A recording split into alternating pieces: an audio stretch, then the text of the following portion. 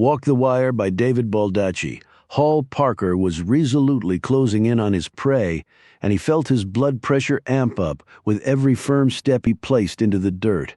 He could tell he was nearing his target by the frequency and volume of blood that had fallen onto the darkened ground, like dulled rubies scattered in the rich soil. He had obviously wounded rather than killed his quarry. A carcass delivered was part of the deal if he was to earn his fee. He was heartened by the blood loss.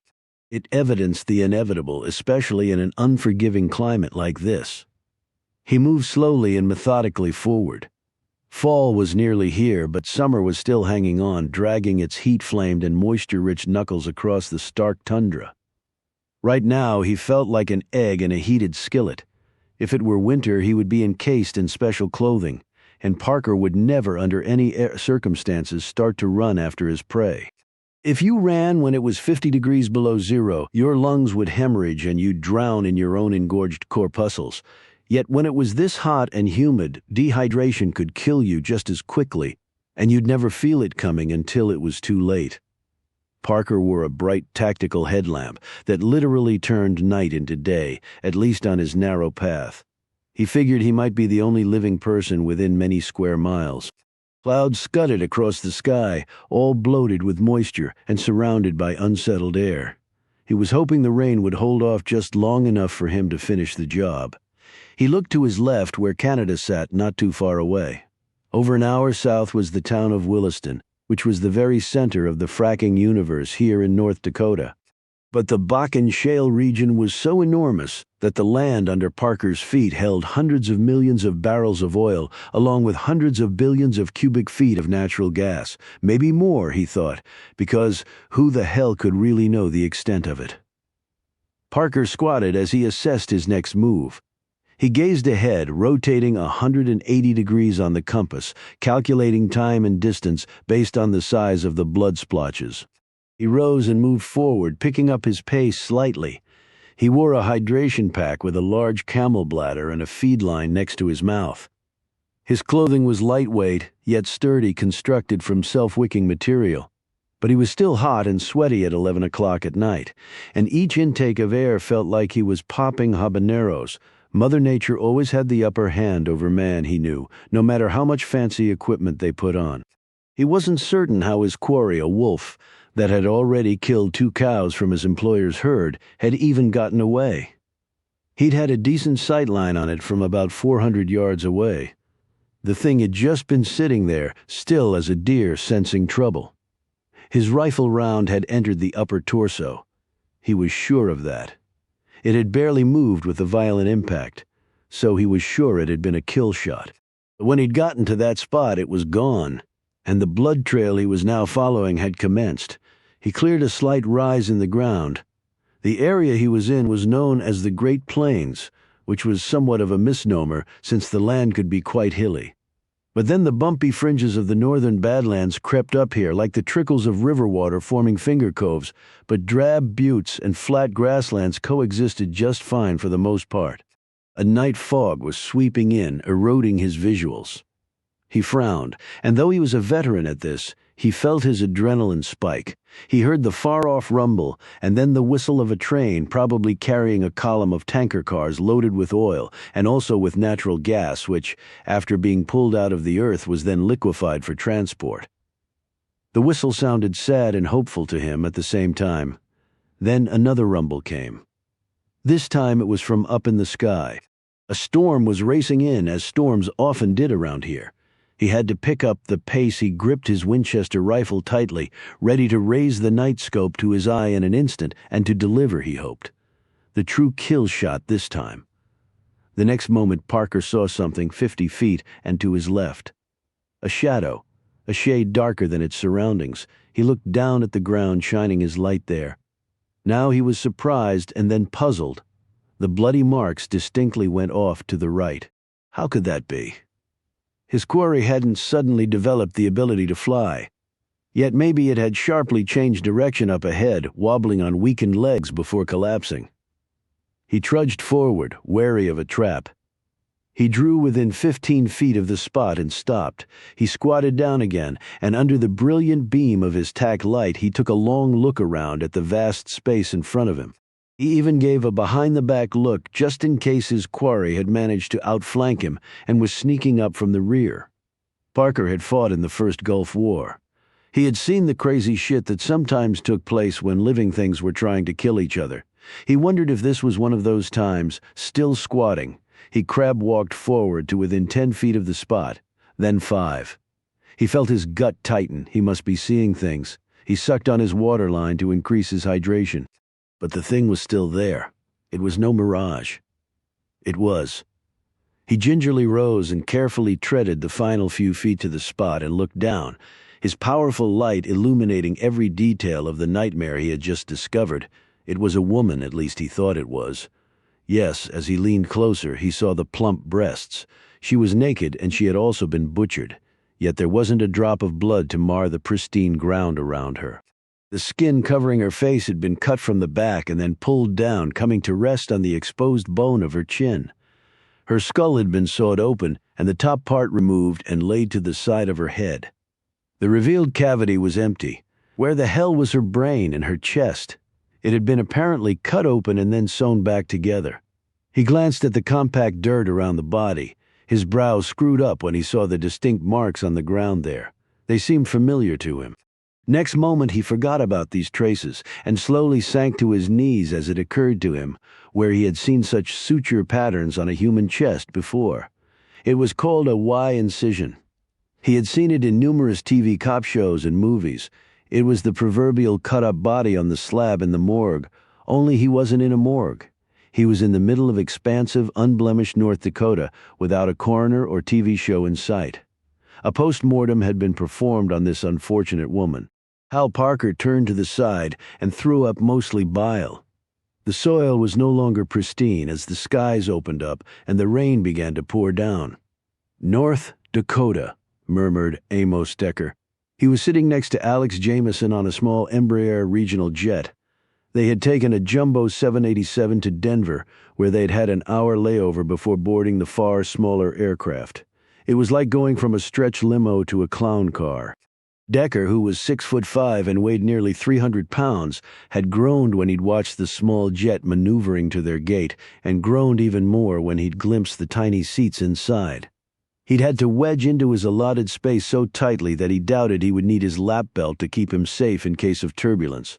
"Ever been there?" asked Jameson.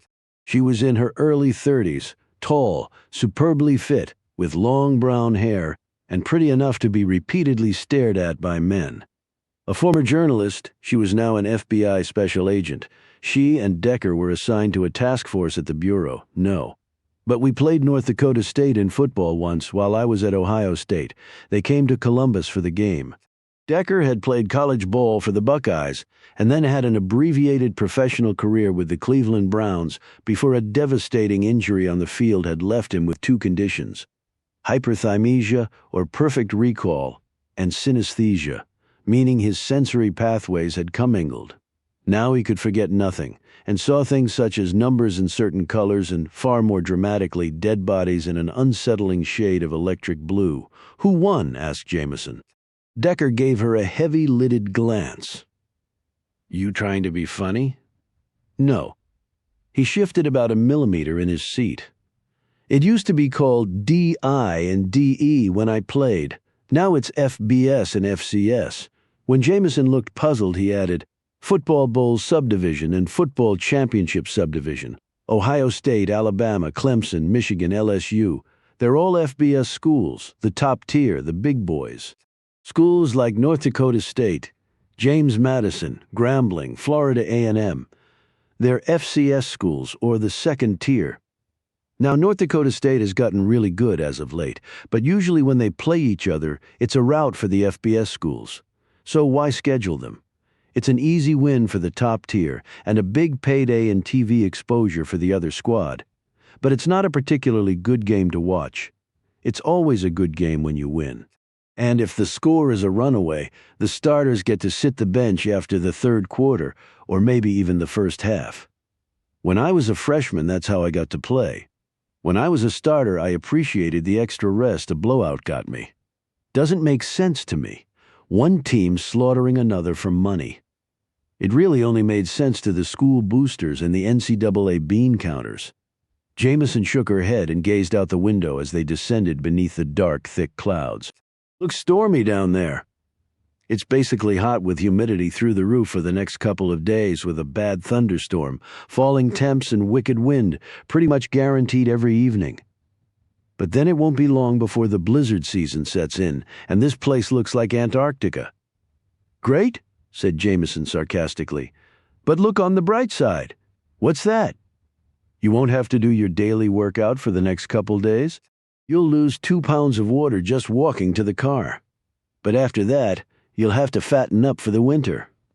The plane shed more altitude, working against heavy headwinds and unruly patches of air. The jet felt like it was a pebble skipping across rough water. Jameson gripped her armrests and tried to breathe deeply as her stomach lurched up and down. When the plane's tires finally hit the asphalt and bounced to a landing on the runway, she slowly released her grip and pressed a hand against her belly. A jagged spear of lightning appeared off in the distance. Okay, that was fun, she said breathlessly before eyeing Decker, who looked, if anything, sleepy. That didn't bother you, she asked. What? The turbulence. It wasn't a big deal, he said offhandedly. What's your secret then? Because it looked like everyone else on the plane was praying, flight attendants included. I survived a crash landing when I was in college. Engine went out on takeoff. Pilot circled back around, dumped some fuel, then the other engine died, and he had to go in for an immediate landing.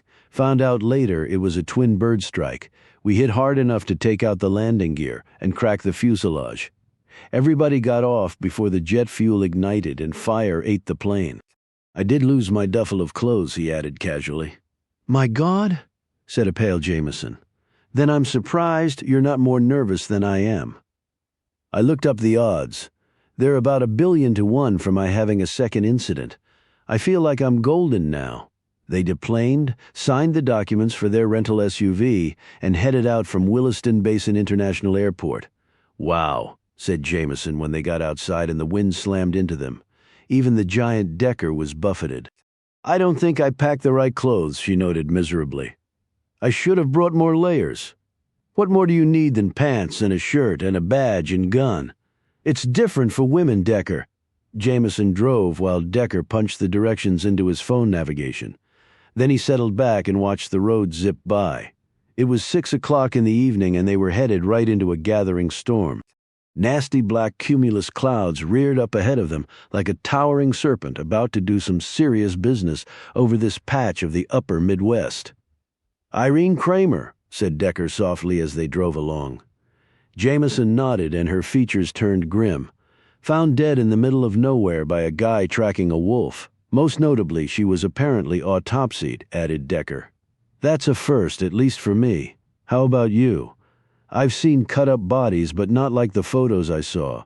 The crime scene was pretty clean except for the guy's vomit. Serial murderer? Is that why we got the call? Bogart didn't really say. Ross Bogart was the head of their small task force.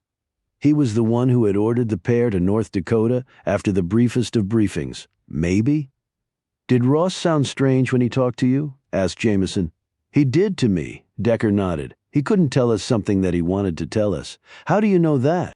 He's a straight shooter who has to answer to political types. I don't like mysteries at both ends of a case, groused Jameson. I don't think this is necessarily a serial murderer. Why not? I could find nothing to match it in the databases. I checked before we flew out. Could be a new player. New players aren't usually this sophisticated. He might be trying to make a name for himself, pointed out Jameson. They're all trying to make a name for themselves, replied Decker. But they don't call the Bureau in for a local murder. I think we need to look at the victim and not the killer for that reason. You believe Irene Kramer was important to the feds for some reason? And it may also explain Bogart's reticence. Regardless, we're clearly looking at a killer with forensic skills. That could apply to quite a few people, including people on our side of the field. An ME gone bad, maybe? Suggested Jameson. Decker looked uncertain. You can probably find a YouTube video of someone cutting up a mannequin. But the report said the cuts were professionally done. You think this guy has had, what? Practice? I don't think anything, at least right now. Did you notice the highway here is all concrete? Said Jameson, glancing out the window. Asphalt apparently doesn't hold up well in the extreme elements they have up here, noted Decker, although I'm not sure how durable the concrete is either. Well, aren't you a wealth of information? I can Google stuff just like anybody else. How much longer do we have to go? Asked Jameson. Decker glanced at his phone screen. Says 45 minutes nearly to the Canadian border. So I guess that was the closest airport back there. I think that was the only airport back there. This has already been a long, exhausting day, and it promises to be a longer night. You're going to start the investigation tonight? She said, a little incredulously. Decker gave her a stern look. Never hurts to hit the ground running, Alex, particularly when someone is dead who shouldn't be. What are those? Asked Jameson as they neared their destination. She indicated fiery gold plumes that winked in the darkness like ghoulish holiday lights as they zipped past. Gas flares, said Decker, coming off the oil wells. Natural gas is found with oil. They drill for both up here, but they sometimes vent the gas off and ignite it at the end of the oil wellhead. I guess it costs too much to do anything else with it in certain situations, and they don't necessarily have the infrastructure to pipe it out of here. Jameson looked stunned. Do you know how much gas we're talking about? One stat I read said each month the gas they burn off could heat 4 million homes. 4 million homes? Are you serious? It's what I read, but isn't that bad for the environment? I mean, they're burning pure methane, right? I don't know about that, but it probably is bad. All those flames are eerie. I'm conjuring images of zombies marching with torches. Better get used to them. They're everywhere, apparently. And as they drove along, they did indeed appear to be everywhere. The landscape was like an enormous sheet cake with hundreds of candles. They passed by large neighborhoods of trailer homes, along with paved streets, road signs, and playgrounds. Vehicles, most of them, jacked up mud-stained pickup trucks or stout SUVs, were parked under metal carports in front of the trailers.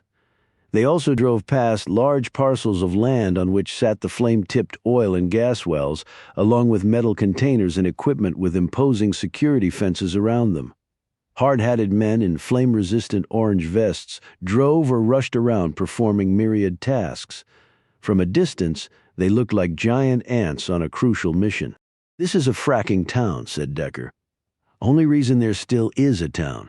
Thousands of workers have migrated to this part of North Dakota to suck up the shale oil and gas found in the area, Bakken shale rock, to be more specific. I read there's about 100 years' worth of fossil fuel in the ground here. Okay, but haven't they heard of climate change? Hey, it's a job. Yeah, a job today. No planet to live on tomorrow. Preaching to the choir. But when you're trying to put food on the table today, and people can make six-figure salaries here working the energy fields, they've had booms and busts before, but they seem to have things in better shape now. Google again? He shrugged. I'm a curious guy, plus both my brothers-in-law work in the oil and gas fields. I guess I picked some stuff up because of that. They passed a 15 gas pump truck stop that had a restaurant attached, and also showers, a laundromat, and a store that multiple signs said sold hot pizzas, propane, diesel exhaust, fluid, truck, driving logs, fans, and antifreeze, among many other listed items. On one sign were enormous photos of alluring waitresses in short shorts and low-cut tops. Another sign proclaimed the facility had the best adult entertainment DVDs in the entire state of North Dakota. The parking lot was packed with semis of every size, color, and style, with emphasis on chrome fittings, spike wheel caps, and spray-painted murals on the cabs. They ranged from dragons and firearms to American flags and busty nude women. Well, I guess we know what's popular up here, said Jameson. It's not just up here where that stuff is popular, replied Decker dryly. They next passed RV parks that were packed and a shopping mall that looked freshly risen from the dirt. The mall had a BBQ restaurant with a sign promising the best southern pulled pork around. Then there was a Subway, a China Express, a 24-hour gym, a bar and grill, and even a sushi bar. There was an electronic marquee mounted on one wall that set forth the current prices for oil and natural gas. Next to the mall was a large brick church, On the front of its outdoor sign, someone had arranged black letters to read, "God created the heavens and the earth and the oil and the gas. Share the wealth, donate to God." "We do, Venmo. Bible study class every night at 7. Jameson glanced in the rearview mirror. "There's a column of semis and dump trucks right on my butt, and they have been for the last half hour." She glanced at the oncoming traffic, and an army of them heading the other way. "And the whole place smells of diesel fuel. They're bringing in equipment and supplies, including the chemicals they inject into the ground. Apparently it goes on 24/7. And the trucks heading the other way, taking the oil and gas out, I guess." He pointed ahead. "We have to get off this road soon. They built a loop around the town so the trucks wouldn't have to drive through downtown with their loads." Jameson took the next exit, and they shortly saw a cluster of lights in the distance. "I take it that's the town we're headed to." "Yep, London, North Dakota. I wonder how it got that name," said Jameson. "Maybe some guy from England came here and planted a flag right in the middle of a sea of oil and gas. Population's around 15,000, and over half of them work in the oil fields, and the other half service them. And that's about triple what it was just 3 years ago. And it'll triple again in half that time if things keep going as they are." "Boy, you really did read up on this," commented Jameson. "I like to know what I'm getting into." She looked at him curiously. "And what do you think that is apart from a murder investigation?"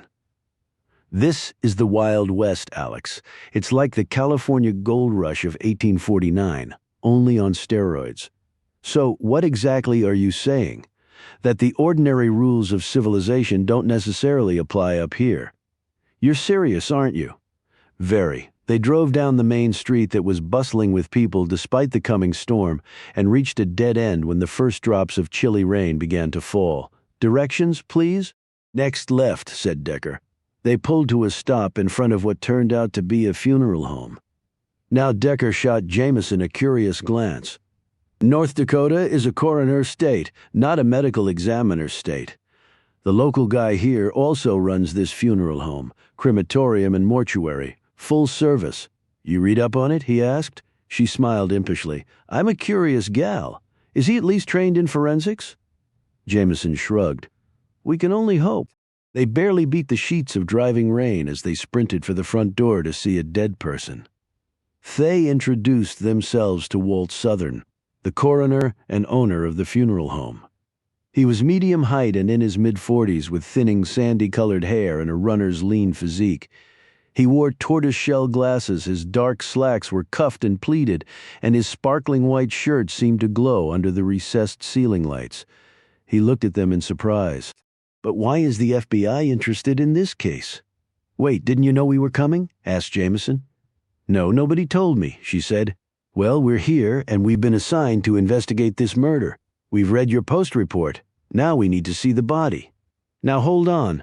I can't let you folks do that without checking with the detective on the case," Decker said. "Then call him now. He might not be in. You won't know till you try." Southern moved off to a corner of the room, took out his cell phone and made a call.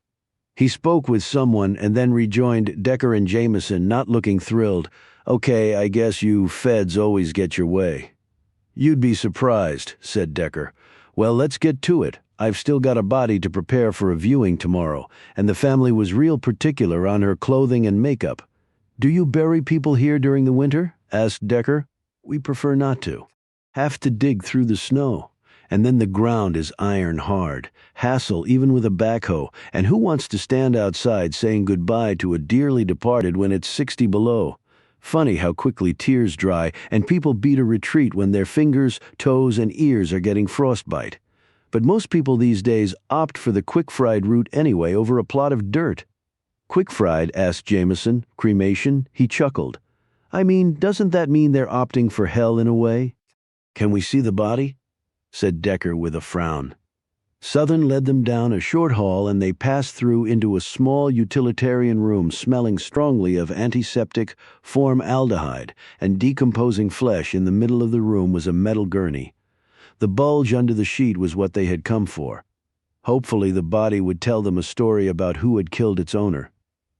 Jameson glanced at Decker, who was already seeing the room in electric blue. It was a testament to how many dead bodies he saw that this no longer bothered him.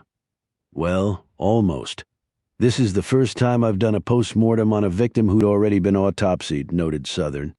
You've been trained to do this, I assume, asked Decker bluntly. I'm properly credentialed, replied Southern, who seemed to take no offense at the question.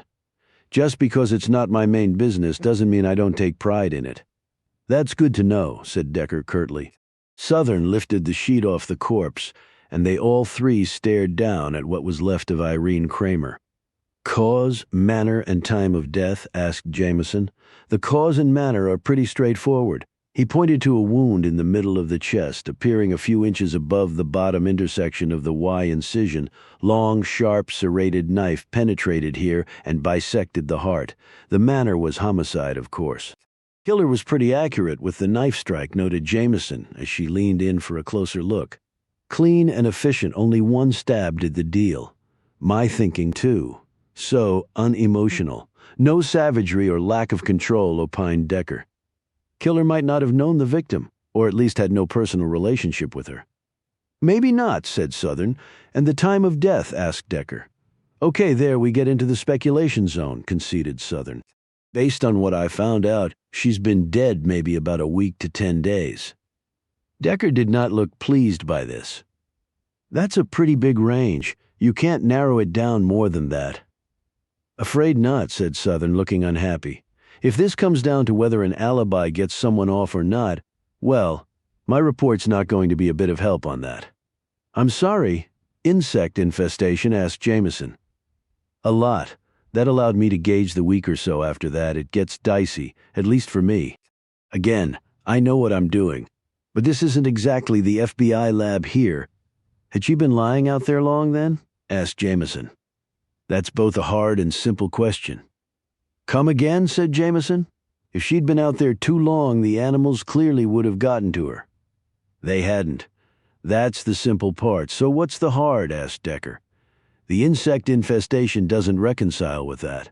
Bingo. Lots of bugs, but no animal bite marks. And another thing, the lividity was fixed. Shows that after death she was in a prone position. The report I read says she was found supine, noted Decker. Right. But you can see that the lividity discoloration does not jibe with that. Blood won't collect around parts of the body that are in contact with the ground. But once lividity is fixed, meaning when the heart stops beating and the large red blood cells sink via gravity into the interstitial tissues, the cells don't move again. The discoloration stays where it was. So she was obviously killed and laid on her face, but then the body was at some point turned on its back because that's how she was found, said Jameson. Right, after lividity was fixed. Bleed out would have been minimal, since the heart would have stopped shortly after the knife strike, said Decker. But there would have been some, and none was found at the crime scene.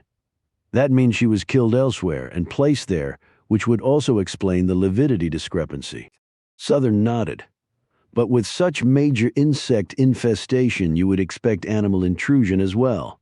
I mean, if she'd been lying outside all this time, the critters we have around here would have gnawed her to bone in far less than a week, which is the bare minimum I put her TOD at. He paused and added matter-of-factly. Other than that, she was in excellent condition, very healthy, heart, lungs, other organs shipshape. Yeah, the woman's in great shape. Except she's dead, said Decker grimly. How much skill are we talking about with the killer doing his own post-mortem? Asked Jameson. The incisions were first-rate. I'd say the person had some medical training, and he, if it was a he, knew the forensic protocols. What was the source of that knowledge and training? I couldn't venture to say. Decker pointed to the Y incision. How about the tools he used? Regular knife or medical grade? I'd say he had some hospital scalpels and a striker saw or something like it to cut open the skull. And the thread he used to suture. The Y incision is surgical grade. Decker looked the body over and had the coroner help him turn the woman. No tats or distinguishing marks, noted Decker. No liver spots or sun damage. She was too young for age spots, but her skin was not tanned either. She wasn't out in the sun much. They turned her back over, and Decker ran his gaze over her once more. How many bodies had he stared at in precisely these circumstances? The answer was easy. Too damn many. But if he didn't want to look at bodies, he'd have to change careers. Anything of interest in her system? Asked Jameson. Almost nothing in her stomach, so she hadn't eaten recently. No obvious signs of drug use, no needle marks, that sort of thing. Tox reports haven't come back yet. Anything else out of the ordinary? Asked Decker. I think her having a post-mortem done on her before she got to me is enough out of the ordinary for any case.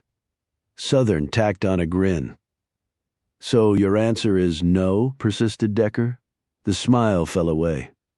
Right? My answer is no. Is she from around here? Who made the ID? Southern placed his arms over his chest. Once I put her face back on, somebody from the police department recognized her. The door opened at that moment, and a man around Jameson's age walked in. He wore jeans, scuffed, tasseled loafers, a checkered shirt, and a navy blue sport coat. He was about 6 feet tall, lean and wiry with a nod of an Adam's apple and a classic lantern jaw. His hair was dark brown and thick, and a cowlick stuck up in the back like a periscope. He looked first at Decker and then at Jameson. "Lieutenant Joe Kelly with the London Police Department," he said by way of introduction. "He's the one I called," said Southern. Kelly nodded. "I'm with the detective division." "Sounds impressive until you understand I'm the only one." "The only one working homicide, you mean?" said Decker. "Homicide, burglary, armed robbery, domestic abuse, human trafficking, drugs, and I forget the others. Quite the one-man show," remarked a wide-eyed Jameson. "It's not by choice, it's by budget dollars. We doubled the size of the force after the last oil bust went boom again, but it hasn't caught up to detective level yet. Just uniformed bodies on the streets and in the police cruisers. They'll get around to promoting a uniform to detective about the time the next bus comes along, and we all get fired." He stared up at Decker. "They grow all of them as big as you at the FBI?" "Yeah, sure, but the other guys wear shiny armor. I like my denim." Kelly took a moment to show them his credentials, and they reciprocated. Then Kelly glanced at Southern. "Sorry I didn't come straight over, Walt. Little bit of trouble at the OK Corral. Was driving by when it happened and heard the ruckus from outside." "Another fight?" "Another something. Stupid name for a bar, anyway. Too much testosterone, money, and liquor. I'm not a fan of that combo." "He said someone at the department recognized the victim once she was put back together," said Decker. "That someone would be me," replied Kelly. Decker hiked an eyebrow. "How's that?" "I left out one of the other things I'm responsible for here in London." "Prostitution. So, Kramer was a hooker?" said Decker. Surprisingly, Kelly shrugged. "I don't know for sure." "Why not?" asked Jameson. "Seems to be pretty easy to tell whether someone is or isn't, you'd think. Now, the term streetwalker is pretty outdated these days, but up here we still have them. The guys drive by in certain sections of town and the ladies hook up with them right then and there. With that said, a lot of the arrangements are made online so as to avoid doing any direct soliciting in public." "So was Kramer arranging things online?" asked Decker. "I'm on the computer all the time looking for sites that offer this stuff. I know where to look, at least for the sorts of things that go on here. I found one site advertising consulting services for men in the oil and gas field here in London, even though the site took pains to make it look legit. Because these folks know cops are looking. There was one picture that looked really familiar to me. I mean, don't get me wrong, she looked really different. Makeup, hair, clothing, but I recognized Kramer. I'd seen her around town," he added hastily. "So at the very least it seemed that she was in the escort business in some way.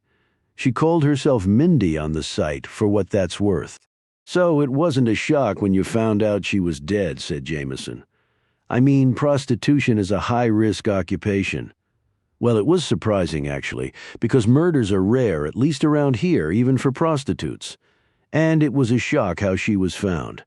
"I can see that," replied Decker evenly, watching Kelly closely. "But what I don't really get is why you folks were even called in for this. After Walt called me, I went to talk to my chief. It was only then that I found out the autopsy and police reports had been sent to D.C. after a request came in from the feds. I mean, it's a weird-ass murder, sure, but there are lots of weird-ass murders, and the locals handle them by and large," Decker said. "Why do you think we were called in? You must have a theory." "Why should I have a theory? You strike me as the type," in answer. Kelly pointed to the table and the body on it. She's got some connection to something that has you feds interested. I just don't know what that is, but I'd sure like to. Wouldn't we all? Muttered Decker. The paint in my room smells fresh and the carpet looks like they just laid it today, said Jameson. They had checked into their hotel on the main street of London and were having dinner in the restaurant off the lobby despite the late hour. It was pretty full. Comes with the cycle of booms and busts, responded Decker as he glanced over his menu and frowned. They have tofu here in rural North Dakota? Why not? Asked Jameson. I'm sure people here eat tofu. Yeah, maybe with their bacon and sausage and elk. They ordered, and Decker sat back in his chair, cradling the bottle of Corona with a lime wedge the waitress had brought him, while Jameson sipped on some iced tea. So, what do you think of Detective Kelly? She said. I think his talents might be wasted in a place like this. But then again, this might be a hotbed of crime for all I know. Men with too much money, mused Jameson. Like he said. Decker nodded absently. Kelly wants to know why we're here, and so do I. I called and left a message with Bogart, but I've heard nothing back yet. I did too, with the same result. What do you think after looking at the body? It could be some psycho with a forensic fetish, or someone is leaving a message of some sort. What sort of message? If Kramer was killed because of something she knew, and others knew it as well, then it's a warning not to talk, or the same will happen to them. What could she have known? Well, if I knew that, we could make an arrest and fly home, said Decker. Point taken. Decker's expression grew dark. I don't think this is a one-off, Alex. Meaning? You heard what Walt Southern said, medical-grade incisions and tools. You don't walk into a Home Depot and buy a striker saw. And the body was cut up before it was laid out there. Otherwise, there would have been traces of the procedure and at least some blood, and he had to transport her out there. He evidently picked the spot with care. So that shows he knows the area, or at least scoped out that particular location beforehand. Decker nodded. That takes planning and patience. He looked over her shoulder and his eyes widened in surprise. He blinked twice as though to clear his vision and make sure he was seeing correctly. Stan? The big man who had just come into the dining area glanced sharply over at them when he heard the name. His look of astonishment mirrored Decker's. Amos? The man named Stan came over, and Decker stood to shake his hand as Jameson looked on, puzzled. What the hell are you doing here? Asked Decker. Could ask the same of you, said Stan. He was nearly as tall and broad as Decker, with reddish hair going gray at the edges, a florid face and twinkly green eyes. His short, trimmed beard matched the color of his hair. Hello, interjected Jameson as she rose and extended her hand.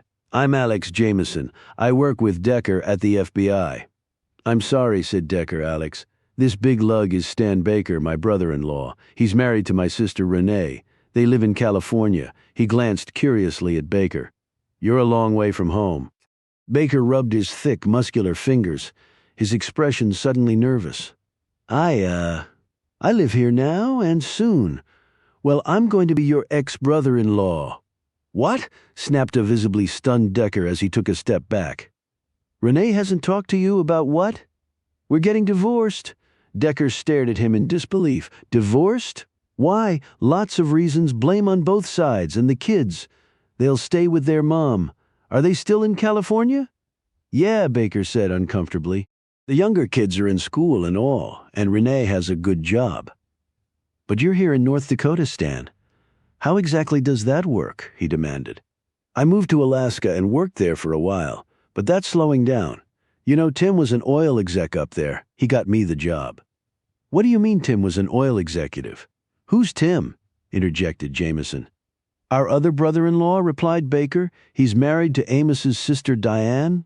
What about Tim? Said Decker. He got canned, and last I heard drives an Uber and does some accounting for small businesses. And then my position got cut too. I wanted a fresh start.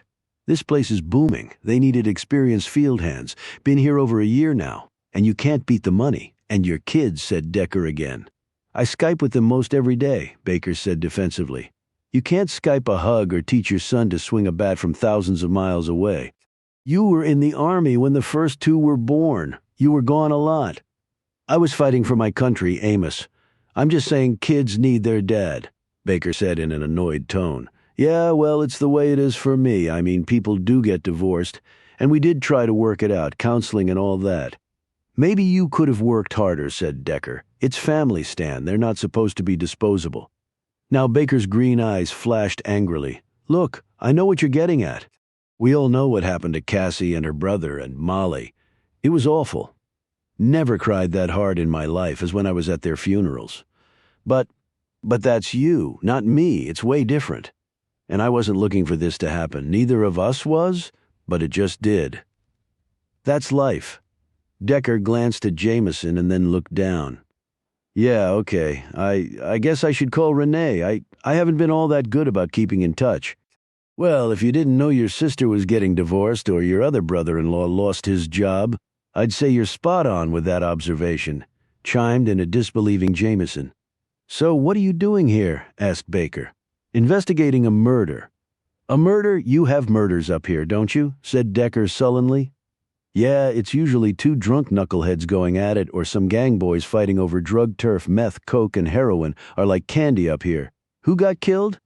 We can't go into that with you, said Jameson quickly, but you'll probably hear about it on the news. Damn. And the FBI got called in for it.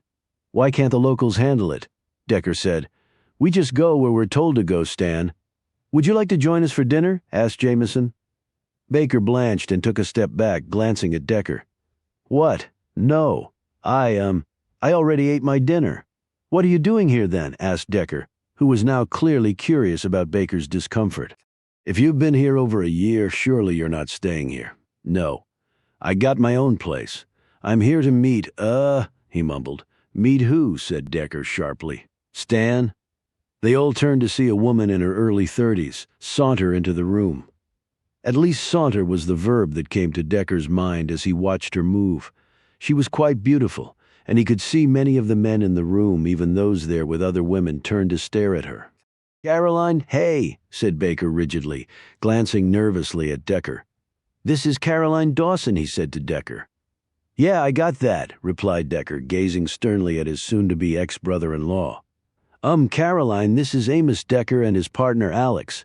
Amos is. I'm Stan's friend, interjected Decker. Neither of us knew the other was in town. Caroline smiled.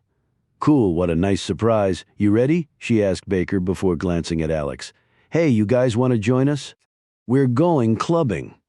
There are clubs here? Said an incredulous Jameson. Caroline smiled and did an eye roll.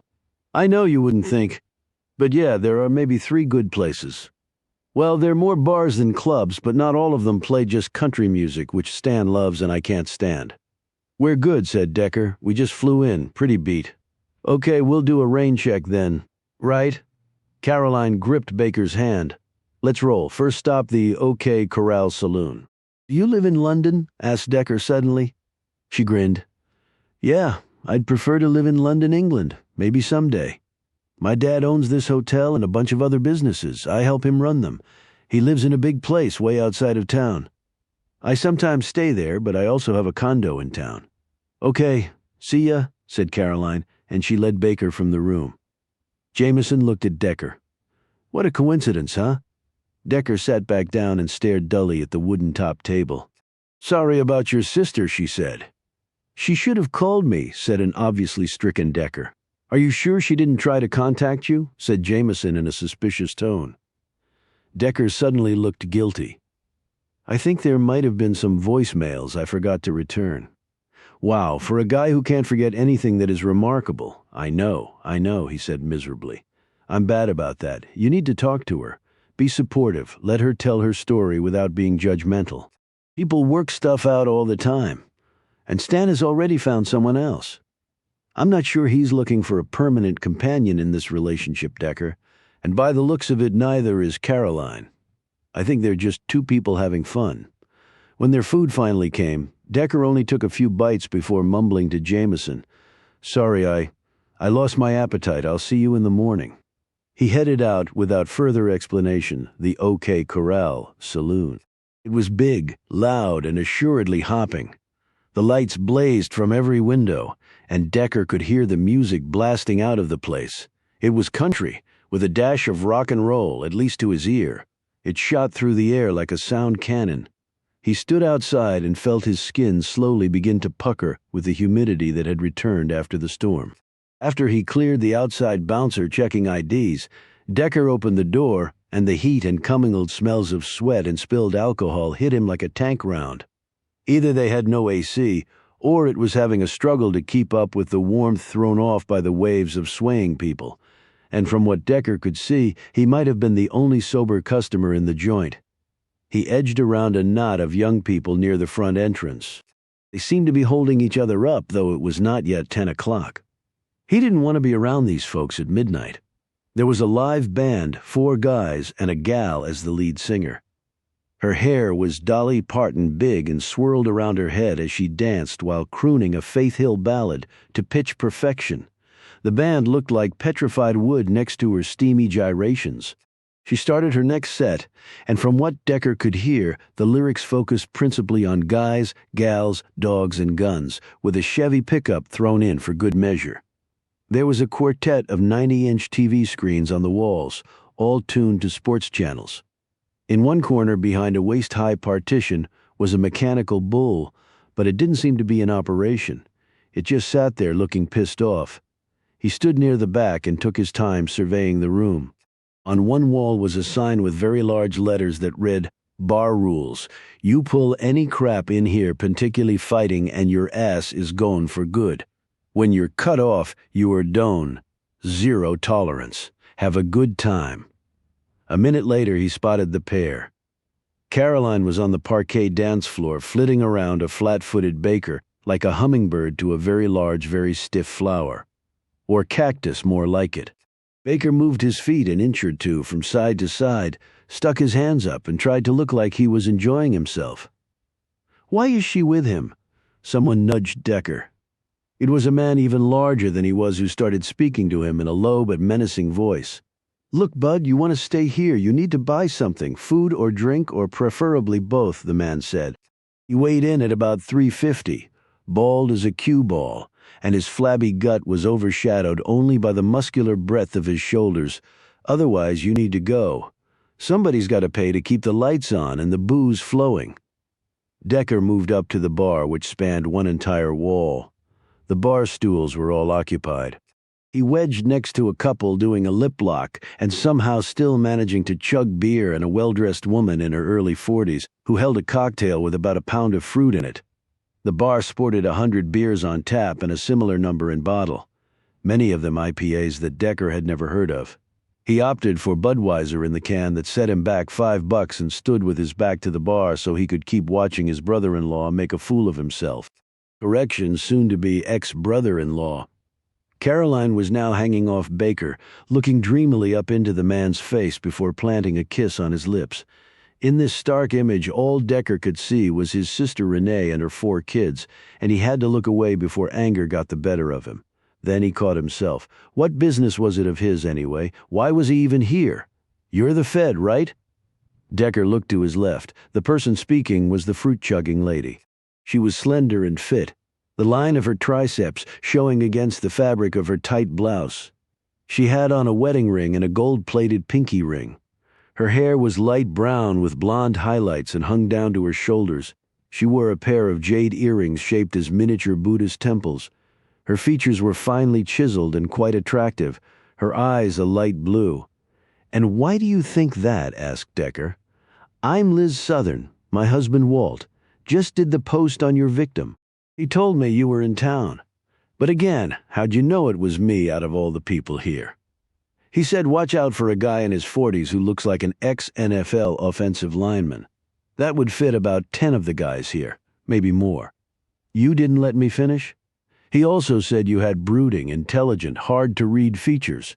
That definitely does not match any of the 10 or so guys in this room you were probably referring to. They're as easy to read as a Dr. Seuss book." Decker put out his hand for her to shake. "Amos Decker. Not a name you hear much anymore," Southern said as she shook his hand. "Did your husband tell you details about the case?" "He did not breach confidences, if that's what you were asking. But I manage the funeral home, so I'm there quite a bit. Rest assured, whatever I might have learned will go no further." Decker took a sip of his beer and eyed the unused mechanical bull. What's the story with that thing? Thought it'd be popular with this crowd. It was too popular. Come again? It came down to legal liability issues. You get a fracker on that thing, and he breaks his leg, arm, or neck. You got a lawsuit from him, or his family, and another from the company that desperately needed him out in the field. I guess it cost too much to remove, so now people just throw beer cans and bottles at it from time to time. As she said this, one drunk young man in a Stetson wound up and hurled his empty glass beer bottle at the bull. It hit the bull's hard hide and broke apart, its shards collecting on the floor underneath along with a small mountain of other debris while he high-fived his buds. They clean it up every night, and the next night it just fills up. But if they're taking their hostility out on that instead of someone's face, that's anger management, North Dakota style. Decker nodded. So did you know the victim? No. But I understand that Joe Kelly did. Do you know him well? Well enough. London's booming right now, but that wasn't always the case. Everybody knew everybody else. That all changed with the fracking. Now we have folks from all over, even different countries. Think I heard Russian spoken at the grocery store last week. She paused and added, but that hasn't always been the case. We almost had to shut down our business during the last bust. Surely people were still dying even if the good times had gone. Oh, they absolutely were. Some by their own hands out of despair at having lost everything. Only their families didn't have the money to pay for our services. They'd offered a barter and such, and we did what we could, but we had our own bills to pay. Luckily we held on, and now things are fine for now. Who knows about tomorrow? She looked around. Your partner isn't with you. Walt told me you were with another agent. We parted company back at the hotel. Will there be more agents coming? Decker sipped his beer and didn't answer. Caroline Dawson had now hung herself around Baker and was using him as what looked to be a dance pole. Do you know those people? Asked Southern as she glanced where he was looking. Sort of, yeah. Any leads yet? I can't get into that. I'll take that as a no. Decker focused on her. You have any ideas on who might have done it? Me, she said, although she didn't really look surprised at his query. Well, I can tell you that we do have violent crime here. Not as bad as the last boom cycle before we just got all guys transients with problem backgrounds looking for a quick payoff, and then they'd move on. Now we're still getting some guys with shady backgrounds, but we're also getting more families. People are putting down roots. They want a nice, safe community. I sense a but coming, she smiled demurely. But we have places like this where young single guys in particular come to spend their money and blow off steam, and sometimes that turns out badly. Kelly mentioned an incident earlier here today. I heard it was a fist fight between a bunch of guys that turned into something more. Joe apparently de-escalated it, but some people went to jail and some went to the hospital. The guy I'm looking for is probably not in the dumbass bar fight category. I saw the body when it came in, said Southern softly, so I understand what you mean. Not a pretty sight. We've had some bad ones here. Not murders, accidents, explosions, and fires from fracking gone wrong. Those were challenges from a cosmetic perspective. We had to do a closed casket with a picture of the deceased in happier times on top. I can see that. She finished her drink and put the empty on the bar. Something like this could be a real drag on the town just when things are going so well. And Irene Kramer probably deserves some justice too, said Decker bluntly. She bowed her head slightly. I never thought otherwise. Good night, Agent Decker. She left and walked up the stairs leading to the second story of the bar. Decker turned back to see that Stan Baker and Caroline Dawson were no longer on the dance floor. He looked around the bar space but didn't see them anywhere. He finished his beer, braced himself, and headed back out into the heat. Though he found it was cooler outside than in, a bolt of lightning far to the west speared downward, and something seemed to explode at the spot where the slash of electricity had stabbed the earth.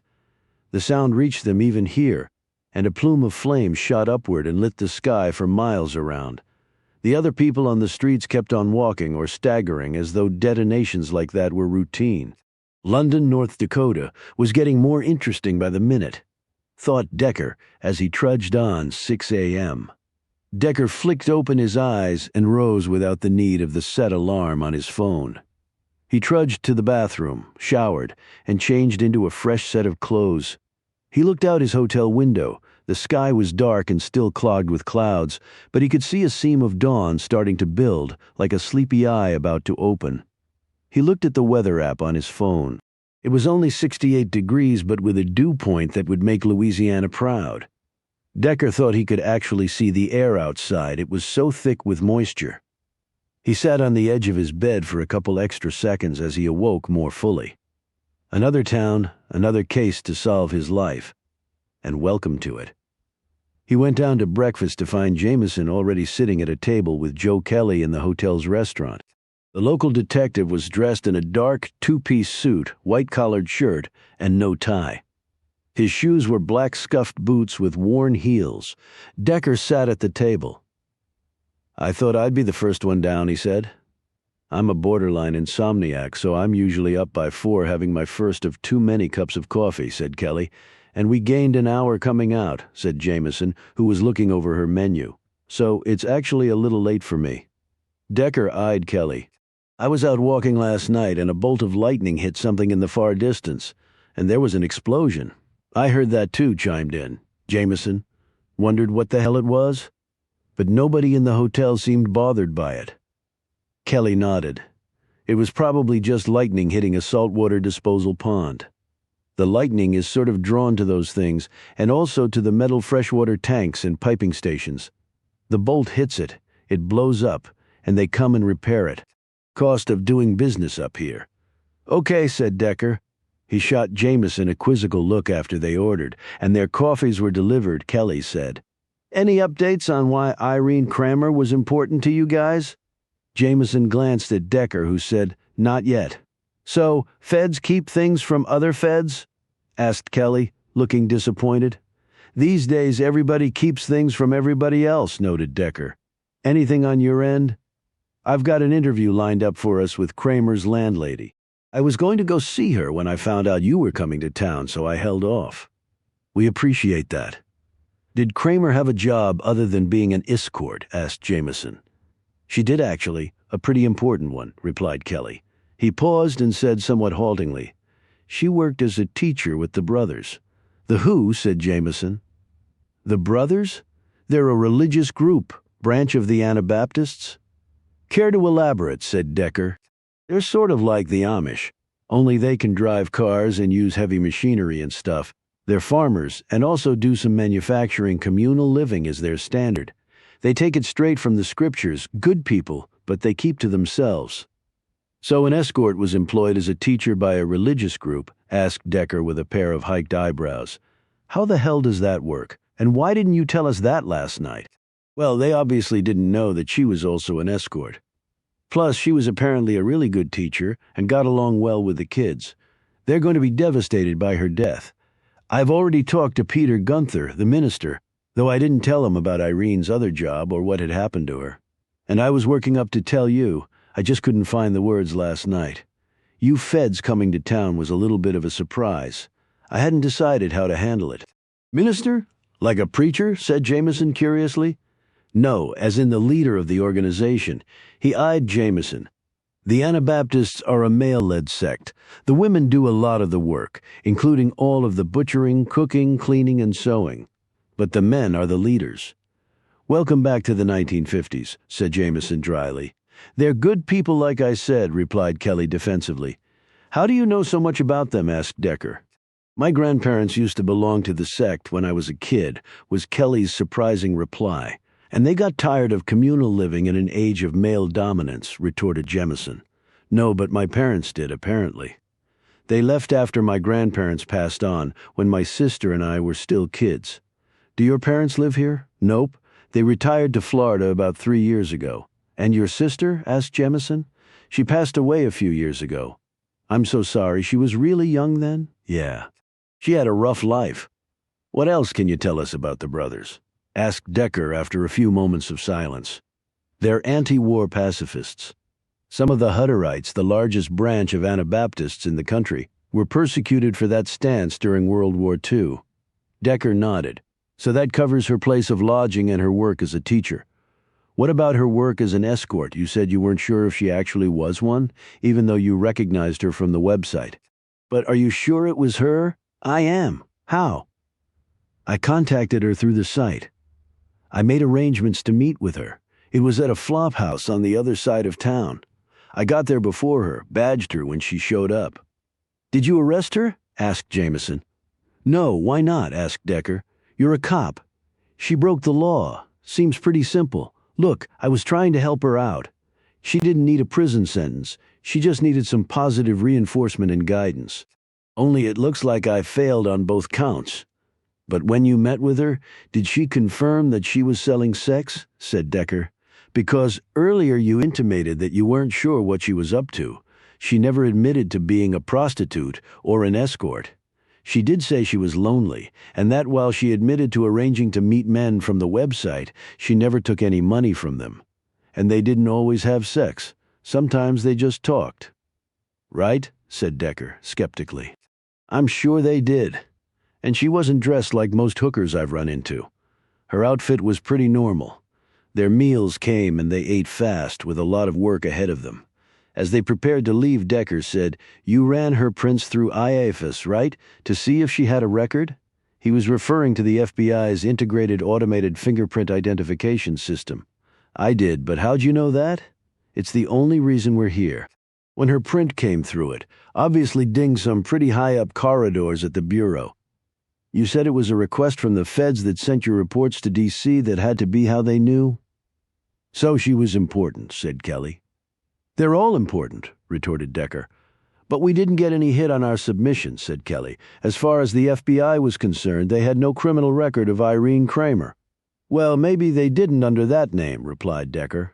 But if they had another name in that database with those prints, they should have let us know that, said Kelly a bit angrily.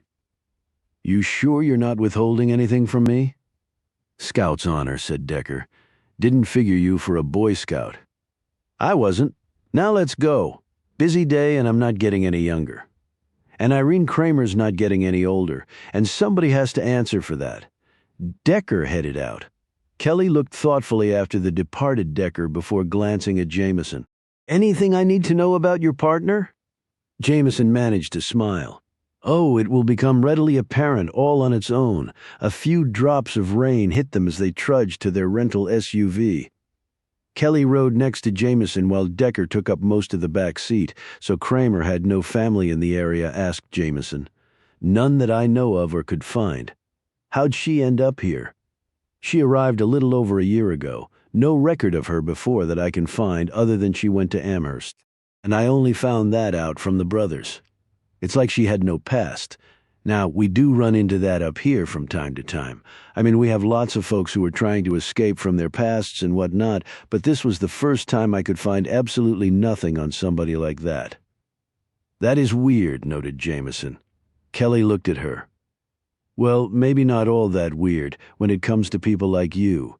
I thought that might be the connection to you guys. What, you mean WITSEC? Said Jameson, referring to the Witness Protection Program run by the U.S. Marshals Service. To tell the truth, it was the only thing I could think of. I mean, what else would explain my not being able to find anything on the lady? But if that were the case, the marshals would be all over this, and the Bureau would not be leading the investigation, said Decker. And they're not, and we are, so it can't be WITSEC. We have to keep digging. Kelly's eyes narrowed. So what could it be, then? Tell us what you do know about Kramer. She was pretty, very pretty, tall and carried herself well, almost like a model, and she was educated. I could tell that just by talking to her. She didn't get that teaching job based on her looks. Amherst is a top-notch school. If she actually went there, noted Decker. What about her personality? Give us a take on that. Quiet but confident, you could tell. She believed in her ability to handle any situation. I think that's why my pitch to her to quit what she was doing fell flat. She thought she could manage it. For some reason, little things she said led me to think she'd traveled around some. She seemed pretty sophisticated. But you also said she denied being a prostitute, pointed out Jameson, so she may not have felt there was any reason to stop what she was doing. That's true, conceded Kelly. Any signs of her being in the money? Asked Jameson. With the clothes she wore, or other possessions she might have had. Something she said? No, she drove a used Honda. The apartment building we're going to is no great shakes. I highly doubt we'll find a Rembrandt on the walls there. I guess her pay as a teacher was enough to cover her expenses, but finding a decent place to stay for an affordable price is tough. Cost of living really that high around here? Asked Jameson. Some of the rents here would rival what you would pay in a lot of metro areas. When people first move here, they usually sleep in their cars, or a friend of a friend's spare room in a trailer, or someone's couch for a month or longer. Fracking crews coming in are usually housed initially in old shipping containers, set up as tiny studio apartments with a bed, a toilet, and a shower, and a fridge and a microwave, with one door in and the same door out. They're building homes as fast as they can, but they can't keep up. Everybody's chasing the dollars this place throws off. The result is we're growing way too fast, and the cracks are showing. Did you believe her when she said she didn't charge for sex? Asked Decker. Thing is, we've been all over her place, and we've checked her bank records. Other than her teacher's salary, there is no sign of any other money. Decker seemed taken aback by this. Okay, that is odd. Most hookers have evidence of cash flow somewhere. She show any signs of drug use? Asked Jameson. The coroner couldn't find any trace of it in her system. Nothing that I observed, and I know what to look for. So why'd you pick her out of all the escorts out there to have a come-to-Jesus talk? Asked Decker. She wasn't the only one I had that chat with, replied Kelly. Who else? Asked Jameson. He restlessly tapped his fingers against the window. Look, in the interest of full disclosure, my sister had some of those same issues, only she got trapped on drugs and hooking was the only way out, or so she thought. She overdosed and they couldn't bring her back. It was a tragedy all around. That's so awful, Joe. I'm sorry, said Jameson. So, that's why you don't arrest escorts, said Decker. All I know is prostitution is not a victimless crime, and if I can do something to help people who need help, then I will. It's why I signed up to be a cop. I have no problem putting people away who deserve it, but that's not all I want to do. How'd you find out about her connection with the brothers? Said Jameson. Was that widely known? I'm one of the few people here that know the brothers well. I've been out to the colony, that's what they call their collective home, many times. Just part of being a local cop, get to know the people in your community. I'd seen her there, in fact. That's how I recognized her picture from the website, and I highly doubt anyone from the brothers would be surfing the web for sex services. So I think her secret was safe with me, and I never told anyone. Including anyone at the brothers, or else she would have been dismissed, I imagine, noted Jameson. He nodded. Especially not them. She seemed troubled in a way. I didn't want to add to those troubles, he paused and added. And I've dealt with a lot of hookers. Most come from shitty backgrounds and situations, vulnerable and lost, but Kramer didn't fit that pattern.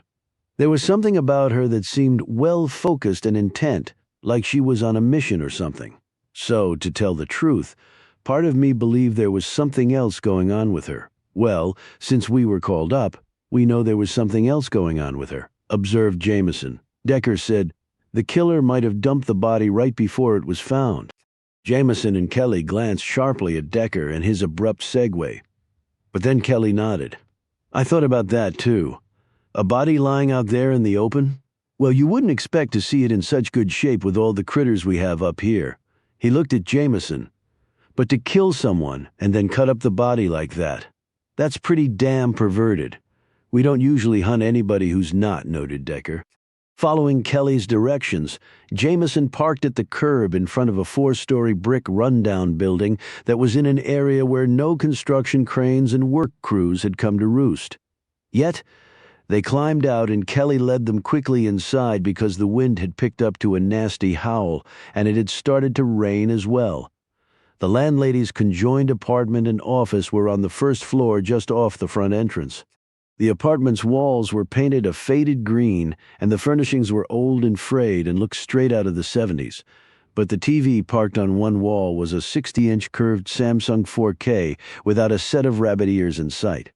The landlady's name was Ida Sims. She was in her 70s with thinning gray hair tied back in a severe bun. The woman was nearly as wide as she was tall. She greeted them politely. though Decker noted the tremble in her voice and the crumpled tissue clutched in her hand. She had on a large burgundy t-shirt and faded corduroy pants with pale green Crocs below. They sat in her small front room after declining Sims's offer of coffee. She slumped back in her faded recliner and gazed around at them. "Irene dead? I can't believe it." She shot Decker a terrified look, and the FBI called in on top of it. "I feel like I'm in a movie." "That's perfectly understandable," said Jameson kindly. "We're just here to ask you some questions." "I'll tell you whatever I can if it will help you catch whoever did this," the woman said earnestly. She blew her nose with authority into the tissue. "When did she move in here?" asked Decker. "About a month ago. Do you know where she lived before that?" "I think at the Dawson Towers complex. It's about a mile from here. Nicer part of town." "Pretty luxurious, Dawson," said Decker. "Like in Caroline Dawson." "Yes, she has a condo there, I believe, and her father, Hugh, owns the towers, along with about 3/4 of the businesses in London. This building here is one of the few he doesn't own. Probably wouldn't make enough money for him," she added dismissively. "So he's the local business tycoon?" said Jameson. "But a man named Stuart McClellan is even richer." "How so?" asked Decker. Kelly answered. "He owns pretty much all of the oil and gas fracking operations in this area." "So do the two men get along?" asked Jameson. It was Kelly again who answered. "They do business together, but I wouldn't call them best friends," Sims said huffily. "They're men, and rich men to boot, which means they're in a lifelong pissing contest, pardon my French, to see who's the bigger dog in the fight." She shook her head. "Boys never really grow up. Don't care how much cash they have. Did you know Ms. Kramer very well?" asked Jameson. Sims said, "I guess as well as anyone in the building. She worked as a teacher out at the brothers' school, so we heard. What can you tell us about her?" "She was quiet, kept to herself. I mean, she was an attractive young woman, but she never had anyone over to her place, least that I know of." "Why'd she move here from Dawson Towers? Is it cheaper here?" "Oh yes, much cheaper. The Towers is far nicer, like I said. But our rooms are clean, and we include trash service and cable TV." "Did you ever see her go out at night?" "No. I get up very early and go to bed the same. If it was after 9 o'clock, I wouldn't see her leaving," Jameson said.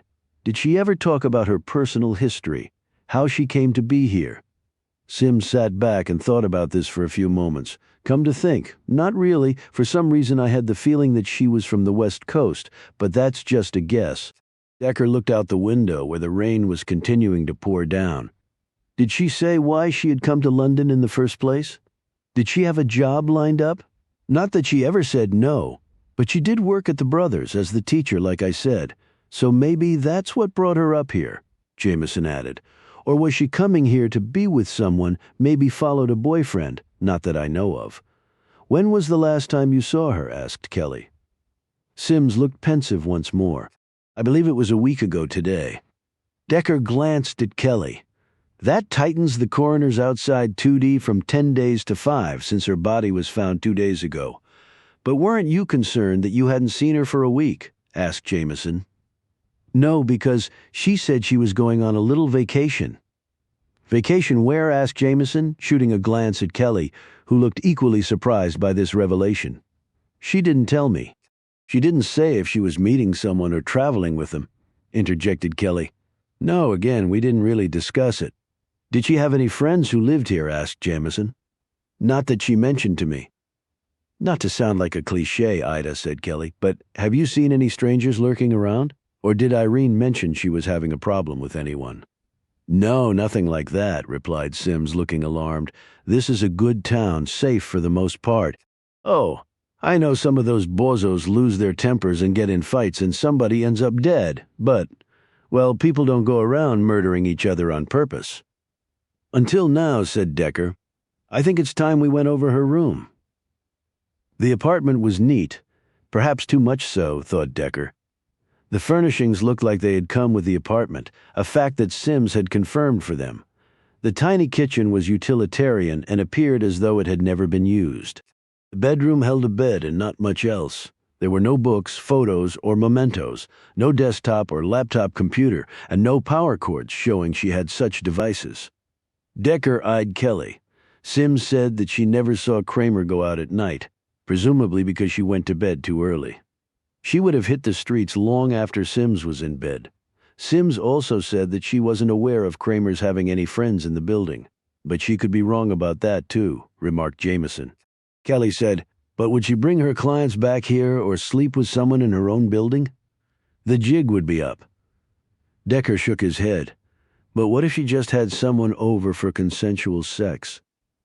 Kelly looked intrigued. Maybe she had a boyfriend that Sims didn't know about. She ever mention anyone like that to you? Asked Jameson. He shook his head. But it's not like she would have, Decker said. Has this place been dusted for prints? No, because it wasn't the crime scene. It needs to be done, said Decker sharply. We've got one tech, and he rides the circuit for a few other police forces around the area. I'll get him to make this a priority for us, Decker said. What about her car? I didn't see a Honda parked on the street. We've got a bolo out on it, but nothing yet. If she was working through a website, she probably had a laptop, and she had to have a phone, said Jameson. I'm sure she did, but we haven't found either one, replied Kelly. Where would she typically meet up with the men? You mentioned you met her at a flophouse? Yeah, we can go there next, Decker said, and we'll need to talk to the brothers, obviously. I don't believe they could have had anything to do with this. They're a pacifist group, pacifists or not. It only takes one bad apple in the bunch, and there's almost always one bad apple in every bunch. I take it this is the really, really seedy side of town, said Jameson as they pulled up in front of a dilapidated, wooden-clad, three-story building that looked around a century old. It was about a quarter of a mile from Kramer's apartment, but in an even less desirable part of London. You could say that. Who owns the building? Asked Decker. Hugh Dawson or one of his companies. In fact, like Ida Sims mentioned, he owns pretty much all of London, the good and bad parts. The man at the front desk was about 40 and looked like he would rather be anywhere else on Earth than where he currently was. He put down his iPhone, took off his black-rimmed specs, wiped them on the sleeve of his shirt, and replaced them as they strode up to him. He barely glanced at Decker or Jameson. Hi, Joe, said the man, nodding at Kelly with a wary look. Ernie, these folks are with the FBI out of Washington, replied Kelly, indicating Decker and Jameson. Ernie's prominent Adam's apple bobbed up and down like an out-of-whack elevator car. Okay, he said suspiciously. Never met any FBI agents before. You look pretty normal. Thought you'd be scarier. We can be very scary if the situation calls for it, said Jameson brightly. We want to ask you some questions and have a look around, said Kelly. I'm sure you have no problem with that, right? Yeah, I do. What kind of questions? And I don't know if you can look around without a warrant. Kelly leaned in close to Ernie. You surprise me, Ernie? That doesn't sound too helpful or friendly. I'm not paid to be either one. Fact is, we're investigating a murder. Who got killed? You would probably know her as Mindy. Ernie's features screwed up tight. Mindy? I don't know nobody by that name. Would have remembered that one. Sure you do, Ernie, said Kelly. I met her here one night. You saw me with her, and I saw you. Ernie shook his head. Your memory must be a lot better than mine. Kelly glanced past him. What do we have here? An ex-con drug dealer with a bottle of pills on that shelf back there that doesn't look like prescription drugs? That would be a serious violation of your parole. You don't want to go back inside, do you?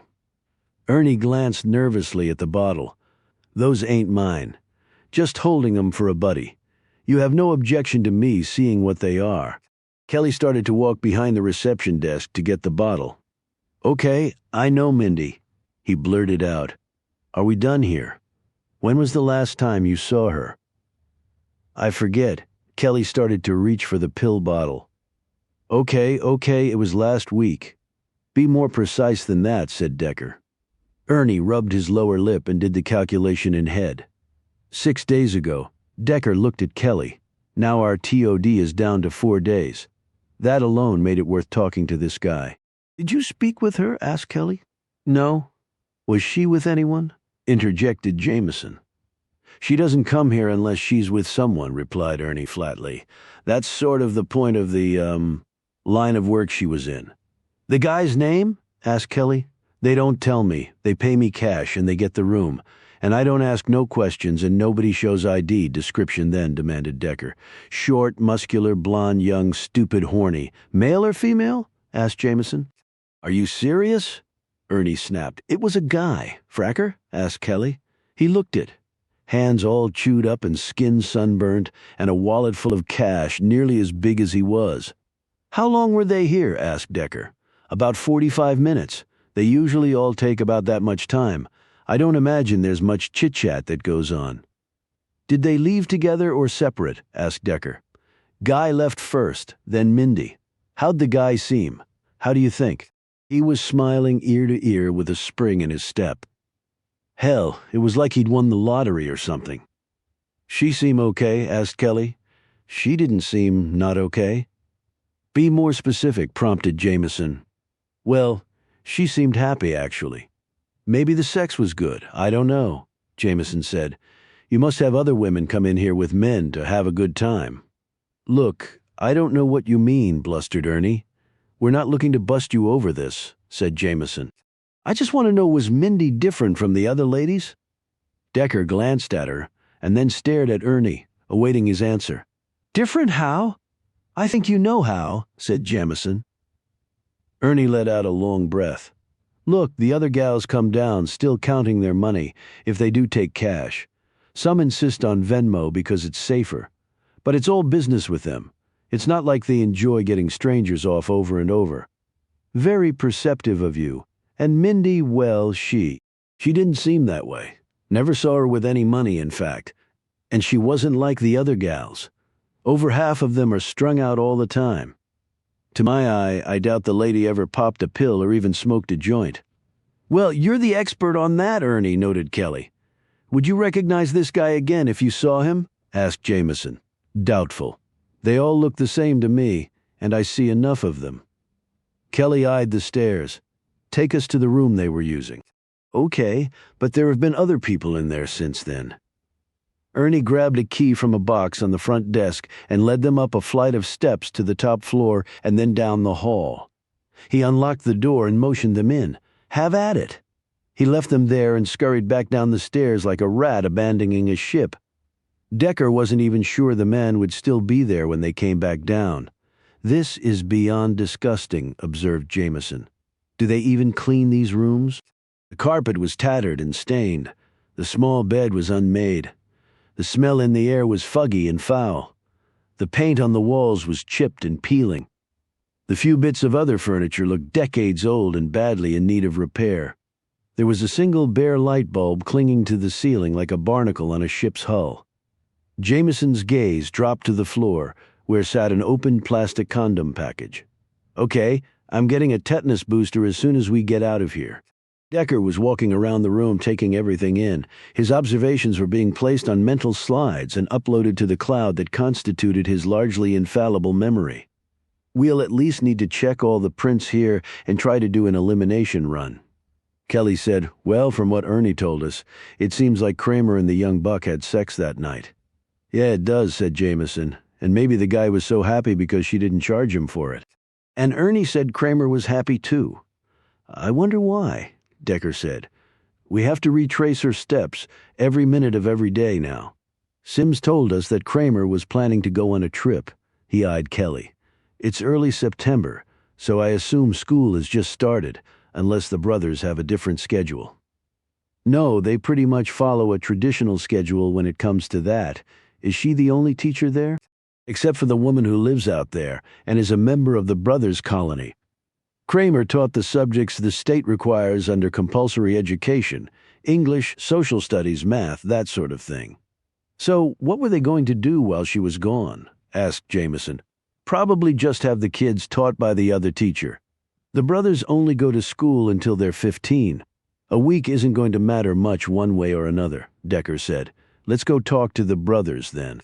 We'll have to make an appointment. Decker frowned. Why are they that busy? It's just common courtesy. Fine, then call them and tell them we're on the way.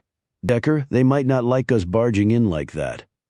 Decker stared down at Kelly. I doubt Irene Kramer liked being butchered, so I'll take finding her killer as fast as possible over somebody else's possible hurt feelings over a visit. He eyed the local cop severely. This is a murder investigation, Kelly. Nothing takes precedence over that, at least in my book. If you think differently, we might have a problem working together." Kelly shot Jameson a glance and then looked back at Decker. "I have no problem with that." "Glad to hear it. Let's go." "What the hell is that thing?" asked Jameson. They were in the rental SUV heading east. They had cleared a slight rise in the otherwise flat plains and spied what appeared to be an Egyptian pyramid with its top chopped off and what looked like an enormous golf ball set atop this flat space. It was about 150 feet high and made of what looked to be stone. It dwarfed the other buildings set behind it, all enclosed by double perimeter fencing with razor wire toppers. "That's the Douglas S. George Defense Complex, otherwise known as London Air Force Station," replied Kelly, who was riding next to Jameson. She said, "Air Force Station? I don't see any planes or runways. It's not an air base, it's an air station, although they do have a runway for planes and a helipad, and a super-duper radar array is housed in that blob. It can see into space. It's part of the early warning system in case somebody fires nukes at North America." "Stuck way out here," commented Jameson. "I guess some politician from North Dakota lobbied hard for it. But it's pretty ugly, so would you want something like that in your backyard? Anyway, it's been here since the 50s, long before I was alive." He pointed to an upcoming road. "Hang right there, Alex." She did so, and they found themselves passing fairly close to the Air Force Station. "Not too far now," said Kelly. "Just up ahead, we turn left, and then we're there." Decker looked puzzled. "But it looks like we're still on the Air Force property." Kelly smiled. "About 10 years ago, most of the property went up for auction and the brothers bought it, and then frackers recently leased some of it from them." "The brothers bought land from the federal government that has an Air Force installation on it," said Jameson, looking surprised. "I guess Uncle Sam is trying to cut costs, or they didn't need all of the acreage. And they didn't buy the Air Force Station, of course, just the spare acreage. Now, the brothers did need that land. They've spun off a few new colonies and they needed the space for those folks to set up their farms and other operations. Just so I've got this straight, you have a religious sect plowing fields right next to a government eye in the sky looking for nukes coming our way. It would make for a great skit on Saturday Night Live," observed Kelly. Jameson hung the next left, and another quarter-mile down a freshly paved road, they arrived at the brothers' compound. Kelly had phoned ahead, and there were two men waiting by a large metal farm gate. Even in the heat and humidity, they were both dressed in heavy dark clothing and wore battered black fedoras with silk gray bands. Full beards covered their jaws and chins. One wore a pair of old-fashioned pince-nez glasses. The other one, younger, by about 10 years than his late 50-ish companion, gazed at them curiously through horn-rimmed spectacles. About 100 feet behind them was a tall woman in her late 40s, with brown hair flecked with silver, wearing a long dress with colorful stripes and a kerchief with white polka dots. She, too, was watching them closely. In the distance, Decker could see low-slung cinder-block buildings fronted either by well-tended lawns or crushed gravel. There were large corrugated metal buildings, some grain silos, fenced crop fields, and many pieces of neatly arranged heavy farming equipment, along with some other machinery that, to Decker's eye, looked like they would be used in a building or manufacturing process. Everything was laid out with thought and precision, he concluded. "Like I said before, it's all communal living here," said Kelly as the SUV came to a stop. "No personal property, really, except your clothes and what's in your house." "The big buildings?" asked Jameson. "They sell eggs and vegetables and other things that they grow. They also make furniture and some parts for manufacturing, and they also do metal fabrication. The fracking people buy from them. They have their own truck fleet to deliver everything. It's a fairly large-scale operation when all is said and done. They're very self-sufficient. Their English is excellent, though their first language is German." "And you haven't told them why we're here?" said Jameson. Kelly's look darkened. "No, not over the phone. It's going to come as a shock. I'm surprised they have phones," she said. "Well, they don't allow TV or the internet, strictly speaking. But younger members do use Facebook and Instagram and email to keep in touch with friends, though that's closely regulated. And cell phones are necessary for business and personal tasks, so they have those too. There's only one central hard-line phone. They worry that the outside world will try to encroach on them, and maybe convince some of the younger members to leave. Said Jameson, "The outside world can be enticing for all the wrong reasons." Conceded Kelly. They climbed out of the vehicle and approached the two men, who came forward and extended their hands in greeting. They all introduced themselves to one another. The older man was Peter Gunther, who was the minister of this particular colony, and his companion was Milton Ames, the secretary. The woman who had remained standing back was Ames's wife, Susan, her husband told them. "She was the tailor of the colony," Gunther said. "And what does that mean?" asked Jameson curiously. "She picks all the clothes, or at least the fabric, and is in charge of the making of the clothes," offered Ames. Jameson turned and waved at the woman, but she simply stared back and didn't return the gesture. Gunther warily looked at Decker. "So the FBI? Joe didn't say why you wanted to meet with us." Kelly said, "Can we go inside? We're going to tell you why we're here, but it's not going to be pleasant." Gunther and Ames exchanged a startled glance. Gunther turned and led them toward one of the buildings. It was a startlingly clean communal kitchen, with two long picnic-style tables down each wall and a similar table in the middle of the room. The appliances were commercial grade. A woman in a dress similar to Susan Ames's was unpacking some supplies and placing them neatly in overhead cabinets. "Excuse us, Martha," said Gunther. "We need to talk to these folks about some important matters." Martha glanced suspiciously at Decker and Jameson and hurried into another room. They sat down at the table in the middle of the space. Gunther clasped his hands in front of him.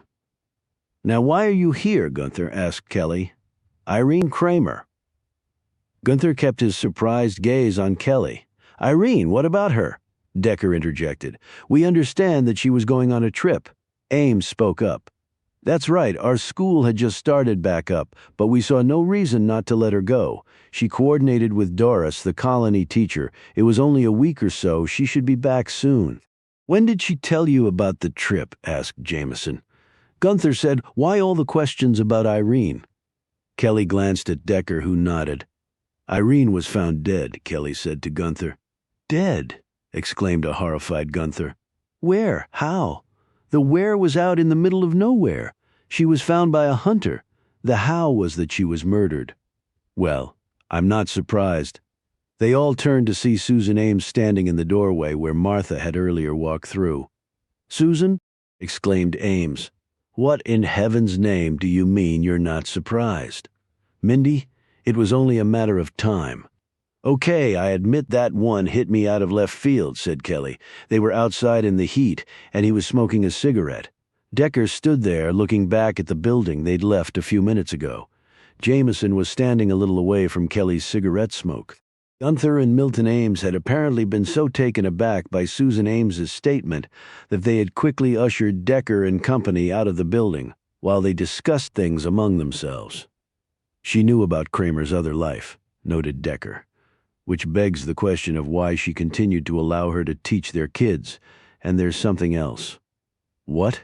Kelly asked as he tossed his spent smoke on the gravel. "If Susan Ames knew, who else did here?" "You really think one of the brothers butchered Kramer like that?" "Locals can come here. Kramer worked here, and she was an outsider. Any other non-brothers around?"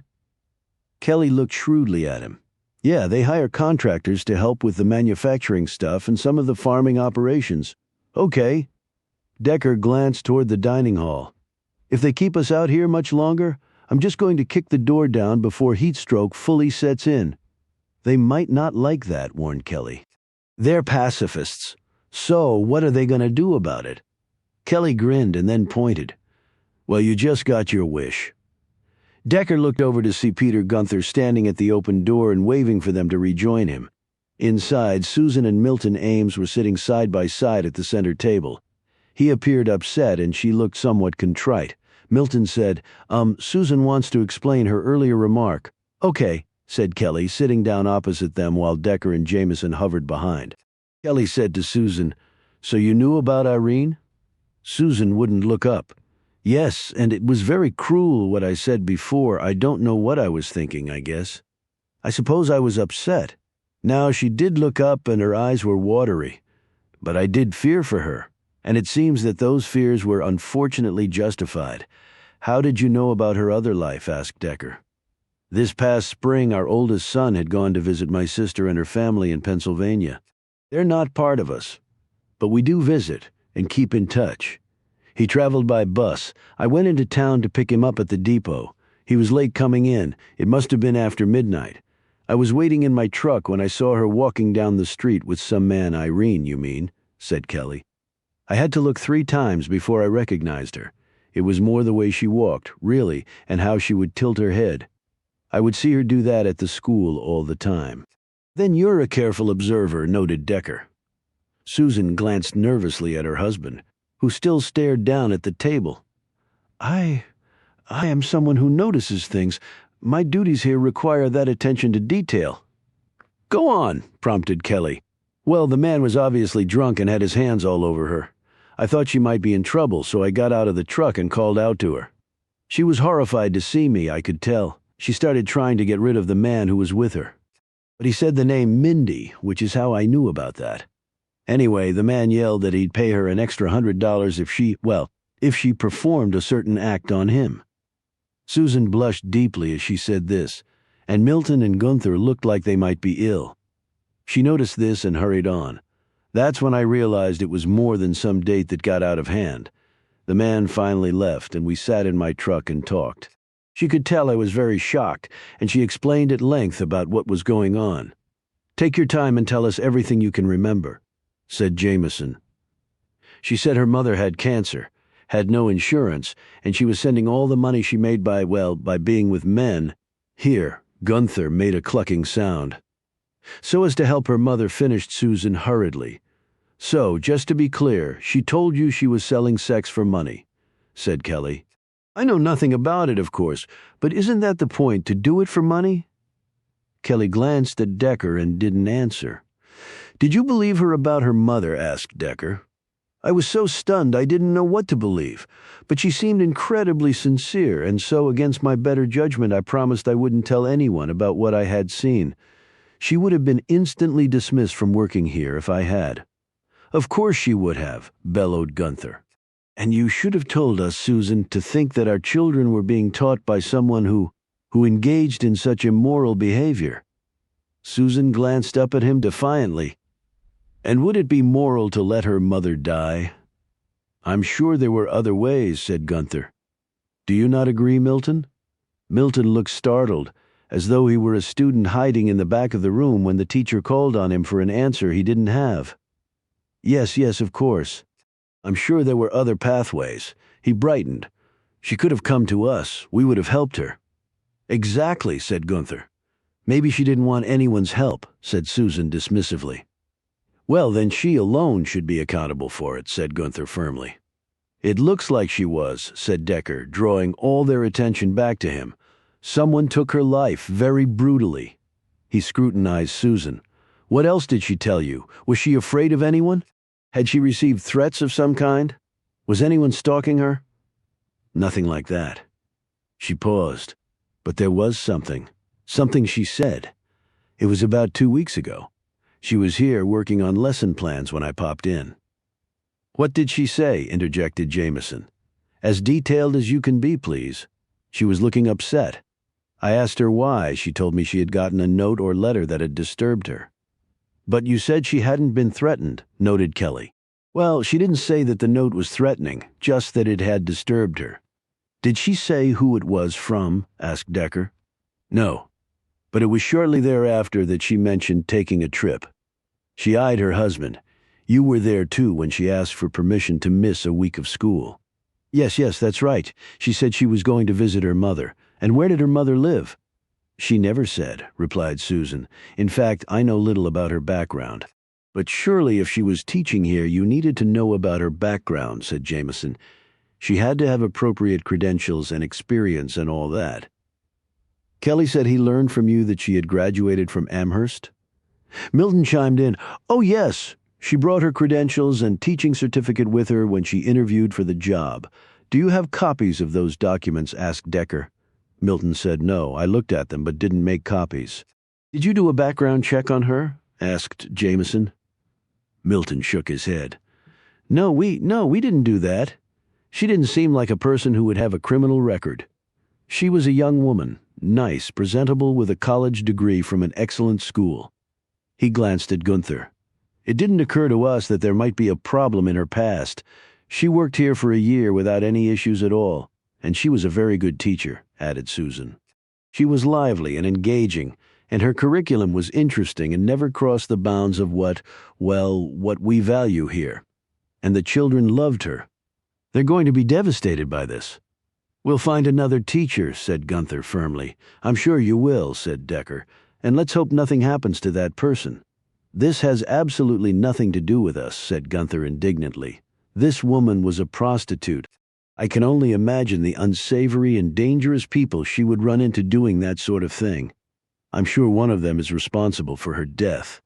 I wish I was as sure as you are, replied Decker before looking over at Susan. When was the last time you saw Kramer?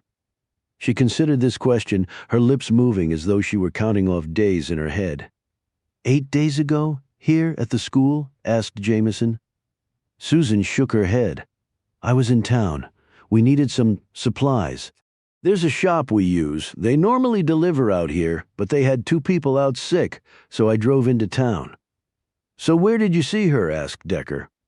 She was coming out of a building. Did you talk to her? Asked Kelly. I asked her when she was leaving on her trip to see her mother. I thought she would have already left, actually. She said she had been delayed, but that she was leaving the next day, and she would be back to teach when she had originally said she would. Decker asked, did she say how she was getting to wherever she was going? She had a car, an old Honda.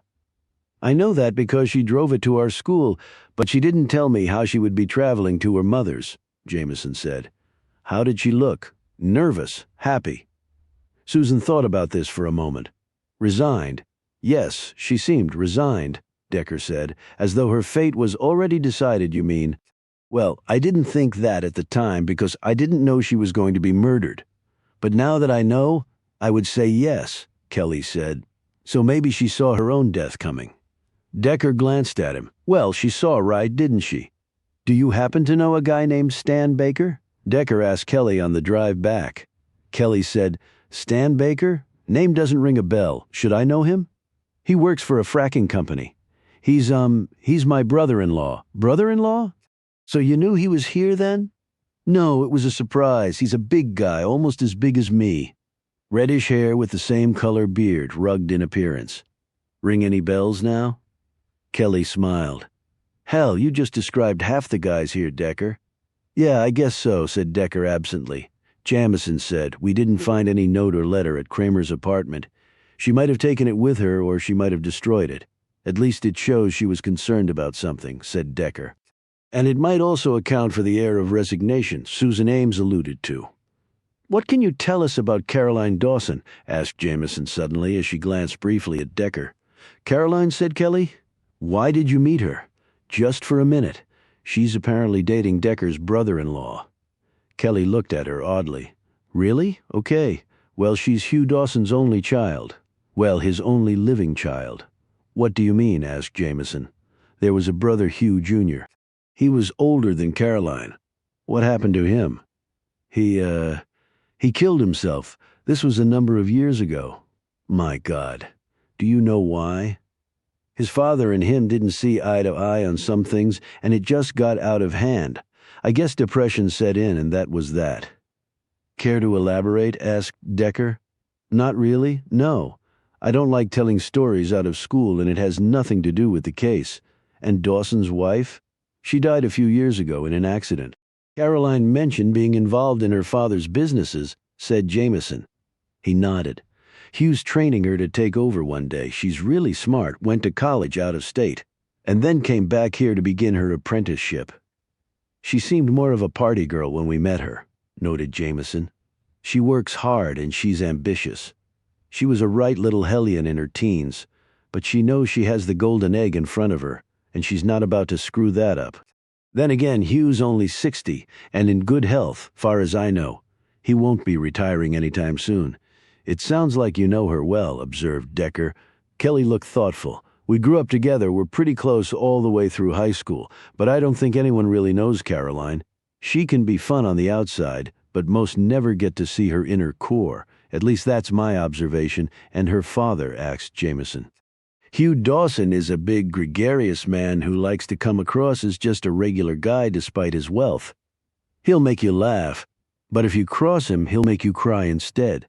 Not a man you want to get on the wrong side of. So what's the deal with this military complex? Interjected Decker. Who works there?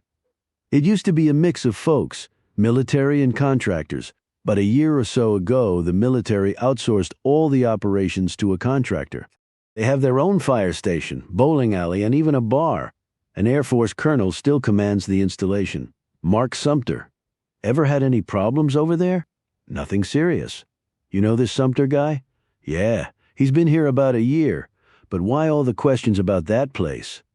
Woman gets butchered and there's a sensitive government facility nearby. It's at least worth a look. He glanced at Jameson, who said, and it might explain why the FBI got called in. And Kramer came here about a year ago, too. Same as this Colonel Sumter, added Decker. Kelly nodded slowly. Okay, yeah, I can see that, maybe. So maybe you can arrange an interview and visit, said Decker. I'll make a call, sure. They dropped Kelly off, and Decker and Jameson returned to their hotel. As they walked in, Decker's phone buzzed. He looked spooked as he stared at the screen. Who is it? Asked Jameson, noting his expression. Bogart? No, it's my sister, Renee. When Decker made no move to answer the call, Jameson said, Well, you wanted to talk to her? Here's your chance. Decker moved over to a corner of the room and put the phone to his ear. Hey, Renee. Stan called me Amos. Yeah, I figured. Look, he told me about you two. We're getting divorced. We're not terminally ill, so don't sound so morbid. It's not the end of the world, and it's not like you kept in touch. You've never even visited me here. Well, it's a long way. And it was a long way every time I came to visit you. But I didn't call to argue. Why did you call then? I wanted to just let you know that despite Stan and I going our separate ways, we're doing okay. The kids understand. They're fine with it. Why didn't you call and tell me? I left 2 messages for you, and what would you have done? I figured that you'd find out at some point. Diane knows, of course. She's already been down to see me. Stan said you tried to work it out, and I imagine you think we didn't try hard enough. But we did, Amos. We just couldn't make it work. I'm not getting any younger, and I've got 2 kids still at home and 1 in college, and Danny just graduated from college, and he's moving back here. I didn't have time for endless counseling when it became clear it was going nowhere. Are you going to be okay financially? Stan makes good money, and he's helping with all of the kids' expenses, and we had college funds set up. And I've got a good job that pays well and has excellent health benefits. So what happened? You both seemed so happy. How would you know? I haven't seen you since the funerals, and if you call more than once a year, well, you called the wrong number. I almost had a heart attack when you picked up just now. I guess I have been sort of AWOL lately. I invited you to live with us after Cassie and Molly died. When you turned that down, I offered to move the whole family to Ohio to be close to you. I couldn't let you do that, Renee. That would have disrupted all of your lives. I would have done it in a heartbeat. You were my only brother after all. I got through it. I'm okay. I know you found the person who did it, though you never talked to me about it. I read it in the newspaper, she added in a hurt tone. Yeah, well, it's not something I really wanted to talk about. But it must have offered you some closure. Not as much as you might think. She didn't say anything for a long moment. So how was Stan? He looked okay, When I saw him, Decker could not bring himself to tell her. It's okay, Amos. I know he's seeing someone. It's okay. We are divorcing, relieved. He said, So are you seeing anyone? Yeah, my 4 kids. Motherhood is sort of a full-time gig. But once I have some time getting to know myself again and actually taking care of some of my needs, I intend to find some companionship. Don't know if I'll ever take the plunge again. How about you? How about me, what? Are you seeing anyone? I keep pretty busy, too. Look, I gotta go. Something's come up. Good talking to you, little brother, said Renee sarcastically. Decker clicked off and rejoined Jameson. How'd it go, she asked anxiously. Decker started to say something, but then shut his mouth, turned, and walked off. Jameson watched him go and then said under her breath, "That good, huh?" Decker and Jamison grab at an early dinner at the hotel. I checked the weather outside. It's down to 81 with 1,000% humidity. "Winter is clearly upon us," added Jameson, attempting a smile. Decker put down his menu.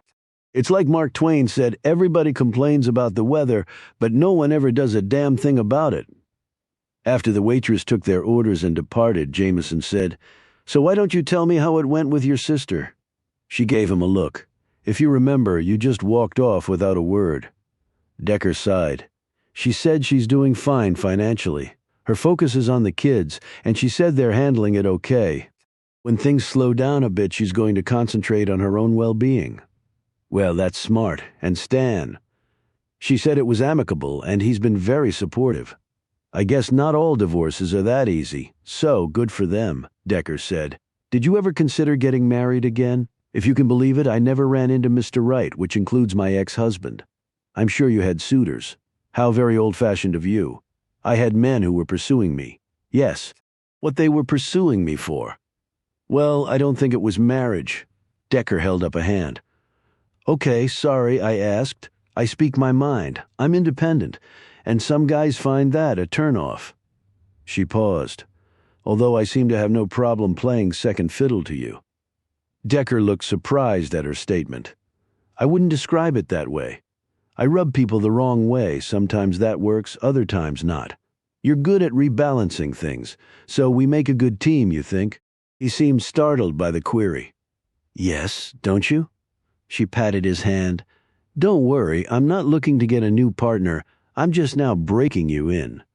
Can anybody join the party, or is it totally private?"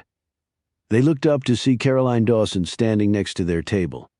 She was dressed far more conservatively than the last time they had seen her. A modest white blouse buttoned to her neck, black slacks, low pumps, and her hair pulled back. Her makeup was minimal, but her personality was as effervescent as the first time they had met. Jameson indicated a seat. "Help yourself. We're just grabbing a quick bite." Dawson sat down. "Stan told me about you, Decker. Said you're a crackerjack detective, the FBI's finest." "Did he?" said Decker, not looking pleased. "And here I was asking you to go clubbing." "I'm really sorry about that. You had no way of knowing why we were here," interjected Jameson. She glanced at Jameson. "He didn't really know you, but if you're an FBI agent, you must be great too. And I love it that they have women in the ranks doing the job and not just guys." "I agree with you there," replied Jameson. "Well, it's nice that tiny London, North Dakota gets so much firepower. You should finish solving it in no time. Stan said it was a murder?" "That's right, Irene Kramer." "How'd you know that?" "Hal Parker. He works for my father sometimes as a hunter. He was tracking down a wolf that was doing damage to some of my dad's livestock when he found the body." "You keep livestock out in this heat?" said Jameson. "The winter is actually harder on them than the summer. And when it's 50 below out, we provide dry bedding, which is important. Their coats will adapt to the cold, but when they're penned inside, you have to keep an eye on the ventilation. Too much nitrogen, moisture, or odor in the air, and other factors like that can lead to respiratory infections. With the heat, it's important to make sure they have water and shade and enough to eat. My dad's been doing this a long time, and he gets the balance just right." "And it sounds like he taught you well," commented Jameson. Dawson brightened. "He has taught me well, sometimes too well, such that I'm sitting in a restaurant with two strangers talking about cow pens and nitrogen levels." Jameson said the closest I've ever gotten to livestock is at a petting zoo. "What else did Hal Parker tell you about finding the body?" asked Decker. That he threw up. That he'd never seen anything that awful in his life, and he fought in the Middle East. But he couldn't have known it was Irene Kramer. She was identified after she was brought in. Dawson sat back and looked at Decker in a new, perhaps sobering light. "I'm good friends with Liz Southern," she told me. "But I don't want her to get into trouble. I was just curious after Hal told me he'd found a body of a woman." "That's okay," said Jameson. "It's a small town, and news was bound to get around." "Got any suspects?" "None that we can talk about," advised Decker quickly. "Did you know Ms. Kramer?" "No, but I knew that she taught school over at the Brothers' Colony." "Do you know the folks there?" "I can't say I really know them all that well." She glanced at Decker. So, Stan also told me that you're his brother-in-law, soon-to-be ex-brother-in-law, as I'm sure he also told you. I wouldn't be seeing him if he were still happily married, she said firmly. That's good to know, replied Decker. I have to admit that I went to the OK Corral Saloon and watched you two dancing. Frankly, I don't think I've ever seen him more uncomfortable. Dawson smiled. He is very awkward in his own skin when it comes to things like that, but it's also very endearing. She glanced up at Decker. But I've found that I like showing him there's more to life, you know. I can see that, said Jameson appreciatively. Sometimes guys need a little helping hand in that regard. He's nice and there's something about him. I don't know, this naive quality that really appeals to me. Plus, he's quite the gentleman, and he fought for his country. I mean, I definitely feel safe when I'm around him. Did he talk about his combat days? Asked Decker. Never, and I've asked. Decker said he was Special Forces, fought in the Middle East, got a bunch of medals, was even wounded. But the ones who do the most in war don't talk about it. That's why Stan keeps quiet about it. He's a straight-up guy. Wow, that's impressive. I'm not sure he can keep up with you, though, said Decker. We're not looking to get married. We're just having fun. Dawson's smile faded as she looked over Jameson's shoulder. Jameson and Decker turned to see what she was staring at. A short man, barely 5'2", in his early 60s, had come into the dining room. Despite the heat, he was dressed in an expensive woolen three-piece suit and blue paisley tie with a matching pocket handkerchief. Decker thought he had never seen a pair of more intense eyes. Next to him was a good-looking, tall, well-built man about Caroline Dawson's age. Let me take a wild guess, said Jameson. Is that Stuart McClellan? Dawson said, yes. And his son, Shane? I wonder what they're doing here. Do they not frequent places like this? Asked Decker, studying the two men. They don't frequent any place owned by my father, at least Stuart doesn't. Well, from what we learned, that severely limits their options, said Decker. Something my father takes delight in. Stuart McClellan spotted Dawson and headed over with his son in tow. Hello, Caroline, said McClellan, his voice surprisingly low and baritone, so much so that Decker wondered if it was affected. Stuart. She glanced at his son. Hi, Shane. Shane broke into a grin and drew closer to the table. Hey, Caroline, what's up? His father aggressively elbowed him aside. And these two are the FBI agents. Yes, said Jameson after glancing at Decker. Nasty business. I'm Stuart McClellan, by the way. You probably passed some of my fracking wells when you were coming in. We did, replied Jameson. And I guess we also saw some of the neighborhoods where your workers live. I had Shane oversee some of their construction, and for once he didn't. I mean to say, he did a pretty good job. Thanks, Pop, said Shane, seemingly oblivious to the underlying meaning in his father's praise. He seemed to have eyes only for Caroline, who would not meet his gaze. Decker said, Did either of you know Irene Kramer? Stuart shook his head. Shane? He finally managed to draw his gaze from Caroline and said, Nope, didn't know her. Why is the FBI here? Asked Stuart. I mean, don't you people have anything better to do than investigate local murders? We have police to do that. Shouldn't you be going after terrorists and the like? We cover a lot of ground, said Decker, and we go where we're told to go, so nothing else you can tell us about Kramer. Caroline Dawson said she lived in an apartment building. It wasn't one of the nicer ones, but it was affordable. But it's also one of the few that your father doesn't own. Or at least we were told that, Jameson pointed out. So, how did you know that she lived there? I went there to drop off an offer to purchase the building this morning. Ida Sims, the manager, told me that she lived there. So you're looking to buy that building, huh? Said Stuart. Why's that? Your daddy's been building like crazy the last 2 years. Well, he can't build fast enough to support all the people moving in to work at your fracking operations, retorted Dawson. So we want to buy that building, rehab it, and then rent it out. It needs a lot of work, and you'll charge a nice premium for it when all is said and done, commented Stuart. That's sort of the point, Dawson said. But it's also not cheap to rehab, and it's really hard to find workers. Everyone wants to frack. It pays a lot. That's not my problem, said Stuart. We built those other tract neighborhoods for your workers as fast as we could. Stuart laughed, pulled a short cigarillo from his pocket, and stuck it in his mouth unlit. Your old man went cheap on the materials like he always does. I've had complaints from my workers, that's why I'm starting to build my own.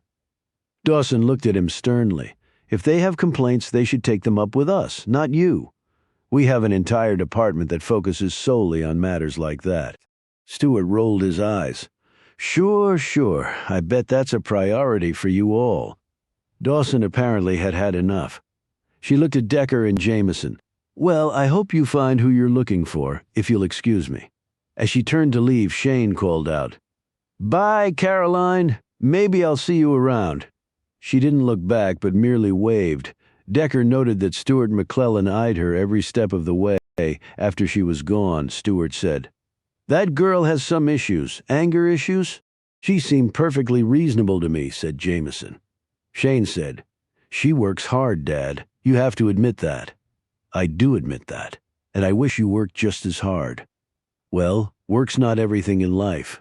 Shane turned and gazed in the direction where Caroline had gone. Stuart followed this and then stuck a finger in his son's broad chest. You work for your family, you work for me. Your loyalties lie there, son, no room for anything else. And if you make work everything in your life for a long enough time, then you'll find you have the means to do what you want when your work is done. He glanced at Decker. Do you not agree? I think everybody's different, so one-size advice doesn't fit all. Well, with that perspective, it's a wonder we ever liberated ourselves from the British or won World War II. I wish you luck with your investigation, and with that attitude, I think you're going to need all the luck you can get. He turned and strode off. Shane looked at them sheepishly. He gets on his soapbox a lot. I'm sure, said Jameson. Nice meeting you, said Shane, and then he hurried after his father. Jameson looked at Decker. I couldn't stand being around his father for 5 seconds when Decker didn't answer. She looked at him. He was staring pensively at the ceiling. What are the McClellans doing here, he said. Why is that our concern? Because you never know how things will pan out, Alex, that's why. That is one of the most unusual buildings I think I've ever seen, especially in a place like this, said Jameson as Decker and Kelly drew closer to the chopped-off pyramid, representing the centerpiece of the Douglas S. George Defense Complex. They could see now that it was surrounded by other far more ordinary-looking buildings. Kelly said, I remember as a kid seeing it and imagining all sorts of things going on inside there. We pretended that it was a castle with a damsel in distress, inside that we were going to rescue. We would charge it on our bicycles and mini-bikes. Jameson glanced at him with an amused look. And did you ever rescue her? Kelly grinned sheepishly. Only in our dreams. The fact was you couldn't get near this place. As kids we did come close sometimes. Even once ran into a soldier carrying a big-ass gun. I think we all wet our pants when he suddenly appeared out of nowhere. But he was nice. Didn't give us a hard time. We were just dumb boys messing around. He gave us some gum and a warning and sent us on our way. You said there were some incidents here before, noted Decker? Just stupid stuff, couple of drunken fights. Anything else? Decker persisted. Not really. Okay, said Decker, looking thoughtful. They were cleared through a security post manned by a quartet of very serious-looking men wearing level 2 body armor and holding combat weapons. They were dressed all in black with security stenciled on the backs of their vests. Vector, said Decker, reading this name off the label on one of the guard's sleeves. Kelly said, Vector is the contractor that runs this place. They're the subsidiary of some big player in the arena. Least that's what I heard. They drove to a 1-story brick building. It was within walking distance of the pyramid. Decker eyed the line of ambulances parked in a row next to the pyramid. They were escorted inside by a uniformed guard and led down a short corridor to a large office. The guard left, and Kelly introduced them to Colonel Mark Sumter. He was medium height, about 50, trim with a bald head and intense blue eyes. He was dressed in an Abu or airman battle uniform that carried a camouflage design. He invited them to sit down across from his desk in 3 straight-back chairs. Good to see you, Joe. He looked at Decker and Jameson. So you're the FBI. How can I help? Decker said. There's been a murder. A young woman named Irene Kramer. Yes, I heard about that. She taught school at the Brothers' Colony, added Kelly. Did she? Sumter looked interested. Do you suspect someone from there might have been involved? They're very religious folks, from what I understand. Pacifists, in fact. Decker shrugged. We're just gathering facts, conducting interviews, nailing down timelines. Jameson interjected. I guess it's unusual to be sharing property lines with a religious organization. Sumter bristled a bit. The DOD, with all its money, somehow found it imperative to sell off most of the land surrounding this installation. Now, I have no problem with the brothers. I'm just not used to being on base and seeing a tractor plowing a field in the distance, or oil rigs pumping up crude from the earth. I'm one who likes more buffer, particularly with what we do here. And what is that? Asked Decker. Kelly just gave us a thumbnail sketch. Sumter instantly adopted a more guarded look. Much of what we do is classified. Just the non-classified parts, then, said Decker. Kelly here said you watch the sky for nukes, in part. Have you ever heard of parks? As in like parks people visit? Said Jameson. Sumter smiled. No. It's an acronym. Just like everything else in the military, it stands for Perimeter Acquisition Radar Attack Characterization System. Long name. And it's justified. Along with watching for nuclear weapons, we also track Earth-orbiting objects. Why's that? Asked Decker. We're sort of like air traffic control for outer space. We analyze and track about 20,000 objects per day, from giant satellites to small space debris. We can spot something the size of a soccer ball at a distance of 2,000 miles. Expensive pair of binoculars, commented Decker, drawing a sharp and somewhat unfriendly glance from Sumter. Jamison said in a more casual tone, I understand you have a bar and even a bowling alley on site. Sumter smiled. Yes, drinking and bowling, not the best of combinations, but still it allows people to wind down. How long has Vector been running this place? Asked Decker. The United States Air Force runs this place, said Sumter firmly. But Vector's involvement is fairly recent. I can't give you the exact date because that's classified. So, getting back to Irene Kramer, has she ever been here? Asked Decker. No. And she wouldn't have the clearance to get on the installation. Would she know any of the people who worked here? I don't see why. Well, she worked right next door, said Jameson. Yes, but no one from the brothers can just stroll over here. Kramer had a second occupation, said Decker. What was that? An old-fashioned way of terming it would be a lady of the night. She was a hooker, said Sumter, sitting upright. Decker just stared at him. Now Sumter looked more guarded. And you think one of the men here? I just want to acquire the facts. It's sort of like your radar here, always sucking up information. Sumter eyed Decker in a new light. I can make inquiries. Decker said, Actually, we would prefer to do that. I doubt that anyone here will volunteer that they paid a hooker. Wouldn't that land them in trouble? It could, but we're experienced with ferreting out the truth, Kelly said. Why don't you make a first sweep, narrow it down, and then we can interview those folks? I'll have to think about that. This is a murder investigation, said Decker. A young woman was badly butchered, and this is a U.S. military installation, retorted Sumter. And we do things a certain way. Now, if that's all, I can get on with my duties and you all can do the same. As they were leaving, Decker turned back. You have many accidents here? No. It's not really a dangerous place to be stationed. Beats the hell out of Iraq or Afghanistan, he added with a forced grin. That's great. Keep up the good work. As they were walking to their truck, Jameson said, Why did you ask him that? Because I wanted to know the answer, Decker said bluntly. And that answer has led to another question. What's that? Asked Kelly. Decker pointed to the ambulances. If this is such a safe place, what the hell are all those for? When Decker got back to his hotel room, he ended up taking Jameson's advice and called his sister, but probably not for the reason his partner had intended. Renee exclaimed, Okay, I'm going to stroke out, Amos Decker calls his big sister. Stop the presses. Growing up, I never really realized how funny you were, Renee. Disappointed how our last conversation went. Want to make amends. Right now, I just want Stan's cell phone number. You didn't get it from him when you saw him. It didn't seem appropriate under the circumstances? She gave him the number, and he put it in his contacts. Thanks, Stan said. Diane's husband lost his job? That was a year ago. Tim's back on his feet and Diane has a good job. They're doing okay, and I guess it's a good thing they don't have any kids they have to support.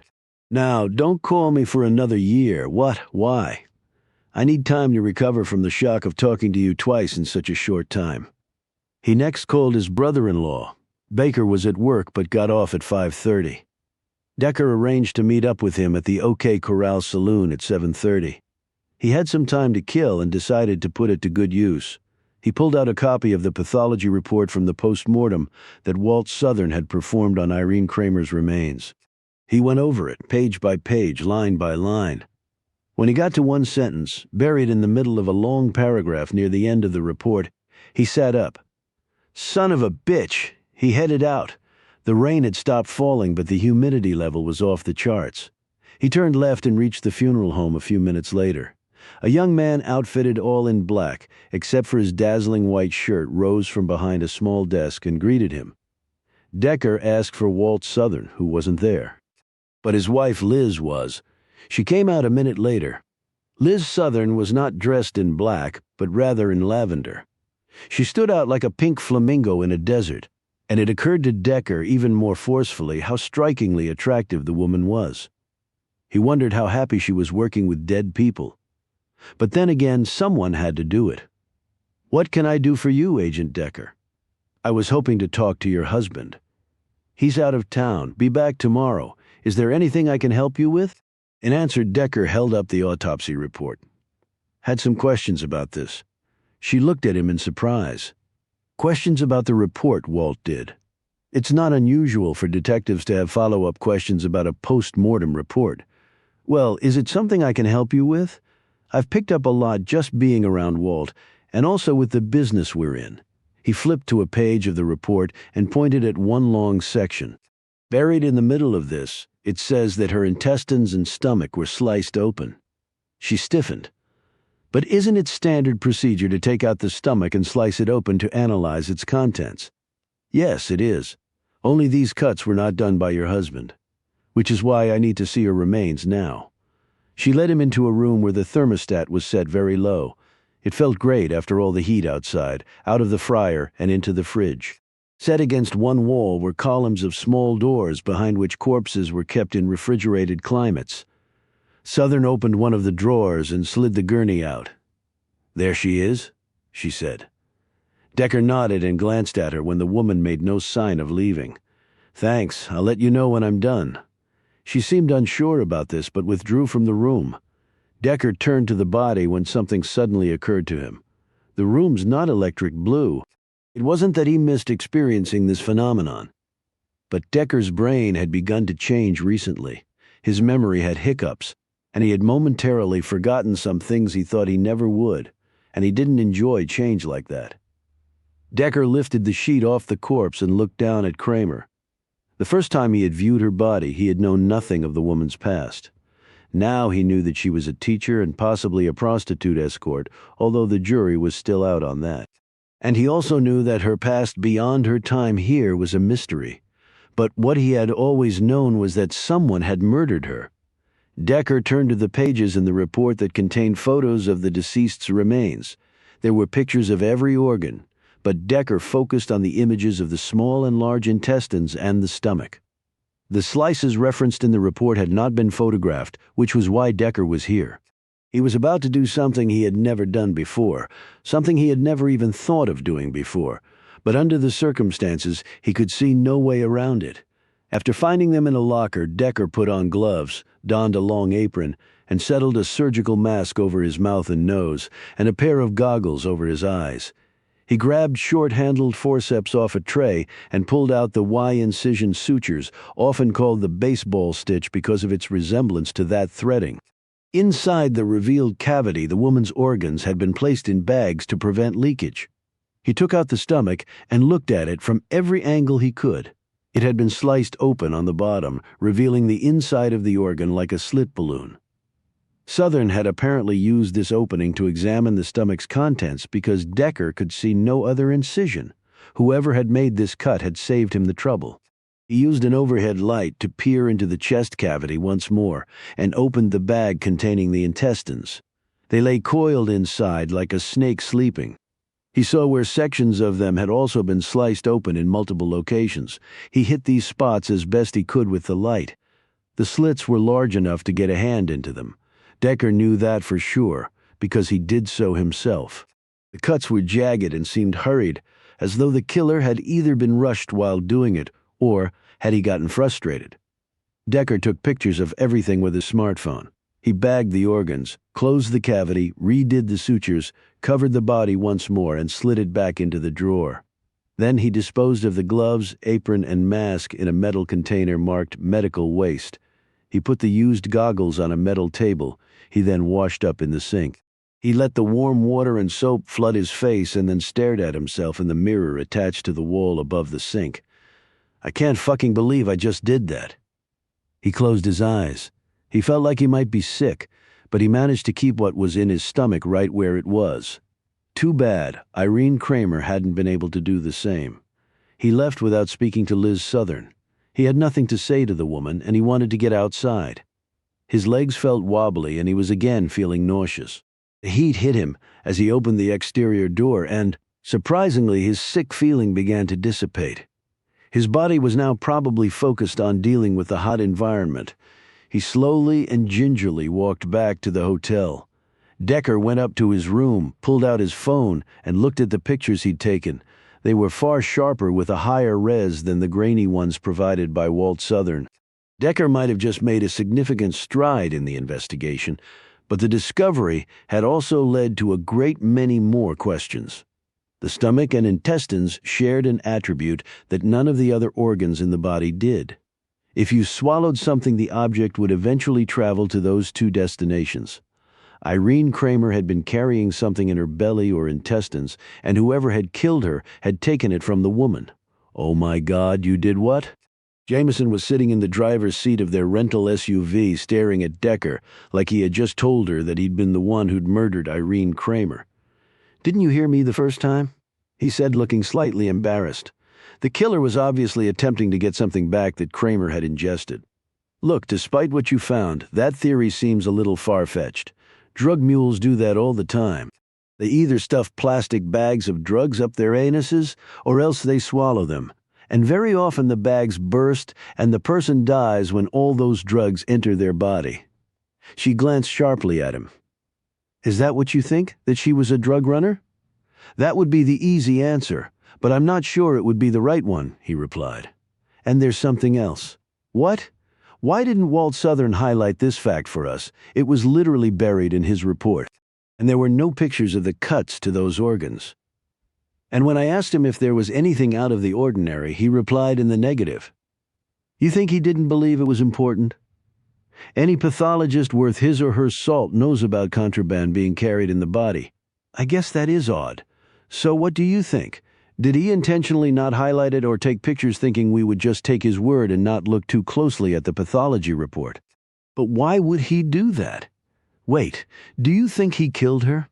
That would explain the way she was cut up. He would have just performed 2 autopsies on her. Southern cutting her up like that would be really the only way we would suspect someone like him. So why would he do it that way unless he wants to be caught?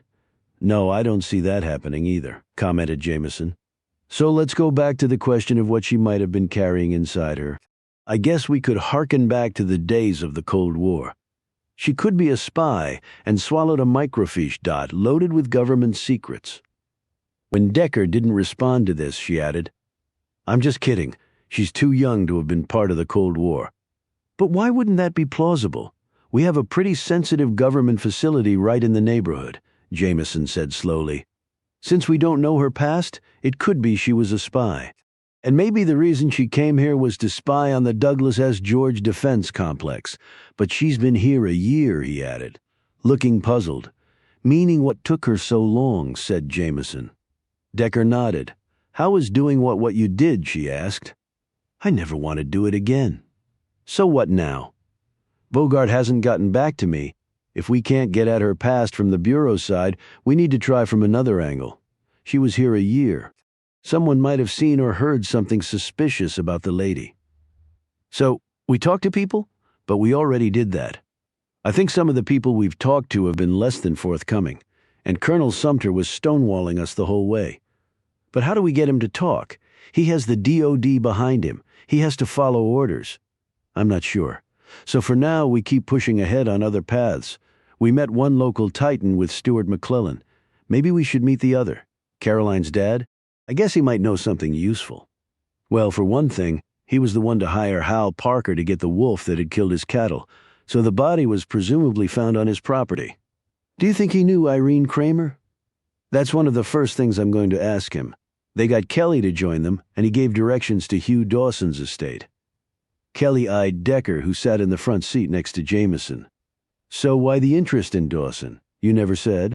We're just trying to get the lay of the land at this point. Okay, that really tells me nothing, Jameson added. We're not trying to play coy, Joe. We're looking around for some traction on this case. We've talked to the military and the brothers and people who knew Kramer. We talked to Caroline Dawson, and we ran into the McClellans, so we're rounding it out with Hugh Dawson. When did you see the McClellans? At the restaurant at our hotel, replied Jameson. Both of them?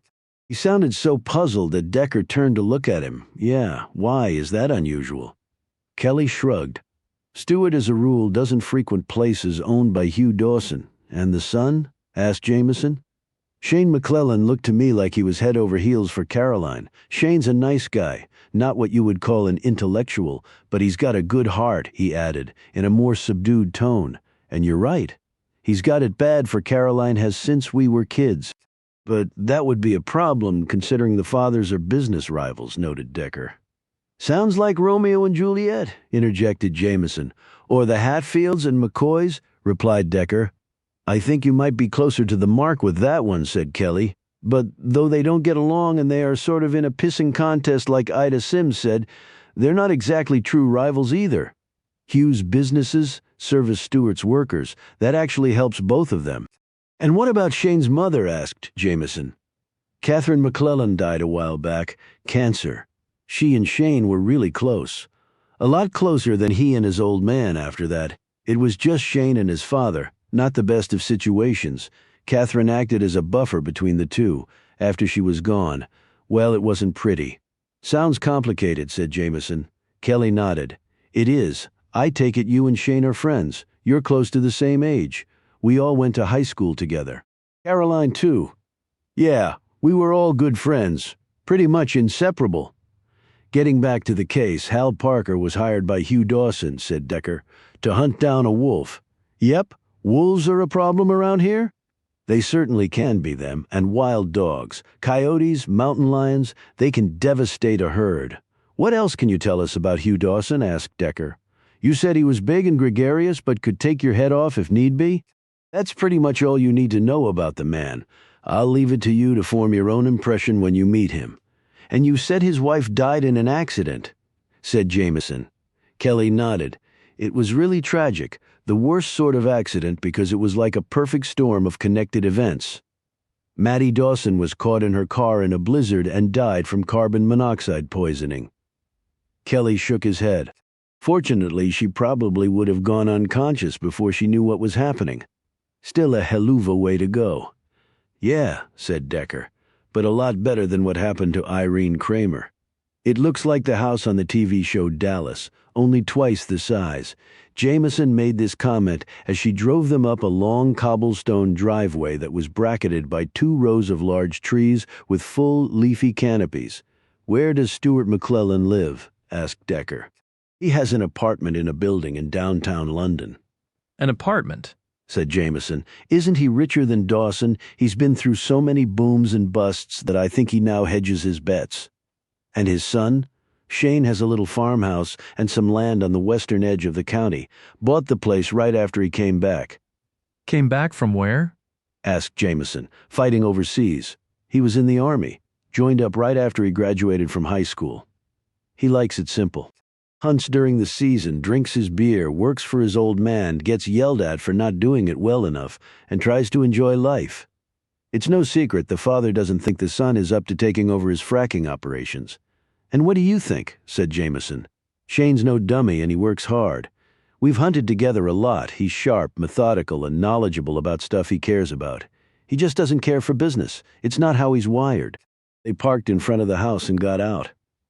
Kelly led the way up the steps to the double front door. So what will it be for us? Asked Decker. Gregarious, or do we get a knife in the back? All depends on what and how you ask him, I guess. Well, knowing Decker's tact, let's prepare for the shiv to the spine, said Jameson, with a sly smile at her partner. The door was answered by a woman in a maid's uniform. After Kelly showed his badge, she stepped back so they could pass through. She led them down a hall with ash plank flooring to a set of oak double doors inside the room. The man who rose from behind a large desk was nearly as tall as Decker, but far thinner with narrow hips. His brown, wavy hair had a thick shock of gray in the front. He was clean-shaven, with a nose that had been broken and healed slightly off-center. He was dressed in an untucked white shirt and black jeans. When he moved around the desk with his hand outstretched to Kelly, Decker noted the dark blue slippers on the man's feet with a D monogrammed on them. The walls were festooned with the heads of unfortunate creatures who had had their mortal remains fashioned into showpieces. "Joe, how the hell are you? Been a while." Kelly shook his hand and then introduced Decker and Jameson to Hugh Dawson.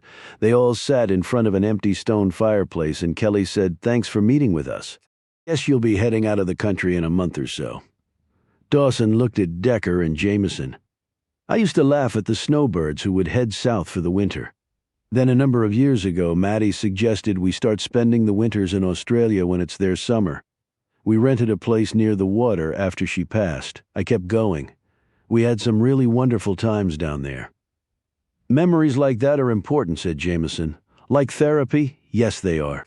Now, I understand a woman was murdered, and Hal Parker found her." "He was out looking for a wolf," said Jameson. "That damn thing had already killed 2 of my cows. Hired Hal to get rid of it." "How do you know it was a wolf?" asked Decker. "They finally found the carcass with Hal's bullet in it. So who was it that got killed again?" "A woman named Irene Kramer," said Kelly. "Thought you would have known that? We released her name." In answer, Dawson pointed to his desk that was stacked with 3-ring binders. "I'm up to my eyeballs in financial stuff, working on some big deals. I haven't watched or listened to the news for a while." "But you knew of the murder?" "Obviously," said Decker. "I knew because Hal told me." "So you didn't know her?" asked Decker. He shook his head. "Used to be. I knew everybody around these parts. Now too many people coming in? I'm not complaining. It's good for business." "Irene Kramer worked as the teacher at the brothers' school," said Kelly.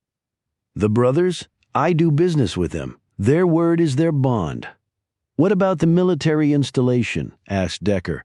Dawson's eyes narrowed. "London Air Force Station? What about it? Do you do business with them too?" "Sure. Their folks come to town and frequent my places, and we provide some of their supplies. Why?"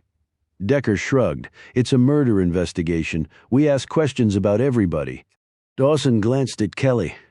"But why do the feds get called in on a local murder?" Kelly said, "We always appreciate the help." Dawson eyed him skeptically. "And I can sell you the Brooklyn Bridge." "We met your daughter," interjected Jameson. "You must be very proud of her." Dawson grinned. "She's going to be running the world before long. She'll leave what I did in the dust when all is said and done. She's dating a man named Stan Baker," said Decker. "We met him too." The light seemed to dim in Dawson's eyes. "Is that right? Well, I keep out of that. She's grown and can make her own decisions, especially when it comes to men," Jameson said. "Wow, I wish my father would be as enlightened. I'm in my 30s and I still get detailed emails and phone calls about my personal relationships." Dawson grinned. "Oh, I tried to poke my nose in here and there. The 4th time it got chopped off, I said, okay, I'm done here. Not worth it." His expression darkened. Then, after Maddie died, an awkward silence persisted until he said, "Anything else you folks want to ask me?" He glanced at the papers on his desk. "We understand that your son committed suicide," said Decker. Dawson immediately tightened. He took the coward's way out. "Yeah, but what the hell does that have to do with anything?" He snapped, glowering at Kelly, who looked taken aback by Decker's comment. Decker said, "We also understand that you and Stuart McClellan are best friends." Dawson looked wildly at Decker for a few moments, and then burst out laughing. "Okay, I didn't figure you for having a sense of humor. Fact is, that's been blown way out of proportion.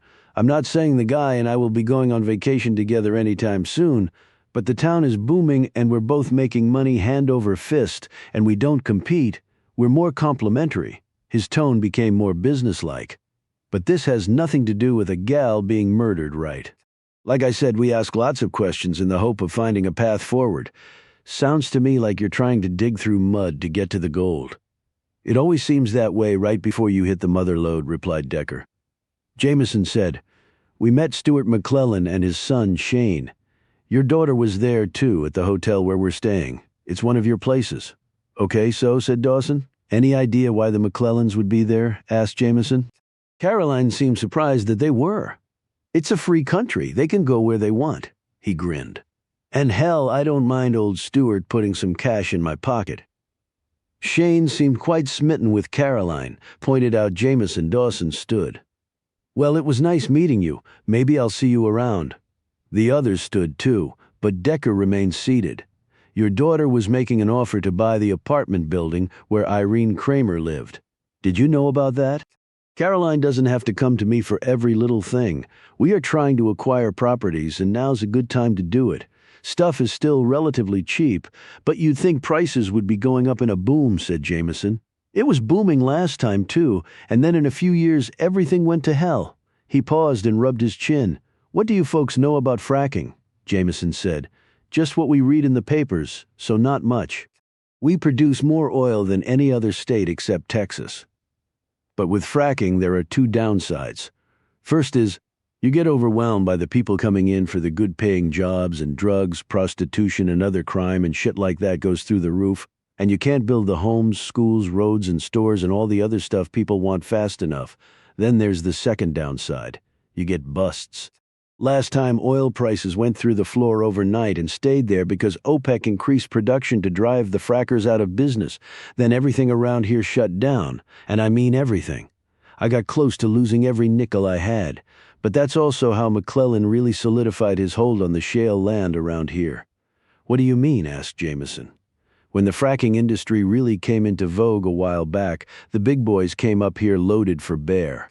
And they gobbled up all the available leases and paid top dollar for them.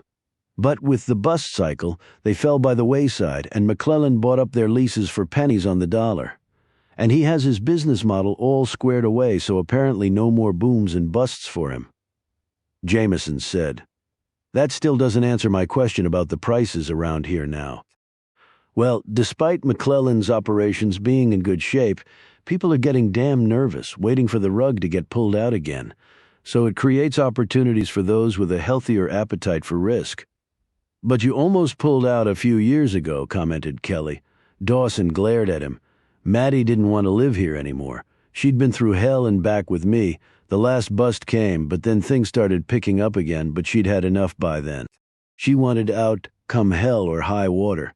We had a few dollars left, so we were going to buy a little villa in France and spend our golden years there.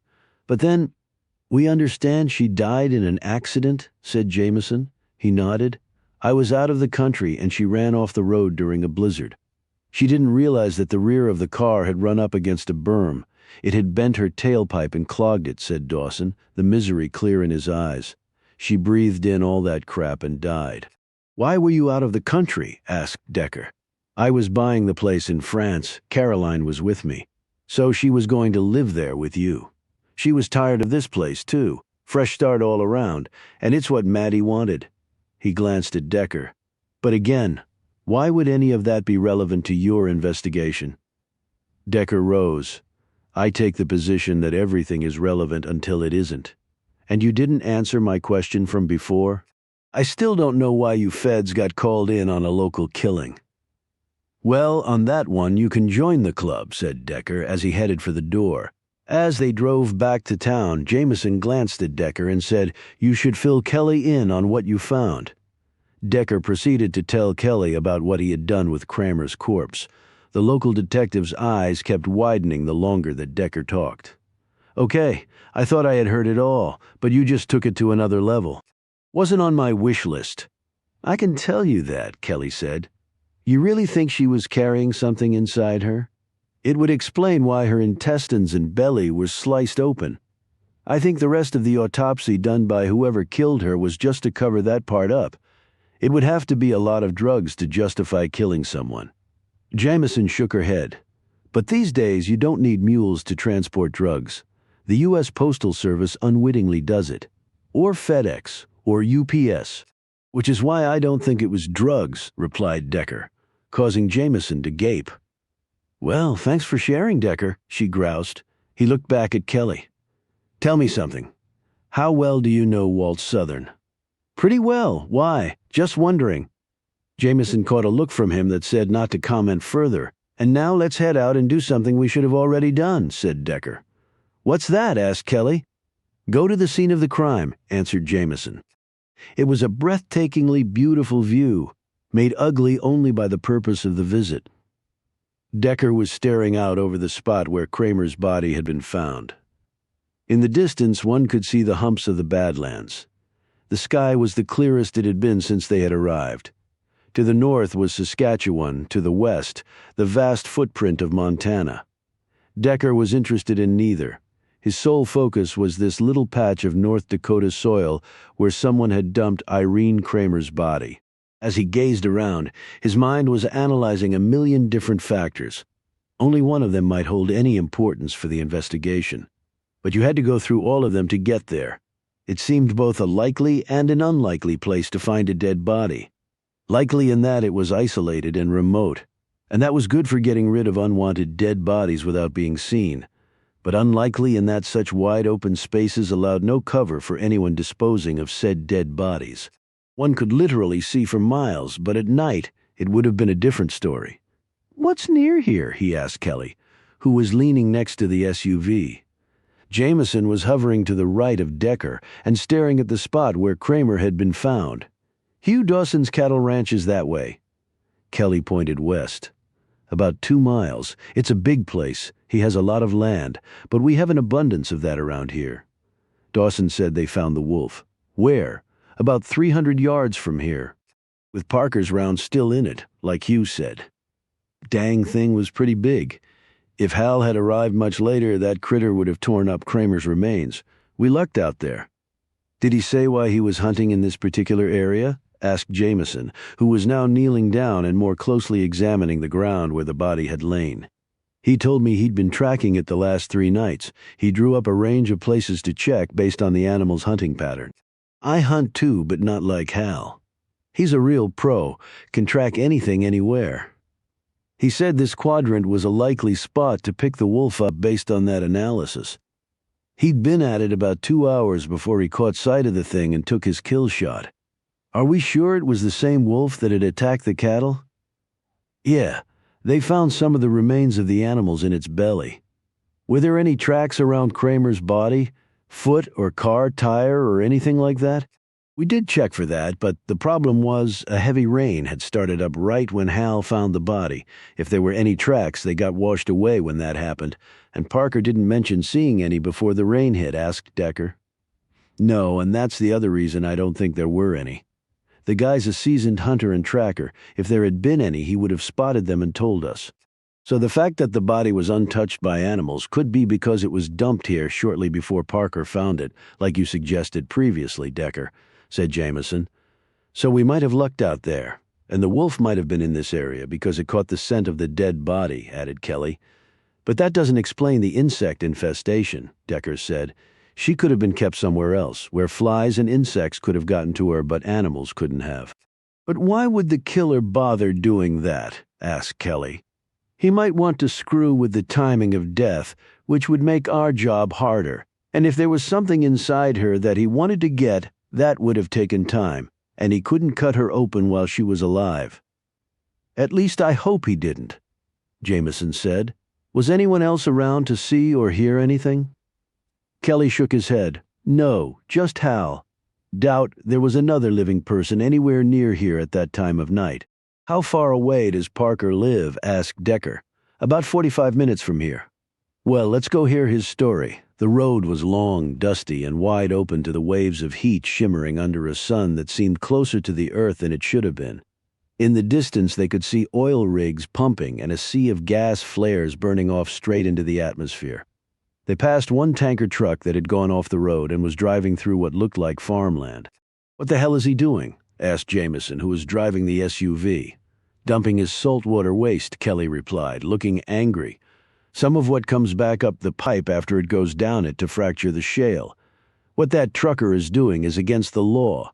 He'll ruin that land for farming forever because the salt permanently burns the soil to nothing. They pull that shit all the time just to save themselves time and trouble. We find the crap out of them and they still keep doing it." "How much farther?" asked Decker. "It's right up ahead, on the left." They rounded a curve and a modest ranch house came into view. An old and battered gray pickup truck was parked outside. "Parker have any family?" asked Jameson. "No, his wife died. His kids are grown and gone." As they climbed out of the SUV, Decker glanced down at the bumper sticker on the rear of Parker's truck. "Gun control means using both hands." Kelly led the way up the plank steps. The front door was standing partially open. Seeing that, all three instinctively pulled their weapons. Kelly called out through the opening, "Hal, it's Joe Kelly. You in there? You okay? We want to ask you some questions." There were sounds coming from inside, but they were unintelligible. "Hal, you okay?" Kelly cried out again. He looked at Decker. "What the hell is going on here?" Decker looked at him. "Your call. Do we go in? You bet we do." Kelly took the lead, pushed the door fully open with the palm of his free hand, and they all charged inside. The front room was plainly furnished with a Remington shotgun and Winchester rifle on a rack on one wall and two fishing rods leaning in a corner. An open beer can was on a table next to a recliner, but there was no sign of Parker. "Hal?" called out Kelly again. Decker took in the space top to bottom, left to right. It looked like Parker had just stood and walked out of the room. The TV was still on. Those were obviously the sounds they had heard. On one wall was a series of photos. Decker ran his gaze over each of them. They were pictures of Parker and members of various hunting parties next to the carcasses of large dead animals. "That's Shane in that one," said Decker. Kelly nodded. "Yeah, they hunt a lot together. I'm in that one over there. Got an 8-point buck on that trip," he added, indicating another photo. He looked around. "I don't like this one bit. He wouldn't leave his door open like that." "Does he have a vehicle other than the truck?" asked Jameson. "He has an ATV, keeps it in the shed out back." They quickly searched the house, including the small bedroom, but found no one there. "Bed is still made," noted Kelly. Decker walked back into the front room and touched the beer on the table. "Warm. Would he be drinking during the day? Not the Hal Parker I know." Decker went into the kitchen, slapped on a pair of latex gloves he'd pulled from his pocket, and opened the dishwasher. There was one plate, a set of utensils, and a water glass inside. He eyed Jameson, who had followed him. "Dinner last night, beer while watching the TV, whatever happened. I think it took place last night." Next, he eyed the 2 wine glasses and a half-empty bottle of wine on the counter. One beer can, but 2 wine glasses. How does that figure in? "Somebody showed up while he was drinking beer and watching TV, maybe?" speculated Kelly. "They crack open some wine and drink it. Then either that person takes Hal or somebody else comes in here and takes him and the other person, but I don't know who that could be." "He have any enemies?" asked Jameson. "Never heard anyone say a word against him. Everybody liked Hal." "Let's check the shed," said Decker. They trooped outside to the small plank shed. It had an overhead garage door that wasn't locked. With his latex gloves still on, Decker carefully lifted the door, and it rolled up on well-oiled tracks while the other 2 stood ready, their guns pointed at the emerging opening, ready for whatever might be revealed. There was a Honda ATV parked right inside the small space. Decker had half expected to see the body of Hal Parker in here. Parker wasn't inside, but another dead body was. She was on the ATV, lying forward on her front side so her torso and head were resting against the handlebars with her legs splayed out behind her. She was dressed in a short, tight skirt, a low-cut body-hugging midriff top, thigh-high black stockings, and spiky shoes. On the right side of the woman's head was a bloody hole where a bullet had ended her life. They all just stared at the body for a few moments. "She's young, looks to be in her early 20s, noted Decker as he gazed at the body. He glanced at Kelly. "Do you know who she is?" Kelly nodded, looking grim. She's Pamela Ames, Susan and Milton's oldest daughter from the colony. But she's not dressed like the other women there, pointed out Jameson. She's dressed well pretty, alluringly. And I wonder why, said Decker. As Decker stared across the width of the London police station's main room, he had a sense of déjà vu, and for a horrible reason. Milton and Susan Ames were sitting in two straight-back chairs after having been told of the murder of their daughter and having viewed and identified her remains at the funeral home. Years ago, Decker had found the bodies of his wife, daughter, and brother-in-law in their home in Burlington, Ohio. He had called the cops and then sat on the bathroom floor staring at his daughter. Molly Decker had been bound to the toilet using the belt of her bathrobe after her killer had used that very same belt to strangle her to death. Decker had sat there with his service pistol in hand. He had finally stuck it into his mouth and was seriously contemplating eating a round and dying with them, but something, he wasn't exactly sure what, had stopped him after his brain injury. His personality had also changed. Thus he was no longer adept in moments like this, that called for delicacy and empathy. He usually said the wrong thing or made the wrong gesture. It was just a disconnect he often could not control. He refocused on the grieving Amises. He would ordinarily leave this sort of thing to Jameson. She was now sitting next to him and studying the Amises as well. She touched his hand and started to say something, but at that moment Decker got up and walked over to the stricken people. He knelt down in front of them. Jameson looked on fearfully, no doubt thinking her partner would not be up to dealing with the bereaved parents. Susan Ames had aged a decade since he had last seen her. The woman's face was fallen in, her eyes bloodshot, her hands shaking, her thin chest heaving unevenly. Her scarf had fallen off and she hadn't seemed to have noticed.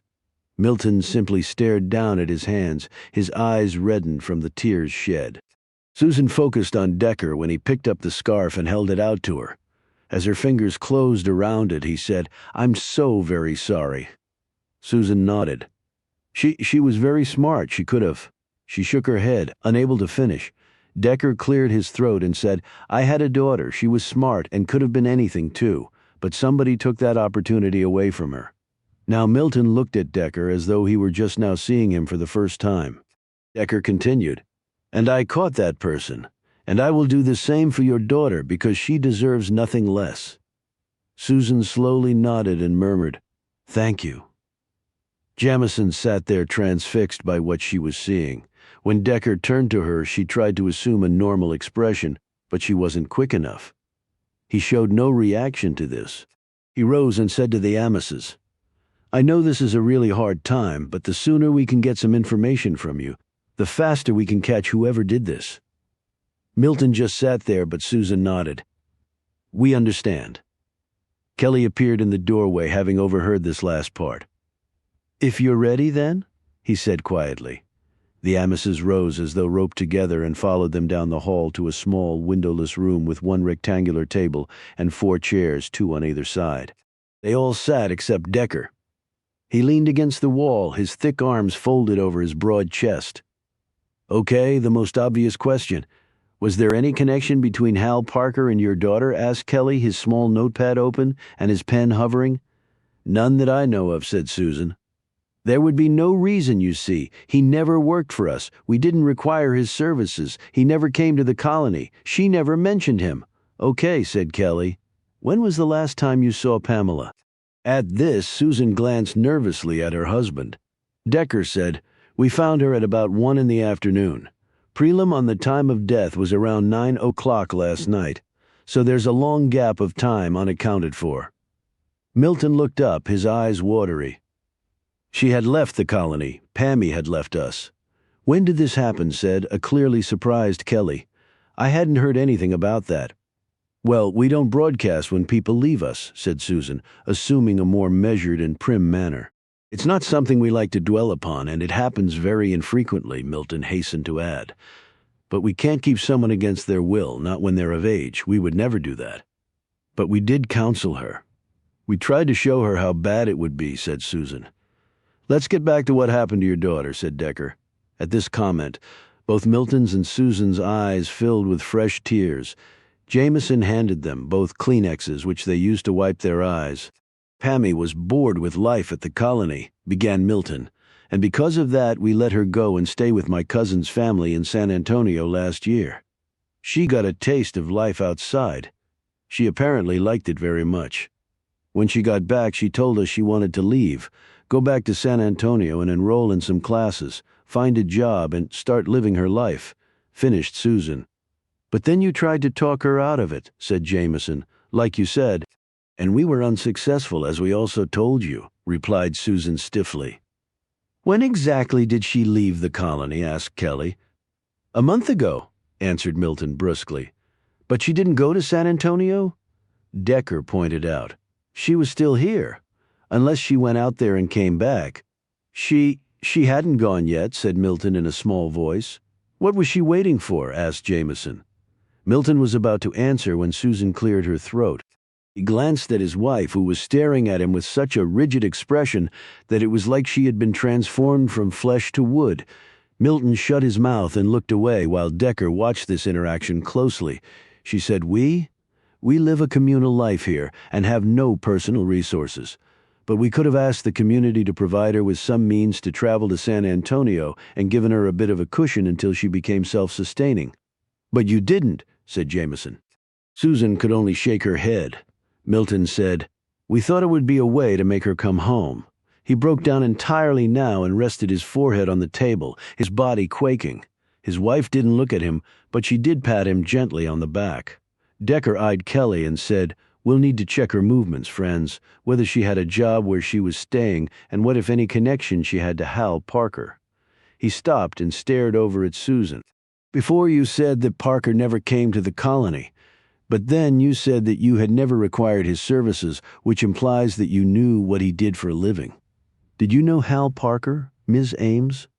She glanced at her husband, who was still bent over, weeping quietly. I knew him? Yes, unlike Milton, I have not always been here at the colony. When I was younger, much younger, I lived in London with my parents.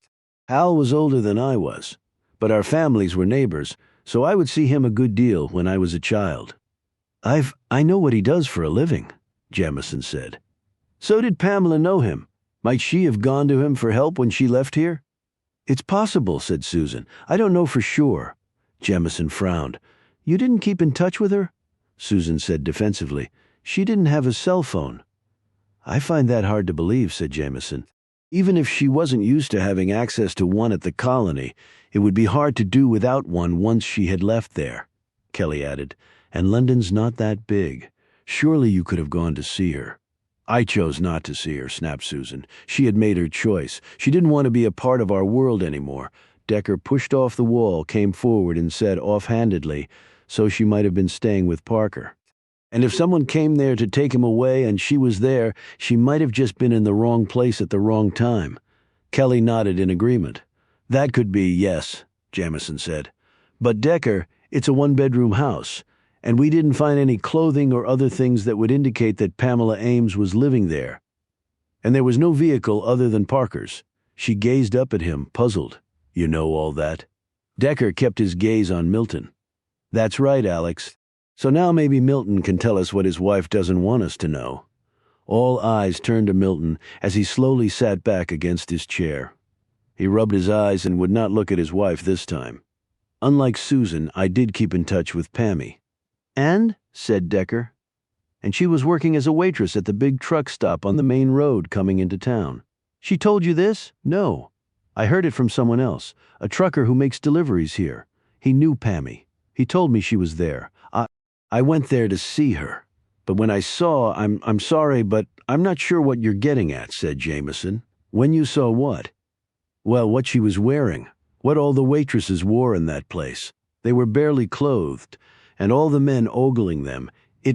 I just couldn't believe that my daughter Susan made a clucking sound and glanced at her husband with a scathing look. Milton swallowed nervously and looked down. And you told her what you thought about it? Said Jameson. He nodded, still looking down. I told her I was ashamed of her and never wanted to see her again. On that, Milton broke into sobs and couldn't answer another question. Decker looked out the window of his hotel room onto a street that was bustling with people and traffic. This fracking stuff, he thought, had really transformed parts of North Dakota from a flyover state to one of the world's great economic booms. He still didn't know why Pamela Ames had been at Hal Parker's. If she'd had a purse, it had also been taken ditto for her cell phone. The gun that had killed Pamela was nowhere to be found. They had also found no trace of Ames having been in Parker's truck, so how she had gotten out there was still unknown. Walt Southern would be doing the post-mortem, and Decker was hoping something would pop from that. They had spoken with the truck stop people. Ames had been working there. She had missed her shift that night. They had tried to call her phone, which they confirmed she had, but had gotten no answer. Kelly had tried to trace the phone's location but gotten nothing. They were also trying to trace where Ames had been living, but so far had gotten zip, and the truck stop people hadn't known that either. The company didn't mail out paychecks, they just handed them out at the end of the week. Her manager had told them. If she had moved around or lived in abandoned premises, as some did here, it might be impossible to pinpoint exactly where she had been on any given day. Decker checked his watch. He was due to meet Baker at the OK Corral Saloon in 30 minutes. He called Bogart's personal cell, got the man's voicemail, and left a message. How and whether Kramer's death coincided with Pamela Ames's murder and Hal Parker's disappearance, he didn't know, and had Parker been abducted. Or had he killed Ames for some reason and then run for it? He washed up, changed into clean clothes, and headed out. He met Baker as the big man was walking up to the bar. "How's the investigation going?" "It's going." "How's the fracking?" He grinned. "Hot, and I'm not talking temperature-wise." They went inside, miraculously found an empty table, and ordered 2 beers on draft. When the drinks came, they each drained about half their mugs. "I spoke to Renee again," said Decker. "Yeah, she told me. I hope you feel better about things. Look, Stan, you don't have to worry about whether I feel better or not. If you two are good with it and the kids are taken care of, then that's great." Baker looked surprised but also pleased by this statement. "Thanks, Amos. I still care for Renee and she does for me. Guess it'll always be that way. We were together a long time, and then we got the kids, of course. That's the glue that really holds a family together regardless. The kids." Baker paled a bit with this last part. I mean, I know exactly what you mean, Stan," Decker said, taking a sip of his beer. "So you'll like it here, you said." "Oh yeah, some of the younger guys, they think it's too isolated. Hell, I've lived in Alaska. Isolated takes on a whole other meaning up there." "So tell me about this fracking business," said Decker. Baker looked surprised. "Why does that matter to you? I'm investigating a murder. People get killed for lots of reasons, like money and power. The money and power thing here is tied to fracking, right?" "Right, otherwise pretty much nobody would be here. So what do you want to know?" "Basically how it works. There's oil and gas in the ground, and folks pull it out and sell it for a lot of money. That part I get. Only I understand it wasn't always that easy to get out of the ground." "That's right. So before I came here, I read up on it. I'm not a young punk with no obligations. I needed to make this work, so I wanted to know whether this thing had legs. North Dakota has gone boom and bust before." "Understood. Go on." "Well, the first bit of oil in North Dakota was discovered in a small town called Tioga back in the early 50s. But drilling up here in the Bakken region was considered a no-go because the oil was too hard to get out. All the big boys had given it a try over the decades and failed. They just assumed that it would be stuck down there forever. So by the end of the 90s, drilling was done here. Then, it turned out the oil companies were drilling in the wrong direction. Vertical doesn't work here like it does pretty much everywhere else. You had to drill horizontally after you've drilled vertically down far enough to reach the shale region. And you had to do that in combination with fracking or piping water and mud and chemicals down into the deposits. That's done both to keep the drill going and to break up the shale. And you send sand down too in order to keep the breaks in the shale from resealing? You mean like stents a surgeon puts in to open up a blocked artery? Exactly. And on the extraction end, think of a straw inserted into a cup of water. You pour more liquid and other stuff through the straw and into the water. With no place else to go, the water down below has to come up through the straw. Here, after fracking a deposit, the oil starts to flow to the surface. How far down do you go? about 2 miles vertically, and then you move sideways or horizontally in a series of carefully monitored stages. That could be quite a few more miles, all told. You're talking about 20,000 feet or more of drilling and piping. Then all these rigs I see around are over deposits of oil and gas. Yeah, you pretty much always find one with the other. It takes anywhere from 1 to 5 million gallons of fresh water to frack a single well, and a couple thousand truckloads of sand. Each well from site prep to readiness for production takes about 3 to 6 months. But then the well could be productive for 20, 30, or 40 years. When all the oil and gas have been gotten out, they plug everything, clean up the surface, and the owner who leased the land goes back to using the property. What's your job in all this? When I first came here, I was just a run-of-the-mill oil field hand. I ran pipe and worked drilling rigs with all the youngsters. Then, when they found out I had real experience, they put me in charge of monitoring operations at some of the rigs. I get to sit in a trailer and watch computer screens. I'll show you sometime if you want. That'll be great, Stan. I appreciate that. Baker smiled. What? Asked Decker. This is the most I've seen and talked to you since you graduated from college and went pro. Right, said Decker. So tell me about Caroline Dawson. Baker looked embarrassed. I know you're thinking, what is a rich, smart, beautiful young gal doing with a big old lug like me? That wasn't what I was thinking. You're a bad liar, so? So I came into this bar one day and there she was. Hell, she was mixing drinks. I thought she was just a bartender earning her daily bread here. Why would she be mixing drinks? Her father owns the bar. I didn't know that, but I guess it makes sense. But surely she doesn't need the money. She likes to get her hands dirty with all the lines of work they're involved in. She's done maid service at some of the hotels and apartment buildings, cashiering at some of the stores, even drove a semi. She has her CDL, added Baker, referring to a commercial driver's license. Decker looked impressed. Okay, that speaks well of her. Anyway, I ordered a beer from her. Not even knowing who she was, of course, all these young, drunk punks were hitting on her all night. But she kept her cool. She seemed interested in me, maybe because I wasn't hitting on her, and also because I knew some of the punks and told them to back off. She asked questions and I told her a little bit about myself, showed her pictures of the kids. Then she told me what time her shift ended.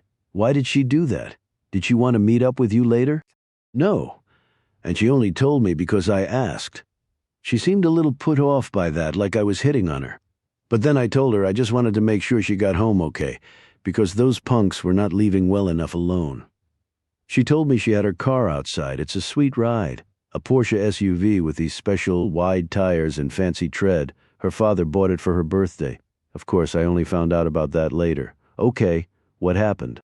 I was waiting across the street from the bar when she came out. Just to be sure, 2 of the punks who'd been harassing her followed her out. She told them to get lost, but they were drunk and wouldn't listen. It started to get dicey, them pawing her, and I was afraid it might move on to something really bad, so I ran across and, well, persuaded them to leave her alone. Decker smiled. And how exactly did you do that, Stan? Mostly by knocking them out cold. I don't think they expected that from a guy my age anyway. Caroline was really grateful and well, she asked me out. Couldn't believe it. Never had a gal do that. Not even Renee, and she's no shrinking violet, so we see each other from time to time. I'm not in her league, but, well, she makes me feel good about myself, I guess, and she's fun. I guess everybody deserves to have some fun, right? Absolutely. Have you met her father? No, and we haven't, you know. Slept together? Right.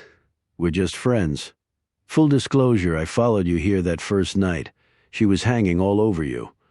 The gal likes to have fun, but I'm in my 50s. Hell, I could be her father. Hasn't stopped people in the past. Yeah, well. Baker hunkered down over his drink. You both disappeared when I wasn't looking. Thought you might have, well, nah. Caroline keeps a room over the bar. She went up there. She had a headache, she said. I went home. Okay.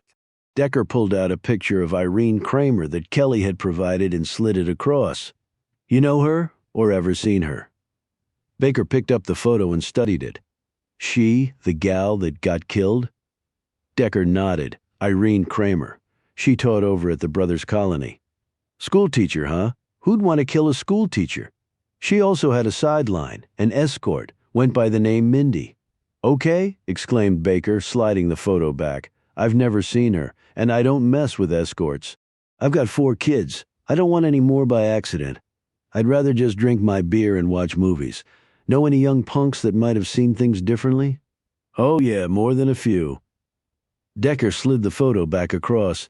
Then show this around and see what comes up. Now, what do you know about the Air Force Station? I pass by it every day going to and coming from work. I went out there and spoke with the commander of the place. Tight-lipped. Yeah, they take things seriously over there or so, I've heard. Lots of security. He told me it was a pretty safe place to work, no accidents.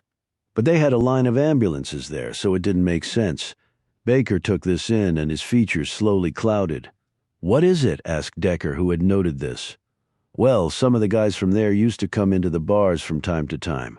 I wore the uniform, so we speak the same language. They're Air Force and I was Army, but still I did enough joint ops and training to get along with them. Okay, well, I was drinking with some of them one night, and one fella, think his name was Ben, said something odd. Stuck with me. See, memorable what he said? So what the hell did he say? Before answering, Baker finished his beer and then looked directly at Decker. That we were all sitting on a fucking time bomb. Decker and Baker each had another beer and split a plate of chili, chips, and jalapenos and then headed out of the saloon. Neither one had noticed the knot of young men who had been closely watching them at the bar. It was dark now, and the streets were emptier than they had been, not only because of the late hour, but also because of the fine rain that had begun falling. They hadn't gone more than a block down a side street where Baker had parked his truck, and which was also a shortcut to Decker's hotel when Decker slowed. What's up? Said Baker, noting this. We have some company, and I don't think they're friendly. Look, Baker gazed ahead where 3 young men stood blocking their path. Then Decker looked behind them. 3 more men barred the way they had come. Buddies of yours? Asked Decker. As the men came closer on both sides, Baker said quietly, I recognize a couple guys. I busted up for going after Caroline that time. Thought it might be that. Guess they're here for payback. This isn't your fight, Amos? I can see if they'll let you pass. Decker gave him an incredulous look. You really think I'm leaving you here to face this alone, Stan? Baker grinned. Well, this won't be the first fight we've been in together, and probably won't be the last. See any weapons? I think one of them might have a knife. Decker looked behind him. And one has a baseball bat. You have your gun? Unfortunately, I left it in my room. Didn't think I'd need it to have a beer with you. I can flash my creeds at them. Hell, those idiots probably can't even read. Okay, looks like we're going to have to do this the old-fashioned way. I'm not thrilled about that because I'm wearing my good clothes and don't want to mess them up with their blood and stuff. I don't see a way around it, Stan. Decker looked to his left and saw a row of garbage cans. You want the guy with the knife or the bat? I'm actually partial to the knife guys. Hey, I remember that game against Michigan your senior year. What you do again? The center spit in my face after I sacked the QB, so I pile-drove him into the turf. Got a 15-yard personal foul call, but it was worth it. And we won, so hey, that's right. Now I remember. Okay, you might want to pull that one out of your playbook, 'cause here they come. The 6 men rushed forward, the bat and the knife leading the way. Neither Decker nor Baker moved until the very last possible second. When the bat guy was within a foot of Decker, he grabbed a garbage can lid, swung it around, and caught the man flush in the face. He dropped the bat and fell backward with blood streaming down his features and 2 teeth missing. Baker stepped up to the knife wielder. When the man began his downward thrust, Baker used his forearm to block it.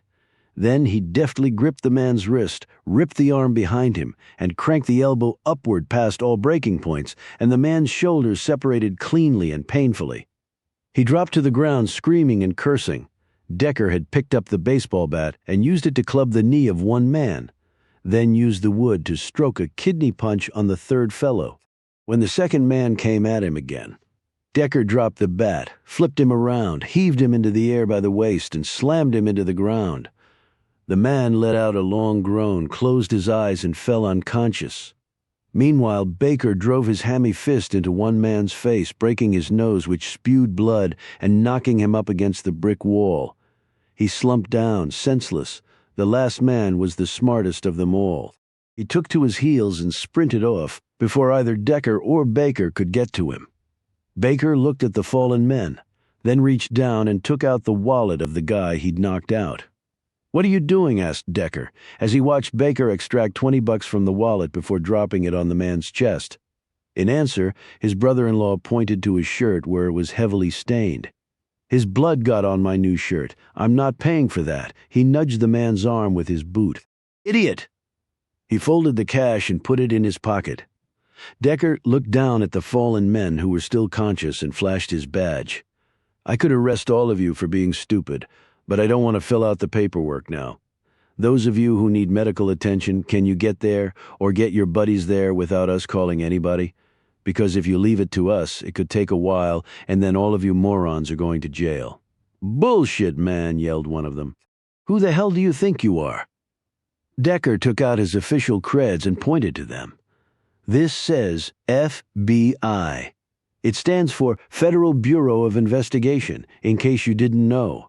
So if I press charges, you guys are going to a federal lockup a long way from here to spend about 10 years contemplating your evil ways, and the guys you'll be spending that time with won't be nearly as nice as me and my friend are." The man who Decker had clubbed in the knee looked up and nodded. "We can take care of each other," he said quickly. "No need for you to stick around, sir." "Fuck you," screamed the man whose shoulder Baker had separated. "Did you think of that one all by yourself?" said Decker dryly. He and Baker walked down the street to the next block over and parted company there. "I'll call you tomorrow about coming out to the work site," said Decker. "I'm usually there 6 in the morning until 6 in the evening, and thanks for helping me back there. Wasn't your fight?" "I'm not sure you needed me," replied Decker. He left Baker there and continued on his way. The street he was on was even emptier than the previous ones. The rain was falling harder now, and Decker picked up his pace. He calculated that if he took a shortcut down the alley coming up, he would shave his time in half. He ducked into the alley as the rain picked up. He was about halfway down it when something hit him from the side. It was as hard as a Mack truck and took Decker right off his feet. It reminded him of the blindside tackle he'd taken that had led to his brain trauma. An instant later, a gun was fired, and the bullet hit the brick wall opposite right where Decker would have been. It punched a 2-inch hole in the wall, and as soon as it did, a mini explosion happened, and flames licked the brick. If it had struck him, he'd have been a dead man.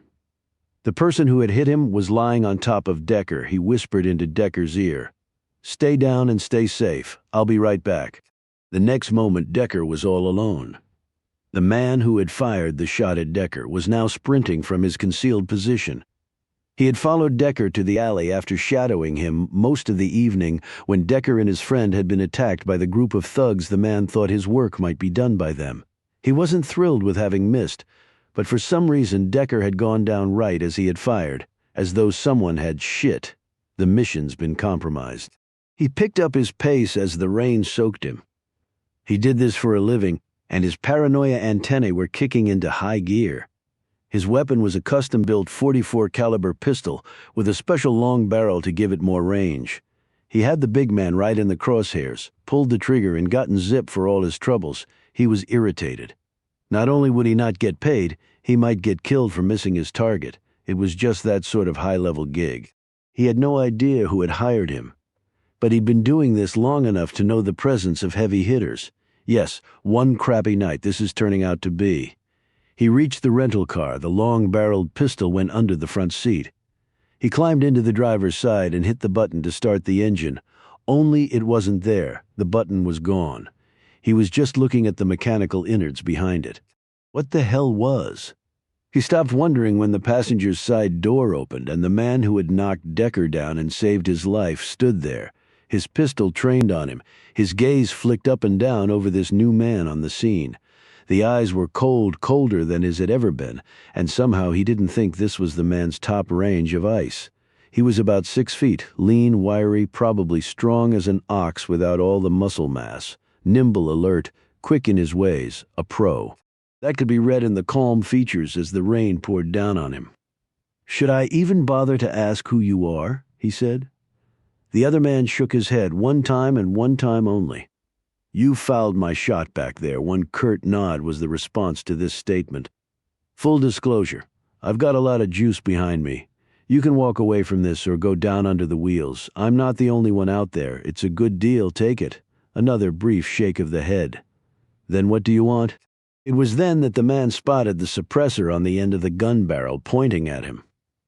"You're making a huge mistake," he said. "This is a lot bigger than both of us." "First thing you've said that makes sense," said the other man. He pulled the trigger once and drilled a hole in the other man's forehead. Dum-dum round, it stayed inside. The man slumped forward over the steering wheel. The other man had a comm bud in his ear and spoke into a mic tagged to his jacket. He gave the location and situation. He received an affirmative that cleanup would commence right away. He put the starter button back from where he had earlier taken it. Then he closed the door without looking at the man he had just shot dead. He slipped his pistol into a holster that rode on the back of his waistband and sprinted back to the spot where he had left Decker. Decker was still there, lying on his belly in the middle of the alley. With the falling rain, he was as soaked as though he had jumped, fully clothed, into a pool. When Decker saw the man heading down the alley, he called out, "Hey, can I get up?" Affirmative. The man hustled over and helped him up. Decker could feel the strength in the other man's grip. "Someone just tried to kill me," said Decker. The man pointed to the hole punched in the brick, .44 caliber steel jacketed with an incendiary mini-explosive kicker. "Someone really wanted to make sure that you would be joining the ranks of the dearly departed. But you saved my ass. Why? It's my job. Why? That's it. What happened to the other guy? He was my job too. And what happened to him? That's it." Decker looked flustered by this odd response. "What's going on?" "We're counting on you to get us there, Mr. Decker." "Who's us? I won't insult your intelligence. And if I can't get us there, not an option. That's your job. I'm here to investigate a murder." "I don't know about the rest of this. I don't know about whatever element you're attached to. We're on the same team, just a different division." Decker looked him up and down. "When did you get into town?" "Just in time for you, it seems. How long have you been following me?" "Not long enough to really give you any answers. How did it go tonight other than the shitheads and the shooter? So, you saw the shitheads too?" The man nodded. "I would have intervened, but you and your buddy seemed to have it covered, and revealing myself for the JV team was not an ideal use of my time. It would have spooked the guy who took the shot. The shitheads had everything to do with my buddy and not with me, but not the shooter. He had everything to do with you. Someone doesn't want the truth to come out. There's always somebody who doesn't want the truth to come out. So what did you learn tonight?" "I learned about fracking," answered Decker. The man studied him. "You consider that a good use of your time?" "If you've got a reason why, it's not. I'm listening. Not enough for you not to cover that angle. You obviously know something is going on in this place. I just don't know the something. I'm not a detective. My talents lie elsewhere. Did you get the shooter? He won't be bothering you again." "We can question him," suggested Decker. "He won't be bothering you again." "Are you telling me he's dead?" "He could have led us somewhere. He would have led us nowhere. Probably at least 4 layers between him and where we need to go. Waste of time, and we don't have time to waste." "Did you just kill him?" said Decker. "Does it matter to you?" "I'm a cop. Shit like that does matter to me. You let me worry about that. You do what you do. We're counting on you. If this is such a big deal, how come we don't have more federal assets here?" "Stealth, Mr. Decker." "Why do I think you didn't fly commercial into North Dakota? It's a free country. You can think what you want. I won't stop you. How do I get in touch with you then? And you with me? We'll figure a way. Can you tell me your name at least?" The man hesitated. The first instance of indecision Decker had glimpsed in the fellow. "It's Roby." "Will Roby? Will Roby? He told you his freaking name?" Jameson was staring across at a soaked Decker who was leaning against the wall of her hotel room dripping water on her carpet. Decker had come directly back to the hotel, knocked on her door, and woken her up, and now she was sitting on her bed in sweatpants and a long-sleeved t-shirt staring at him incredulously. "Yeah, he did. So let me get this straight. First you got attacked by a bunch of morons, and you and Baker beat them up? They were after Stan, not me. Then someone tries to shoot you with an exploding bullet. Only this Roby guy saves your butt. After that, he runs off and takes out the guy who was trying to kill you. And then he comes back and intimates to you that there's something big going down in this town and we're expected to find out what it is really quickly, with no other assets coming our way. That's actually a pretty good summary. Jamison slumped against the headboard, and this Will Roby actually said he was on our side. Different division, same team, he said. But the most interesting thing I found out tonight was what Stan told me, the guy from the air station said. That we're sitting on a time bomb? Yeah, that's comforting, she said sarcastically. Stan thought his name was Ben, and he was in uniform, so it was before Vector took over out there. And he didn't follow up with what the guy said. Stan isn't a cop, and they were drinking at a bar at the time. Stan probably thought he was bullshitting. But what the guy said obviously stuck with him. Yeah, it did, conceded Decker, in retrospect. So this Roby, what is he? Your guardian angel? He was tonight. I'd be on a slab with my head literally blown off, but for him. This comment drew a shiver from Jamison.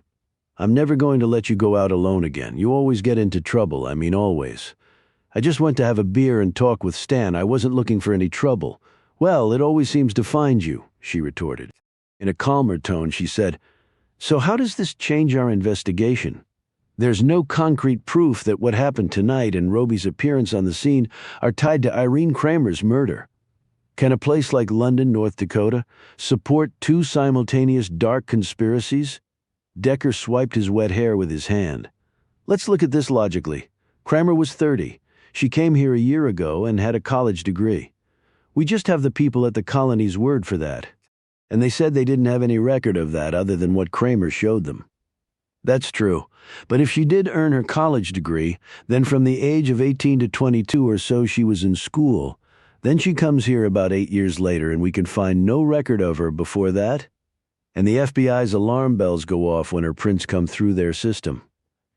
And your point? Kramer didn't have all that much time to establish herself as some international spy like we were speculating before.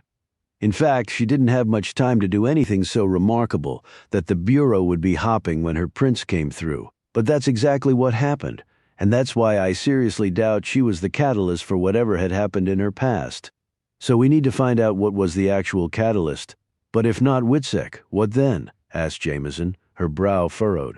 Because I can't think of anything else. Well, I thought of one thing. What was that? He gazed at her with a pensive expression. The sins of the parents can carry over to their children, Alex. Jamison's puzzled look turned to one of understanding. Kramer's parents? So it might have been something they did that led Irene to go underground and maybe change her name? I'm sure she changed her name. We just have to find out who she really was. We don't have a lot to go on. We usually don't. And we don't know that what happened to Kramer is tied to this ticking time bomb comment. No, we don't. But we will figure it out. I wish I were as confident as you. Now get some sleep. Wait, will you tell Kelly about what happened tonight? For now, let's keep it between you and me. Are you sure? He is a local cop. I'm not sure, but I'm trusting my gut. He headed to the door. Decker, promise me you're not going back out, she said imploringly. I'm going to slide the bureau up against my door and sleep with one eye open and my gun in my hand. Decker didn't go to sleep, at least not right away. He sat fully dressed in his wet clothes on the floor. From his wallet he took out 2 pictures. They were of his wife and daughter. Each had been taken shortly before their deaths tonight. He had come as close to dying as he ever had, he supposed. If this Roby fellow had been a second slower or not there at all, I'd be dead. Like Cassie and Molly. He peered down at their images. He hadn't looked at these pictures in quite a while, on the day of their funerals. He had been unable to speak, unable to really function. Tearful, devastated people kept coming up to him and saying how sorry they were, and he couldn't comprehend at the time what they were even trying to communicate. He felt as dead as his wife and daughter were. He had actually wanted to be dead because he had no desire to keep on living while they could not. But then time passed. He grieved mightily at first, too mightily, because he came close to losing everything, including his own life. Then more time passed, and his days and nights were taken up with doing his job, interacting with others, even making new friends. The loss was still there. It would always be there, but the phrase "life goes on" appeared to be an accurate one. And from time to time, Decker would feel guilty that he was becoming so absorbed in his work that the memories of his family were receding into a little box in his head, only to be taken out from time to time and wept over.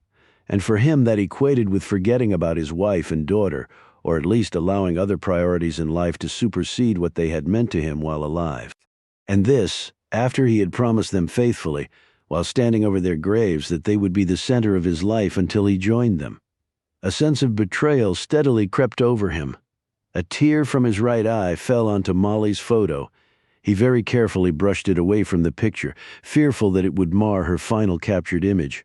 He had told himself back in Burlington when he had been visiting their graves that he could live in the past or live in the present. Only he couldn't do both, although part of him desperately wanted to. So what's it going to be, Amos? He supposed all who had suffered such a loss struggled just as he did. That notion didn't console him at all. We all feel alone. We all feel unique in our pain. He slid the photos back into his wallet and put it away. It was then that he noticed the bulge in his jacket pocket. He slowly put his hand in there and pulled out. A phone, the answer hit him. A second later, Roby. The man had slipped this phone into his jacket when he had helped Decker up in that alley. He had said he would figure out a way for them to communicate, and this must be it. He looked more closely at the device. It both looked and did not look like a typical mobile phone. He punched in the number of his own cell phone to see if it would go through. It didn't. He looked down at the phone, then simply pushed the green talk button. The phone made a small buzzing sound, and then the voice came on. "I expected you to be a little quicker on the uptake," said Roby. "I've been waiting for your call for an hour. I just found the phone and figured out how to work it. Anything up, or are you just checking in?" "The latter. So if I push the green button, you come running?" "No, if you push the red button, I do. But I don't have a cape and superpowers, so don't expect me to be there in seconds. So it's like a panic button then. And only use it when you are indeed panicked. Now, if there's nothing else, I'm going to get some shut-eye." "Sorry to bother you," said Decker brusquely. "I don't mean to sound like an asshole, Decker, but this is a job. A critical one. We're not here to make friends. I wouldn't have it any other way. Good. One more thing." "Yeah. Thanks for saving my butt tonight." "You're welcome." Roby clicked off. Decker stood, put the phone on the nightstand, stripped off his wet clothes, and changed into dry skivvies. He lay back on the bed, suddenly wanting to be anywhere other than here. That was surprising, shocking even, because normally he wanted to be wherever there was a crime that needed solving. And right now, that was squarely in London, North Dakota. The first victim, Irene Kramer, had a mysterious past and might not have been who everyone thought she was. She was a teacher by day and doing something else entirely at night. She had been murdered and a post-mortem performed on her body, presumably by her killer. Something had perhaps been taken from her stomach or intestines. The man who had found her, Hal Parker, was looking for a wolf that had killed some cattle owned by Hugh Dawson, and now Parker was missing, and Pamela Ames was dead. Had Parker killed Kramer and Ames? But if he had, why pretend to find the body and call the cops? That put him right in the middle of the investigation, which made no sense. Now Decker came to Will Roby's involvement. He only had Roby's word for it that he worked for the federal government, but Roby had saved his life. And the man who had tried to kill Decker, where had he come from? And finally, Decker came back to what his brother-in-law had said. The man from the Air Force station had told him about sitting atop a time bomb. Did it tie into the row of ambulances at the facility? And did it explain the reluctance of the station's commander, Colonel Sumter, to cooperate with them? They had to find the man who had uttered those words, and he would need Baker's help in learning more about this fracking business. In Decker's experience, when there was money to be made, big money as here, that provided an excellent motive to kill, as if humans really needed a reason to hurt other humans. With that thought, he fell into a troubled sleep. "This looks like a command center," said Jameson. She and Decker were inside a roomy trailer staring at a series of computer screens set atop a long laminated desk. They were at an oil rig site that was in the process of being fracked. Baker sat in a swivel chair in front of the desktop units, his gaze flicking alertly over each screen. The trailer had a bathroom and an AC window unit and was quite comfortable inside. "That's exactly what it is," said Baker. We actually call it the data center because that's what all this is, he added, pointing to the screens. Data. Jameson indicated a Maxwell House coffee can sitting on a table with its plastic lid on. You've got a Keurig over there. So what's that for? Don't open that top, warned a grinning Baker. It's the other supervisor's spit can. You can't smoke anywhere around a rig, so nicotine addicts chew tobacco instead. Great, thanks for the heads up, said Jameson, looking disgusted. Baker pointed to one screen. This monitors the barrels of fracking fluid we pump in the hole by the second. Is it important to monitor it that closely? Asked Jameson. Oh yeah, because things can go sideways fast and people might get hurt. And you could end up wrecking a wellhead site. Nobody wants that to happen now. We're just beginning to frack this well. The drilling and piping have all been done by a separate crew. How does all that work? Asked Decker. The initial well bore is drilled. After that's done, the drill pipe and bit are taken out. Then a steel tube, which we refer to as a surface casing, is put in the hole. That makes the sides of the well rigid and stable and also prevents stuff from leaking out. Then cement is poured in to secure the casing tube. We pressurize the shaft to make sure it's holding okay, sort of like testing a plane fuselage. Then the drill pipe and bit goes back in, and the drilling continues vertically. When that's completed, the horizontal drilling starts up. We continuously lower in more casing and cement to make sure everything is secure. When that's all said and done, then comes the insertion of the fracking fluid. It's all done in stages, and each one takes about 2 hours. How many stages? Asked Decker. Nearly 100, said Baker. Good God, said Jameson. Why so many? We're going down a long way, and we have to break up the rock in just the right manner and direction. He went to the small window and pointed out. Those trucks will pump the fluid mix into the wellhead through all those connected pipes. Now we've also got an artillery van where they prep the necessary explosives and attach the detonating gun to the perforating gun. An artillery van, exclaimed Jameson. Sounds like you're going to war. We are in a way, against some really tough subterranean rock that's a zillion years old and has never been disturbed before. We pump the gun down to blast fractures in the rock. Then the perforation device extends fissures or cracks that reach into the oil deposits, sort of like fingers poking in to get something. Then we drop a ball down and seat it in a plug. That isolates the area we're interested in, and that's when we start blasting fracking fluids into the rock cracks and fissures. What do the fluids consist of? Asked Decker. He led them back over to the screens. It's a pretty well mapped out mixology of stuff. Sand and fresh water make up 99.5% of what we put down the hole. The rest are chemicals, biocide to kill bacteria in the water so it can't foul the product. Then other chemicals to provide viscosity to the liquid guar gum, magnesium chloride, barite, hydrochloric, and citric acid, ethanol and methanol, sodium erythorbate. All this stuff has different purposes. Some help with gelling, others with iron control, corrosion counteractor, clay stabilization, friction reducer, crosslinker, and the list goes on, he grinned. Hell, some days I feel like I've got my degree in chemistry 3 times over. These graphs over here chart the PSI in the pipe. We use regular sand, which we refer to as the proppant to start with, and then change over to ceramic sand, which holds the fractures open longer. He glanced at Decker. Like your stent analogy to unblock an artery. We use about 250,000 pounds of proppant per stage. That's a lot more than a sandbox full, noted Decker. Which is why you see all those trucks hauling it in, replied Baker. Without sand, none of this works. Natural sand comes from Wisconsin. The ceramic stuff is imported from China. So, the Bakken region is chock full of oil and gas, said Decker. Northwest corner of North Dakota hit the jackpot for fossil fuels. All told, the state is pumping about 2 million barrels of oil a day. To give you some perspective, the Saudis alone do around 12 million barrels a day. The Middle East in total has about half the world's total proven oil reserves and over 40% of the natural gas, which is why everyone pays attention to what goes on there, noted Decker. So most of the oil is trucked out, said Jameson? No. A lot of the oil captured here actually gets transported out via the Dakota Access Pipeline, which is a lot cheaper than trucking it to a train. But that pipeline is filling up fast, so they're building another one, Jameson said. And this is one of Stuart McClellan's operations? That's right, Decker said. The Air Force Station is close to here, and the brothers' colony. Yep.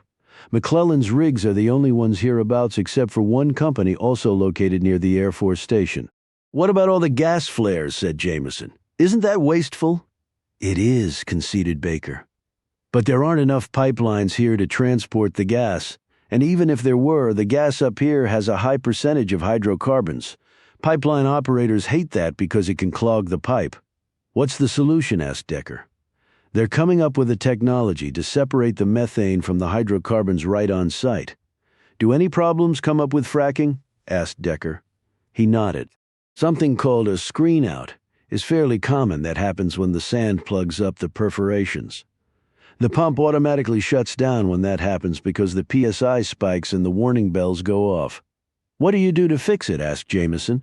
We open the well and force up lots of barrels of fluid that we just sent down to clean up the blockage.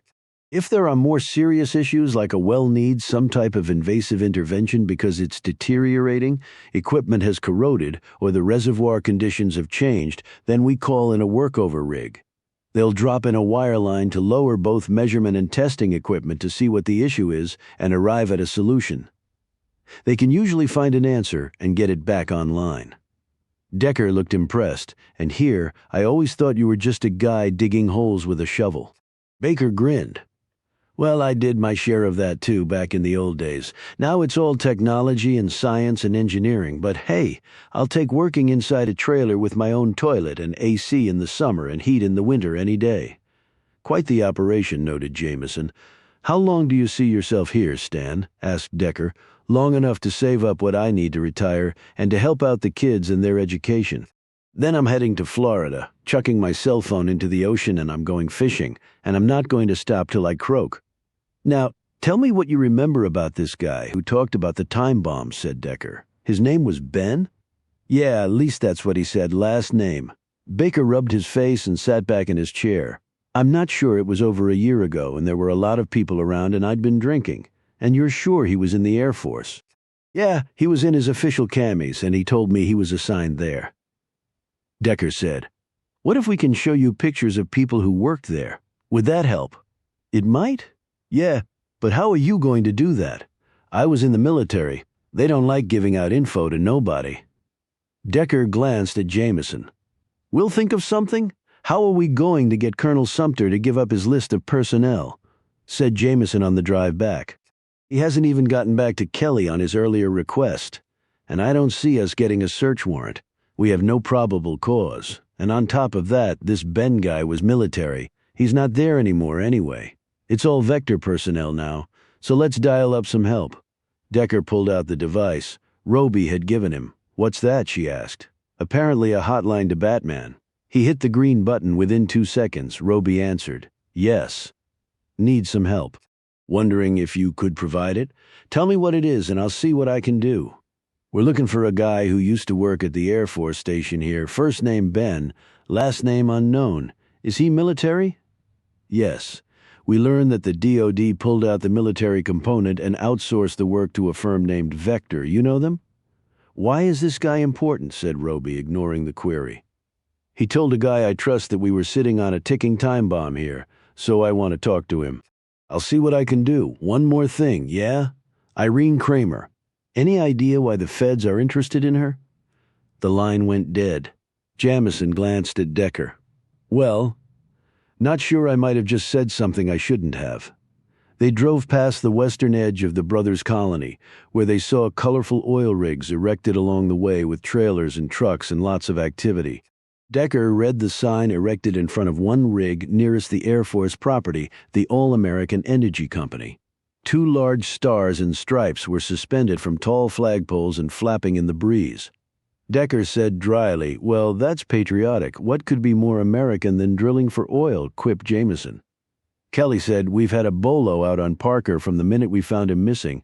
There's been no sign of the guy. They were walking to the room where the post-mortem had been performed by Walt Southern on Pamela Ames. I guess around here there are lots of places to get rid of a body, said Jameson. Yep, We got landfills full of crap that they add to every day, including some radioactive stuff that comes naturally out of the drilling process. Radioactive, said Jameson, and they can just dump that in a landfill. Well, they're not supposed to. But people aren't supposed to do lots of things, and they still do. That's why we have a job, grumbled Decker, as they entered the room. Southern was finishing up some notes in a paper file. He eyed Decker warily. Heard you came by to look at Kramer's body while I was out of town. I did. It looks like you opened her up again. I did, Decker said again. Why? He said sharply. Because I had to. Now I'd prefer to talk about Ames's post. Southern started to say something, but then seemed to catch himself. Okay, not much to tell. Dead about 14 hours when you found her. Single contact GSW to the right temple, dumb round. He held up a baggie with the round inside, all beaten to hell. No striations, lands, or grooves visible. Did what it's designed to do. Won't get a ballistic match off it. 14 hours, said Kelly. So around 10 o'clock at night? Southern glanced at his notes about yes. Stomach contents. Some dinner, half digested. That's it. Tox screens have been sent out. I found no obvious signs of drug use. No sign of a sexual assault or recent sexual intercourse. Kelly nodded, but said nothing. He was watching Decker. Decker said, Did you confirm that nobody cut her up like they did Kramer? We didn't look under her clothing, just noted the gunshot wound and bagged her for the post. Jameson looked at her partner in surprise, because this was an unusual thing to say. But from the look on Decker's face, the man had a reason. Southern slowly put down his file. Do I have to read between those lines, or are you going to come to the point? You noted that Kramer's stomach and small intestines were sliced open. Sliced. I don't need to tell you those places are pretty popular to hide contraband. When I asked you if there was anything unusual in the post, you never mentioned either of those things. Now I'd like an explanation for that. They were in my report. But they were not highlighted. They were buried, in fact, a single sentence for both organs. And you took no photos of them. You should have drawn our attention to them. That's standard protocol to this, Southern shrugged. But you found out about them, so what's the problem? No harm, no foul. If you have to ask a question like that, I'm not sure you're in the job you need to be in. Southern scowled. I do this out of a sense of public duty. It's not like they pay much. Decker glanced at Kelly, who didn't look inclined to say anything. Southern said, So you think she might have had something inside her? Did you find any trace of that? Said Jameson. Because if you did, it wasn't in your report, noted Decker. That's because I found no trace of any foreign substance inside her stomach or intestines, and you specifically looked, asked Decker. I checked the organs. Did you give the stomach and intestines a more focused look because of the way in which they had been sliced open? Decker wanted to know. I was thorough, and that's all I'm going to say on the matter. If you got a problem with that, you can take it up with Joe. Now, if we're done here, I'll have my very thorough report ready for you later today. And with that, Southern walked out. Decker stood there for a minute and then walked over to the body of Pamela Ames and lifted the sheet. The Y incision stared back at him, along with the dead woman's pale face. No electric blue light again, thought Decker. My brain keeps me guessing and I don't much care for it. No, I hate it. Decker, Jameson said, coming to stand next to him. You okay? Decker curtly nodded. Kelly said, I wish you could have given me a heads up on all that. What are you going to do about it now that you know? What can I do? It was in the report, right? Not where it optimally should have been. Optimally? I can't take that and run with it. Hell, without Walt. We don't have anyone here who can do posts. I don't see that I have many options. I would think that you have options for somebody like that. You can't believe that Walt would have intentionally. Decker cut him off. I don't believe or disbelieve anything until I can prove it. Just so we're straight on that. He put the cover back on Ames's remains, then walked out of the room and slammed the door behind him. I take it he's pissed, said Kelly. And I think he has every right to be, retorted Jameson. And with that, Jameson left, leaving Joe Kelly alone with the corpse. Will Roby was on the move. It was night, and a warm rain was falling. He was on foot, dressed in a camouflaged ghillie suit with a pair of night optics and a GPS tracker mounted on his forearm. Under the ghillie was level 3A body armor, along with rifle plates that could stop and disperse all handgun rounds and most rifle rounds. They offered superb stab and spike protection as well. Unless someone got a head or femoral artery shot on him, then it was over. He took up position on a slight rise of earth and surveyed the area in front of him through the optics. To the left were the lights of the brothers' colony, and to the right, those of the Air Force Station. And then there were the oil rigs surrounding these two facilities like a hostile army ringing an enemy. There was movement at the oil rigs as people and trucks came and went.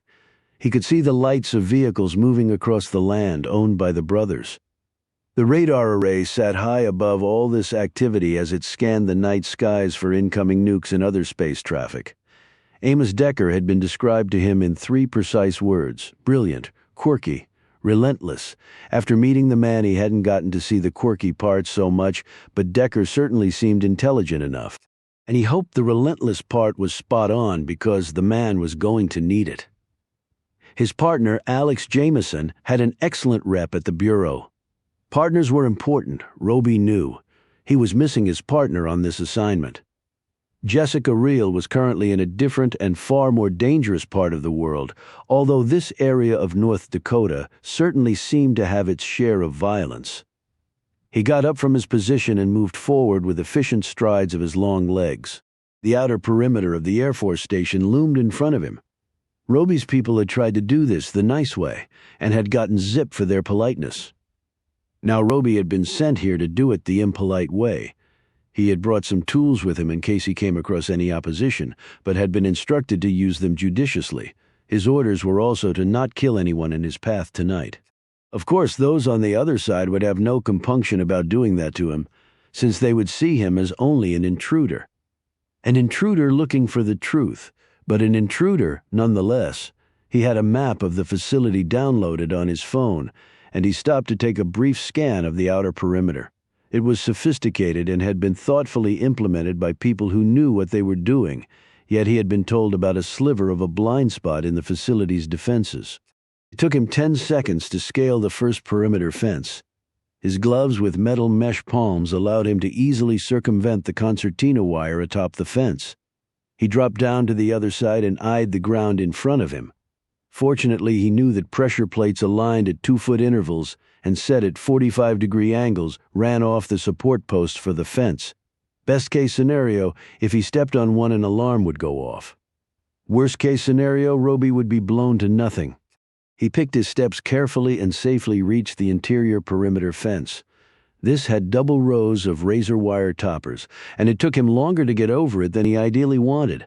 He dropped silently to the ground and squatted there, watching and listening. This endeavor made up 3/4 of most of his missions. This was the part that allowed him to live, so he paid attention to it, gave it the due it deserved. He wanted to walk out of here, not be carried out in a body bag. Now the easy part was over. The one unknown for him was whether they deployed dogs here. His intel had been sketchy on that. Dogs were almost impossible to defeat, at least for long. But if they were present, he had brought something that would help him overcome this obstacle. There were surveillance cameras along the pedestrian routes, but he also knew where each of them was, and he stayed out of their lines of sight. He saw the first sentry up ahead, dressed in black with body armor and carrying a subgun with a 30-round extended mag and a walkie-talkie attached by Velcro to his shirt front. A sweep light mounted on a tower was making its rounds over the ground. Roby watched its routine and then moved forward, avoiding its glare. He drew to a stop about 15 feet later and waited for the guard to finish his walk. When he disappeared around the corner of one building, Roby crept forward, his gaze moving across the area in front of him, side to side.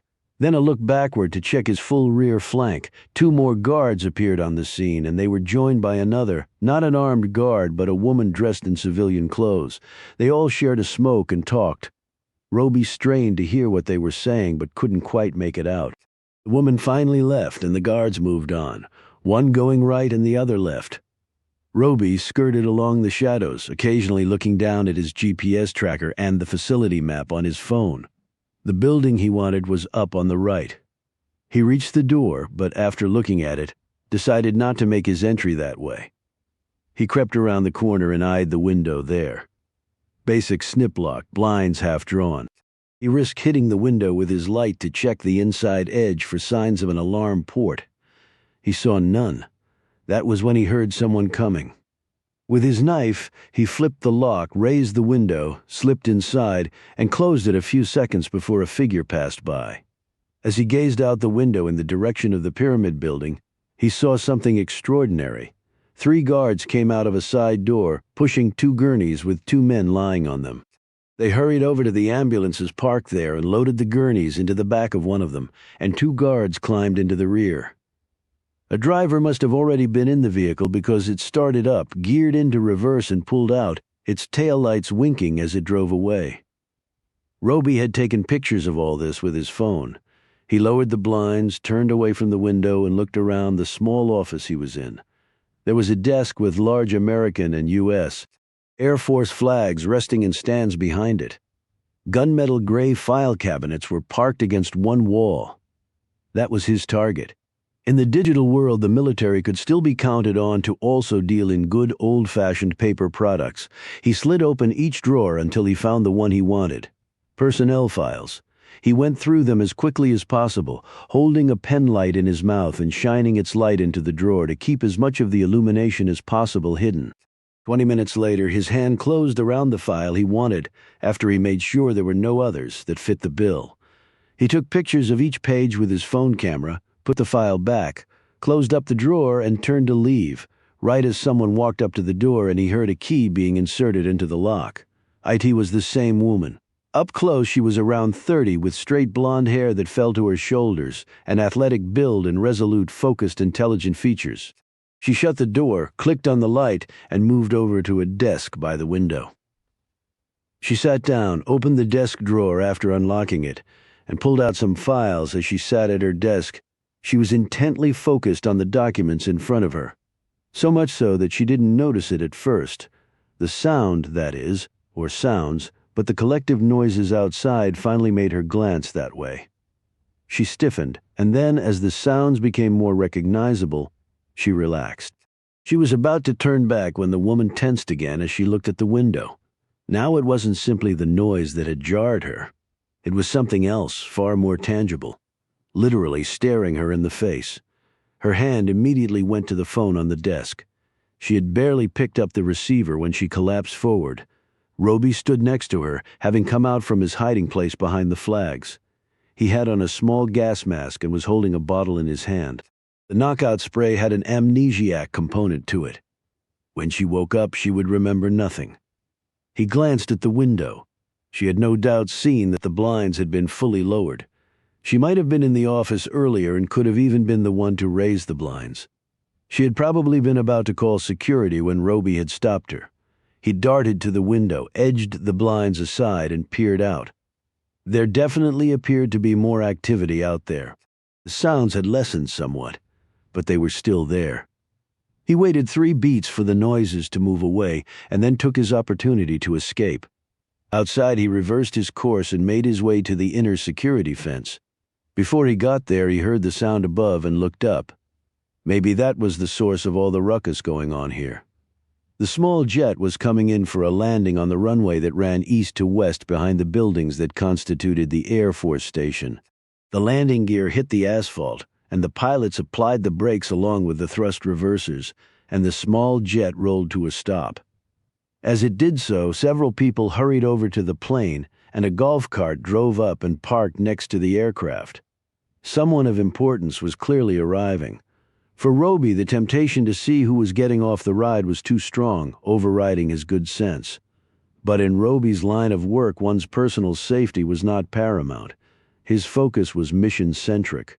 He had come to gather intel, and this alone might be well worth the clandestine visit. In fact, this might be just as important as what he had found in the file cabinet. He reversed course and edged along the side of a building until he gained a sight line to the runway as the plane's air stairs came down. Roby moved closer still as a few moments later the passengers began to deplane.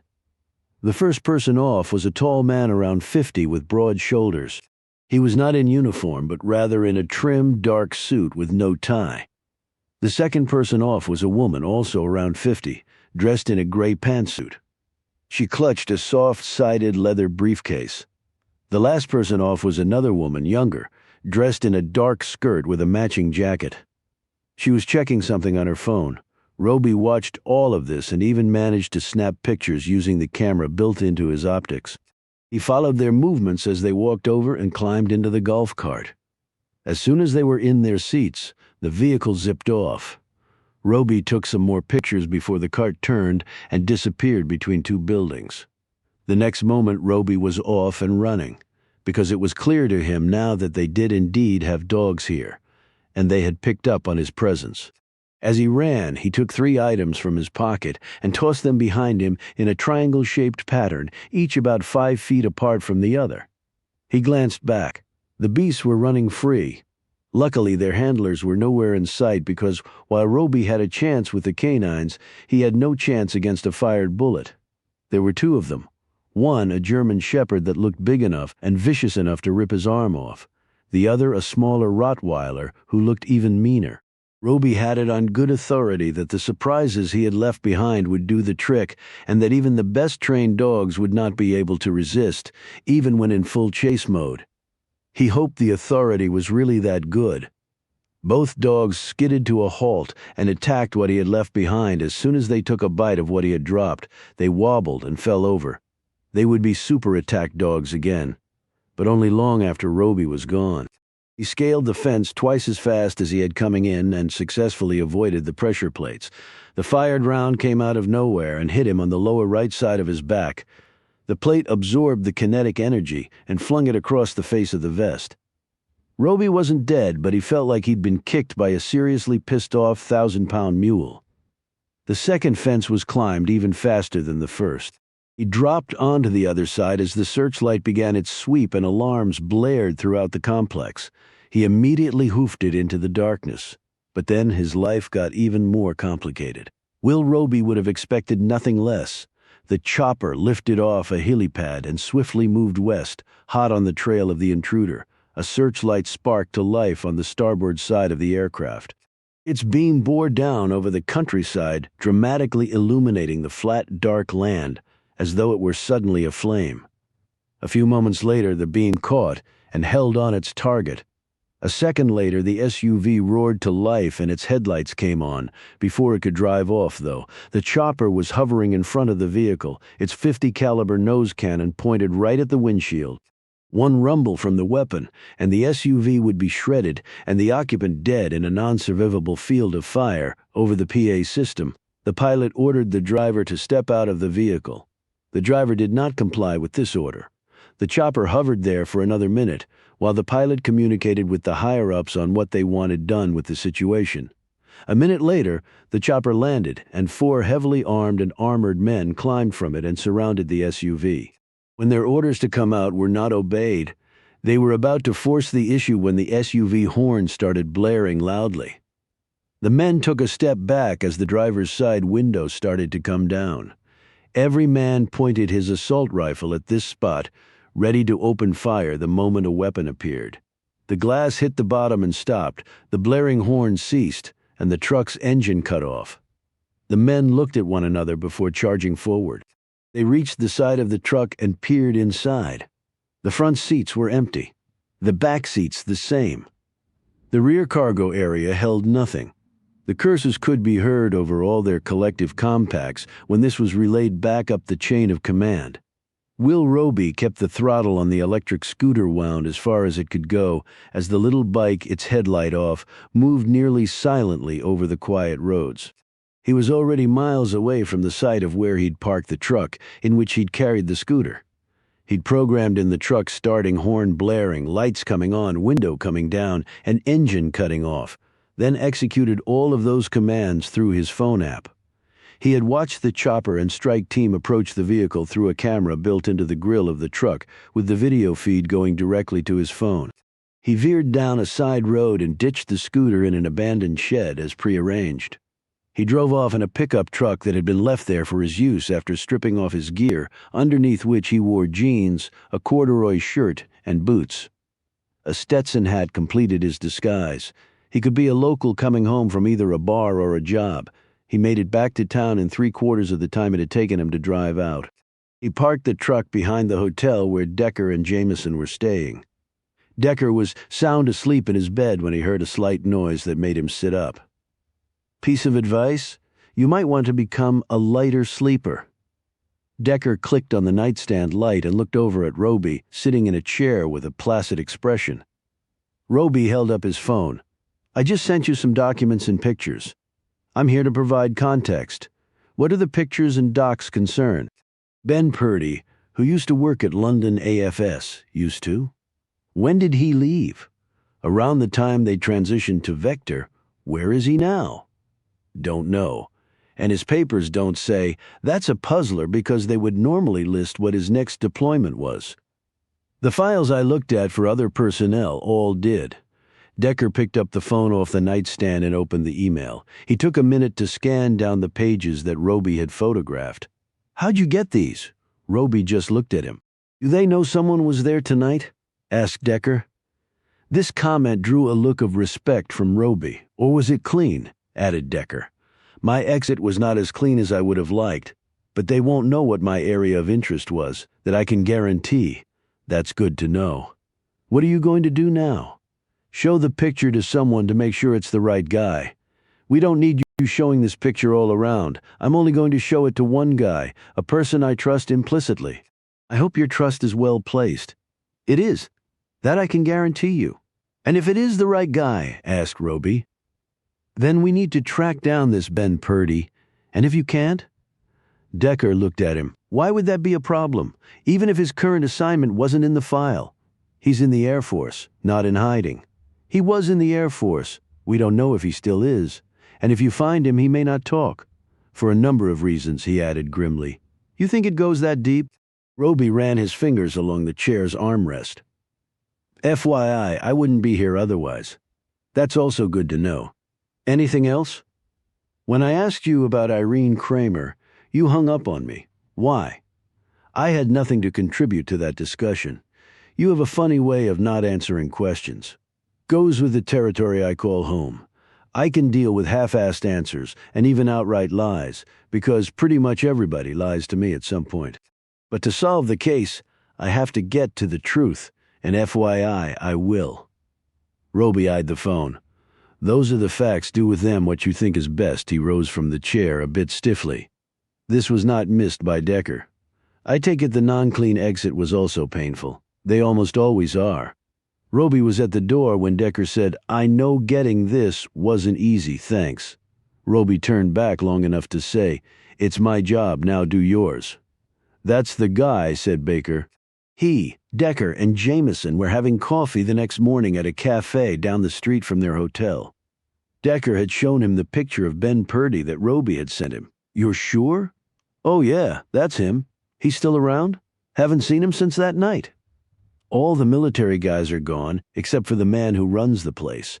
Colonel Sumter. The rest are private contractors. Baker shook his head. Never liked those guys. They were paid 3 times what us grunts got and did a quarter of the work we did. He eyed Decker. Where'd you get that picture? Jamison glanced at her partner. Decker had already told her about the encounter with Roby. Just good old-fashioned police work, Stan, said Decker, taking his phone with the photo on it back as Jamison hiked her eyebrows at this comment. If he's gone, how are you going to talk to him? Have to think of a way. Did he say anything else to you? Talk about his family? Friends? Anything that might help us track him down? Well, he said, his family was from Montana, just over the border. Decker sat up. Did he mention a town? No, just that it was small and rural. I guess most of Montana is rural. He checked his watch. I gotta get going. I'm normally at work by now, but we had some repairs to make, and we don't start staging for another 2 hours. Thanks, Stan. See you later. Hey, Caroline wanted me to ask if you two wanted to join us for dinner tonight. Dinner? Said Decker. I don't, but Jameson interjected. That would be great, Stan. Baker grinned. I'll email you with the details. You'll love the restaurant. It's a pretty special place before they could comment on this. Baker hurried off. Decker whirled on Jameson, who put up her hand. He's your brother-in-law. Soon to be ex. Is he your friend? Do you like him? Well, yes. He's a nice guy, solid as a rock. And didn't you two just fight off a bunch of guys together? Well, yeah, the point is, he invited us to dinner. We should accept. At the very least, we might learn something that could be helpful. Decker fingered his coffee, looking uncertain. What? She said. If you want the truth, I guess I'm pissed that he seems so happy without my sister. I know that's stupid and petty, but... Jameson put a hand on his shoulder. And it's also normal to feel that way after something like this happens to a family member. But you have to let it go. It's his life to live, not yours. Don't judge him, Decker. Just support him like you just said. He's a good guy. He refocused and said, if Purdy's family lives in Montana just over the border, we should be able to find them. It's a long border, Decker. What about Roby? Could he help? He got us the photo and the name. He did his job. His forte is not running stuff down in a database or interviewing witnesses. We should be able to do that? In a normal case, yes, but this is apparently not a normal case. Decker thought about this for a long moment, took out his phone and punched in a number. Who are you calling? She asked. A professional colleague?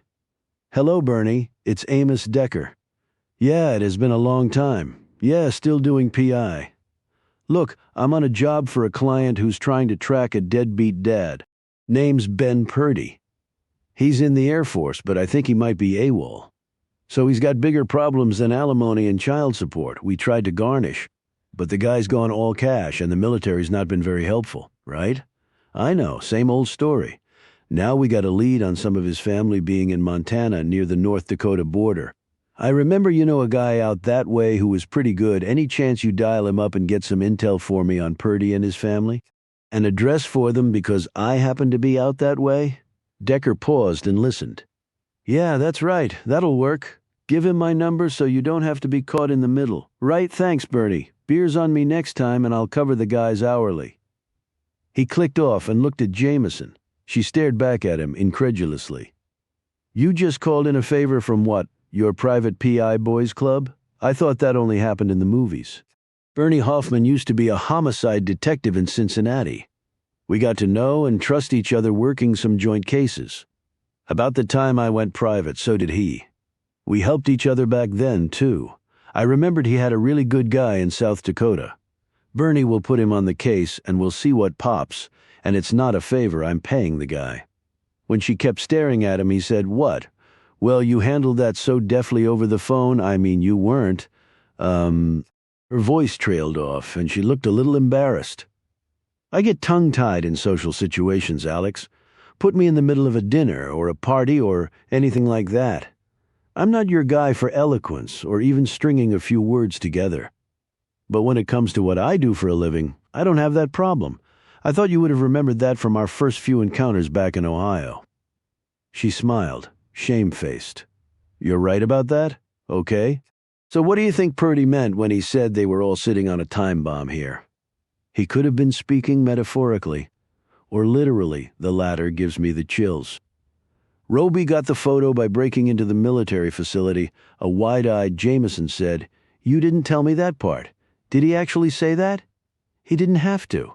But it was a close call for the guy, and he strikes me as the sort who can pretty much go where he wants. So the security there must be tough. Well, it is a secret government facility, said Jameson. Yeah, I just wonder what the secret is. What do you mean? In response, Decker brought up some photos on his phone. Roby didn't tell me about these, I guess. He thought the photos would speak for themselves, and they sort of do. He showed Jameson shots of the men on the gurney being taken to the ambulance and the man and two women getting off the jet. I wonder who they are, said Jameson. And I wonder what happened to the men on the gurneys, Sumter said. The place was really safe. No accidents. Well, maybe what happened to them was no accident, replied Decker. The room was dark. Any illumination appeared to be coming from a lamp in another area. A man sat in a comfortable upholstered chair. He was dressed in a suit, crisp white shirt, and a tie. His winged loafers were polished, his hair was salt and pepper. His face was creased with decades' worth of worry, all honestly earned while serving on behalf of his country.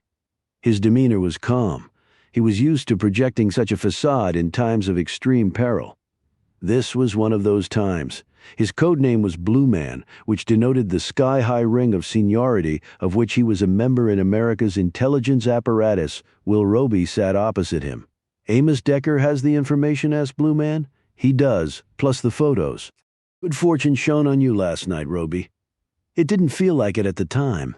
How's Jess? Busy was all that Blue Man would say on that. Now, I take it from your overall demeanor that you wonder why we are not performing a full frontal assault on this particular problem. I do what I'm tasked to do, said Roby evenly. But still. Yes, said Roby. But still. Blue Man held up one of his hands. Unfortunately, we have one of these tied behind our back, Roby. Very tightly, in fact. Is that so? Powerful interests are arrayed all over this situation. The problem is, while they are arrayed, they are not aligned with our interests. Money and power. Now, if we knew for sure, with demonstrable proof, what is going on, it would be different. Without that, I can't even get a meeting. I can't even get an email returned. People would rather ignore a potential problem in the hope that it will go away.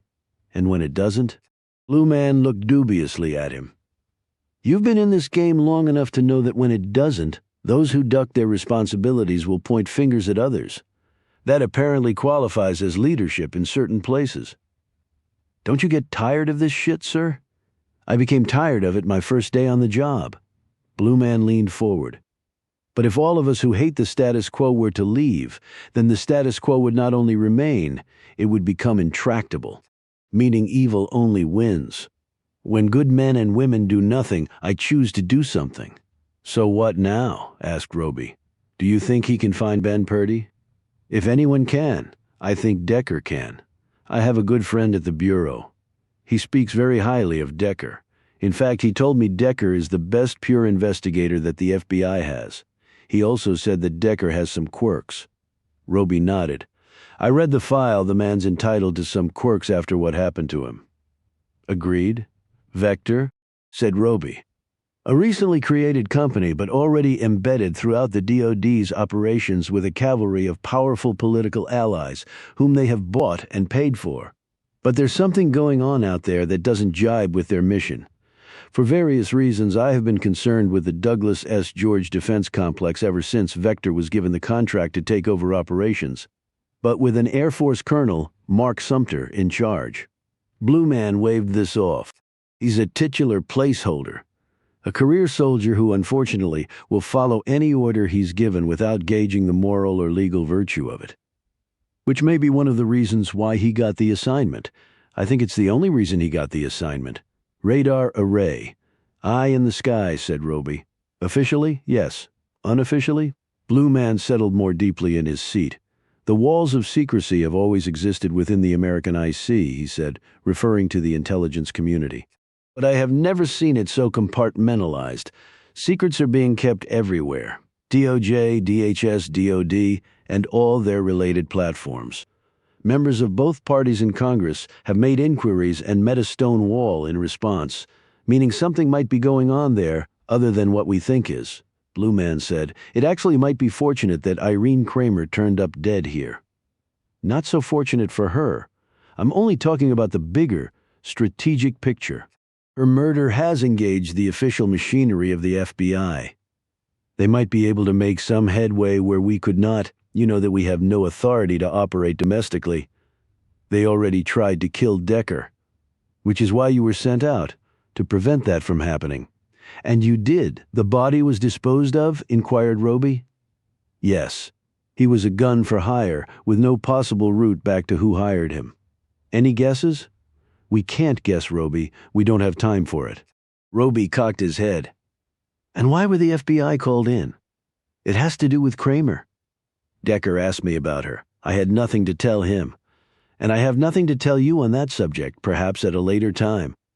Roby took this in stride. He was used to not having the full story on any OP for which he was called in. Okay, but she must have been important to us. She may be more important to us in death than she was in life. But I for one believe that every death such as she suffered must lead to justice and punishment. Blue Man gave him a curt nod, and Roby rose to go back to work. Look out for Decker and his partner with the greatest care, Roby. Will Roby didn't say anything. He didn't have to. Sumter hasn't gotten back to me, said Kelly as he joined Decker and Jameson by pre-arrangement in the lobby of their hotel. He had on a gray two-piece suit and white shirt, but instead of scuffed boots, he wore black loafers. That's telling, said Decker. The DOD works like a glacier. At least that's been my experience. Sumter came here about a year ago? That's right, when the operation of the facility transitioned. What do you know about Vector? Not much, but they got a lot of people over there, and most of them carry weapons, the very serious kind. Got a question, said Decker. Shoot. Why, all the ambulances over at the Air Force Station. Sumter said it was a really safe place, no accidents, so I don't see the need. Kelly looked at him shrewdly. You asked that when we were over there, and I didn't get an answer. Thought I'd tee it up again. You think I'm supposed to know? I think you might have an opinion. Well, the easiest answer is all military facilities prepare for worst case, so having ambulances there might just be for that reason, and it might not. Lot of security there for a radar array. I mean, it's not like someone can go in and steal that pyramid. But they can sabotage it, countered Kelly. Okay, I'll give you that one, conceded Decker. Why do you care about any of that? Asked Kelly. I care if there's something going on over there that might be tied to Irene Kramer. I don't see a connection. It's our job to find one if there is one. Well, like I said, I've heard nothing back. Then we have to move forward in other directions. And where would that be? Asked Kelly. I'd like to go back to the Brothers' Colony. What do you expect to get there? Irene Kramer worked there. We might have missed something. At the very least, we can talk to other people. A lead might shake out from that. I'll give them a heads up that we're coming. But let's tread carefully. They've all been hit hard by this. I'm sure they have. And the sooner we solve this, the sooner they can get on with their lives. The not knowing probably isn't good for them. That's a fair point, conceded Kelly. He suddenly gave Decker a hard stare. Some young punks went to the hospital the other night with assorted injuries. Nothing too serious. You know anything about that? Why would I? They didn't file a police report, but one of my guys was over there interviewing some other dumbbells who got into an altercation. That's how he hooked up with them. They said it was a couple of really big, rough-looking guys who took them out, 6 against 2, and the 2 kicked some serious ass. Surprised they admitted to that, but I think even they were impressed. Sure, you don't know anything about that? Lot of really big, rough-looking guys in this town? Yeah, there are, said Kelly, not looking convinced. You want to call the brothers so we can head out, said Decker. I'll go bring the SUV around. He left Kelly and Jameson there. Kelly eyed her. So what exactly is going on? I don't know what you mean. You going down the obfuscation road too? Wow, that's an SAT word if ever I heard one. Where do you think I got it? Replied Kelly. On the drive out to the colony, they passed the All-American Energy Company's oil wells site, which bordered both the brothers' land and the Air Force Station. Colonel Sumter really hates all this stuff right next to his installation, said Jameson. I guess I can understand that. I mean, what if there's an accident with one of those oil rigs, a fire or something? It could affect what he's doing over there. Kelly stuck an unlighted cigarette in his mouth, like shooting fish in a barrel. What is? Asked Jameson. Drilling for oil around here. You ever think about getting into the fracking business? Asked Jameson. He shook his head. I prefer steadier work. It's not like crime is ever going to go away. Kelly glanced at Decker. If you weren't a cop, what would you be? Unemployed, answered Decker quite truthfully. Milton Ames and Peter Gunther were waiting for them in the dining hall. They were dressed the same as before, but each man seemed paler, with Ames looking feeble and disoriented. He mumbled, "When can we have Pammy's remains? We have to bury her properly." "I'll let you know as soon as possible, Milton," said Kelly in a gentle tone. "It shouldn't be too much longer. Do they? Did they have to, you know?" "They had to perform an autopsy, yes," said Jameson quietly. "It's legally required under the circumstances. I guess so, Susan keeps asking. We want to," Kelly said. "We're doing all we can. Please believe that." "I do, Joe, thank you. Decker said. "I know you didn't keep a file on Kramer's documents, but after she gave you the information about her undergraduate degree, did you check with Amherst to see if she actually went there?" Ames said firmly, "No, we didn't. Why would she lie about that?" Gunther chimed in. "And why would someone come all the way out here with a made-up story? We can't pay a lot. What would be her motive to lie to us about her past? I just don't see it." "Well, if she wanted to disappear but needed a job to support herself," said Jameson, "that would be one motive." Gunther's expression showed clearly that he did not believe this to be a plausible explanation. Jameson said, "Did she give you references from past places of work that you could check out?" "She'd been out of school for about 8 years. She had to have held other jobs in the meantime." Gunther and Ames exchanged a glance. Decker said, "During job interviews, you always ask about a potential hire's experience. You check references." Gunther placed his hands together and said quietly, "We needed a teacher, and she was the only one to apply for the job." "It's not like we could be choosy. Teaching is a lot of work," added Ames. "And a person could come here and make twice what we were offering just to be a cashier at a truck stop. So when she applied for the position, we were thrilled." "In fact, I imagine you were desperate for someone," said Jameson. "Yes. How'd she find out you needed a teacher in the first place?" asked Decker. Gunther answered, "We placed an ad online and also in the local paper. She apparently saw it and came in. She interviewed very well. She brought model lesson plans with her. Seemed very well prepared to teach our children and appeared happy and well adjusted. And she had done a very good job for the time that she was here. Susan told you that herself, if you recall," Ames said. "But why all these questions about Irene's past? How is that relevant to what happened to her? She was a prostitute. Don't a lot of them have bad things happen to them? I mean, it's just the nature of the beast, isn't it?" "It can be, yes," said Jameson. "But we have to follow up other angles as well. We're just trying to trace her past. It might have an impact on what happened to her," explained Kelly. "At least we can't discount that yet, meaning it might be someone from her past who killed her." "Could be." Gunther nodded. "Well, that is a little comforting. At least it might not be anyone from London. I would hate to think that we might have a brutal killer running around here." "You'd be surprised how many places have brutal killers running around," said Decker, drawing a sharp look from Gunther. Ames said, "I know that you have to look into what happened to Irene, but do you have any clue as to who killed my daughter?" Decker looked at Ames. As Detective Kelly said, "We're working hard on it. Both these cases are a priority for us. Do you think they might be connected?" asked Gunther. "How so?" asked Kelly. "Well, both women had ties to this place. Both were killed when they were off our property. Do you think it might be someone who had a grudge against our lifestyle and beliefs? These things do happen. Religious persecution." "Yes, they do," said Jameson, "and we will look at that angle, although Kramer was not a member of the colony. Someone might have held it against her that she taught here or had a mistaken belief that she was a member somehow. Again, we will look into that," said Jameson, glancing at Decker. Kelly added, "Do you have any idea where Pamela might have been living in London?" "She never told me," said Ames. He paused and his expression grew uncomfortable. Jamison was quick to pick up on this and said, "Is there something on your mind? The way she was dressed when she was found? I saw the clothing. She never had clothing like that when she lived here. I saw how she dressed at the truck stop, but this was far more what was going on there I would like to know. And Susan asked me about it too. She was deeply worried." Kelly said, "She might have just been, trying out a new style," Ames said. You don't think she was? I mean, sex with Hal Parker? She wouldn't have done that because she found him attractive. He was older than we were.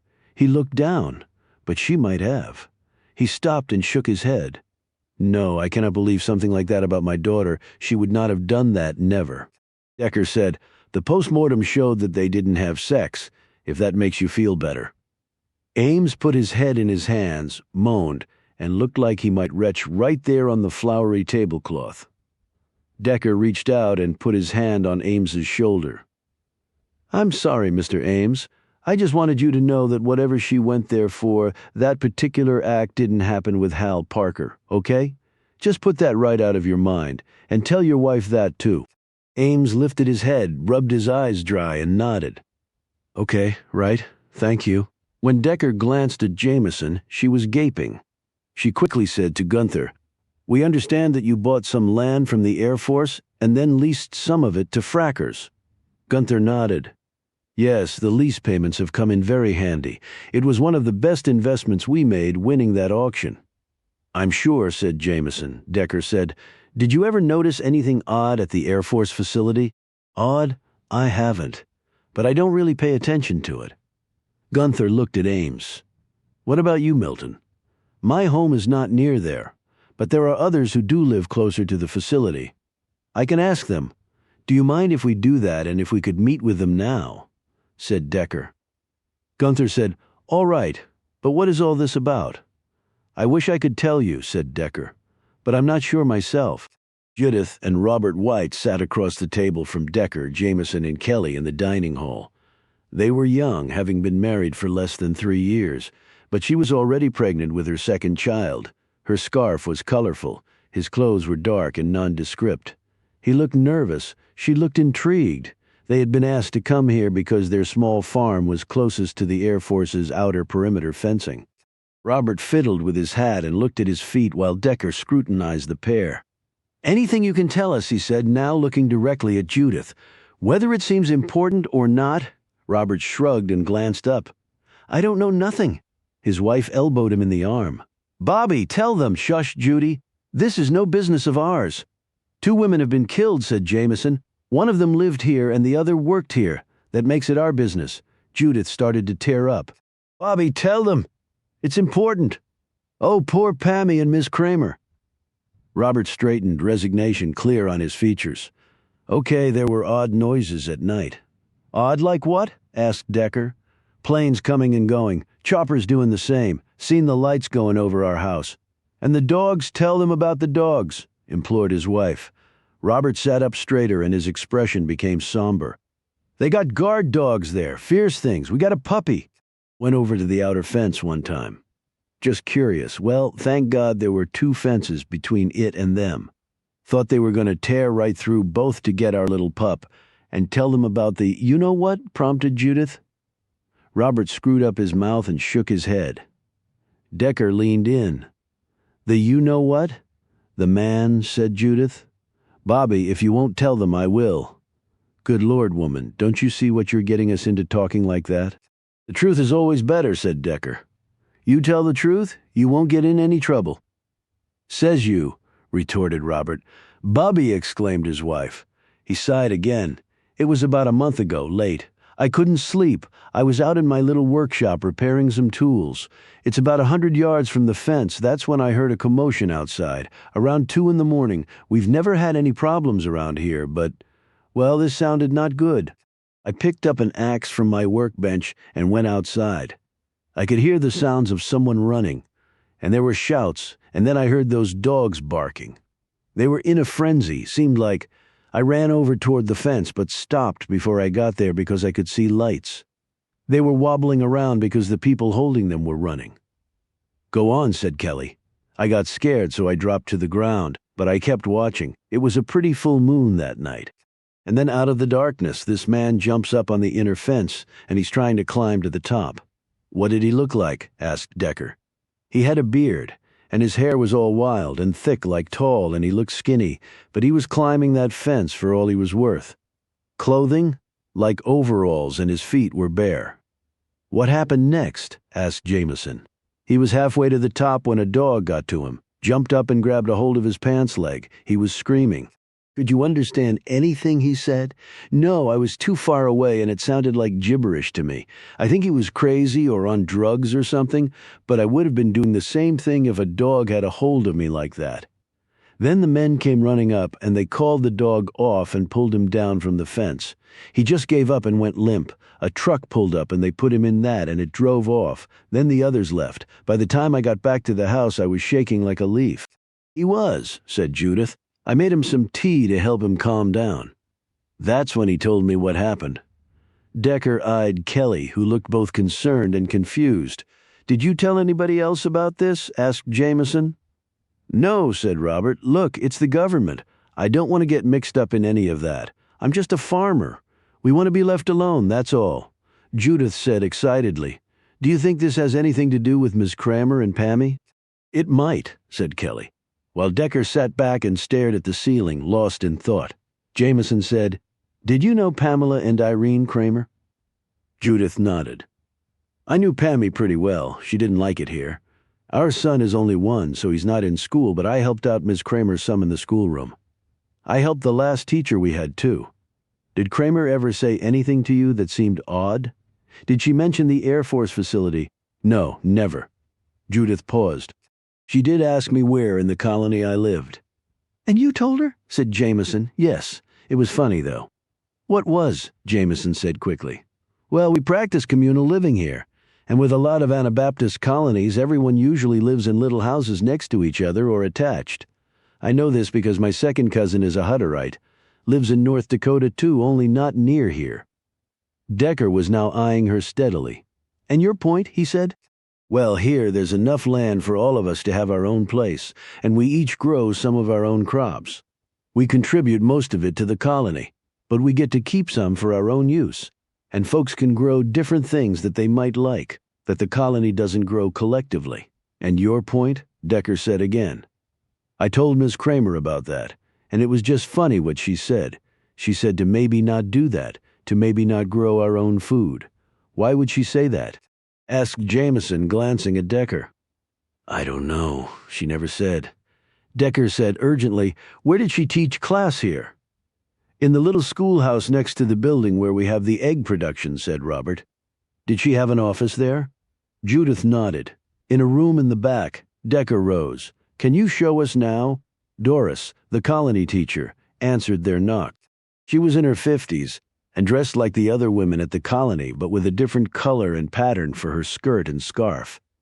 Behind her they could see students ranging in age from 6 to teens, sitting in separate clusters in the middle of the large room. They all looked at the visitors with both interest and puzzlement.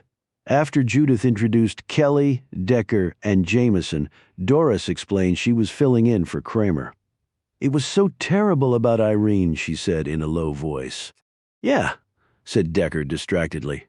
Look, we need to see Kramer's office. Oh, all right. It's this way. She led them past the students. Several of the younger boys looked up at the giant Decker in awe, while several of the teenage boys watched the pretty Jameson every step of the way. Doris opened the door to a small room and ushered them in. It was 10 by 10 with one window. A small desk sat in the middle of the room with a straight-back chair slid into the knee-hole. 2 metal file cabinets were set against one wall. On the desk was an ink blotter, a Rolodex, a stack of books, and what looked to be some student journals. Doris and Judith left them there to look around. What are we looking for? Asked Kelly. Anything that will help us, replied Decker. Well, that's kind of vague. Decker thinks that Kramer's murder might be tied to something in her past before she came here. Jameson glanced at Decker. Old sins cast long shadows or something to that effect. Kelly looked intrigued by that. So, before she came here then? Which is maybe why the feds are interested. Decker nodded. Yes, I think finding out the reason she came here in the first place will go a long way toward helping find who killed her. So, are you thinking her murder had something to do with her past? It's certainly possible, noted Jameson. Works for me. Kelly slid open the desk drawers and looked through them, even checking underneath each one. Jameson started going through the books and journals, while Decker popped open one of the file cabinet drawers and began searching. Nothing here, said Kelly, a while later. Same here, said Jameson as she put down the last journal, while Decker was still poring through the file cabinets. Jameson sat down at the desk and pulled the Rolodex toward her. Funny thing to have these days, especially for a young person. Decker looked up from the cabinet drawer. Anything in there? Jameson flipped through some of the cards, starting with the letter A. They look to be all empty, she said. Why have an empty Rolodex on your desk? Decker walked over, took it from her, and started going through each card. Finally, near the end, he pulled one out that had some writing on it. What letter was that under? Asked Kelly. Decker said, I think Kramer was trying to be cute. It was under X, as in X marks the spot. And I guess she was counting on the fact that almost no one would search every card. Well, she didn't count on you, quipped Jameson. What does it say? Asked Kelly. Decker read off the card. Lesson Plan C dated December 15th of last year. Any idea what that might mean? Asked Jameson. In answer, Decker raced back over to the file cabinet, quickly searched through the material there, and pulled out a scheduling binder. He flipped it open to December. Okay, on December 15th, she's written the name Bud, Green Hills Nursing Home, Williston, North Dakota. He looked up, and there's an address and phone number. Why would she have that written down in a lesson plan? Asked Kelly. Well, considering the subterfuge with a Rolodex, she probably didn't want it listed on her phone but still wanted it around to refer to. Williston isn't that far from here, said Kelly. You want to go check it out? Yes, but call first and see if they have anyone named Bud there. Kelly took out his phone, looked at the number on the page, and made the call. He spoke into the phone for a bit and then waited for about a minute. They're checking, he said. Someone came back on the line, and he listened for a few moments. He clicked off and looked at them. They don't have anyone named Bud living there, nor anyone who lived there recently with that name. It might be a nickname, said Jameson. Which means we need to take a trip to Williston, said Decker. They left and climbed into the SUV. You think this might finally be a break? Said Kelly. From your lips to God's ear, replied Decker. I'll take a little divine intervention about now, chimed in Jameson. Looks like a nice enough place, said Jameson as a little over an hour later, she steered the SUV into the parking lot of the Green Hills Nursing Home. They climbed out and went inside. At the front desk was a young woman dressed in blue scrubs. May I help you? Kelly showed his credentials, as did Decker and Jameson. That got them referred to the supervisor on duty, a woman in her 50s with short white hair, a portly frame, and a disagreeable look on her face. I spoke to you earlier, she said to Kelly when he explained what they wanted. We don't have anyone here named Bud. That's probably a nickname, said Kelly. So what's his full name, she said. Well, if we knew that, I would have given it to you already. Did you ever have an Irene Kramer work here? Asked Decker. Kramer? Irene Kramer. No, I don't believe so. Look, what is this all about? Kelly took out a copy of Kramer's driver's license and showed it to the woman. This is Irene Kramer. The woman put on a pair of glasses and looked closely at the photo. Why? That's Mary Rice. At least that was her name when she worked here. When was that? Asked Decker. Come to my office. They followed her down the hall to a small windowless room with drab furniture. She sat down at her desk and logged onto her desktop computer. Her last paycheck was issued about 14 months ago. What did she do here? Asked Jameson. She worked with our residents. She did physical therapy with them. And she was certified to do that? Asked Decker. Yes, she had all the proper paperwork. And you checked on all that, her references and all? Yes, that's our proper procedure. Everything was above board. Can we get copies of all that? Asked Kelly. Not without a warrant. I'm not looking to bring a lawsuit down on this place. Now, I don't know what she's involved in, but if Mary were to find out, Mary is dead, said Decker. So she won't be doing any suing. Dead. She was murdered, which is the reason we're here. Oh, my God. And you're sure you don't have anyone here named Bud, said Jameson. Quite sure I know all the residents. There's no one here with that name or nickname. Decker interjected. But what about with those initials, B.U.D.? The woman started to peck on the computer keyboard. A few minutes passed as she scrolled through some screens. Then she stopped and smiled. It's Brad, Bradley Unger Daniels. That's B.U.D., right? Yes, it is, said Decker. Mary, said Brad Daniels.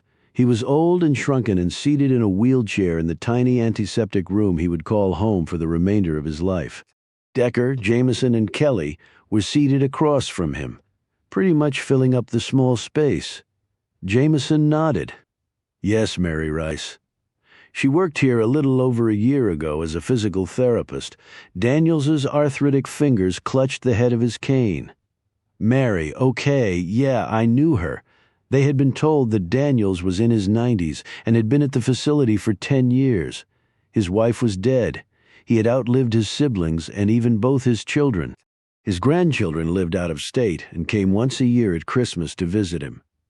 Kelly had tried to show him the picture of Kramer, but Daniels shook his head. Can't really see no more. Decker looked around the room. Next to the bed on a small shelf were some pictures of little kids and what looked to be birthday cards.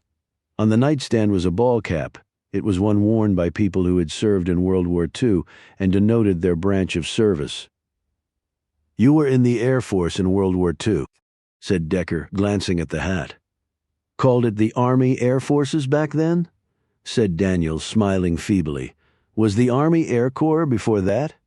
Didn't come to be the U.S. Air Force till later?" "Were you a pilot?" asked Jameson. "No, a navigator." He perked up. "Flew on the B-17, 90s-24, and the big boy, the B-29 Superfortress. Boy, those were some exciting times." "Navigator, huh?" said Kelly. Daniels slowly nodded. "Always liked that stuff. Signals, radio waves, radar, which was new back then. Got us where we were going and then got us back. Did a lot of bombing runs. Thought I was going to die every time. Never managed to." He chuckled softly. "What you do after the war? Did you leave the service?" asked Decker. "No, I stuck around and worked for the government." "What did you do?" asked Jameson. Now the man's weakened eyes narrowed. "Why do you want to know?" he said, his tone suddenly sharp. Decker squatted down in front of the man. "Did you talk to Mary about some of the things you'd done?" "You haven't answered my question yet, so why should I answer yours?" "You liked Mary. She was a nice gal, patient, pushed me to do my therapy, but she did it in a way that wasn't too overbearing like some of them can be here. I liked her. Too bad when she left. Where'd she get to? Would it surprise you to learn that she moved to London, North Dakota?" The old man flinched. "London?" "Yes, it's where the Douglas S. George Defense Complex is located." "Well, I know that. Because you worked there? A long time ago," said Decker. "Maybe I did and maybe I didn't. But if I did, it's classified," said Daniels. He closed his eyes and gripped the head of his cane tighter. "But you talked to Mary about it?" "How do you know that?" said Daniels. "Did she say I did?" "No. But why else would she have moved up there? I mean, otherwise it's a really big coincidence." "I got nothing to say on the subject." "Did you know that the Air Force sold most of the land around the radar facility?" "Sold the land?" said Daniels sharply. "To who?" "A religious organization called the Brothers. Ever heard of them?" Daniels shook his head. "And they in turn leased some of the land to frackers. Frackers, companies that drill down for oil and gas." "They're drilling on that land?" asked Daniels. "Yes." Decker glanced at Kelly and then Jameson. He turned back to Daniels. The old man was staring directly at him. "The thing is, we unfortunately can't talk to Mary." "Don't know where she is then?" Daniels said. "No, we do. So what's the problem?" "Someone murdered her." The old man seized up. For a moment, Decker thought he might be having a stroke. "Get out of here!" He suddenly roared, blinking away tears. "You just get out of here right now. Leave me alone. Leave me the hell alone." A uniformed nurse rushed into the room. "Mr. Daniels," she said frantically. "What's wrong?" He pointed at the others. "These people are harassing me. I want them to leave." The nurse looked sternly at the three. Jameson held out her FBI badge and said, "We had to ask him some difficult questions because of a police investigation." "Oh, I see, but he's upset now. I think you should leave. He's not in the best of health." Jameson tugged on Decker's arm. "I think you're right. We're going." They left the room as they walked down the hall. Decker said, "He knows. He told Kramer something that made her quit her job here, change her name, and move to London." "We just don't know what," said Kelly. "He worked at the Air Force station," said Jameson. "That has to be the connection. He said he was a navigator and was into radar and radio waves and all that's what they do up in London. We need to find out when he was there." "Exactly," said Decker. "It's been around since the 50s, you said." "That's right," said Kelly. "I don't know the exact date when it opened." "I can get Bogart to check on that," said Jameson. Decker said, "And when we find out when he was there and what he was doing, we're going to come back here and have it out with that guy." "But he's a really old man," Decker said. Jameson. "Yeah, I know, and right now he's also the best shot we have to solve this case." As they walked outside, Kelly said, "What the hell is going on here?" I don't know, said Decker, but we're getting closer to them. Okay, but let's just hope they don't get us before we get them, said Jameson ominously. And Bogart said he was on it, asked Decker. He and Jameson were walking to a restaurant where they were having dinner with Baker and Caroline Dawson. Decker had changed into another pair of pants, a clean white shirt, and his worn corduroy jacket with elbow patches, which constituted his most elegant set of clothes. The weather had changed, the temps had dipped into the 60s, and the humidity had vanished. Jameson had on a dark skirt that hit at her knee, ankle boots with zippers on the side and chunky heels, and a white blouse with a jean jacket over it. Yes, I talked to him just a bit ago, and since it has to do with the military, he was going to call Harper Brown. Harper Brown was with the DIA, or Defense Intelligence Agency, and she had worked with them on a previous case. Good. Anything on Kramer and why she's important to the feds? No, I asked him, and he said he had come up empty. Boy, the wind really makes it chilly, said Jameson, as she pulled her jean jacket tighter. 2 days ago you were complaining about the heat, as I recall. It wasn't just me complaining. As they drew closer to the restaurant, Decker said, So dinner tonight? What am I supposed to do? She looked at him, not in surprise, because she had more or less expected this query. Well, first of all, try to enjoy yourself. It's been an intense few days, and even you need to recharge your batteries. Next, be supportive of Stan and Caroline. Don't go in there thinking that she's trying to replace your sister. And if I say something stupid, just think about what you're going to say before you say it. Easy for you to say, muttered Decker. An etched bronze sign next to the front door of the restaurant read Maddie's. That's her mother's name, said Jameson. No coincidence there, obviously, replied Decker. Maddie's was on the first floor of a restored brick building with a pair of flickering gas lanterns on either side of the polished wood door. Jamison glanced at the fiery lanterns and quipped, Great, more methane. Dawson and Baker were at the bar having a drink. Baker was dressed like Decker, khakis, white shirt, and a jacket that had seen better days. Dawson was glammed up in a turquoise dress with a leather belt, black tights, and low heels. Her hair was down around her shoulders. They moved over to their table and sat down. Jameson looked around at the interior space that appeared both brand new and very old, but was fleshed out with thought and in spots even artistry. Wow, this is really beautiful. Didn't expect to see something like this here. She shot Dawson an embarrassed glance. I didn't mean it that way, sorry. Decker gave her a funny look, leaned over and whispered, Think before you say something? Dawson smiled in understanding at Jameson's remark.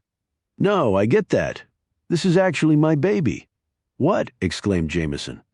Baker grinned and said she runs the whole place, not her dad. We spoke to your father, said Decker.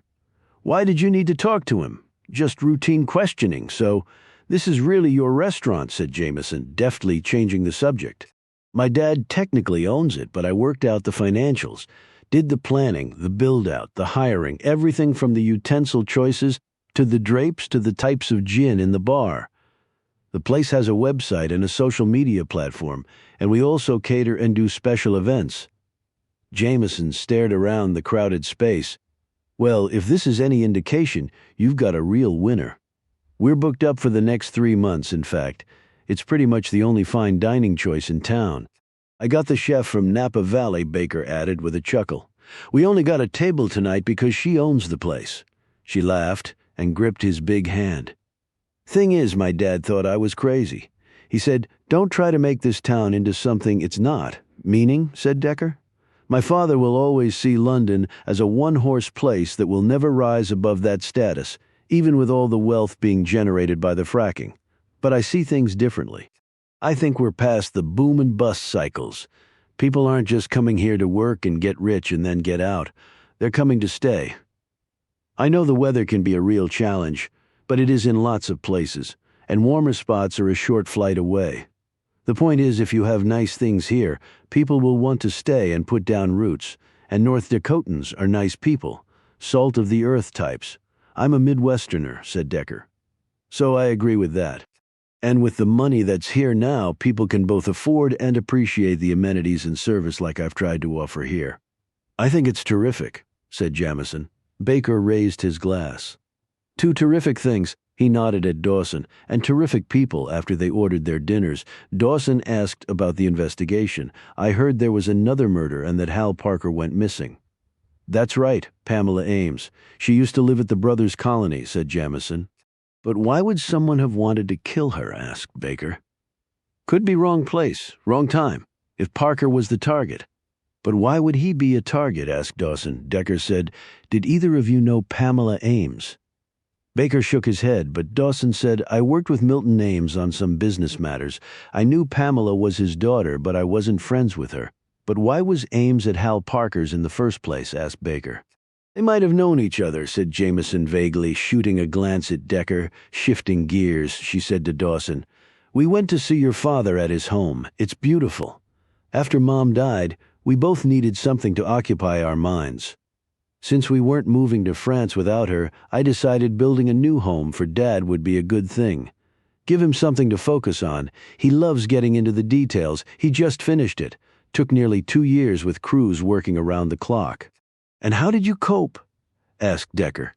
She smiled sadly. I buried myself in work, too. Your mother died in a blizzard. I understand, said Decker. Dawson nodded and rubbed at a ring on her pinky.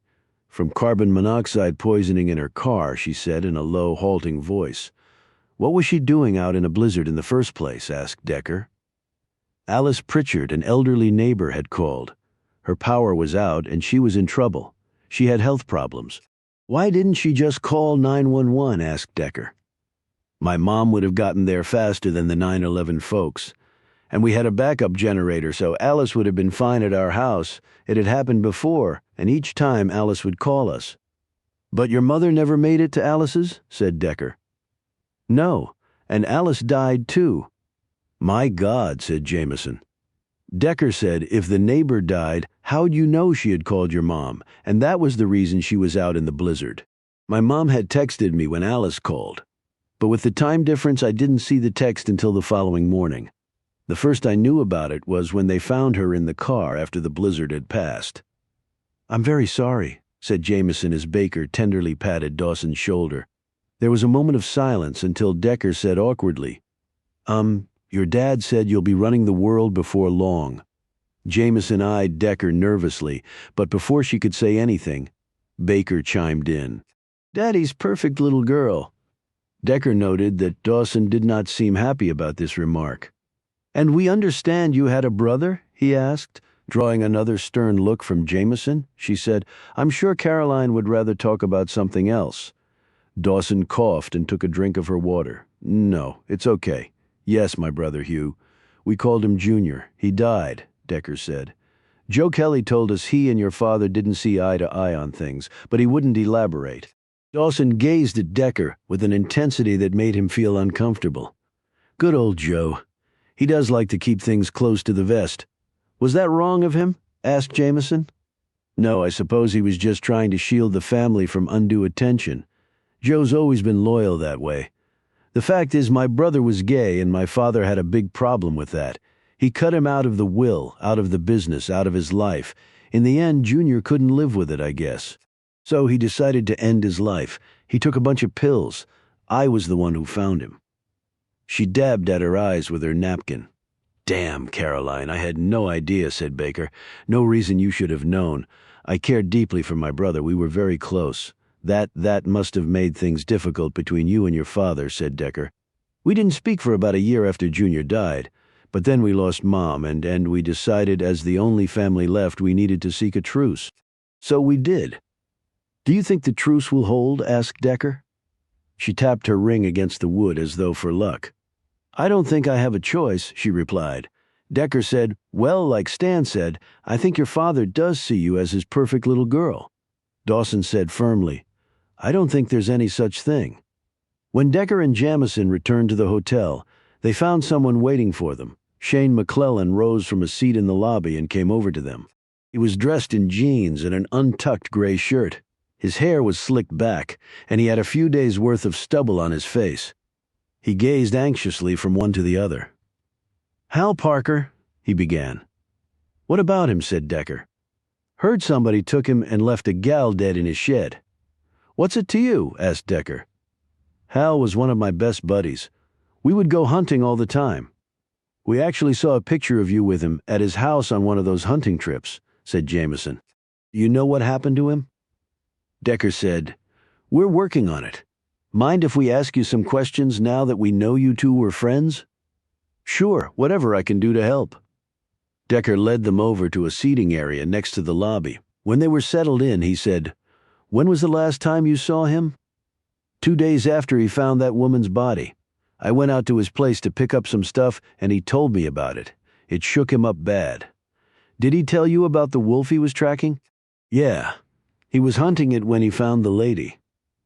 Did Parker know a woman named Pamela Ames? Shane's brow furrowed. No, not that I know of. Is she the gal they found dead there? She was. Now what we found might point to Ames having been there for paid sex, knowing Parker. Do you think that's plausible? Hal, a hooker? No way. Why the hell would you even think that?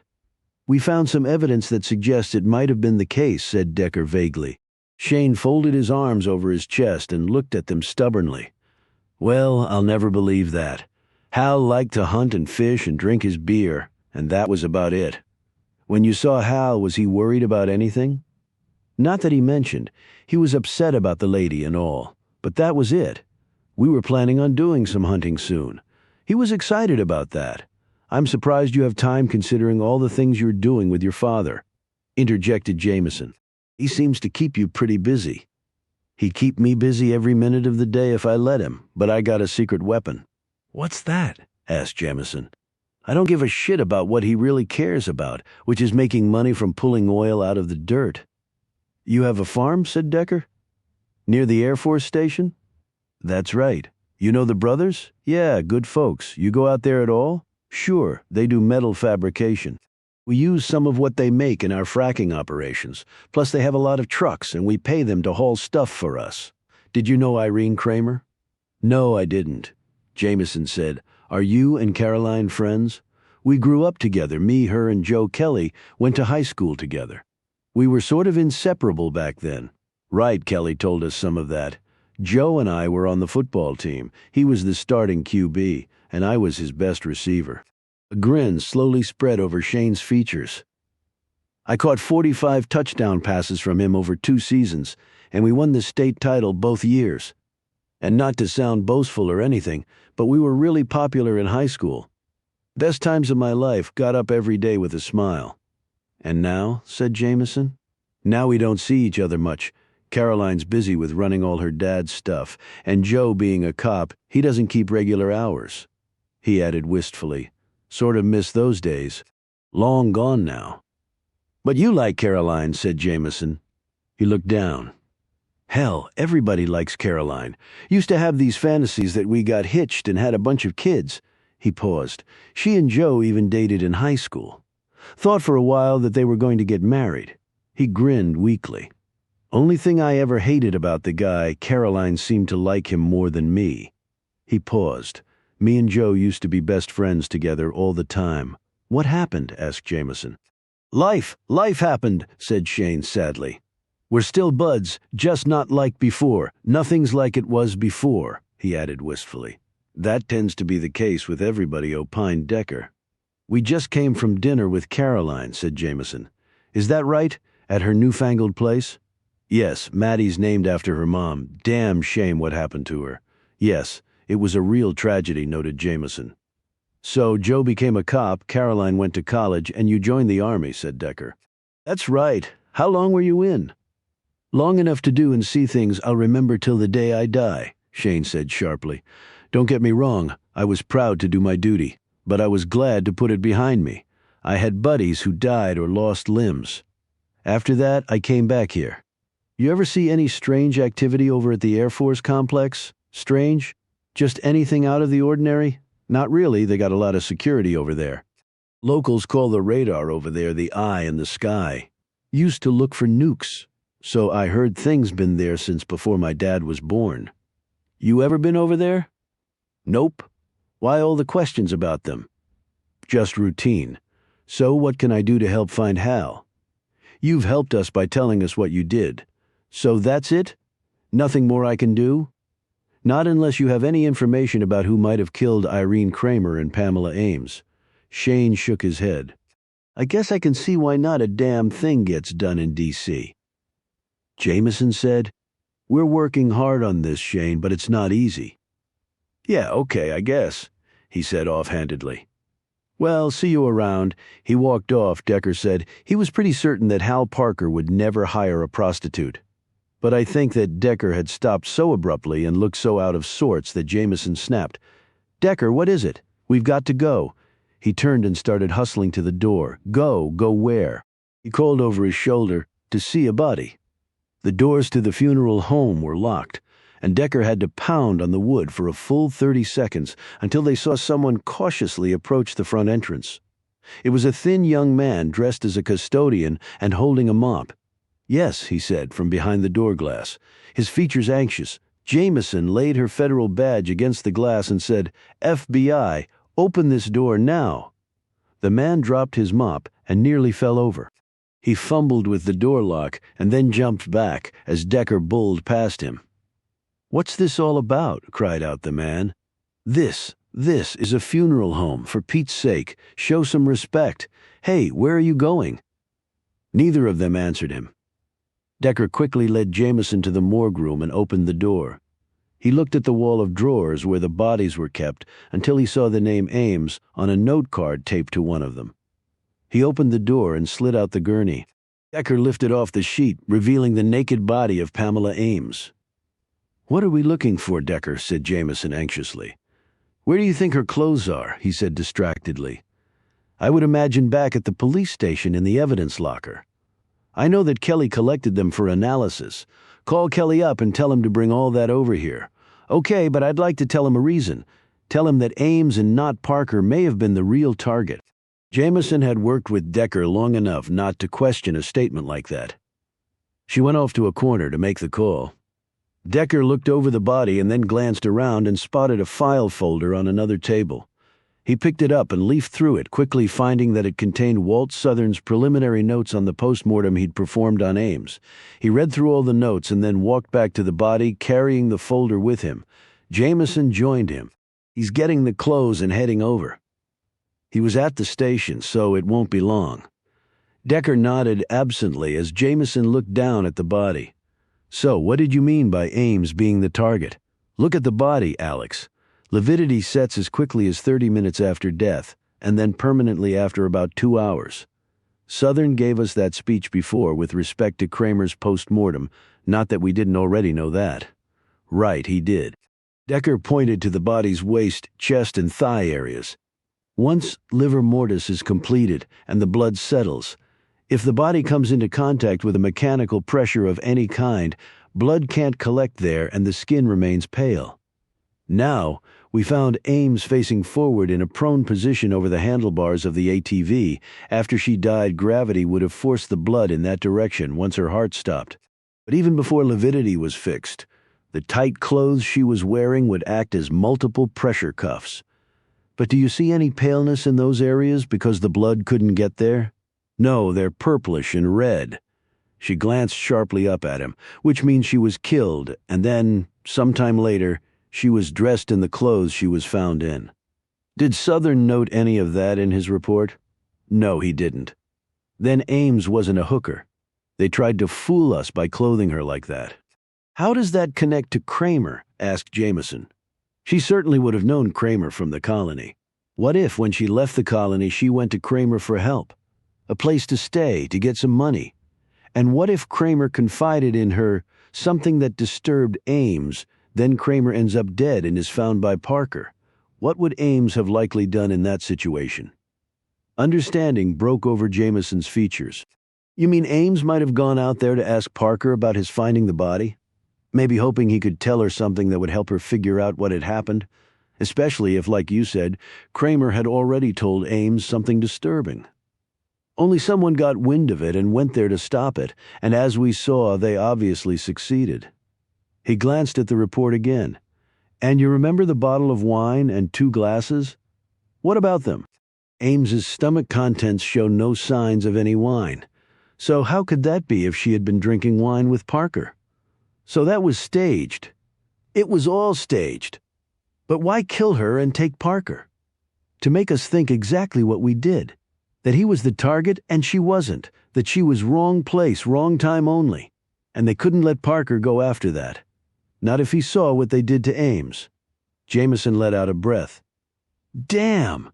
So where's Parker then? I really wouldn't count on us ever finding him alive. God, Decker, this is really spiraling out of control. They're trying to tie up loose ends, Alex, but that cuts both ways. Every time they do stuff like this, they risk leaving something behind that will allow us to catch them. But how many more people have to die before we do catch them? Decker stared down at Ames's body and didn't answer, because he had no answer to give. Killy showed up with the clothes and lots of questions. While Jameson filled him in on Decker's deductions, Decker took the clothes and laid them over Ames's body in the exact same manner in which she had worn them. When Jameson was finished giving Kelly the rundown, Decker said, "Look at where the clothes drop on her." They clustered around the body as Decker methodically pointed out the different strike points. Here, here, and here. Lividity's fixed. There's no way the skin and blood pool presents like what we're seeing right now if she were wearing those clothes when she was killed. They were so tight they actually cut into her skin there and there. Kelly nodded enthusiastically. She was dressed in something else. Then they changed her into these clothes to make it look like the encounter was paid sex. Then they took her real clothes and deposited her in the shed on the ATV, and took Parker. "You think he's dead?" asked Kelly. Decker shrugged. "I wouldn't bet against it. Did Walt Southern have access to these clothes? Of course, he had to examine them for trace and then for purposes of the post-mortem. You know that?" "Yeah, I know that. I just wonder if he does." Decker picked up the skirt and one of the shoes. He eyed the sizes on both and then eyeballed Ames's body. "Alex, help me out here. Would these sizes be right for someone like Ames?" Jameson looked at the skirt and shoe sizes and then tried to put one of the shoes on Ames's foot. "This is 2 sizes too big. No way she's walking around in these. And I'd say the skirt and top are at least 2 sizes too small. I get that she might have wanted it tight, but not that tight. I thought that when I noted how deeply they had cut into her body," said Decker, "that would not have been too comfortable." "They might have killed her before they even got to Parker's," suggested Jameson, "then drove her out there and then dressed her. Which would explain the lividity being fixed and also the absence of blood on the ATV and in the shed. Whoever was behind this knew something about forensics. Look at Kramer's post-mortem, but not the finer points like livor mortis. Are you folks going to make a habit of barging in here at all hours?" They turned to see Walt Southern standing at the door. His wife was beside him. Decker turned to face them and said, "I take it the guy who let us in called you." Southern entered the room and his wife followed. He saw the clothes draped over Ames's corpse. "What's going on?" he asked. "Why are those things on the body?" "Just verifying some details that weren't in your report," said Decker. "You saying I missed something? There was nothing in your report about the lividity presentation?" Southern came forward and picked up the report Decker had set on a table. "I hadn't finished it yet. Regardless, it should have been in the preliminary report. Okay, what about the lividity?" "It was off. She was killed earlier than you said, and then after lividity was set, she was dressed in those clothes and placed in the shed on the ATV." "That's only speculation on your part. It's a conclusion based on the evidence," Liz spoke up. "Anything else that struck you?" "Well, if there is, there's no need for you to know," said Decker bluntly. "Your husband provides us information based on the forensics of the body. We don't keep him apprised of our investigation, even if you trust the person doing the post." Decker fell silent and stared Southern down. Southern dropped the file on the table and gazed pointedly at Decker. "I really don't like your attitude. I've never felt the need to be liked by anybody. We're all on the same team." This came from Liz Southern, who had advanced farther into the room and now stood, in solidarity it seemed, next to her husband. "My confidence has been shaken in my teammate." Decker moved closer to the couple and leaned down. "Maybe you can help me out on that. If you're accusing me of some sort of negligence," began Southern in a loud voice. "No, I'm not accusing you of negligence." "Well, that's something, because negligence implies a mistake was unwittingly made." Liz Southern sucked in a breath while her husband glowered at Decker. "What exactly are you saying, Decker?" asked Kelly. "You want to tell us, Walt?" asked Decker. "I mean, one big mistake. Okay, that happens, if rarely. But two, now that's what I call a pattern." "I'm not going to stand around and listen to this garbage," exclaimed Southern. "You can talk to my lawyer." But then he took a provocative step toward Decker, his face flushed and his features angry. Kelly quickly stepped between the two men. "Now, just hold on. This is getting way out of hand." He turned to Southern. "But Walt, there are some weird things going on here now. I'm not directly accusing you." "Oh, shut the hell up," roared Southern. He turned and stalked out of the room. All eyes turned to his wife, who looked wobbly on her feet. "Liz," said Kelly, "what is going on here? Walt is upset naturally." She flashed an angry look at Decker. Who could blame him with all the foul things this big jerk is implying? "I'm implying nothing," said Decker. "I'm saying that your husband intentionally misstated the post-mortem results in order to interfere with our investigation. That is a damnable lie." "Who made him do it?" persisted Decker. "I have no idea what you're talking about. My husband would never do such a thing. They all jerked when they heard the shot, which was immediately followed by something hitting the floor. They rushed out of the room with Jameson in the lead. Down the hall, a door stood partially open. Jameson pushed it open all the way and hurried inside. Then she stopped as the others piled in behind her. This was apparently Walt Southern's office, with diplomas and certificates on the wall. A desk was set by one wall. The high-backed chair behind it had been pushed back against the wall. Jameson, Kelly, and Decker peered around the corner of the desk. On the floor was Walt Southern. The gun he'd used to shoot himself in the mouth was on the carpet next to him. "Walt!" shrieked Liz as she saw the body. When she tried to push past them, Kelly held her back. "You can't Liz this. This is a crime scene now, I'm sorry." She punched and slapped at him until Kelly pinned her arms to her sides. She slumped against him, sobbing. Decker looked first at Kelly and then at the dead man. "Well, I didn't see that one coming." The room at the police station contained 3 people but was quiet other than the sounds of commingled breathing. Decker, Jameson, and Kelly sat there staring at the scuffed linoleum tile floor. It was early in the morning, the dawn not yet broken, and Walt Southern's body was on a gurney in his funeral home. A stricken Liz Southern was at the home of friends. Another coroner from Williston was traveling to do the post, though everyone in the room knew the exact cause of the man's death. He had scrawled a note which they'd found on his desk. "I'm sorry for everything. I hate myself." He obviously had chosen not to finish it. "So why?" asked Kelly. "Was he really compromised?" Decker said, "Clearly somebody made him fudge the post results to throw us off. First with Kramer having ingested something, and then with Ames's going out there to meet with Parker. It wasn't for sex, it was for information. They blackmailed Walt to leave out the parts of the autopsy that would have led us to know that." "Do you think Walt really was blackmailed?" asked Kelly. "Maybe they just paid him off. People doing this sort of thing for cash don't usually blow their heads off when they're discovered. They try to cut a deal by ratting on whoever paid them. And despite what I told Southern, we had no direct proof that he did anything intentionally wrong. I just called him on it, and he reacted the way he did. It was clearly because of a guilty conscience. Just look at the suicide note. Sorry for everything? I hate myself," he added. "But I didn't think he'd kill himself over it. I was clearly wrong about that." "So what did he have a guilty conscience about?" asked Jameson. "For that, we're going to have to talk to his wife," answered Decker. Later that evening, Liz Southern looked pale and worn as she sat up in the bed of a guest room in a house belonging to a close friend of hers. She cradled a large cup of tea, and her bloodshot eyes spoke of the misery she was enduring. She looked at Decker with an unfriendly gaze as he sat down next to the bed. Kelly and Jameson stood immediately behind him. "You couldn't wait even one damn day," she said harshly. "My husband killed himself. If we could wait, we would. But we can't, so anything you can tell us will be much appreciated. I don't know why Walt did what he did." Decker leaned forward in his chair. "Then let's work through it together, starting with what he wrote in the note." Southern closed her eyes and sighed. "It's important, Liz," chimed in Kelly.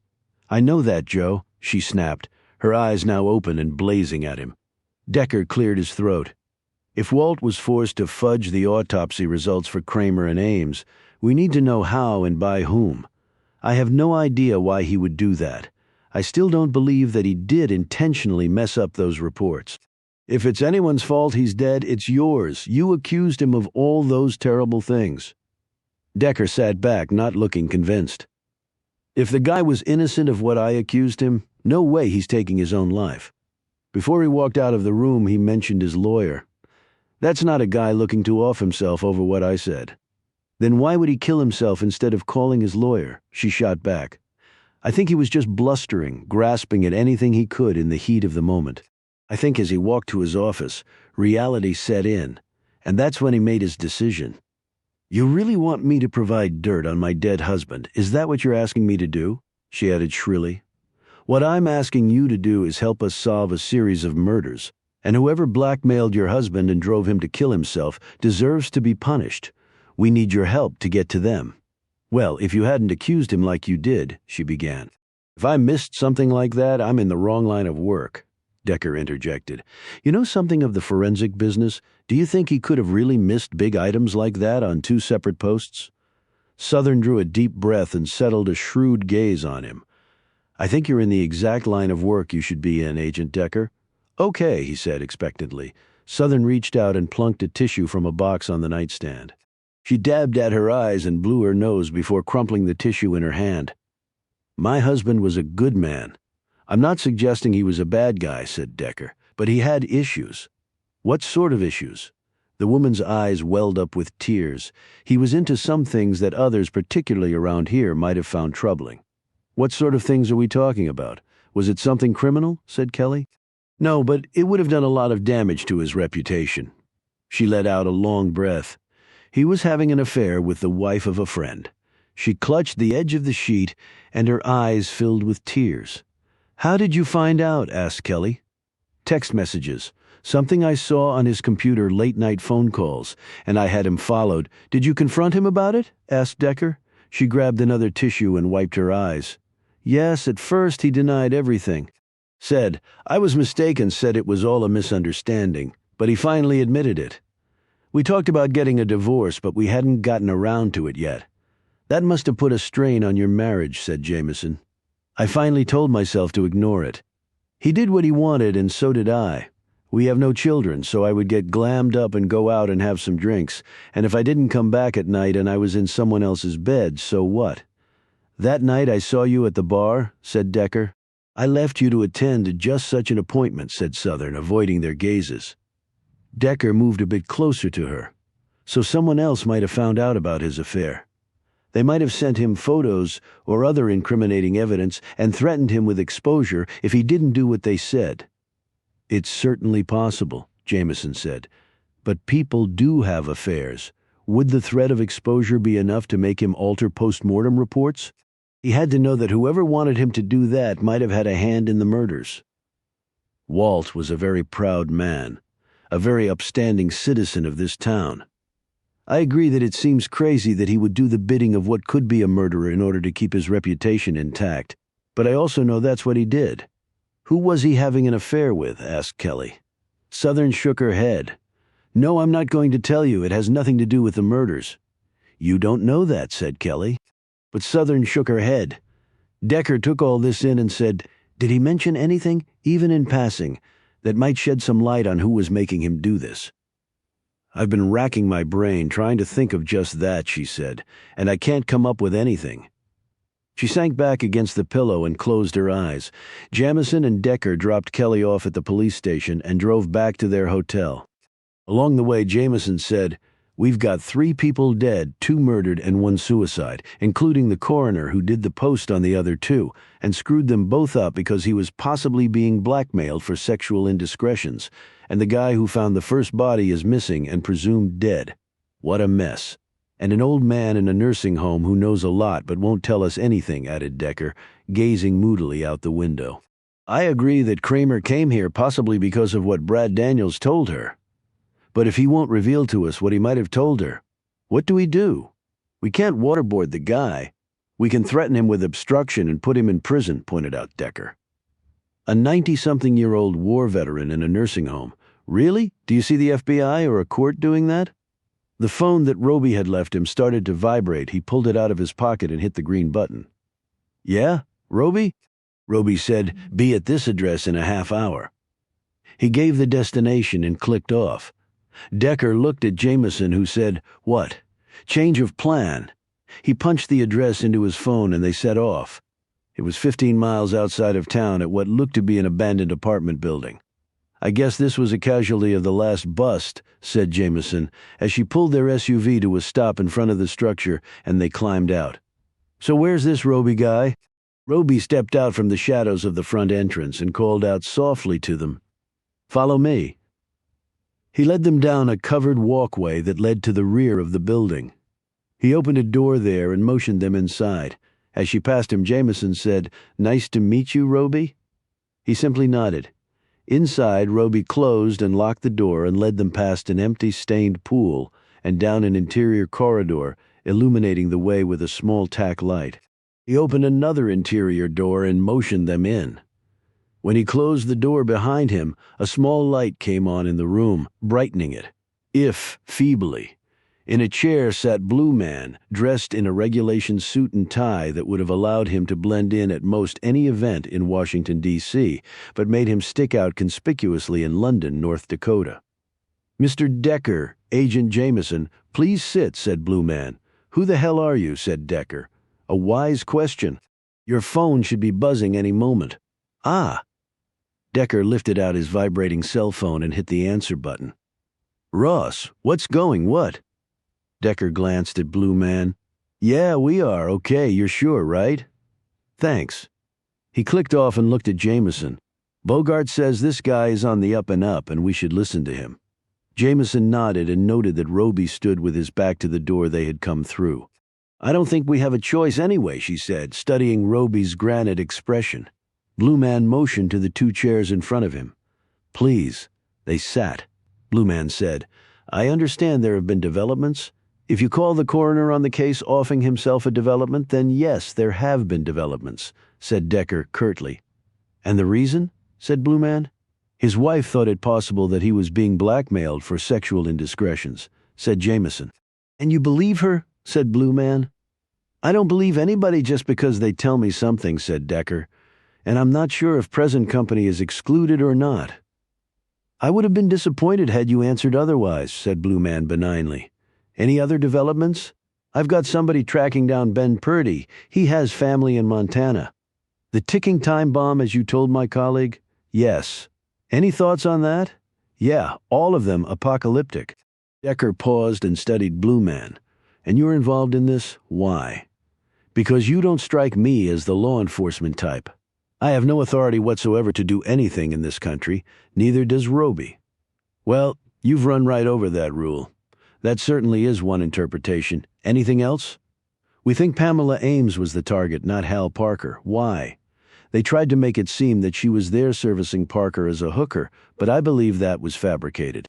"Why would they do that?" asked Roby.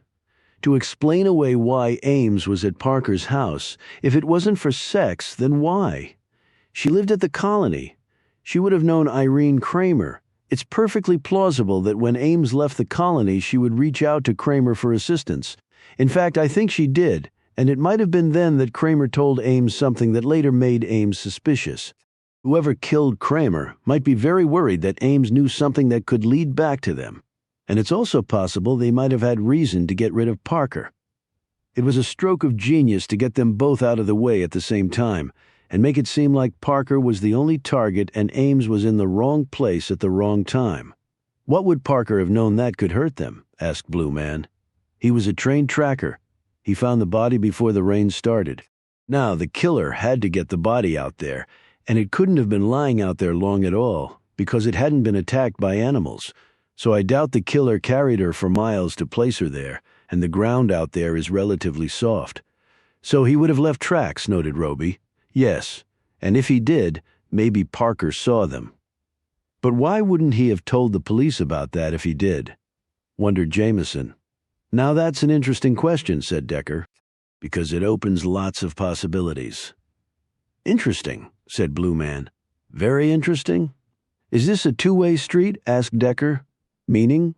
What can you tell us? Blue Man nodded slowly and looked thoughtful.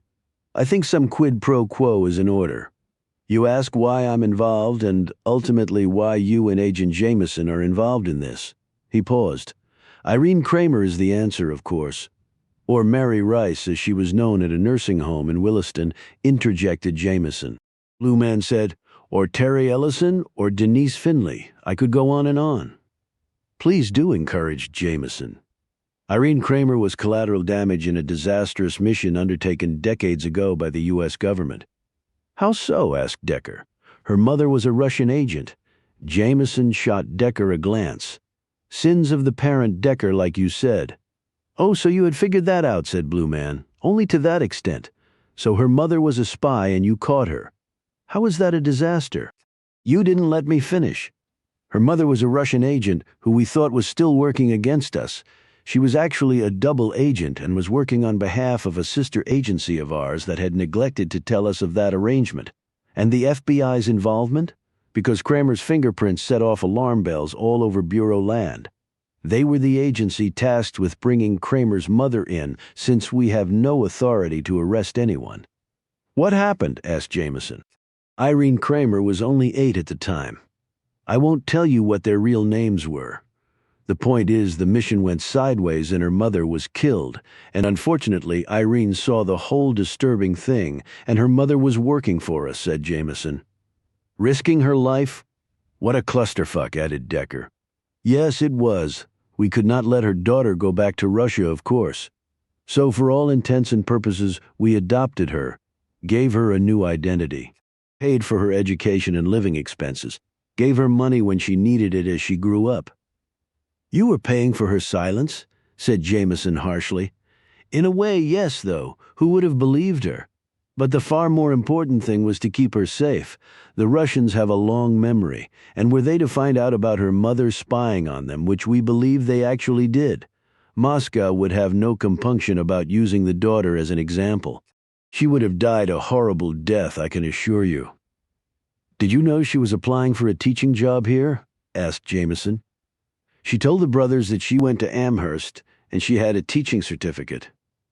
They apparently didn't check up on that because they needed someone badly.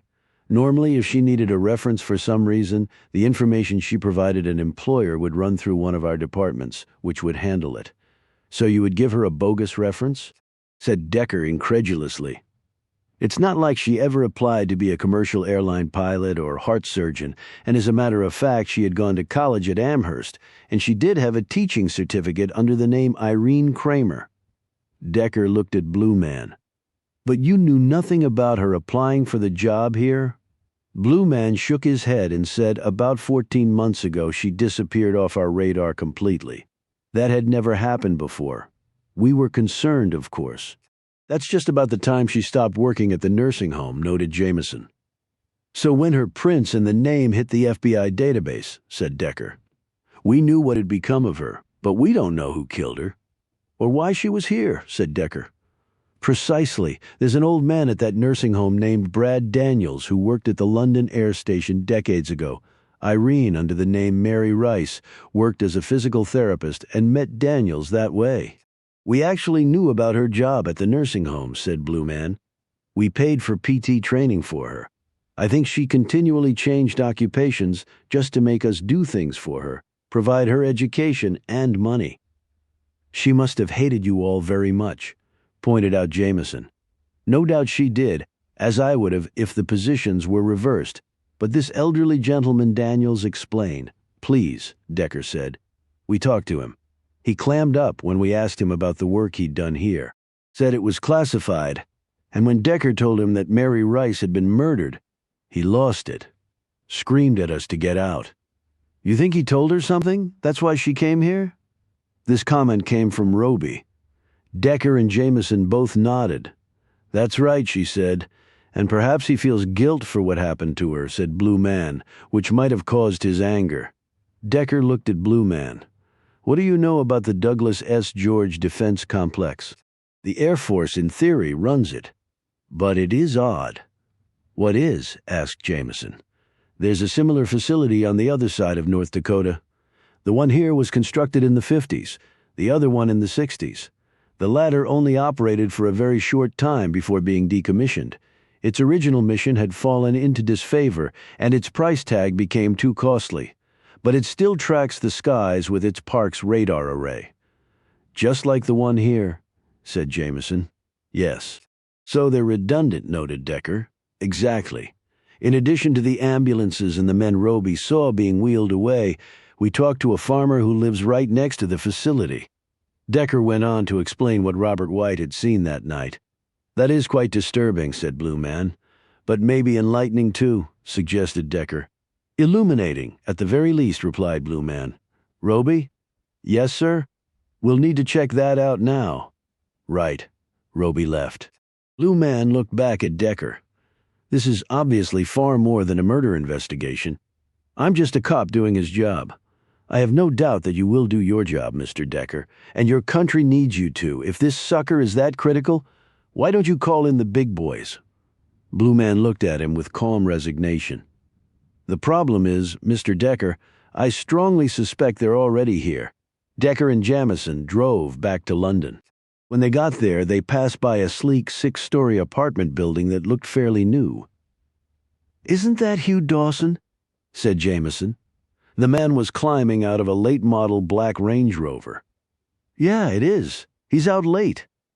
They watched as Dawson looked furtively around and then strode through the front door and into the building. Pull over, said Decker. Jamison parked at the curb and they got out. Jamison followed Decker into the building. There was a concierge desk, and they heard elevator doors closing as they approached it. A young woman was at the desk, dressed in a trim, dark blue uniform with a name tag that read Sarah. She said, "May I help you?" Decker and Jamison approached the desk. Decker said, "Sarah, we work for Mr. Dawson. We know he was scheduled to be here. I think we might have just missed him." He patted his jacket pocket. "We have some papers he needed. He forgot them and called us to bring them to him." "You did just miss him. He's already gone up in the elevator. I can take them up." Decker frowned and shook his head. "I'm sure you're perfectly reliable, but Mr. Dawson is very particular. And these documents are confidential. If he knew I gave them to an unauthorized person, I'd be out of a job." The woman looked at Jamison. "He's not kidding," said Jamison. "Well, all right, I guess it's okay. He went up to number 503. Right? That's..." He looked helplessly at Jamison. "Crap, I forgot the guy's name." He glanced apologetically at the concierge. "Mr. Dawson does so many deals, it's hard to keep them all straight." She smiled and said, "It's Mr. McClellan's apartment." "Exactly. I knew that's who it had to be. Good old Stuart McClellan." "Well, thanks." They got on the elevator and took it up to the 5th floor. "Dawson is meeting secretly with McClellan," said Jamison. "Not so secret if the concierge knows about it," replied Decker. "What do you think is going on?" "Those binders he had on his desk," he told us. "He was working on some big deal. Maybe that deal is with McClellan. But I thought they didn't get along. Lots of people who don't get along still do deals together." "You think this has something to do with our investigation?" "It's possible. People have been killed and abducted. Walt Southern was blackmailed. Parker was hired by Hugh Dawson. He and McClellan are the 2 wealthiest men around. It wouldn't be the first time murder has been tied to money."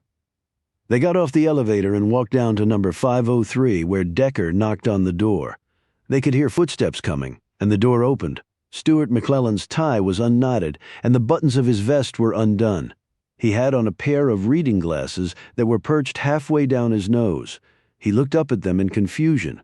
"What the hell are you doing here? How did you even get up here?" Before Decker could say anything, Jamison stepped forward. "We're federal agents investigating a murder. Do you really think a concierge is going to keep us at bay?" Decker glanced at Jamison with admiration. Next, he peered over McClellan's head when he heard movement in the room. "We understand that you're not alone. What business is that of yours?" snarled McClellan. "Can we come in?" "No," barked McClellan. Jamison said, "Fine, we'll keep eyes on the place until we get a warrant issued." "On what grounds?" snapped McClellan. "On the grounds that you're harboring a witness who we need to speak to right now." "Did you hear that, Mr. Dawson?" Jamison added in a raised voice. Dawson came around a corner and stood behind McClellan. He looked both pissed off and weary at the same time.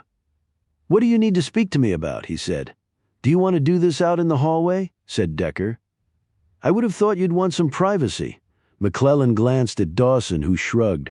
The apartment was spacious and luxuriously furnished. Decker had noted as they came down the hall that they'd passed number 509 and had not seen another door until they came to 503. So McClellan had apparently cobbled together several units into one. He looked around and said, "Nice place." "Why are you here?" demanded McClellan. "We're busy." "With what?" asked Decker. "That is none of your business," retorted McClellan. "Federal agents or not," he added, looking spitefully at Jameson. Decker eyed Dawson. "He was at your hotel that night. You're working on this big deal, you said. You told us that McClellan finally has his business model right, which means maybe no more booms and busts for him.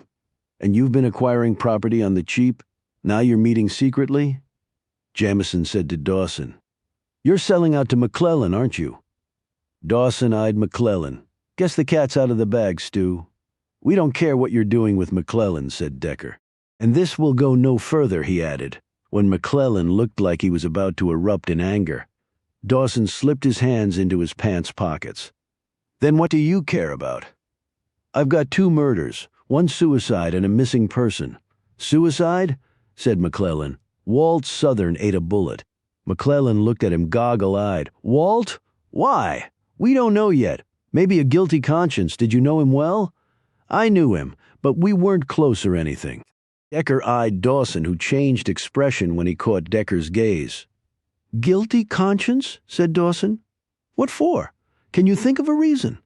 "No, and I didn't really know the man well enough to have knowledge of any demons that might have led to his killing himself. Surely he would have done your wife's funeral." Dawson's eyes narrowed at this provocative statement.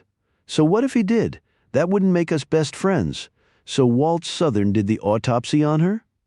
"Yes, and it was confirmed that she died from carbon monoxide poisoning." And Dawson stopped and stared at Decker. "What are you implying?" "I'm not implying anything. And what did Alice Pritchard die of? Exposure. She apparently tried to make it to her car when Maddie didn't show up. They found her outside, frozen stiff. And the text your wife sent you?" "I was in France with Caroline. We didn't see it until the following morning. By then it was too late." He looked away. Jameson said, "That's what Caroline told us." "How is Liz Southern?" asked Dawson slowly. "Shaken, distraught, as you would imagine," answered Jameson. "You know her?" asked Decker. "Walt moved here about 20 years ago and started his business, but Liz is from London. Our families knew each other. Her parents are dead now, and she and Walt live. Well, now she lives in town, but she still has her parents' farmhouse about 10 miles outside of town. And she and Caroline have become good friends over the years. Liz is older than Caroline, of course, doesn't have any siblings, and never had any children. I think she sees Caroline as a younger sister," McClellan interjected. "So now can you get on with your investigation and leave us to our business?" Decker eyed Dawson. "Caroline is very proud of her new restaurant. Does that get sold to this guy, too?" McClellan said sharply. "This is private business," again an answer in itself. Dawson said, "Don't worry, Caroline will be just fine." "I wouldn't bet the farm on it," replied Decker.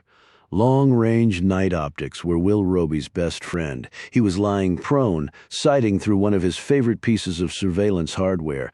It didn't match the eyesight of the radar array facility he was watching currently, but it was more than good enough for his purposes. He'd been here for an hour, and during that time had barely moved. Being able to lie motionless and intensely focused on his target for inordinately long periods of time was Roby's bread and butter. Without it, he couldn't do his job. Vector guards continued to make their rounds. A small jet had landed about an hour before. He couldn't see who had gotten off. Before that, 2 choppers had lifted off the ground, and 1 had returned. A few vehicles had left the facility through the main gate, but all had returned. He watched another car head toward the front gate. He zeroed in on Colonel Mark Sumter as the driver. Roby had been briefed on him and seen multiple photos of the man. Sumter was alone in the vehicle, and he was not in uniform. Where might the colonel be going at this late hour? Roby collapsed the tripod holding his scope and sprinted to his electric scooter. He timed it so he would hit the road. Sumter was on about 10 seconds after the man passed that spot. He pulled in behind Sumter with his lights off. He had slipped on a pair of night vision goggles, enabling him to see clearly without exposing himself by using his headlight. Sumter drove straight down the road, not turning off at any intersection until he was about 5 miles from downtown London. Then he hung a left down a windy gravel road in the distance. As he rounded a sharp curve, Roby could see a small house with a light on. There was a large tree out front. Roby pulled off the road and set his scooter down on its side in some tall grass. He made the rest of his way to the house on foot. He performed a sweep of the property looking for sentries but saw none. He took up a surveillance position behind the tree, which was set about 10 feet from the front door. There was no other vehicle in front of the house other than Sumter's car. A minute later, Roby quietly made his way to the front window where the light was shining through. The window was closed, but the curtains were not fully shut. Through a sliver of an opening, Roby could see the profile of a man. He was in his late 60s, jowly and gray-haired, and dressed in a conservative dark suit with a blue and red unknotted tie. Roby took the man's picture with a thumb-sized camera and next pulled from his pocket a device that looked like an extra-long pen with a wired earbud attached to one end. He pressed the other end, which had a small suction cup attached against the glass, and inserted the bud in his ear. Voices filtered into his ear. "The intrusion is concerning, Colonel," said the older man. "It's not something that was anticipated." Roby next heard Sumter's response. "We don't know what they wanted. The SUV was untraceable. It's not just concerning. It's my ass on the line after all. Don't let your nerves run away with you. It'll be fine. Again, my ass is on the line. All of our asses are on the line. But what we're doing is for the greater good. You agree with that, don't you? National security and all?" "Yes, otherwise I wouldn't be here. Then we just have to redouble our security efforts and keep our heads down. I can run interference for you in Washington. You have our full backing and vector. They do their job, and they do it well, enough said. But what if someone's found who can, well, blow everything up? It's true there is not complete alignment on this issue, but I think even if the American people found out, they would not be troubled. Jesus, we can't go take a poll? This is all classified, maybe the most classified thing I've ever been involved in. The same could be said for me, although I've been in this business far longer than you. Now the FBI came to see you with questions. I'm executive lagging that, and in the end I won't get back to them. I'll blame it on DoD security protocols. I think that's wise. I can help with that as well. I have high-up contacts at the Bureau. Whatever got that tail wagging, I can put the kibosh on it. That would be greatly appreciated." Sumter paused. "You know, we could have just spoken on the phone. These late-night meetings could raise suspicion." "No, we could not talk on the phone, no matter how secure it might be. Emails, texts, phone calls, all of that can be captured and then used against someone. These meetings, face-to-face, no record exists." The man paused, except in the memories of each of us. Sumter seemed to get the man's meaning. "I'm never going to talk to anyone about this." The man nodded. "Everything else is fine? No concerns?" "The ones I've already told you are concerns enough for me, but the rest of the operation is fine, yes. Good. Well, I will put my efforts into motion, and you will do what I have advised until next week, then. I'll let you know where and when." Roby retreated to about 50 yards from the house and watched as Sumter came out, climbed into his car, and drove off. When the other man did not appear, Roby drew closer to the house and waited. He did not have to wait long. He fell back and hunched down as the sound of the chopper came closer. He saw the blinking lights from the belly of the aircraft. Next, a searchlight flitted over the house and yard as Roby quickly lay flat in the high grass face down. He only lifted his head when he could tell by the sounds of the engine reducing power and the whoomp-whoomp of the chopper's props lessening that the aircraft was landing. The front door of the house opened up and the older gent came out, crossed the yard quickly, and climbed into a rear door of the chopper. It immediately lifted off as Roby shot pictures of all of it. A minute later, he was back on his scooter, flying down the road toward town. He wanted to report in with Blue Man. It would prove to be far more difficult than he had thought. But does that have anything to do with our case? Asked Jameson as they sat in the hotel lobby late that night. It's not a crime for Hugh Dawson to sell out to Stuart McClellan, noted Decker. But to answer your question, I don't know if there's a connection yet. Do you think McClellan is involved in this somehow? If Irene Kramer knew something that was damaging to him, it's possible. I just don't know what that might be. But I think the military installation is a more promising suspect. I think that's why she came up here. There's clearly something going on over there, said Jameson. From what Roby found out and our discussion with his boss, we need to talk to Brad Daniels again. And Roby's boss seems to think that something is off there. I mean, why have two redundant facilities in North Dakota? So the one here has an ulterior purpose. The guy running away that Robert White saw, said Decker. Yeah. The guy was obviously trying to escape. So you think there's some sort of prison being operated over there? Maybe. And the ambulances. It seems to be the sort of prison where people suffer injury routinely enough to require medical attention off-site. But if they are operating a prison over there, where would they take the injured prisoners? I mean, if they're trying to keep it secret, they can't just drive them to the local hospital. They have a runway. They have choppers coming and going at odd hours. Jameson looked at him in alarm. You think they're flying these guys out? And maybe they don't come back. Decker, all of that sounds really illegal. I mean, you can't hurt prisoners, fly them out, and then they disappear. They have rights. Maybe they're not ordinary prisoners, Alex. She gaped at him. Meaning what? It's a military facility. Maybe they're military prisoners of a sort. But if they are military prisoners, they still have rights. Maybe they're not members of the military or even American citizens. Remember White said the guy was talking gibberish? He said he thought the guy was nuts, or maybe on drugs, or maybe speaking a foreign language. Are you saying what I think you're saying? Maybe they're running another Guantanamo up here in North Dakota. Jamison slumped back in her seat. Another Gitmo here? You wouldn't want to transfer a bunch of enemy combatants or terrorists to New York City or another really populated area. And if this facility is redundant, it would be the perfect place. Right. And then Vector is brought in to handle security. Decker nodded. They show up here and the Air Force people get kicked out, leaving Sumter as the sole remaining flag bearer to give it a modicum of respect. I think Vector was brought in to watch over the people they're keeping there, and maybe interrogating them to the point of their being injured, but that's not allowed anymore. Says who? Replied Decker sharply. Jameson started to reply, but then seemed to think better of it. He eased forward in his chair. It would also explain why Roby is on the scene. But they told us why. It was because of what happened to Irene Kramer's mother. Decker shook his head. Roby's boss struck me as one real heavyweight. And Roby, too.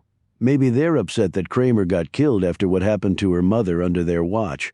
But feeling guilty isn't a reason to bring those kind of assets up here. There's something else, another reason why they're here. Jameson snapped her fingers. Roby's boss said that some big players may already be on the scene here, and that clearly was a problem. If they're running a secret prison, engaging in illegal interrogation, I think that would qualify as something people would kill to keep quiet about. He tapped his fingers against the arm of his chair. The only problem is that theory doesn't square with why Kramer came here in the first place. Daniels told her something about that facility. But that was from a long time ago, long before Vector or any potential prisoners showed up there. So, you mean there has to be something else going on? Namely, whatever Daniels told Kramer that compelled her to move here? Decker nodded. But if Kramer came up here to find out something about that facility based on what Daniels told her, and then stumbled onto what they're doing now, that's a motive to kill her. But why slice open her stomach and intestines? Her mother was a spy. Maybe she taught her kid to swallow secrets, or she saw her mother do it before. The people who killed Kramer might have somehow known this and cut her open to get it back. Then they tried to hide that by performing a post-mortem on her and also blackmailing Walt Southern. But why leave the body out there like that? I mean, they could have buried it somewhere. No one would have found her and we'd never have been called in. Well, one explanation is that they didn't know about her past. Local murder. Local cops working on it, not the FBI. If it came out she was a prostitute, the local cops would have chalked it up to that, and if they had blackmailed Southern to mess with the postmortems, the cops probably wouldn't have even focused on the stomach and intestines. I had to read that report 3 times to find a reference to it. I'm surprised he even referred to it at all. Guy was covering his ass in case this all came out. He could say, "Hey, it's right there," even if I didn't highlight it or take photos of that specific region. I checked for contraband and found none, and the livor mortis miscue? He could chalk that up to not being a full-time pathologist. No, he was hedging his bets all right. So they would have found her body, done the post, conducted the investigation, and come up with zip. Which is better for them than no one finding her, and the cops keep digging and maybe call in other resources to try to find her. The fact that she was a prostitute, or at least holding herself out as one, would make for an easy answer for the cops. It's a high-risk profession. Women like that get murdered all the time, and their bodies get dumped. Cops poke around and then move on to the next case. That does make sense. Well, that's something, since nothing else in this damn case makes the least bit of sense, growled Decker. Roby parked the scooter outside the same abandoned apartment building where he had taken Decker and Jameson to meet Blue Man. His boss wasn't here, but Roby had secure communications inside the building to contact him, and Roby had also made this derelict place his home base for now. The sound reached his ears a few seconds before it would have been picked up by anyone not as well-trained as he was. Seconds of warning meant he got to live another day. Maybe. He immediately flitted for cover near the building's front doors and pulled his pistol. There were at least 5 men that he could see. Where they had come from he couldn't tell. Most likely they had already been here before he arrived, which meant his hiding place had been compromised. In the moonlight he could see that they wore light armor and carried automatic, combat-grade weaponry. They were advancing in a diamond-shaped attack pattern. There was no way he could fire at one without revealing his location, and his cover position could not withstand concentrated counterfire. This dilemma presented a clear tactical first step. Since his current position was indefensible, he moved. He was through the front doors and up the stairs before any of them could gain a line of sight on him to fire. Any building that Will Roby had ever occupied had been thoroughly researched by him beforehand, and this one was no exception. He turned left and sprinted down the hall that bisected the main floor. He reached the rear doors, knelt, and peered out. Tack lights and gun muzzles were coming his way. They were smart enough to have cut off his rear exit. This op had involved some planning. He heard the front doors opening. Roby hit the stairwell, running up 3 flights of stairs, popped through the door, and hustled down the hall to the last room on the left. He unlocked the door and then bolted it behind him. He raced to the window even as he heard the reverberations of multiple feet pounding up the stairs. He never thought about calling anyone for help because there really wasn't anyone to call, and even if there were, they would never get here in time. Roby had to rely on himself, which was nothing new for him. He opened the window and pulled out a coil of rope that he had earlier placed behind a piece of furniture.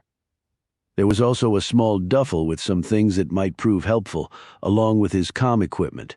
He slung the duffel over his shoulder and tied the rope to the railing that ran around the small balcony attached to the side of the building. He looked down and now saw no tack lights or other signs of someone being down there. They must have entered the building already. In the distance he saw the blinking lights of an aircraft as it zipped across the clear sky. The flare lights of the oil fields burned far away, looking like clusters of shiny objects. He slipped over the side of the balcony and, using his legs around the rope as stabilizers, he methodically made his way down. As soon as his feet touched dirt, he took out his weapon, screwed a suppressor can onto the muzzle, knelt down, took aim, and shot the man who had just come around the corner. The fellow dropped silently to the ground, but the sound of the suppressed rounds seemed to boom across the flat, dark land like cannon fire. What was up was now coming down, as from inside the building, Roby heard the sounds of feet charging down to the first floor. He sprinted to his left, even as gunfire rained down on him from above. They also had the high ground now, which was the best ground to possess. Fired rounds careened off the stucco hide of the building, and shrapnel flew off like little whirlwinds of twisted metal. Roby felt one slice into his arm, but he never slowed until he reached the man he'd killed. In one smooth motion, he jerked the man up and used him as a shield, while he grabbed the loaded subgun out of his hands, along with 3 spare 30-round mags from ammo sleeves in his pants. As rounds slammed into the dead man, Roby waited for a pause in the firing, then dropped the body and sprinted around the corner of the building. Reaching the front, Roby threw himself forward in a prone position and opened fire right as the group of closely masked men erupted from the front entrance. Because of the body armor they wore, he employed only headshots, and in short order had taken out all 5 who had burst into his range. Those not instantly dead moaned, cried, and cursed as Roby rose and sprinted toward his scooter. He heard another sound that caused him to change direction and then dived down right as the bullets zipped over him. He rolled right, took aim, and strafed the field in front of him with gunfire. This would give him a few precious seconds to assess the new threat. It was coming from 2 directions, 90 and 270 on the compass. Looked to be 6 men in each group, armed and armored. Roby felt flattered they had sent basically a platoon to take him out. He fired off the rest of his mag to keep his enemy at bay for another few seconds, and then slammed in his next-to-last sleeve of ammo. His scooter was out of the question now. His adversaries owned that ground. He couldn't run for it. They would cut him down in a matter of seconds. No help was coming. He was outnumbered 10-1, and he had 2 30-round mags and 7 additional shots in his pistol. They probably had thousands of rounds to expend on him. So it was just a war of attrition, now with only one clear outcome. He thought of pulling out his phone and calling Decker, if for no other reason than to tell him what was happening and to take charge of his body. But he decided against that. That was a defeatist attitude, and that was not really in Roby's DNA. He looked left and then right, searching for options as the group of men in front of him slowly moved forward, just to show he wasn't to be toyed with. He focused on one man, leading the pack on the right. He watched the guy through the scope on his pistol and gauged his diversionary movements for about 10 seconds. He discerned the pattern and took aim with his pistol, and when the man stepped to his right, it was the last step of his life. As the man fell dead, Roby immediately rolled to his left and kept going as rounds poured into the location he had just occupied, his shot having given it away. Then the others ceased firing and hunkered down. Roby could imagine them using their compacts to assess the situation and arrive at a solution to the little problem represented by him. Roby didn't wait to confront the result of this discussion. He rolled to his left and kept rolling until he reached a planting bed that was full of dying flowers and small bushes. Tack lights were flying all over the ground as they searched for him from a safe distance, because there were limits to the accurate range of the subgun. It was designed to be devastating in close-quarter battle, but it was for shit at long range. He debated whether to use the tack beams as a convenient target to take out 1 or 2 of them. But doing so would only lead to overwhelming firepower directed at him, and he couldn't keep rolling out of danger. They would figure that out and send fields of fire in every direction he could possibly take. Then it became a numbers game, and one round would eventually find him. He assessed the situation again. It was a shit show, to be sure. But Roby had some more cards to play. He opened the duffel and took out 2 metal fist-sized canisters and a pair of headphones with a built-in battery. He put on the headphones and powered them up. He punched an engagement switch on each of the metal canisters, tossed one and then the other. They hit the dirt about 2 feet from his adversaries. The blinding flash of light was followed by an avalanche of sound and, far more lethally, sheets of packed shrapnel traveling at speeds no person could dodge. 2 seconds later, Roby got up and fired through the smoke, emptying his mag. Then he ran to his left toward the road using an evasive zigzag movement. He heard shots fired in his direction, but none hit their target. When he looked back, the smoke had cleared, and he was dismayed to see that 6 men were barreling toward him. They must have anticipated his tactic and had kept low enough to let the shrapnel sail harmlessly over them. He turned and fired his last mag at them. 2 went down, but the other 4 returned fire and kept charging. Okay, the shit show was turning into maybe his last stand. He dropped the empty subgun, pulled his pistol, knelt down and took aim. He might very well get 2 of them before the other 2 got him. At this precise moment in time, that might be as near to perfection as was possible. He sighted through the scope on his Picatinny rail, as they were no doubt doing with him. He prepared himself mentally for the impact of the rounds that would end his life. Okay, Roby, it's been a good run, but all good runs have to come to an end. The next instant, one man dropped, then a second, then a third.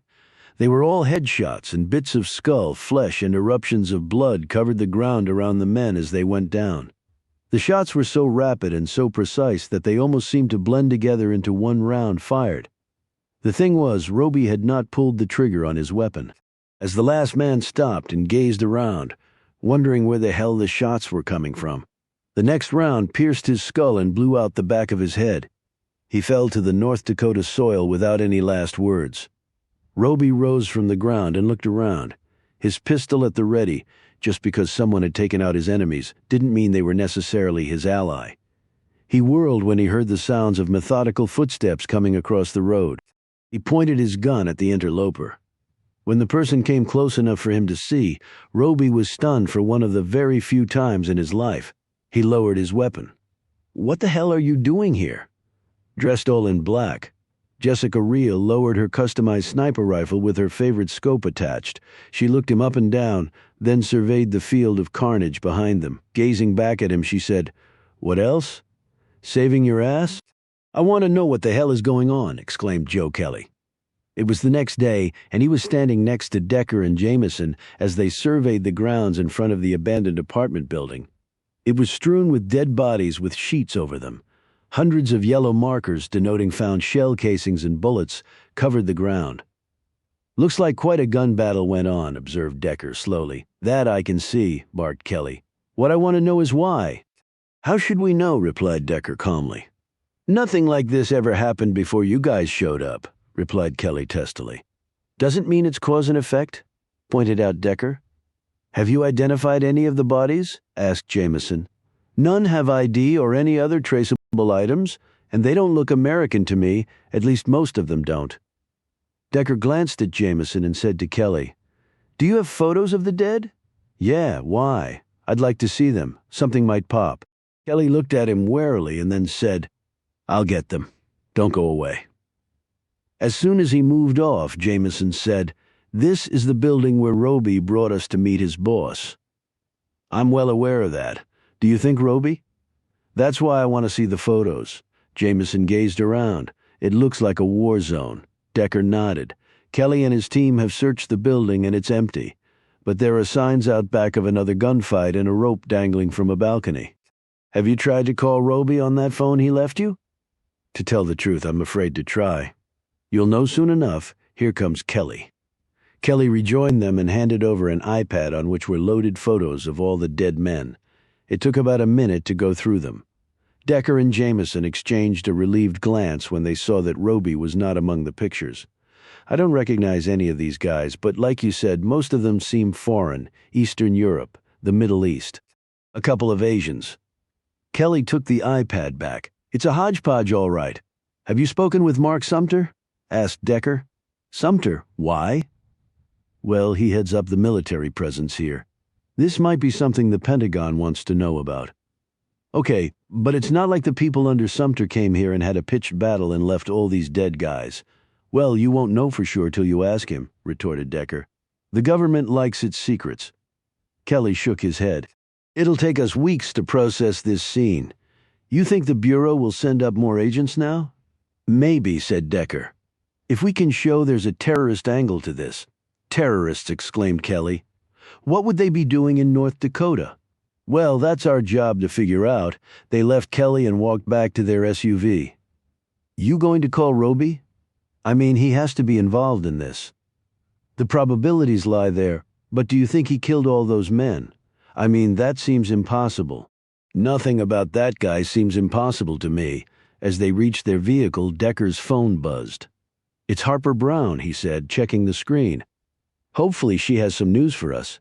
Decker answered the phone, and Harper Brown, their friend at the DI, said, "What the hell are you mixed up in out there, Decker? I was hoping you could tell me. And how's Melvin?" Melvin Mars was one of Decker's best friends, a former college football star convicted of murder and sentenced to death in Texas. Decker had proved his innocence. Mars and Brown were now dating. "He's great. He sends his best and told me to tell you that if you need him as a bodyguard again, don't hesitate to call." I don't think I want him anywhere near this place. Besides, I think I have a pretty good bodyguard already. Don't let Alex hear you call her a bodyguard. I wasn't talking about her. So what do you have for us? I'm thinking time is of the essence. Your thinking is spot on. First things first, anyone I could find with first-hand knowledge of the Douglas S. George Defense Complex provided nothing helpful. It's been under Air Force control since the Korean War era when it was built. Has it been a radar array looking for missiles all that time? Strangely, she didn't answer right away. Well, it's hard to tell. From what I could find out, it didn't come online as an eye in the sky until the late 60s, well into the Cold War. The Korean War was in the early 50s. What was it used for back then? I don't know. I couldn't find out. How is that possible? Don't you have every security clearance they give out?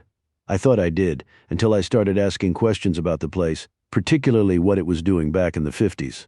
There I ran into a stone wall. I understand there's another eye in the sky around here. That's the other funny thing. The Stanley R. Michelson Safeguard Complex is on the eastern side of the state and is part of the 21st Space Wing and designated Cavalier Air Force Station. It's near Grand Forks, North Dakota, and was deactivated in 1976, but it has a Parkes radar array and keeps watch out for incoming missiles and also tracks objects in space, which was how the commanding officer at the facility here described what they do. A pair of eyes in North Dakota. Isn't that a bit of overkill, especially considering the Cold War is long dead? You would think Decker, you would think. She paused. What do you believe is going on up there? I think the answer to that would scare the crap out of even somebody like you. Things are exhilarating, said Blue Man. He, Roby, and Reel were sitting in Reel's black SUV on a quiet road about a mile outside of London. In the distance they could see oil rigs and crews pecking at the earth with drill bits and detonation guns. The police are all over the property, noted Roby. Well, there was no way we had the resources to clean up something like that. But that was a big loss for them, thanks to you. Roby glanced at Reel, thanks to me and Jess. I thought you were on the other side of the world on assignment. I was.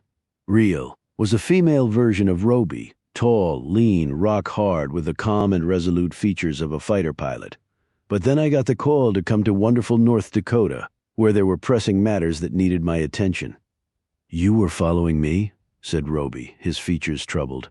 I knew your itinerary, otherwise I would not have been able to. Don't worry, you're not losing a step. Your timing was impeccable, I understand, noted Blue Man. I'm 6 feet under if she was a second later, added Roby. Jess and I checked some of the bodies out before we left the scene.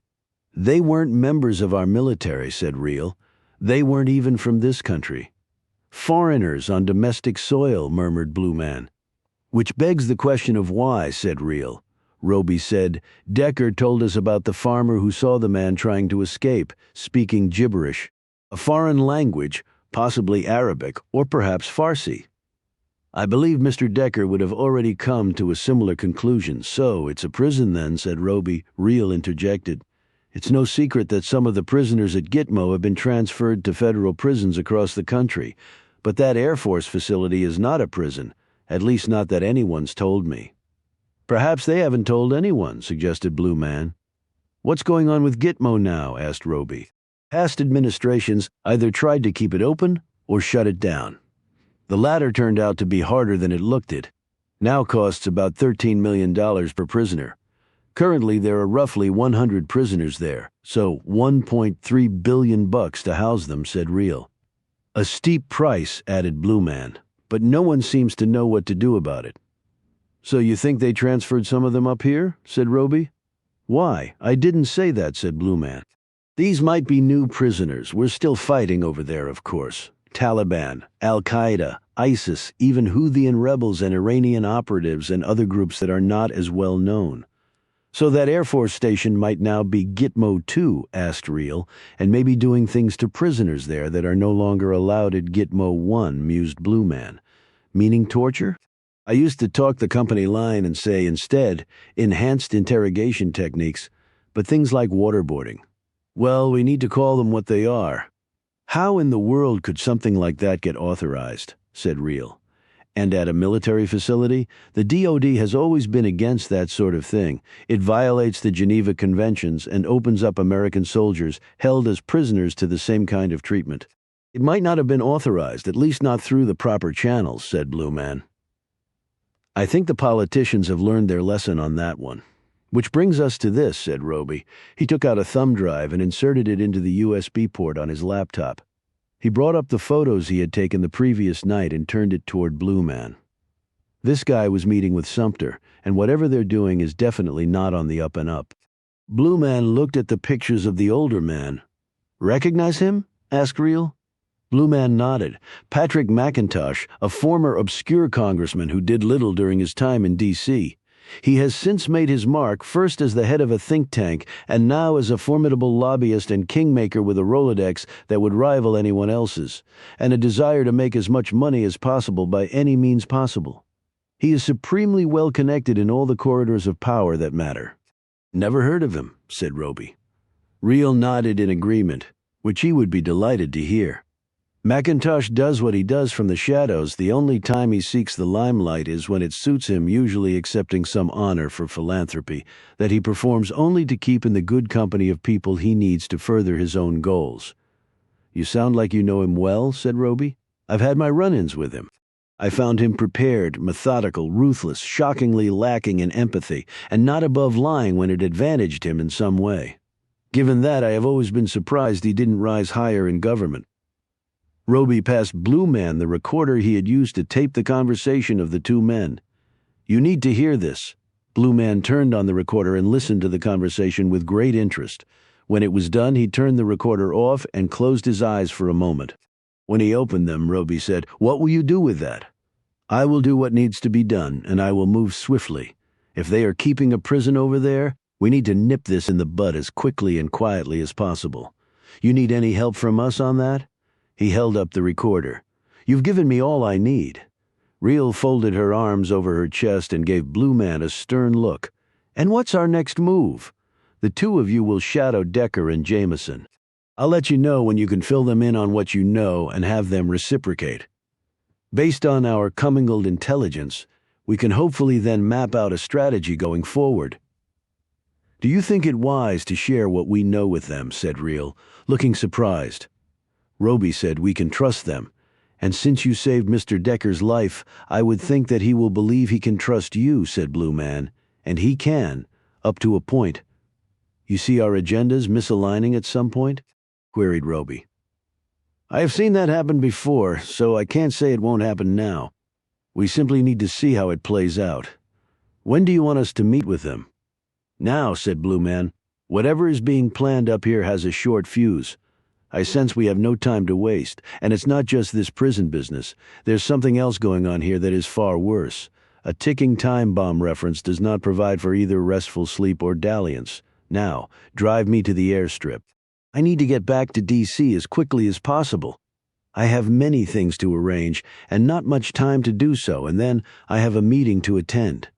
Reel put the SUV in gear and they drove off. Amos Decker, Rex Manners. "Heard you wanted a line on an AWOL named Ben Purdy." Decker had answered the call while sitting in his hotel room the next day. "That's right, Rex. Thanks for getting back to me. What do you have?" "A name and an address, Beverly Purdy. She lives in Montana, a few hours from the border with North Dakota, which I understand is where you are now." "That's right." Manners gave him the address. "Beverly Purdy is the mom. She's a widow, and Ben is her only kid. She lives on a farm, raises some crops and cattle. I don't know if Purdy is there or not, but it seemed like a good place for you to start. I appreciate the assist. Be sure to email me a bill. I can give you my address. Don't worry about it. PIs do each other favors. You'll be able to return it one day. Good luck." Manners clicked off, and Decker put his phone away. He called Jameson and filled her in. When they Googled the location of Purdy's farm, they found it was about 5 hours from London. "Should we grab Kelly?" asked Jameson. "I don't want to involve him in something that might come back to haunt him. There may come a time when we have to tell him, but now is not that time." They met up downstairs and drove out of town, heading west. "Did you contact Roby?" "Not yet. I was going to when the PI called. Let's check out Purdy and then we can hook up with Roby when we get back. The long drive seemed longer than it was because there was nothing to see except landscape that never changed. I've never been in a car this long without seeing another car, observed Jameson as she drove along. And I grew up in Indiana. This is big sky country. Jameson looked out the window. You got that right?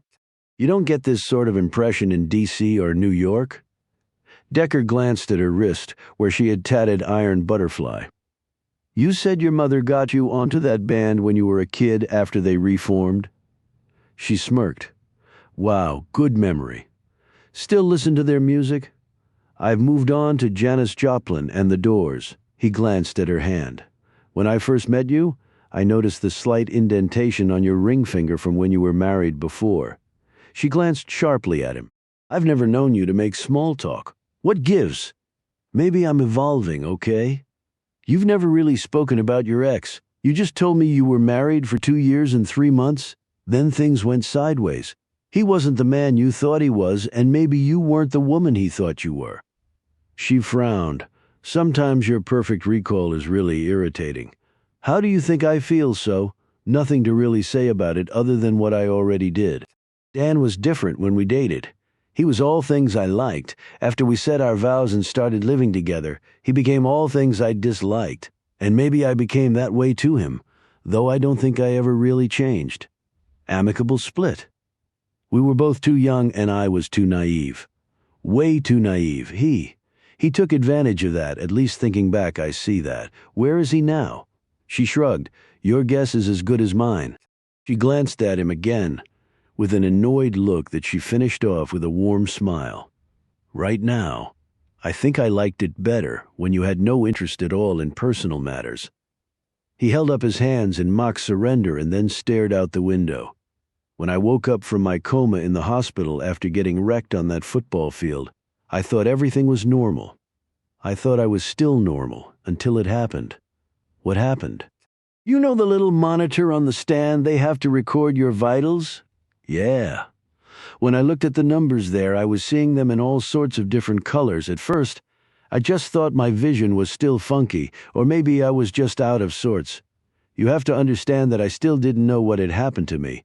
But later, when I looked at the clock on the wall, same thing, weird-ass colors. Then I knew I was definitely not the same. And when I had to interact with people, well, it was a brave new world. I'm sure the doctors and nurses were glad to be rid of me.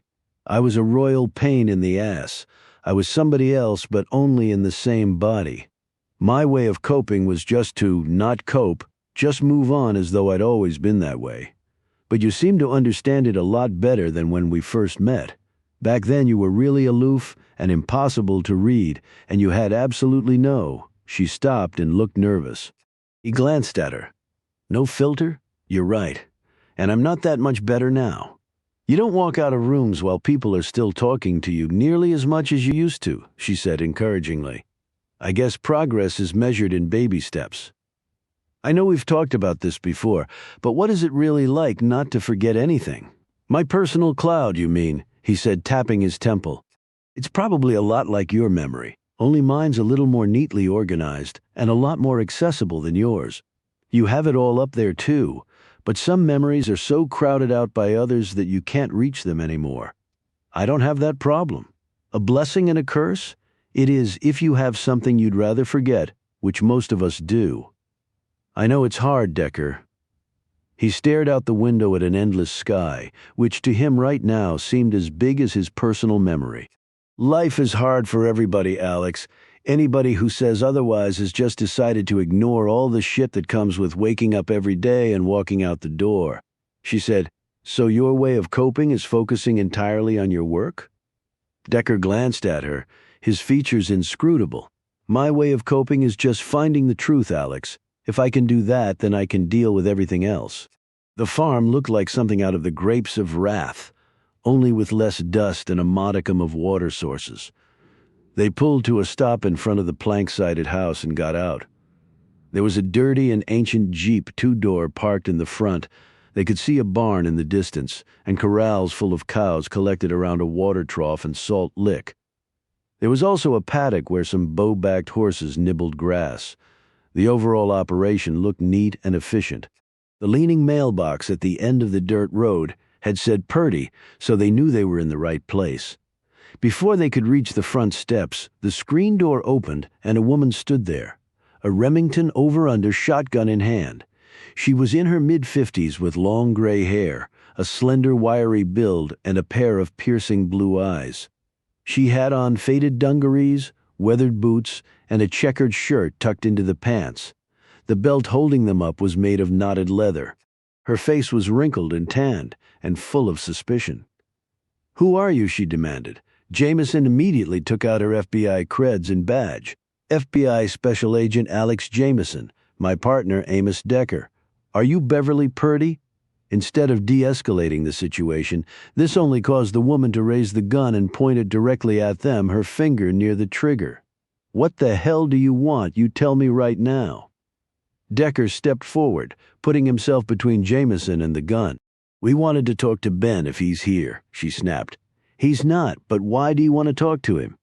"We're not with the Air Force if that's what you're thinking, and we have no interest in whether he might be absent without leave. We just want to talk to him about his last posting in London, North Dakota."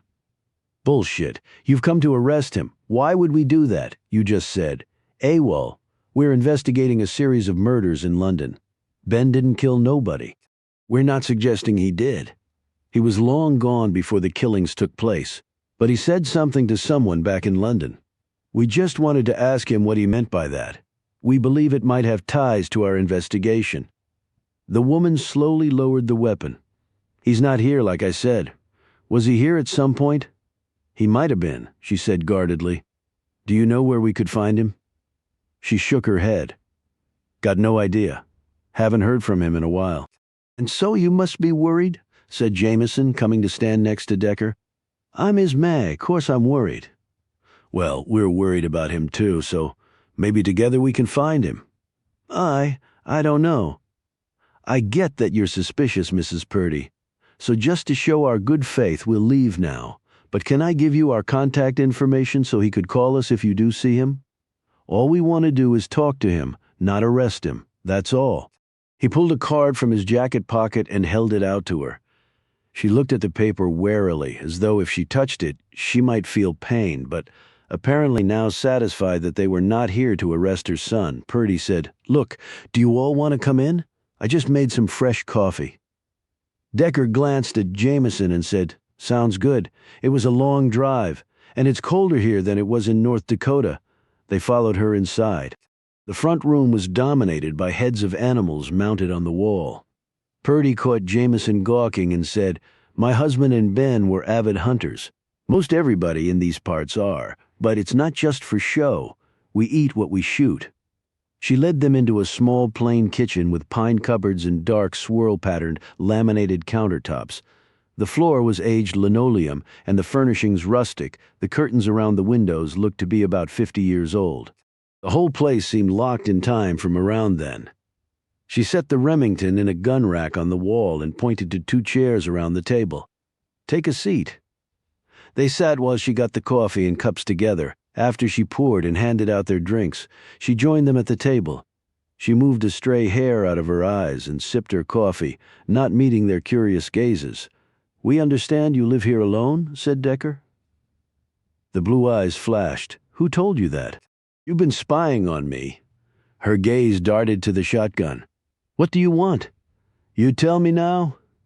"We already told you," replied Decker calmly. "To talk to your son. That's what you said," she retorted, in a skeptical tone. "Doesn't mean it's true." "It is true," said Jameson. "We just want to talk to him. We are not here to arrest him. That is not our concern. We have no jurisdiction over his military career."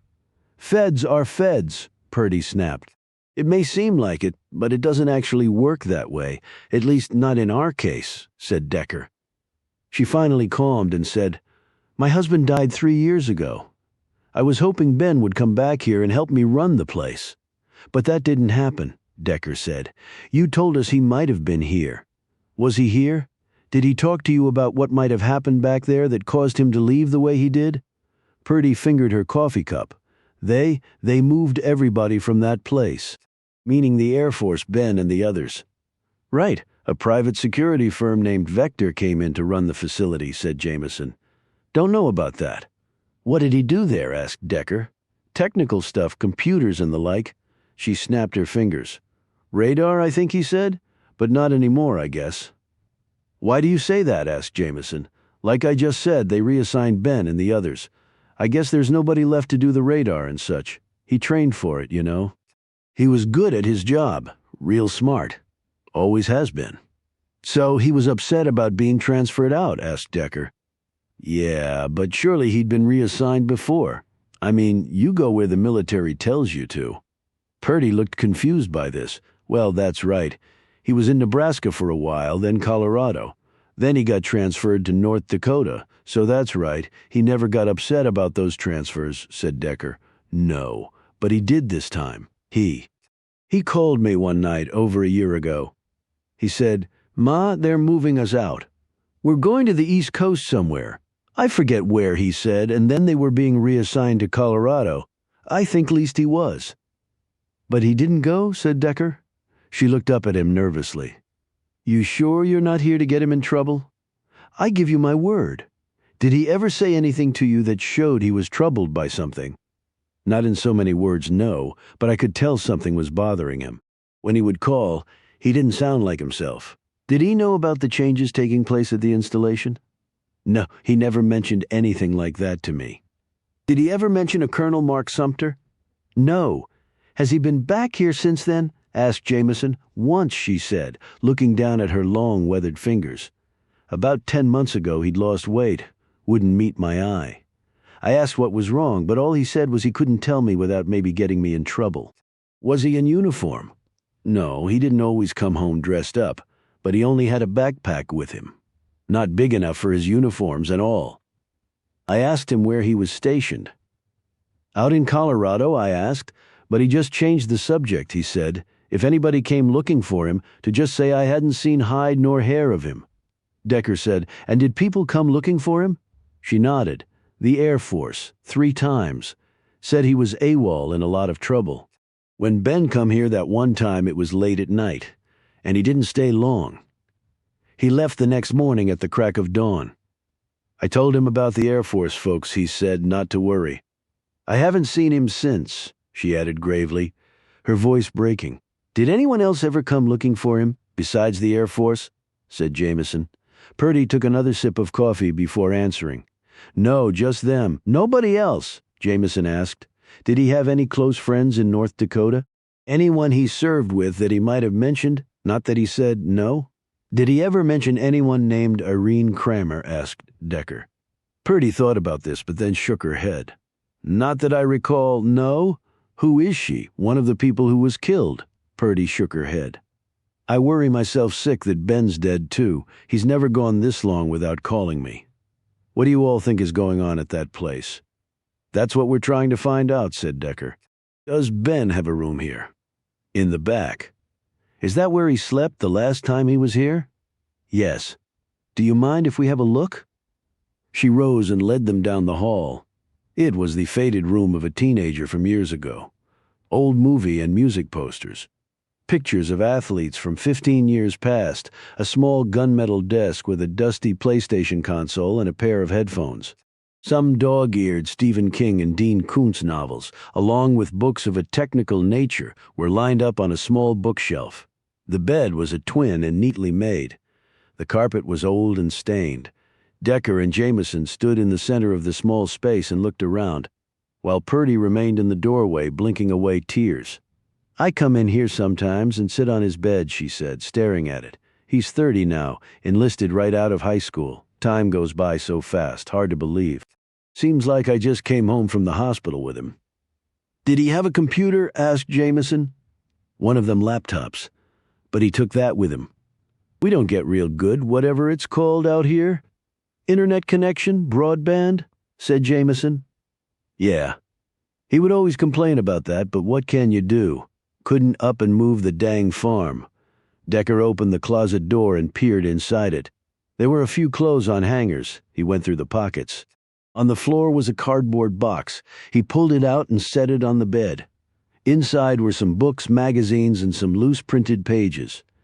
Decker looked at the books and magazines and ran his gaze over the pages. The books and magazines all dealt with technical subjects, mostly having to do with electronic communication applications. The loose pages were about various military installations in Maryland, Colorado, Arkansas, and California. Decker held them up. Any idea why he was interested in these places? Purdy came forward and took the pages from him. I don't know. Maybe he was thinking about asking for a transfer there. But they're not all Air Force installations, Jameson said, or they could be from when he was thinking about enlisting years ago. He might not have settled on a service branch yet. No, said Decker, shaking his head. There's a timestamp at the bottom right of the page. It shows when it was printed out. Jamison looked at the dates. About a year ago, she said, giving him a confused look. You mind if we take these? He asked Purdy. No, help yourself. They went back into the kitchen. Purdy said, Do you think I'll see my son again? I wish I could give you a straight answer on that, ma'am. I can tell you that we'll do all in our power to find him. She put a hand on Decker's arm. Thank you for that. They took their leave and drove off with Purdy in the doorway of the little house staring forlornly after them. I can't imagine what she's going through, said Jameson. Her only kid is missing and obviously involved in some dangerous things. Decker wasn't listening. He was staring down at the pages he had taken, lost in thought. Halfway through the trip it was well dark. They had just crossed back over into North Dakota when Jameson glanced in the rearview mirror. Well, that's the first pair of headlights I've seen in a long time. Decker looked in the side mirror and sat up straighter. Brace, Alex, he called out, right as the front of the vehicle trailing them plowed into the rear of theirs. The collision slammed both of them back against their seats, momentarily stunning them. Then Jameson went into action. She floored the gas, and the SUV leapt forward. Can you see anything? She called out. Decker turned around and looked at the headlights a few feet behind them. Yeah, and here they come again. They were bucked forward once more with a second collision. Jameson was having to struggle mightily just to keep the truck on the road. She said, They have more horsepower than we do. I've got the pedal to the floor. Well, let's see if we can do something about that. Decker undid his seat harness, climbed over the seats and settled in the cargo area at the back. Pop the window, he called out as he slid his Glock from its belt holster. Jameson did so, and Decker edged the glass further up. He used the back of the cargo door as his fulcrum, aimed and fired 5 shots into the driver's side of the windshield. The vehicle immediately started to veer erratically to the left and right. Think I hit the driver, he yelled out. As he said this, he ducked down. Look out, Alex. Their SUV was strafed with machine gun fire. She bent low, cut the wheel hard to the left, and shot onto the wrong side of the road. Decker, you okay? Decker. She glanced frantically in the rearview mirror. Amos. His head poked up into view. Okay, that was a little closer than I would have liked. Their SUV started wobbling badly, and Jameson said, They hit our tires. I can't hold this speed. Decker looked to the right. Road coming up. Take it. Jameson left rubber on the road as she drilled a 90-degree turn onto another ribbon of asphalt heading south. She eased up on the gas because the SUV was fishtailing so badly. They must have shredded our rear tires. Feels like we're riding on the rims. Just keep going. He watched as the shot-up vehicle, now revealed as a Hummer, made the turn, and then he watched with a sickening feeling as another Hummer pulled in right behind the first one. They had reinforcements and machine guns. This would not be a long or fair fight. He looked toward the front of their SUV and saw what looked to be an abandoned farmhouse with broken corral fencing and a hay barn with rotted doors swinging off. Head for that barn, he told Jameson. The SUV shot through the opening and she slammed on the brakes, bringing them to a stop right before they crashed into the opposite wall. They scrambled out of the SUV and took up position behind their vehicle. Decker has already tried to call 911 for help, but there were no bars on his phone. Even if he had, it would probably take hours for even a single cop to show up out here. Jameson had her gun pointed at the open doors. She glanced at Decker. What now? He was eyeing the interior of the barn, and then his gaze went up. High ground is the best. They hustled to an old wooden ladder and clambered up to the hayloft, which was half full of thoroughly rotted straw. Decker tested each floorboard with his weight before edging over to the hayloft doors and opening them just a crack. Twin pairs of headlights were cutting through the darkness around the farmyard. The doors of the Hummer with the cracked windshield opened, and 4 men climbed out. They wore all black, including ski masks, and carried automatic weapons. The doors of the second Hummer opened, and 3 more men got out. In the blink of an eye, they fanned out, and within seconds they had the barn surrounded. Decker turned back to Jameson. "Well, our options seem limited." "Yeah, as in 0, she replied grimly. Decker reached into his pocket and pulled out the device Roby had given him. Jameson noted this and said, "Little late for that. I was thinking the same thing, but what do we have to lose now?" The shots outside drew their attention back to the hayloft doors. As they watched, the lead Hummer exploded, and the detonation lifted the multi-ton vehicle straight up into the air before it slammed back down to earth, a collision that burst all 4 tires. "What the hell?" began Jameson. They dropped to the floor and slid backward as automatic gunfire started up again. A few moments later, Decker crawled forward and peered through the crack in the doors. He watched as 2 of the men in black were gunned down. 3 more rushed from around the rear of the barn and took up position behind the destroyed Hummer. They fired into the distance and received return fire. Decker pointed his gun out. The crack took aim and shot one of the men in the back. He fell to the dirt. The other men turned and fired at the barn. Decker slammed the door shut, and he and Jameson took up cover behind a thick bale of rotted hay. Multiple rounds ripped through the wooden doors and into the straw. There was more gunfire, another detonation. Screams, more gunfire, shouts, and then the sound of a vehicle starting up. Decker and Jameson crawled forward in time to see the second Hummer racing back down the road. Soon it had disappeared into the darkness. Jameson looked at Decker and said breathlessly, "What the hell just happened?" Before Decker could answer, the phone Roby had given him buzzed. He answered it. Well, Roby said, "You can come down now." Roby and Reel were in the front seats, and Jameson and Decker in the rear of Reel's SUV as they drove back to London. When Jameson and Decker had come out of the barn, they had been met by the pair along with a number of dead bodies. Roby had introduced Jessica Reel to them. She had said nothing, only nodding curtly in their direction. "How'd you know where we were?" asked Jameson before Roby could answer. Decker held up the phone. "This has a tracking device." Roby nodded. "We followed you to your destination. Then saw the Hummers on the return trip. It was a close call." "I wish you didn't have to keep saving my life," said Decker, quite frankly. "It's getting a little bit hairy. I can see that." "What did you find out with Purdy's mother?" asked Reel as she steered the SUV. "Ben Purdy was last there around 10 months ago. The Air Force has been by looking for him a few times. No one else. We took some things from his room. They may be clues." He held up the printed pages. Roby took them and looked the pages over. A bunch of different military installations. What do you think he was looking for? "Facts about something that was important to him." "You think this has to do with Vector taking over London, AFS?" said Roby. "If you asked me that yesterday, I would have said maybe, but I don't think Purdy was aware it was going to become a prison. We thought you might have figured that out," said Roby. "Purdy was transferred out before any of that happened." He was upset about the transfer, his mother said, but he didn't know the details of what was coming in to replace him and the others. Vector apparently wasn't on the scene yet, and without them around, there weren't going to be any prisoners sent there. Jameson said, "So it seems clear that the time bomb Purdy mentioned doesn't involve the prison." "Little town for so many big things to be happening," commented Reel. "Couldn't have said it better myself," remarked Jameson. Roby said, "The guys we took care of back there looked just like the ones who tried to ambush me the other night." "We figured you were involved in all that," said Decker. Roby glanced at Reel. "But for my partner here, they would have had to send someone else to take my place," Reel said. "We all do our part," Roby continued. "They're clearly mercenaries, and there are a shitload of them out for hire. Anyone with enough money can have their pick of some very serious people." "But again, why London, North Dakota, for all the attention?" said Jameson. "Time bomb," said Decker, as he glanced down at the printed pages Roby had handed back to him. "And apparently these folks want to make damn sure it goes off."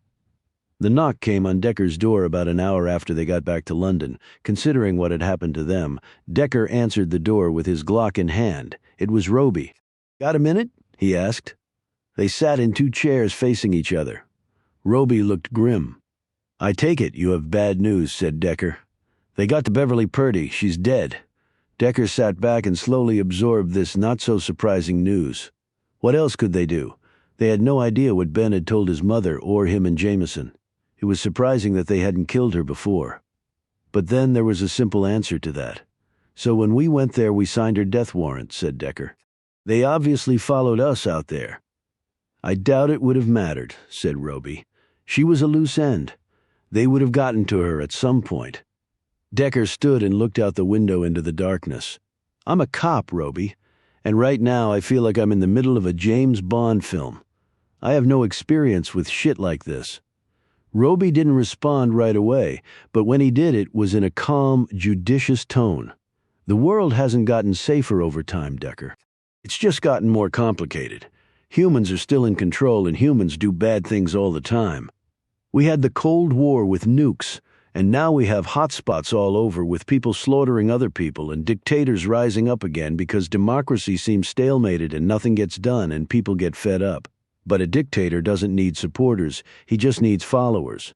And the best way to make people follow, at least in the eyes of guys like that, is to give them no choice in the matter. Decker sat back down. Thanks for the geopolitical education, but it still doesn't get us where we need to go. Jessica Reel and I are here to help you. Our strengths are in protection and in removing people in the most efficient way possible. I've seen your handiwork. Your strength is figuring things out. So any ideas? You said the prison thing is not the big deal here, and for what it's worth, our boss agrees with you.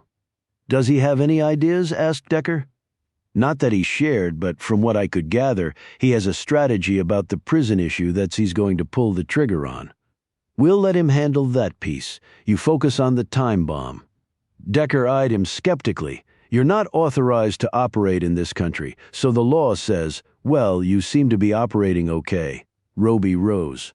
You should get some sleep. What I should do is start to figure this out. Blue Man sat in a leather chair at a prestigious club within a stone's throw of the Capitol building. Silent men in starched livery walked around, carrying trays with expensive whiskeys and bowls of cheap nuts.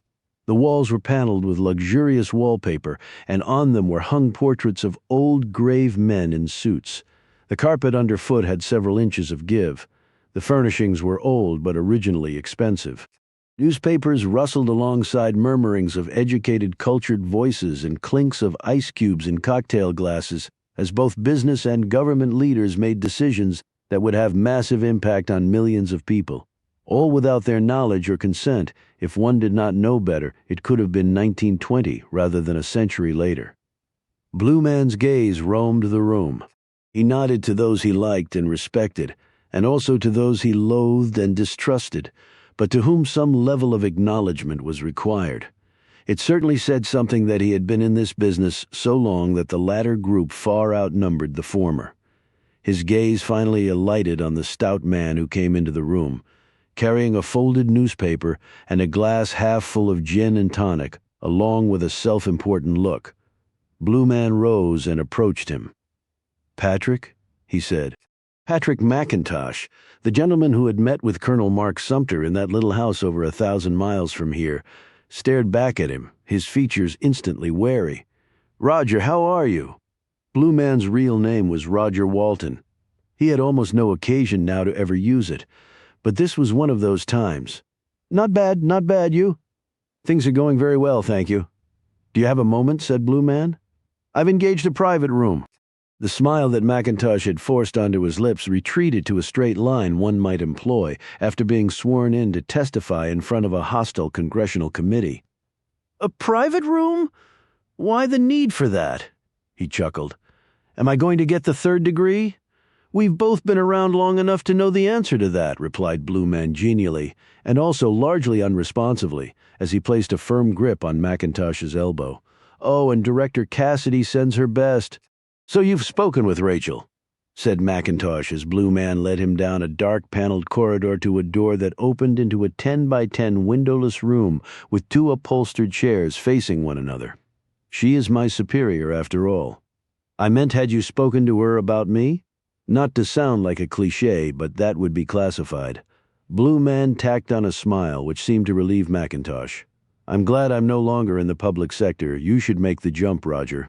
A man with your experience and Rolodex. The money you could make. My needs are simple. My salary more than ample. I just bought an Italian villa in Tuscany. Sherry and I will spend the summers there. Congratulations, please have a seat. The men faced off in the chairs. McIntosh laid his paper aside but did drain the rest of his gin. I've been traveling, said Blue Man.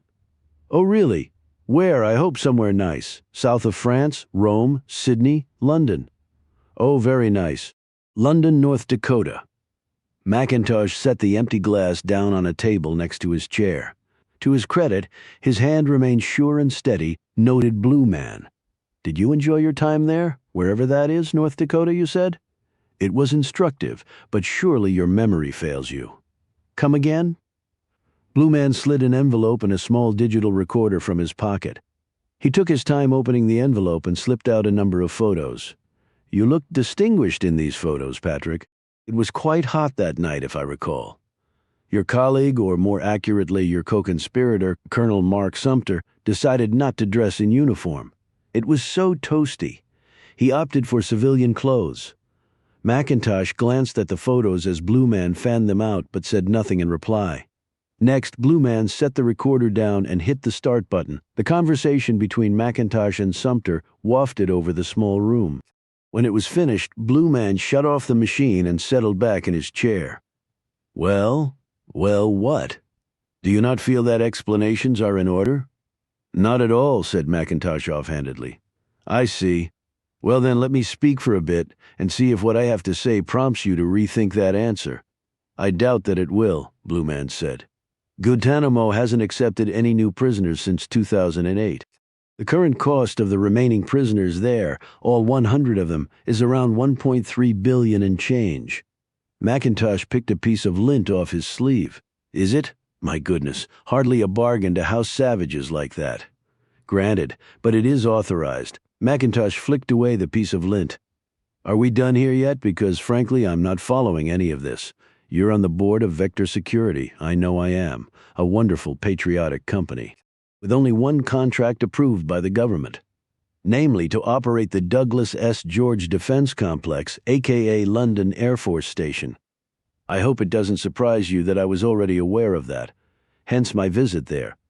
I am a good board member after all. You're not only a board member, you also have a direct financial interest in the business of Vector, as board members so often do.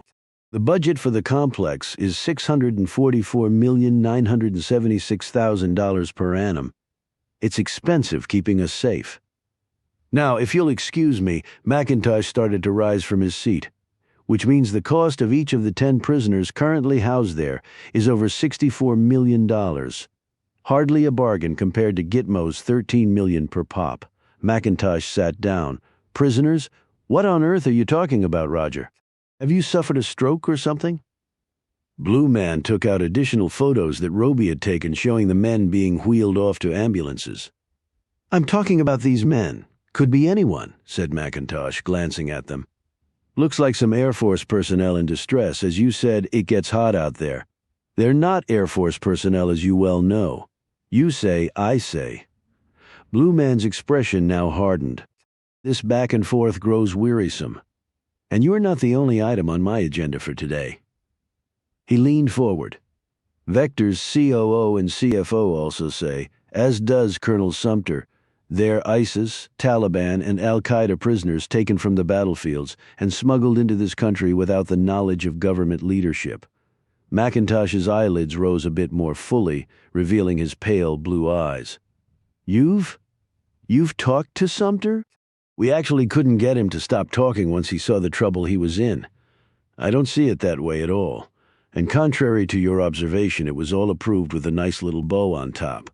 What was approved a very long time ago and never revisited was the operation of London AFS as a Parkes radar array, monitoring facility, which function it was performing up until about a year ago. Then its purpose dramatically shifted. It has the same quasi-pyramidal building as its cousin in Grand Forks and the same impressive surveillance system.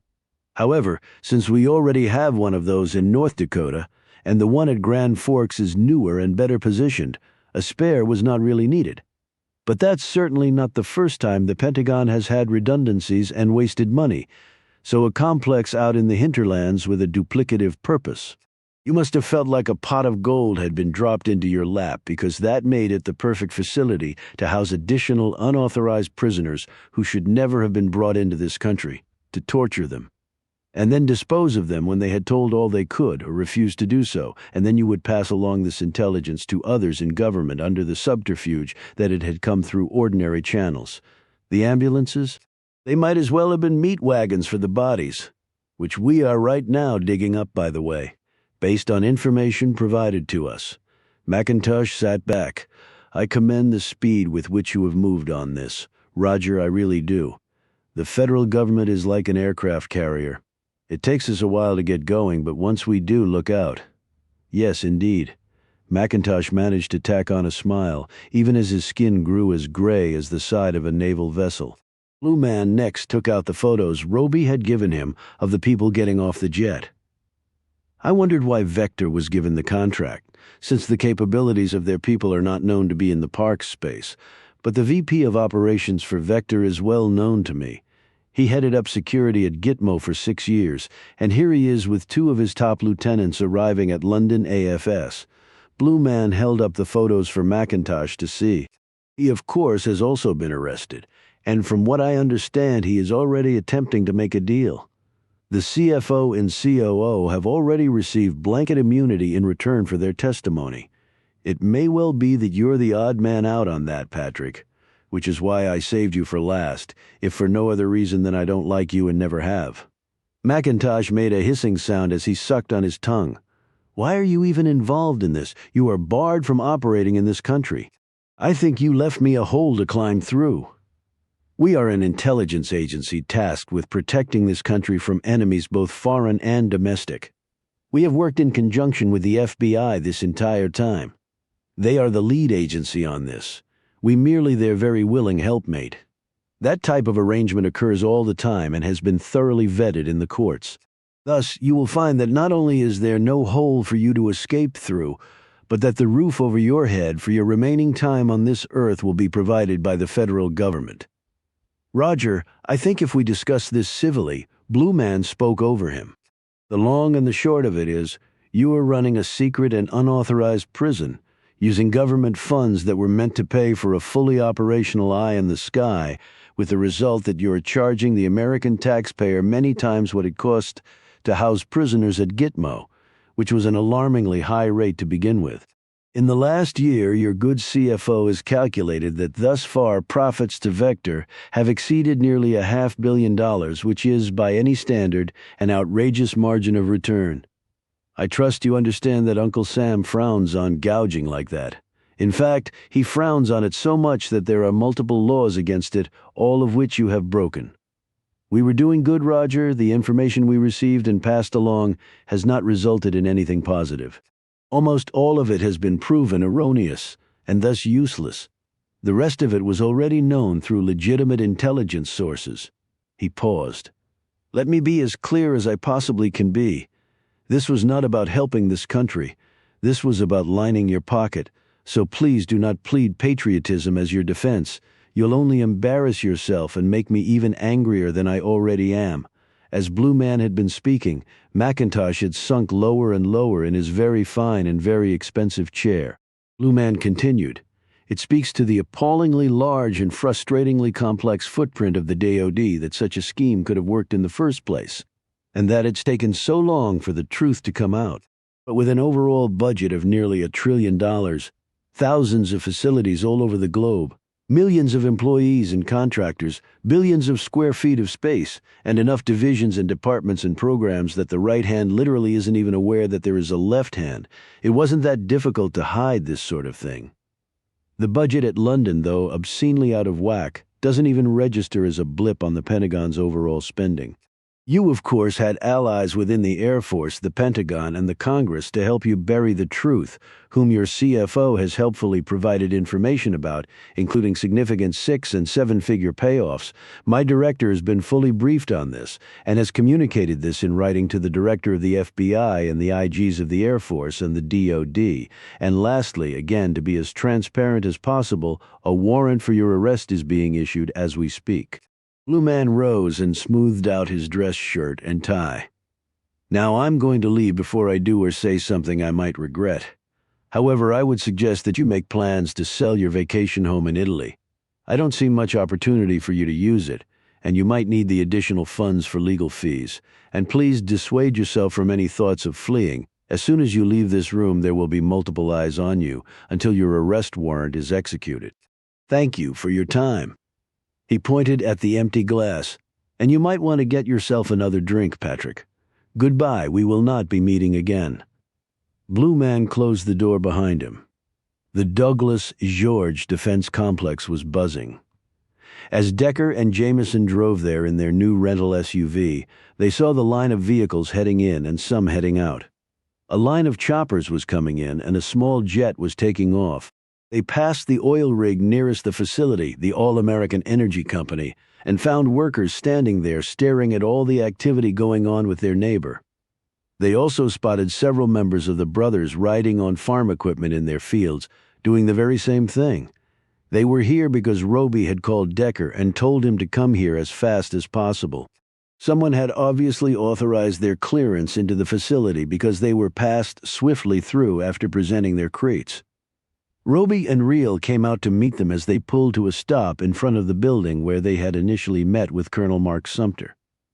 They followed the pair down the hall and entered a small room where Blue Man sat at the head of a small battered conference table. He motioned for them to sit, then spent the next 20 or so minutes filling them in on recent developments, including his confrontation with Patrick McIntosh back in Washington.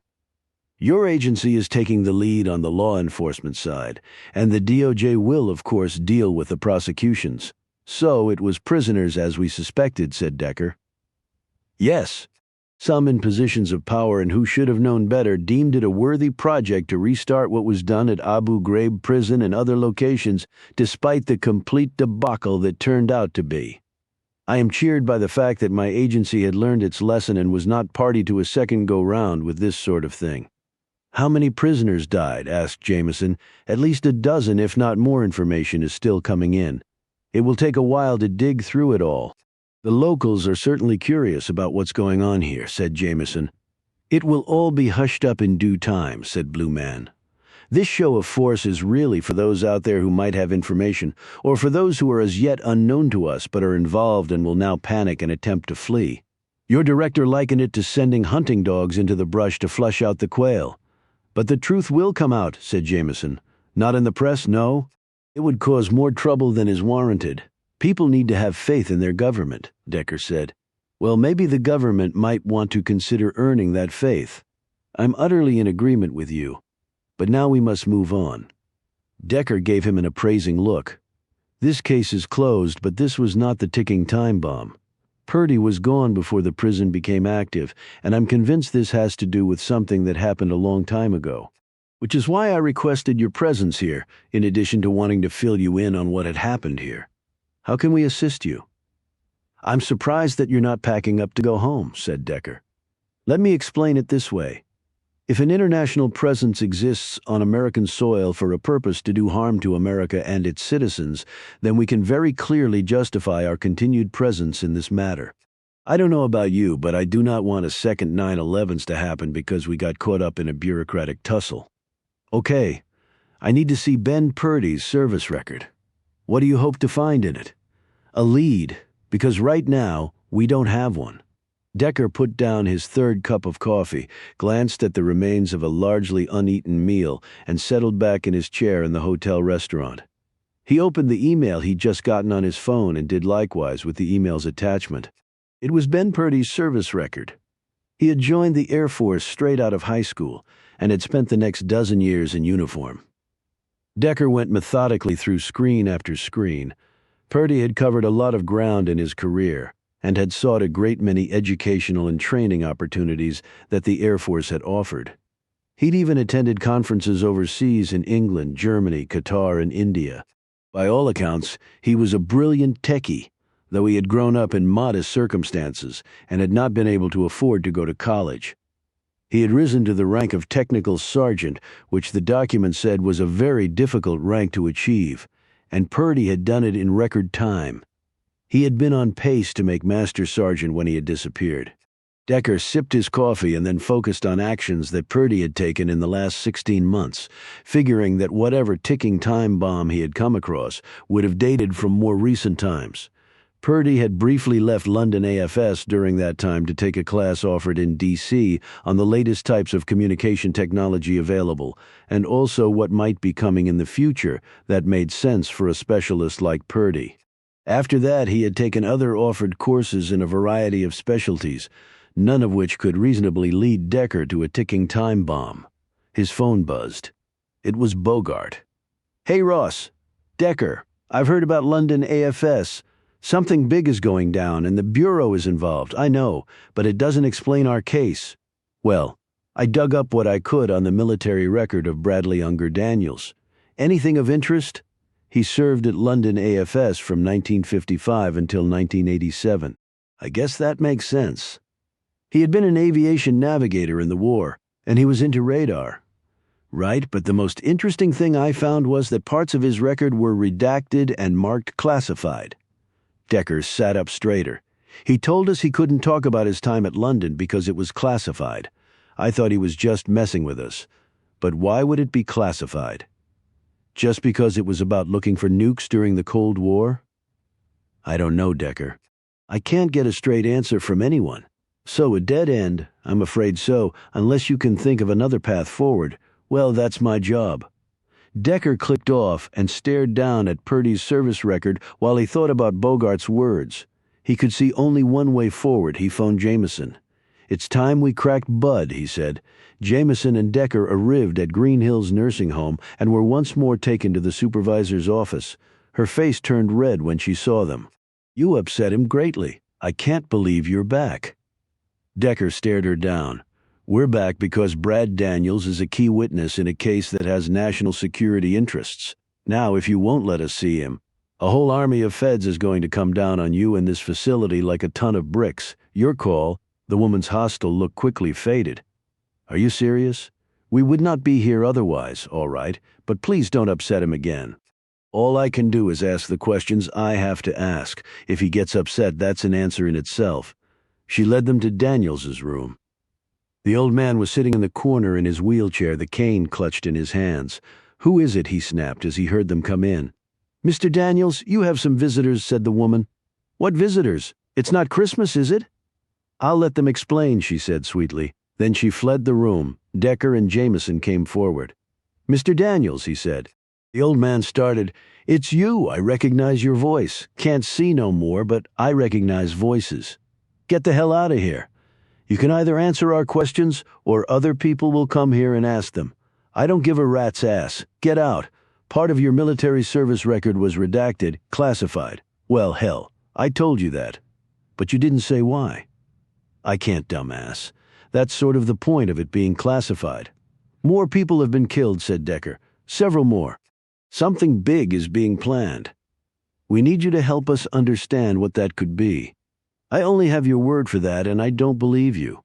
You're not pulling the wool over my eyes. For all I know, you're spies. We can show you our credentials," offered Jameson. "Can't see 'em. I told you that." Decker sat on the edge of the bed. "Is there anything you can tell us about your time at London AFS?" "No. We've been there. We've seen the radar array. So?" "It's funny. What is?" "They have an identical facility near Grand Forks, North Dakota." A hint of a smile crept across Daniels's features. "Is that right? But you knew that, didn't you?" The smile vanished. "Who says?" "It was discovered that the facility was being used for another purpose just recently. Not an eye in the sky, but something totally different. Who cares? Your help could be vital to the national security interests of this country. Again, says you're not tricking me. I gave an oath. You've been out of uniform a long time. An oath is an oath. Take it to my grave, just how it's done." Decker looked at Jameson in frustration. "Is there anything we can say to make you change your mind?" said Jameson. "Yeah, you can get the President of the United States of America to order me to give it up. Other than that, fuck off. You're the only one left from that time at London AFS. Last man standing, cackled Daniels. So you're the only one who can help us prevent something really bad from happening. It's lunchtime. I can smell the onions. I'm going to the dining room." He wheeled his chair forward, managed to ease it past the bed and wall, and then maneuvered it through the doorway. "For a blind guy, he navigates pretty well," said Jameson. "He's obviously not going to talk," said Decker. Jameson said, "I'm surprised they haven't come here and killed him, too. I mean, look at poor Beverly Purdy. If Irene Kramer never gave him up, they probably would have no way of knowing. But if they followed us here and found out we asked him questions, that's probably how Beverly Purdy died." "Good point, Alex. I'll have some security put here to guard against that." He got up to leave, but then glanced at the nightstand. He picked up Daniels's ball cap. Jameson joined him. "Shows the unit in the Air Force he was assigned to," she said. "Lots of veterans have them." "Right, but that's not all." Decker pointed to a series of metal pins that were attached to the hat. "Look at these, places where he worked, sort of like merit badges he earned," observed Jameson. Decker ran his eye over all of them until they held on one. He shoved the hat into his pocket. "Let's get out of here before Daniels comes back and notices his hat is missing. He said he can't see. He said a lot of things, I don't believe any of them. So what's with the hat? A clue, maybe a really big one."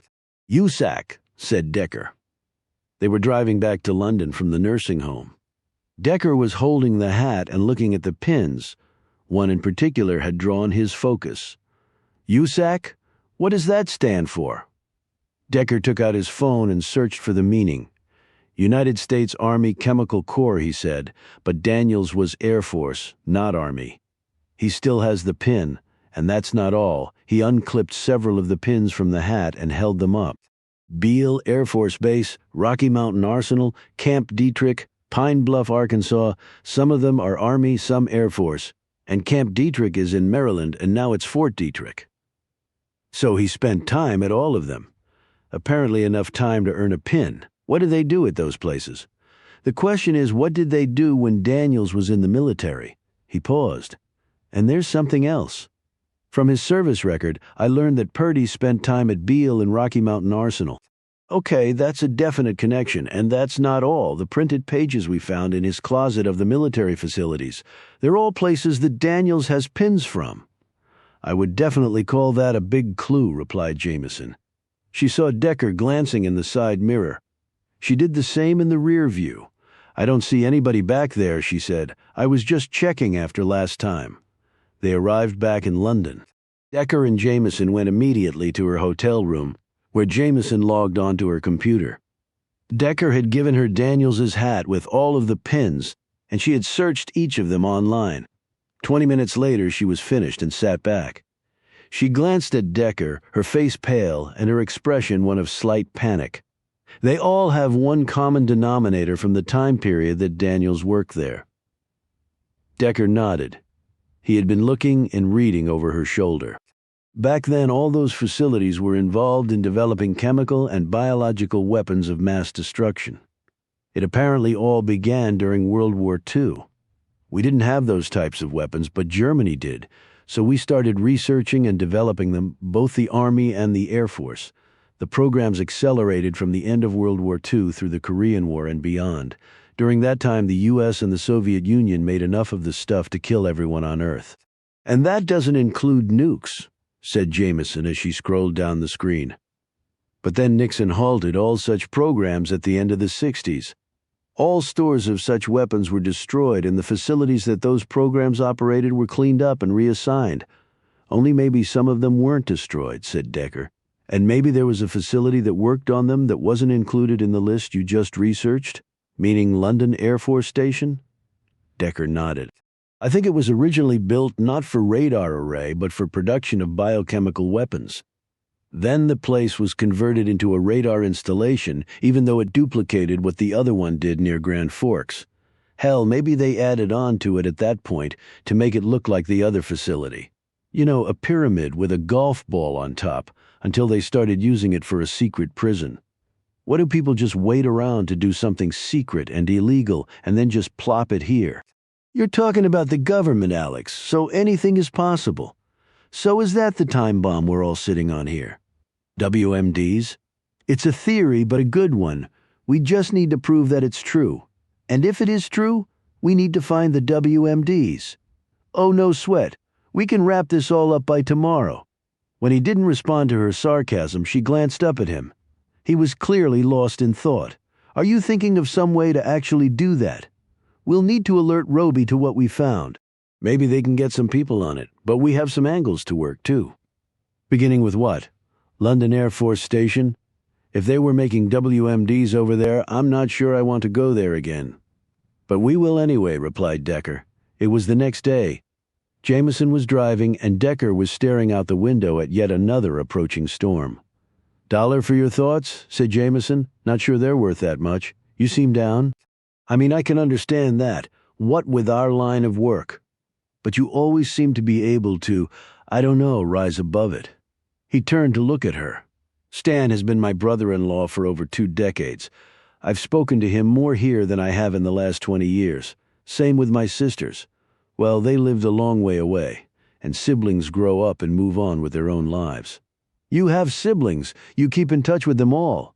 I'm the oldest. It sort of comes with the territory. And not to stereotype, but girls are a little better at that than guys, at least in my experience. Before what happened to me happened, I did keep in touch. I would call and even write letters, if you can believe that. Before Stan and Renee moved to California, I went to visit them in Colorado. I was still in college. They were pretty much still newlyweds. I helped Stan lay a brick patio in their backyard. That's really nice, Decker. I wasn't drafted after my senior year. I was a walk-on with the Browns, worked my tail off, and made the team really just as a special teams player. I was a good athlete. I was big enough and strong enough, but the NFL is a whole other level, the best of the best. I didn't have the speed or the other intangibles you needed to really be more than a journeyman. Then I was running down the field after the kickoff on opening day, and the next thing I woke up in a hospital. Both my sisters were there. I'd been in a coma for days. Renee was holding one of my hands and Diane the other. I didn't even notice them at first. I was looking at the weird colors on the monitor and the clock, and I thought I was losing my mind. Then I saw my sisters, and even though I knew they were my sisters, there was just something gone. I felt nothing for them. I mean nothing. He looked away. Jameson, who had clearly been stunned by this candid outpouring from her partner, finally found her voice. You'd been through a terrible trauma, Decker, and then you had some unexpected challenges. A nice, polite way to describe it. But you've changed since the first time I met you in that courthouse back in Burlington. You're different. I know, and that's what scares the hell out of me. He said nothing more, but just stared at the darkening skies like they would any minute starkly reveal his even darker future. When they drove up to the front gate of the facility, 2 men in suits approached them. Jameson rolled down her window and showed her creeds. Go right in, said one of the men. You've been cleared through. The gate opened and Jameson drove on. Roby's doing? She said. When I called Roby and filled him in on what we had discovered, he said he was going to get the wheels turning for our visit here, and they were going to start making discreet inquiries about the chemical weapons piece. They parked where they had last time and got out. Jameson said, So where do we begin? Let's try the pyramid building first. Probably the closest I'll ever get to Egypt. Another man stationed there and also wearing a suit, his eyes shielded by sunglasses, though now the dark clouds fully covered the sky, let them inside. They could see that the stone walls on the outside also constituted the interior walls. The inside was enormous. In the center of the facility was, at least Decker assumed, the park's radar apparatus that Sumter had told them about. It looked somewhat like the enormous telescopes one would see in an observatory, but with lots of other equipment surrounding it, including workstations lining the walls with banks of darkened computers on them. Wow, said Jameson. This looks like something you'd see in a weird science fiction film where they're plotting how to blow up the world. It might not be fiction, retorted Decker. Gee, thanks for that comforting thought. Decker saw only one doorway set into the far wall. Let's go see where that leads. Multiple sets of stairs led to a lower level where Roby had previously told them the prisoners had been kept. They were cages more than prison cells, obviously improvised by the look of them. They probably just dumped these things in here once they decided to use this place as a jail, said Decker. Doesn't look like a lot of thought went into it at all. Imprisoning and torture don't require a lot of thought, just a lot of immoral people doing all the wrong things for all the wrong reasons, Jameson said forcefully. I can see you've given this some thought. In my previous life as a journalist, I did a story on the subject. It wasn't pretty. They both noted the blood and what looked like bodily waste on the floors of the cages, and the smell of urine was strong in the air. Despite how disgusting this all is, I take it we won't see any congressional hearings, said Jameson. They're going to bury it all like they told us, replied Decker, and so long as the people behind it are punished, I'm okay with that. We have enough to deal with as a country without having this added to the pile. I suppose, said Jameson doubtfully, but what about the truth coming out being the cornerstone of democracy? He glanced at her. Your old journalist's antennae tingling for the truth to come out again. But that's in the past. I follow orders now. No, it's not in the past, Alex. It's why we're here, to find the truth. She smiled. I knew I liked you for a very good reason. If they did work on chemical and biological weapons, it must have been down here somewhere. He eyed twin corridors that went off to the left and right. Do you think this place might be contaminated? Asked Jameson suddenly. I mean, some of that stuff can hang around a long time.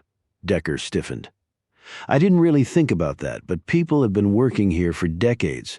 If the place had been contaminated, they would have shut it down. At least they should have. Let's hope you're right. I'm not as confident.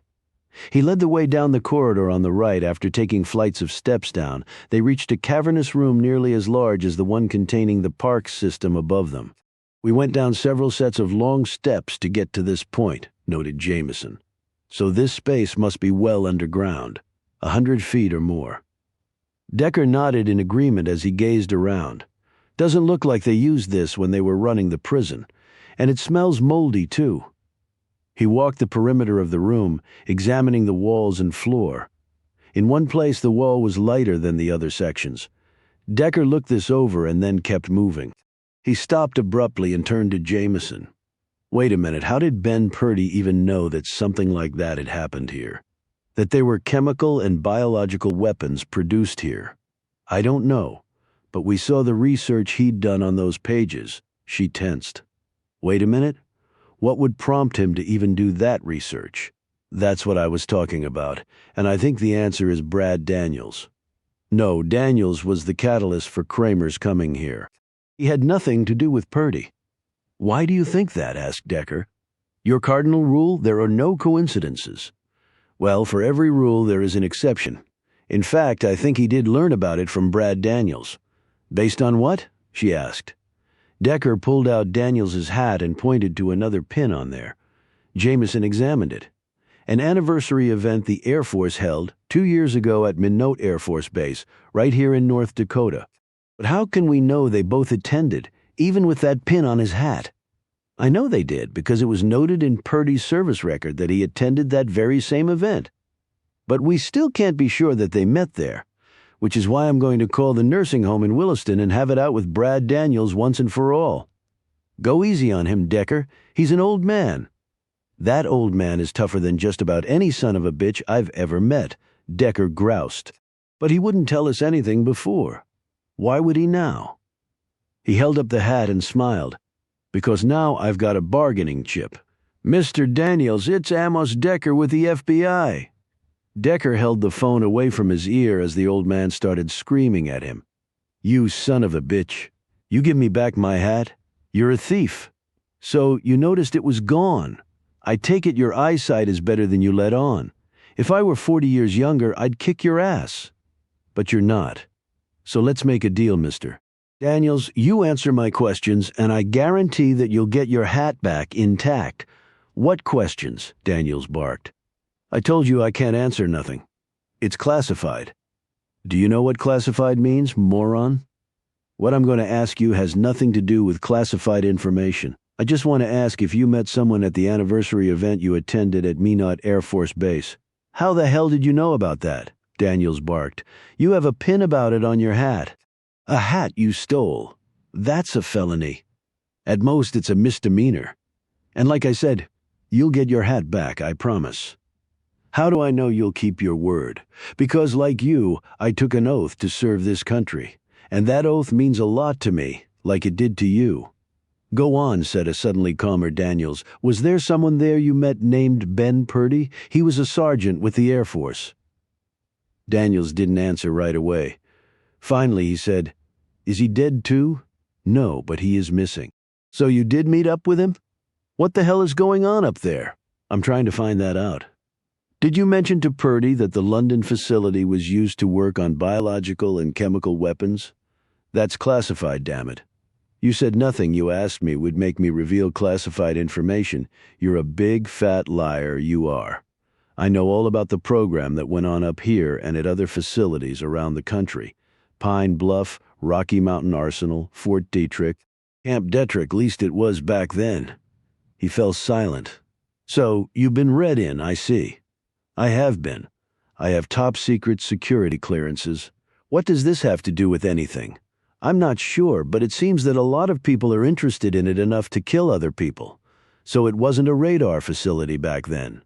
Not exactly, but you worked with radar and such. Why would they send you there if it involved working on chemical weapons? You had no expertise in that. Decker heard a long sigh, and then Daniels said it was supposed to be a radar facility, so they had to have radar people stationed there. Otherwise, it would look funny, so I was one of those guys. You know, keeping up pretenses. Did you know that going in? I didn't know anything. I went where I was told. Did you have anything to do with the work there? Not really. Us radar guys learned pretty quick that something was up. I mean, we weren't running a radar facility for starters, and we had been sworn to secrecy, even beyond what you normally are. We had to sign papers and stuff now.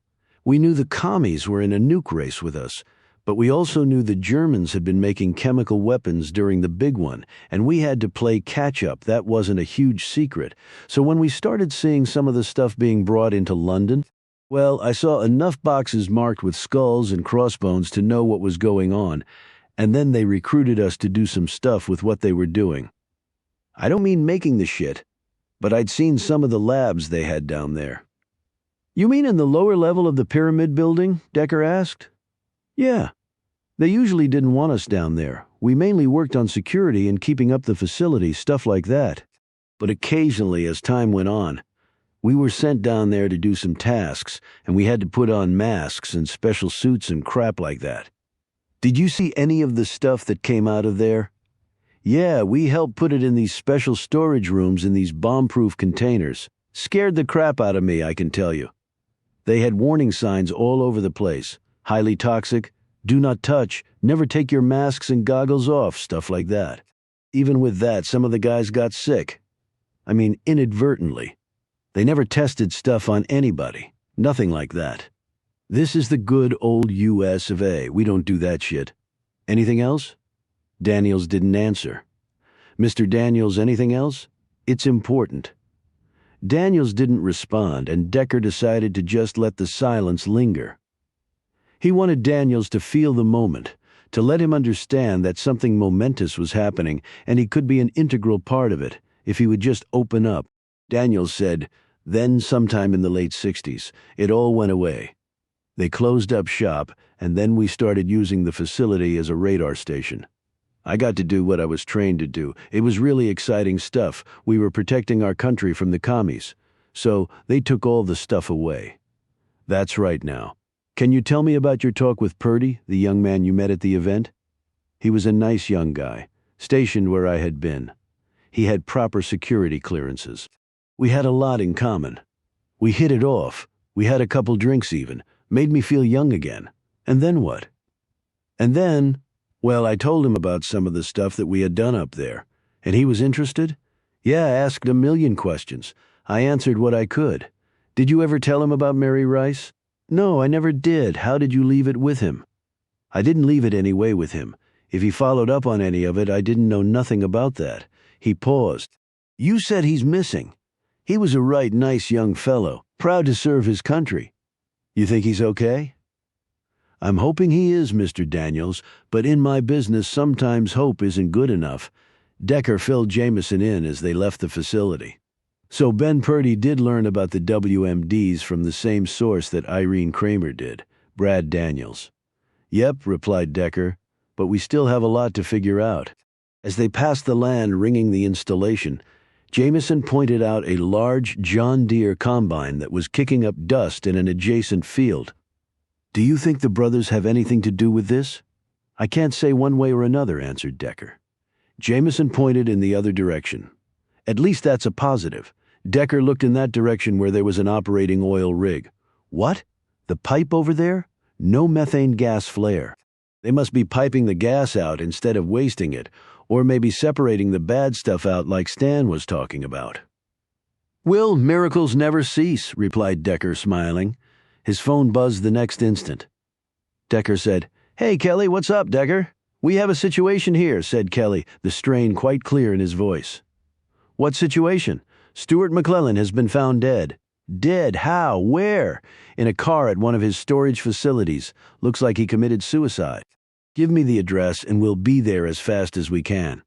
It was the perfect place to off yourself, thought Decker, as they drove up to the old wooden building that was about the size of 5 large barns melded together. In a fenced-in area were remnants of what looked to be broken pieces of drilling equipment. 3 police squad cars and Kelly's SUV were parked by the entrance. Yellow police tape fluttered and crackled in the stiffening breeze that heralded the storm system marching on them.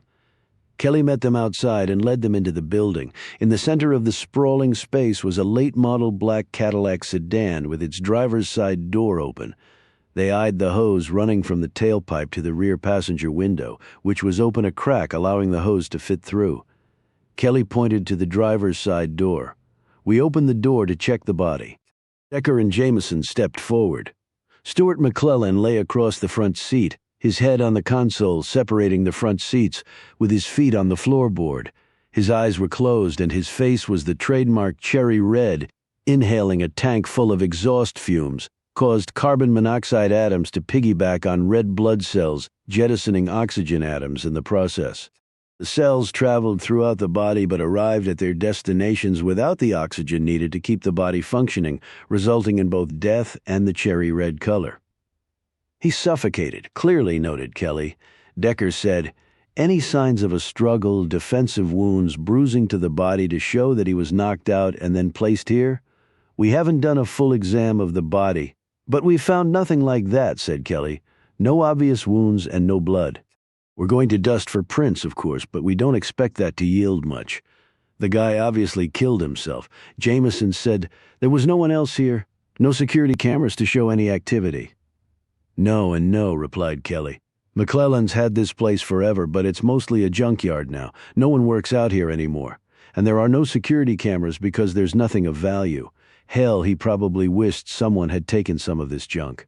"Did he leave a note?" asked Jameson. "Not that we've found, no, but a lot of suicides don't." "Does Shane know?" asked Jameson. "I've left a message. I'm sure I'll hear back."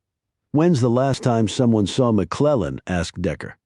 "He and Hugh Dawson were seen last night having dinner together at Maddie's. Couldn't believe that when I heard it. I mean, I don't think those two have even shared a civil word, much less a dinner." "Well, McClellan owns the restaurant now, or did," replied Jameson. "Come again," said a surprised Kelly. "Might as well tell him," said Decker. "Tell me what?" said Kelly. Jameson said, "Dawson was selling all his businesses to McClellan, including the restaurant." "The hell you say they were probably there celebrating the deal closing," added Jameson. Kelly looked stunned. "Why in the world would he do that? And how did you find out?" "We happened upon them while they were meeting," said Jameson vaguely. "As to the reason for the sale, Dawson basically just wanted to cash in and get out. At least that's what he told us." "And what about Caroline?" "Her father said she'd be fine with it." Kelly looked angry. "No way in hell she'll be fine about it. She's worked her ass off for all this, and Maddie's was her baby. This is going to kill her." This outburst surprised Jameson, and her expression showed it. She said, I know you said you were really tight with her growing up." Kelly calmed, looking sheepish. Look, any guy around here that wasn't in love with Caroline Dawson needed to have his head examined, and I was no exception. But that was high school, said Jameson. Kelly glanced at her. Sometimes time doesn't make a difference in how you feel about someone. He suddenly refocused. But that's neither here nor there, so we got either a murder or a suicide here, and we need to figure out which it is. Decker ran his gaze over the caddy's interior. Any signs that someone else was recently here? Tire marks? Another vehicle seen coming or going during the relevant times? No, nothing like that. But considering everything that's happened so far, I think we need to go slow on this, because while it sure looks like a suicide, for the life of me, I can't imagine what his motive would be. The facts are that McClellan is rich as shit, just bought out his rival, and had this entire town in his pocket. Maybe a lifelong dream of his, for all I know. So right after completing that, and maybe, like Alex suggested, celebrating his triumph, he drives out here and sucks on a tailpipe to finish off the best day of his life. Tell me how that makes sense. I agree with you, said Decker. Who's doing the post? Asked Jameson. The guy who came up to do Waltz isn't available. Let me call someone in from the bureau to do it, said Decker. I appreciate that. Decker pulled a pair of latex gloves from his jacket pocket, slapped them on, and leaned into the caddy. He felt one of the dead man's arms. He's clearly in rigor, so roughly 12 hours or more. Ambient temp in here is average. But if he burned through a full tank of gas after he died, it might have gotten pretty hot in here. Definitely could have sped up the rigor initiation and body decomp, pointed out Jameson. Kelly said that's going to be important because we need to establish alibis. So any idea where Hugh Dawson is? You're thinking Hugh had something to do with this? If he was the last person to see McClellan before he died, I have some questions to ask the man, and the sooner the better. One phone call found Hugh Dawson at his home. Kelly, Decker, and Jameson arranged to meet him out there that night. They didn't tell him why. The maid led them to his office where he rose from behind his desk to greet them. He looked anxiously at Kelly. Is it true? Is Stewart really dead? How'd you hear about that? Said Kelly imperturbably. Hell, it's all over, my maid told me. She heard it from her boyfriend who works for McClellan. It is true, said Decker. How'd he die? Decker said. He was found dead in his car. Looks like carbon monoxide poisoning. The same way your wife died, he added, drawing sharp looks from both Jameson and Kelly. Dawson plopped back down in his chair. Holy Lord, we understand you had dinner with McClellan last night, said Kelly. That's right, at Maddie's. Did he pick the place? Asked Jameson. He glanced at Kelly. I know about the deal, Kelly said. Okay, to answer your question, it was his idea now that he owns it. And have you told Caroline yet? Asked Kelly sternly. I'm going to meet with her and tell her. Can I ask why you sold out? Said Kelly. Jameson said you told her you just wanted to cash out. Last time I was here, you were upbeat about things buying properties. Caroline opened her restaurant and everything. I also talked about the downsides to fracking, and I'm just tired, Joe. Been doing this for nearly 40 years. What are you going to do? Kelly asked. Buying a place in France. Only a lot bigger than the one I had before. Got a guest house for Caroline large enough for the kiddies when they come along. I wouldn't count on that, said Kelly. You basically sold out her life from under her. I don't see it that way, he said crossly. Then you're choosing not to see. I know you were very close growing up. Hell, there was a time there when I thought you two would walk down the aisle. But this is none of your damn business. Okay, then let me get back to what is my business. When was the last time you saw McClellan? When we left the restaurant. Give us the details. It was around 11. He got in his car and I got in mine. I drove back here. Can anyone corroborate that? Asked Decker. No. Everybody here had gone home long before then. It was just me. So nobody can vouch for your whereabouts? Asked Kelly. Wait a minute. Are you implying? Why the hell would I want to kill Stewart McClellan? He just paid me a great deal of money. Jameson interjected. We're just trying to learn about timelines and alibis, Mr. Dawson. It's all routine. Well, it sure doesn't come across as routine. Where was Stewart found at his place? No, said Kelly. And you said it was carbon monoxide poisoning? Could it have been an accident, like Maddie? Decker said no, it was clearly deliberate. Can you think of any reason why he would commit suicide? Dawson considered this for a few moments. Not a single one. He stood to make a great deal more money now that he had combined his businesses with mine. He could merge the back-end offices, eliminate redundancies, and increase his cash flow. He was sitting pretty, so why would he kill himself?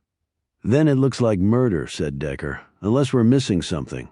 Do you know why anyone would want to kill him? Dawson looked warily at him. I don't like making accusations against anybody. Let's call them suggested persons of interest, said Decker. It goes no further than this room. But if you have names, we can check them out. Stewart was a hard-nosed businessman. He drove tough bargains, left some with nothing. These people have names? Asked Jameson. None of them are still around here, and the one that I might have named has been dead about a year. He paused and looked uncertain. What? Said Decker quickly.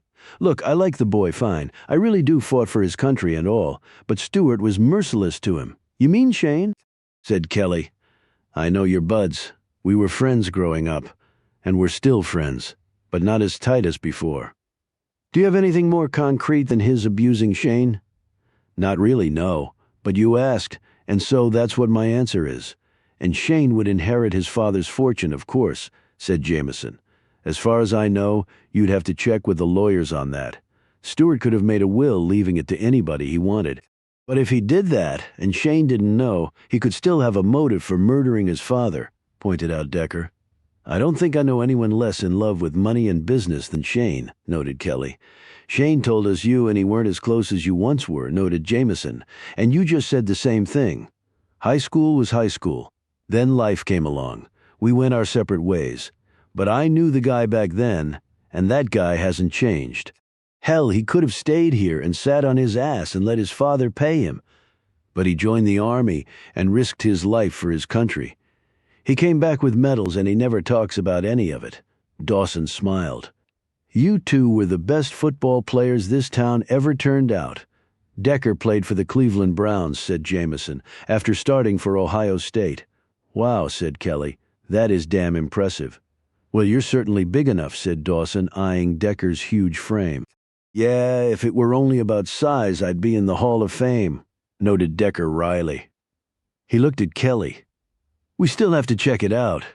I know we do, said Kelly brusquely. And I'll keep an open mind, but I think that's the wrong tree to bark up. Well, if Shane has an alibi, then that will settle it, said Jameson. Kelly eyed Dawson. You might want to talk to your daughter sooner rather than later. You don't want her finding out about the sale from somebody else. That would not be good. You let me worry about that, Joe, snapped Dawson. So you're going to live in France with Caroline? That's right. Kelly smiled grimly. And what? Maybe she'll meet some Frenchman, fall in love and have a bunch of kids? That's up to her, not me. And if she doesn't want to go, will you give her a stake to start her own business? I don't know. I'm not sure I'm ready to be separated from her. I lost her mother. I don't want to lose her. Well, be prepared to do just that, said Kelly. She can start another restaurant in France, said Dawson dismissively. She was ready to move last time. What's the difference now? Well, I guess you'll find out one way or another, said Kelly. What do you care? Demanded Dawson. Don't tell me you're still in love with her. It's not a crime to care about somebody, Hugh, even if they make decisions you don't agree with, especially if they're family. But maybe you don't think that way. I mean, look at what happened to your son.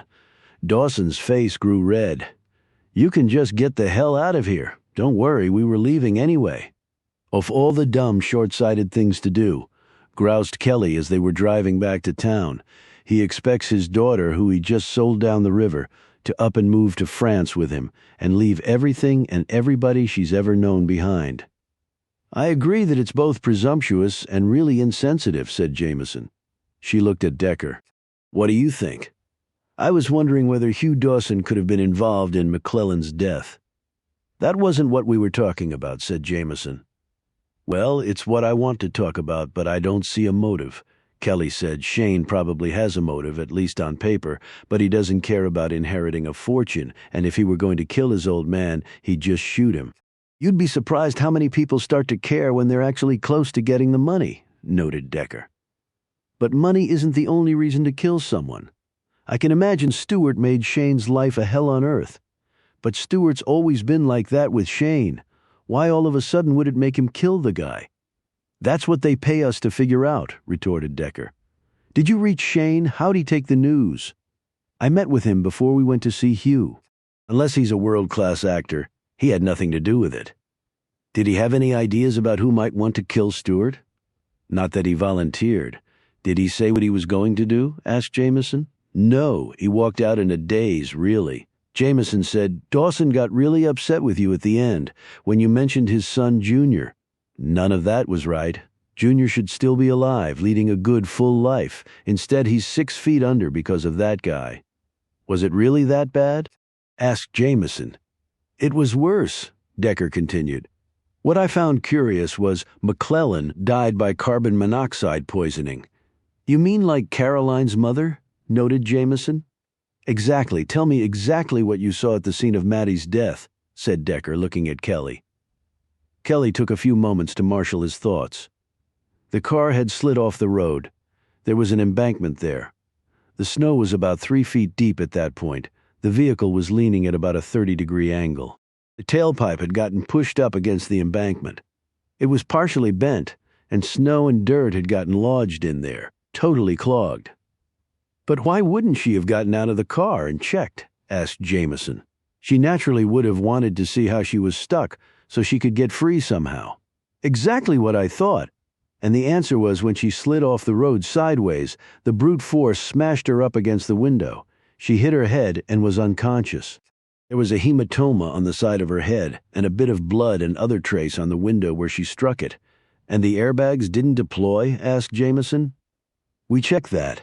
Had an expert come in, he said, in that situation, the airbags probably would not have deployed, and it was an older model Jeep SUV. It didn't have side airbag curtains anyway, and the seat harness would not have necessarily prevented her from being thrown to the side. There were no other signs of anyone else being there, though the snowfall would have covered any traces. She had cash and credit cards in her purse and still had her wedding ring and a pair of diamond studs on, so robbery wasn't a motive. And we could never find any reason for anyone to intentionally kill her. And besides, how would anyone know she would have been out in the blizzard? She only went out because Alice Pritchard called her when she lost power. The autopsy came back with an accident as the manner of death and carbon monoxide poisoning as the cause. Who called overseas to tell them she'd died, said Jameson. Actually, that was me. I was in charge of the investigation, hardest call I've ever had to make. As soon as I told Caroline, she started sobbing. I couldn't make out another word after that, and I felt bad because I couldn't do anything to help her. I just felt so helpless, Kelly said miserably. They dropped him off at the police station and watched him go inside. Jameson said somberly, he's still very much in love with Caroline Dawson. Yes, he is, and I wish him luck. But if I was Kelly, I wouldn't hold my breath. I don't think she's going to suddenly run into his arms, as they pulled away, Jameson said. But this may very well have nothing to do with why we're up here. Figuring out the time bomb comment by Ben Purdy, that has to be our focus. Our focus is finding out who killed Irene Kramer. But isn't one connected to the other? Not necessarily. As they pulled in front of their hotel, Baker hailed them from the street. Decker rolled down the passenger window and said, Stan, what's up? Was just coming to see you. That photo you gave me of the dead woman? Irene Kramer, what about it? I asked around about anyone that might have, been with her. And did you find anybody? 3 guys? All oil field workers? And they all said that they hadn't had sex with her. So what did they do with her? Asked Jameson. She bought them food and drinks. That's interesting, said Jameson. Decker said. But it makes sense. Why get into bed with strangers if she could get the info she wanted by springing for food and booze? Be a lot easier for her. Boy, I hear you on that, said Jameson a bit too quickly. When Decker glanced at her, she blushed and looked away. Baker said, as I was saying, she bought them food and drinks and asked a lot of questions. Questions about what? That Air Force installation? But why ask oil workers about a military base? Beats the hell out of me. She might have talked to some of the guys who worked there before the Air Force pulled out. And I never saw any of the Vector guys come into town, so she might not have been able to ask them. What sort of questions did she ask? Decker wanted to know. Anything suspicious they might have seen, whether they knew the history of the facility. And she asked about the auctioning off of the land around the facility. Decker nodded thoughtfully. Now, that is interesting. Anything else? That's about it. Hope it helps. Thanks, Stan. Baker moved off and Decker rolled his window back up. Did that help? Asked Jameson, who had listened to the whole exchange. I don't know. I can understand her wanting to know about the military base and the land around it. I mean, that's where Daniels worked after all. But it's still puzzling, conceded Jameson. Everything about this damn case is puzzling. Later that night, Decker and Jameson were summoned once more to a meeting with Blue Man. Roby and Reel picked them up outside their hotel and drove them to a home about 15 miles outside of town. As they pulled up to the house, Decker said, "Looks abandoned." "That's what we like about this place," said Reel. "So many free spaces to meet." "That's the only thing we like about this place," added Roby. "Otherwise it's turning out to be more dangerous than the Middle East." They were led inside where Blue Man was sitting in a wooden-backed chair, dressed in a perfectly tailored suit and looking like he had just started his day. "We have some things of interest to share," he began.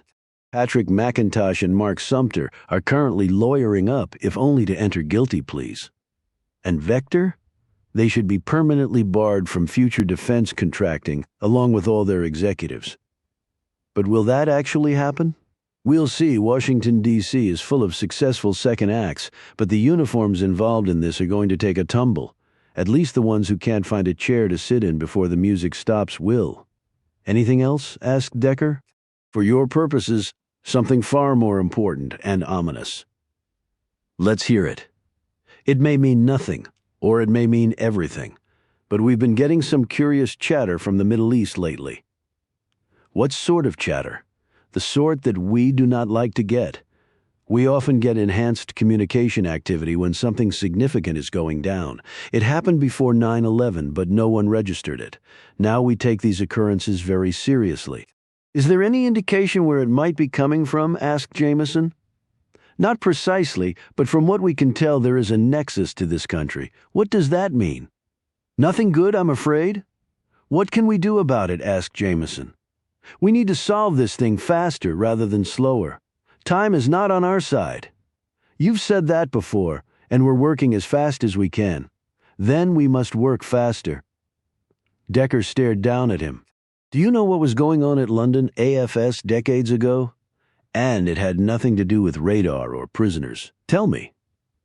"They were making biochemical weapons," said Jameson. Blue Man nodded and said, "That was before my time, though I knew of the past military efforts in that regard. But those programs were ended and all stockpiles destroyed. Maybe nobody told the folks over at London, and this information came from an old man in a nursing home named Brad Daniels. He worked there back then. He saw things, and he knew both Ben Purdy and Irene Kramer. We placed a security guard at the facility to look after him. And Daniels told Kramer and Purdy about this past work? Yes, and the relevance today? If people who knew about it are dying, there must be some relevance. Otherwise, what's the point? What do you think? If the stockpiles weren't destroyed, where might they be?" "We were at the facility and didn't see anything, but we didn't come close to searching the whole place," noted Jameson. "Perhaps it would be a good idea to get a team in to more thoroughly go through it," said Blue Man. "As discreetly as possible. I think that would be a great idea," said Decker. "Then we will make that happen." Now Purdy was transferred out of the facility, so if the stockpile is still there, I wonder what he was going to do about it. It's not like he could have gone back to London AFS, and it also makes me wonder what Kramer's plan was. What could she possibly think she could do about a weapons stockpile at an Air Force facility? She couldn't go near the place. "It doesn't make much sense," agreed Decker. "But if this is connected to the increased chatter from the Middle East, then it makes sense to somebody," pointed out Jameson. "Then those people must be here right now," said Decker. Roby said, "The guys who came after me were a mix of folks, but they could have been hired by others. They look the mercenary type. Same with the ones chasing you to that barn. Possibly, said Decker. If these people want the stockpiles, assuming they actually exist, they must want to smuggle them out of the country, said Blue Man. Or use them here, said Decker. Which was my next comment, said Blue Man. Any indication from this Daniels exactly what sort of biochem weapons we're talking about? Only that they're classified and he'll take them to the grave, said Decker. But Decker, said Jamison, remember? Daniels said he told Purdy because Purdy was military and had security clearances, and he opened up to you more on the phone not just because you had his hat, but because you told him you had high-level security clearances. She glanced at Blue Man. If you all were to talk to him, he might open up even more. I mean, you can clearly receive classified information. Blue Man looked at Roby and Reel. Attend to that right away. We can give you the details, said Jamison as they were dropping Decker and Jamison off back at the hotel. Roby said to Decker, while we're seeing this old guy, you all are on your own. Jamison patted her holstered Glock and said, we'll be careful. From what I've seen so far, you'll have to be more than careful, said Reel. Good luck. Any activity? Said Reel, who drove while Roby rode shotgun on the way down to Williston. Nothing so far. If we picked up a tail, they're good. Well, so far they have been. How much further? 20 clicks read the service record on Bradley Daniels, said Roby. Sounds like a real Patriot Purple, Bronze, DFC, and the Airman's Medal. Well over 100 bombing missions in the European and Pacific theaters, shot down twice, sat in a life raft with 3 other crew members for a month in the Pacific before they got picked up by a Navy destroyer, then got right back in the saddle. Like you said, a real patriot. Roby glanced in the side view and saw what he had seen for the last hour, nothing, and he wasn't pleased by that. None of this felt right to him. It was well after 11 by the time they got to the nursing home and past visiting hours, but their federal badges intimidated the night supervisor so much, he led them directly to Daniels's room and then fled. The old man was fast asleep in his bed. The light was off in his room, and Roby debated whether to turn it on. He finally opted not to. They drew near the bed, one on each side. Mr. Daniels, Reel said gently, before touching the man's shoulder. He started, and his eyes opened, then closed, then opened, and stayed that way. Who the hell are you? He said, blinking rapidly and sitting up slightly. Roby and Reel held out their creds and official badges. We're with the intel community, said Roby. Turn on a damn light so I can see. Reel turned on the overhead light, and Daniels scrutinized the badges and cred packs. We were told you couldn't see very well, said Roby.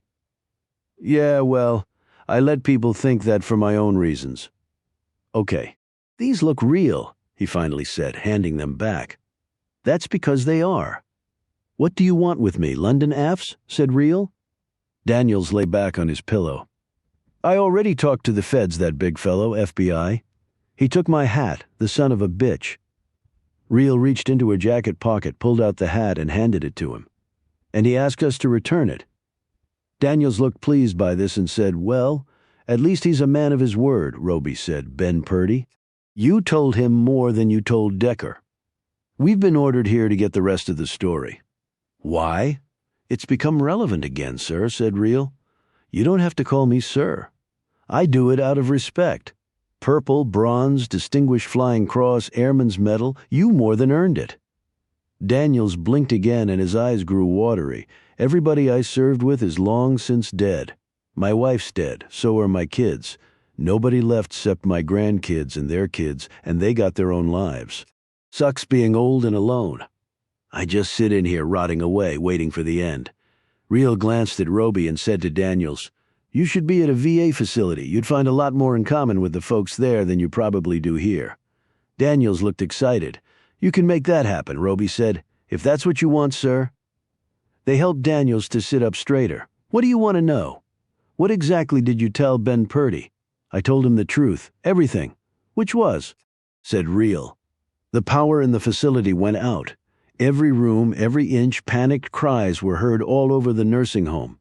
Roby's and Reel's weapons came out. Reel covered the door and Roby closed the window curtains after gently pressing Daniels flat onto the bed and whispering into his ear. Stay right there and don't move, Daniels gave one curt nod and then froze. The sounds of footsteps could be heard rushing along the hall.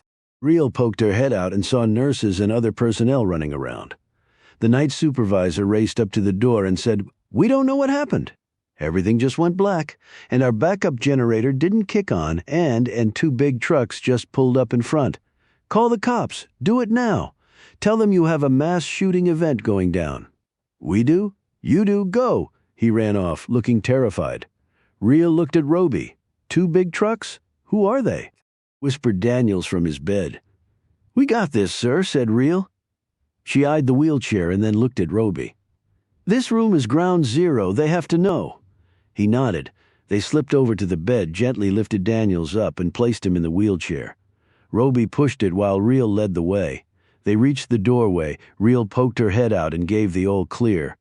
They turned and moved quickly to the left, away from the front doors. Real slipped another pistol out of her second holster. Both guns had laser scopes. She had already put on a pair of NV optics, as had Roby. The darkness to both of them was now represented as daylight. The problem was, their opponents would no doubt have the same technology.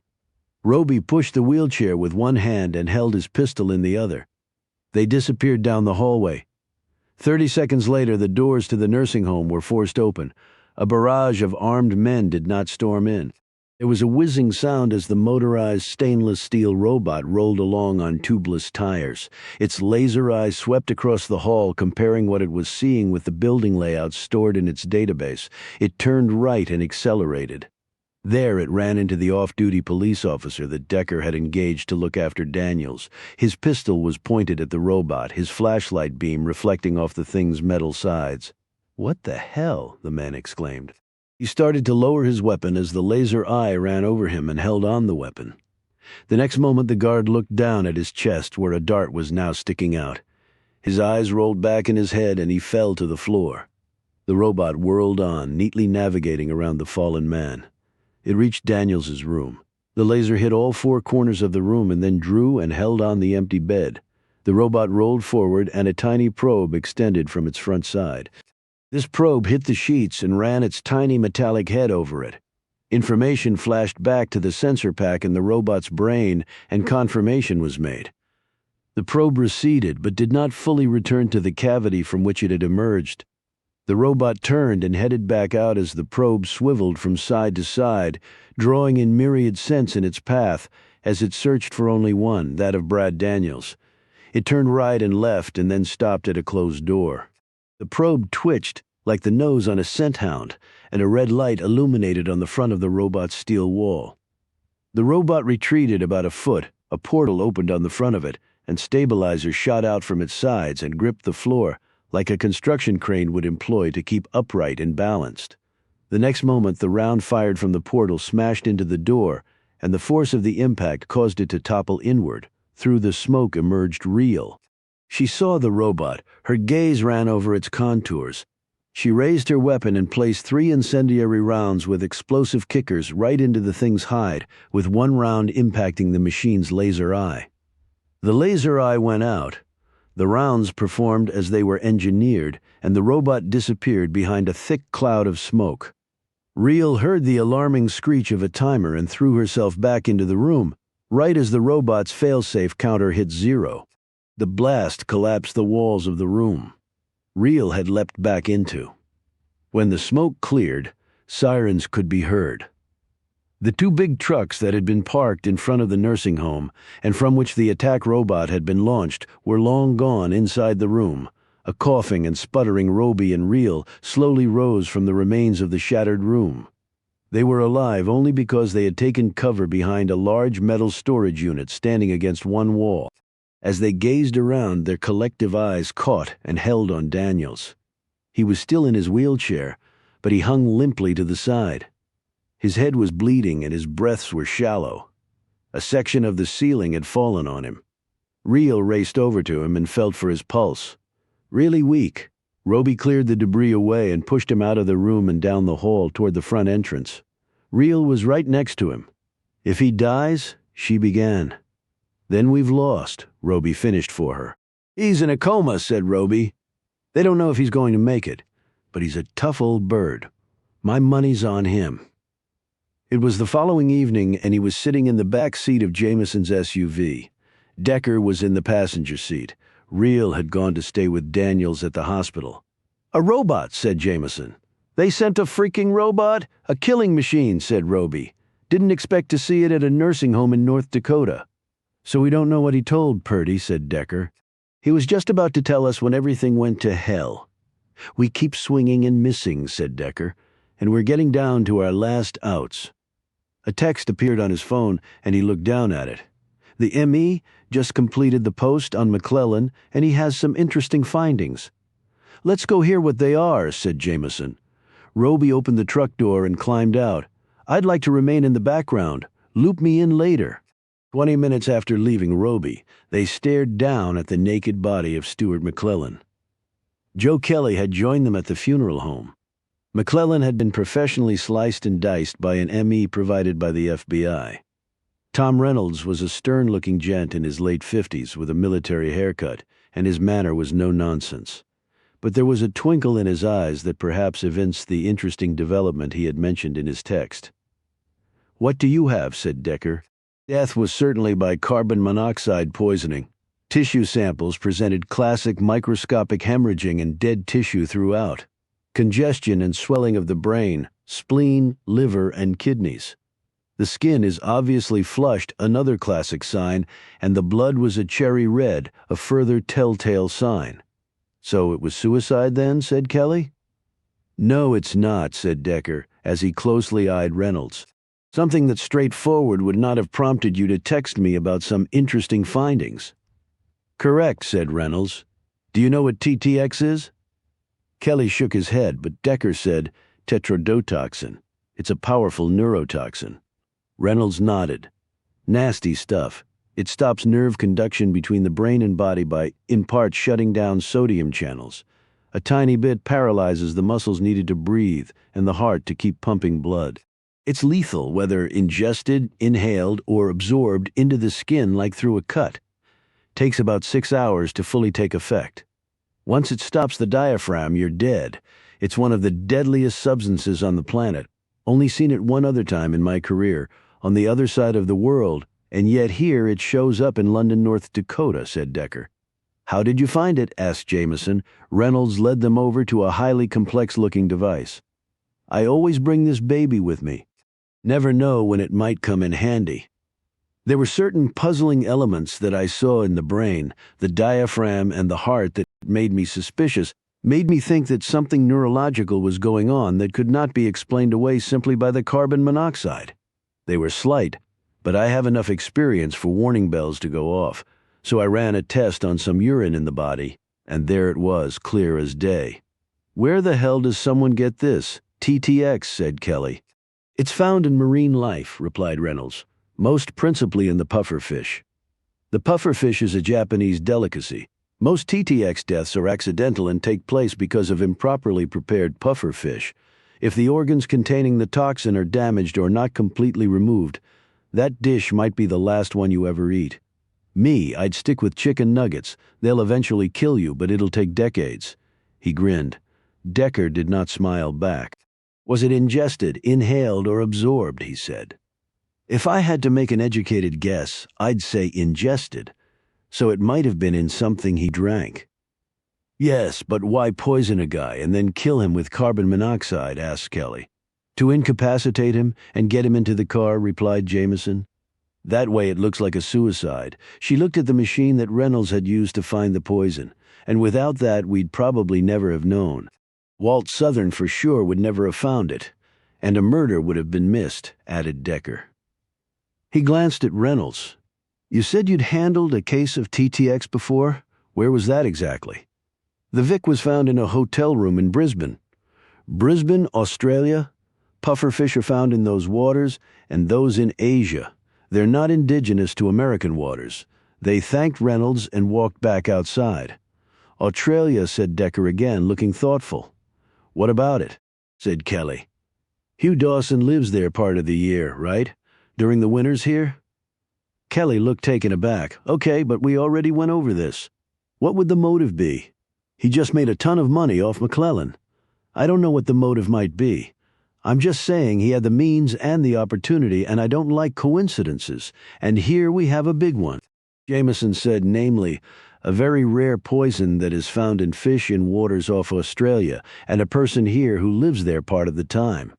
And the opportunity comes from the fact that he was one of the last people to see McClellan alive, and he has no alibi for the time he was killed, added Decker. But you'd think he'd have tried to come up with an alibi, remarked Kelly. I mean, the TOD on carbon monoxide poisoning is never going to be to the minute. He could have stuck the guy in the car and then gone someplace where there were other people to see him. But he probably assumed it would never be seen as anything other than a suicide, countered Decker. So why bother with an alibi? Kelly didn't look convinced by this, but he said, Look, I know this toxin stuff casts a whole new light on things. There has to be more to it than suicide. I'll agree with you on that. So you want to go talk to Hugh again? Yeah, and right now would be a good time. And what about Shane? Asked Decker. We checked his alibi. At all relevant times he was out of town getting fracking supplies a good 5 hours from here. People where he was confirmed it. I told you he had nothing to do with it. Well, that's something, said Decker Joe. They turned to see Caroline Dawson striding toward them, a fierce look on her features. Oh boy, she does not look happy, said the detective nervously. She reached them, and she stood face to face with Kelly. You son of a bitch. What did I do? He said, taking a step back. My father sold out to McClellan, everything. And you knew all about it. And you didn't tell me? I thought we were friends. Caroline, look, you have to understand. He looked desperately at Decker for help. Decker said we were the ones to find out. And then we told Joe. Caroline didn't take her eyes off Kelly. So you did know. Just say it. You did know. Yes, I did. And Maddie's too. That's gone as well? Yes. Look, I was going to tell you, but your father said, thanks for nothing. She slapped him, turned, and strode off. Kelly rubbed his cheek where she had hit him. Did I mention that she has a temper? Boy, I would not want to be her father, said Jameson. Speaking of, let's go talk to him right now, said Decker. There might be nothing left of him by the time Caroline finishes with him. We need to beat her to it. On the drive out, Decker asked Kelly, what made Shane come back here? Kelly eyed him. This was his hometown. I understand that he was close to his mother, but she had died by then, correct? She had, yeah. And he didn't really care for his father. So why come back here and work for the guy? Why don't you ask him? Because I'm asking you, you're his friend. What does it matter why he came back? Right now everything matters. Kelly sat up straighter and stared out the window. Shane never talked about the war with me. I only found out from other guys he served with. There were a couple that visited him here. We all went out, had some drinks, ate a bunch of red meat, and watched some football guy stuff, you know? And what did they say? Asked Jameson. That Shane was really brave, that he was a good leader, that he cared about his guys more than he cared about himself. He was a ranger, you know? No, I didn't know that, said Jameson. Yeah. He was a sergeant when he came out. He could have stayed in and worked his way up higher, I guess, but he didn't. Maybe he wanted to see someone here, said Decker suggestively. Kelly continued to look out the window. If you're thinking of Caroline, I won't disagree with you. But it seems unrequited, said Jameson. Even though their dads are both rich, they're from two different worlds. Shane is a beer and shoot a deer kind of guy. Caroline could be plopped in the middle of Paris and do just fine. He paused and rubbed at his cheek. The truth is, she left us both in the dust a long time ago. But that doesn't mean a guy has to give up trying, said Decker. No, it doesn't, said Kelly slowly. But as the years go by, it is an effort with diminishing returns. Decker wondered if Kelly was just talking about Shane or himself. Okay, that does not look good. It's like Hal Parker's place all over again. Jameson said this as they pulled into the front of Dawson's house. The door was standing wide open. They hustled up to the porch. Kelly peered inside the doorway and called out, Hugh, everything okay? There was no answer. Kelly said, At this time of the night, all the hired help has long since gone home. He pulled his gun and rushed inside. They drew their weapons and followed him, and Hugh cried out, Kelly. Hugh, you here? Everything okay? Answer me. They moved slowly down the hallway, taking time to clear each room before they passed by it. They heard nothing and saw no one. They finally reached the door to Dawson's office.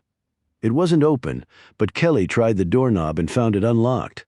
He tapped on the door. "Hugh, it's Joe Kelly." There was no answer. He turned the knob and slowly pushed open the door. They all looked into the room, their gazes moving from one section to the next until they stopped at the desk. "Holy shit!" exclaimed Kelly. "Oh my God," echoed Jameson. Decker said nothing. He gingerly moved toward the desk, avoiding the obvious debris on the floor, and stared down at Hugh Dawson, or what was left of him. The room had now taken on an electric blue shade for Decker as the pall of death cascaded all over the room. "I guess that sensation is going to continue to come and go," he thought. It had been a particularly violent death. The man was slumped in his chair with most of his head gone. The desk, chair, floor, and walls were covered with blood and bits of the deceased man. Kelly and Jameson joined him, taking care not to impact the crime scene. Decker ran his gaze down the weapon that had done this level of damage. The Remington side-by-side lay on the desk. It had been perched on top of a pile of books and then secured using masking tape. The muzzle was angled up and pointed at the dead man. Decker noted the line of string running from the triggers around the butt of the weapon and then back to where Dawson sat.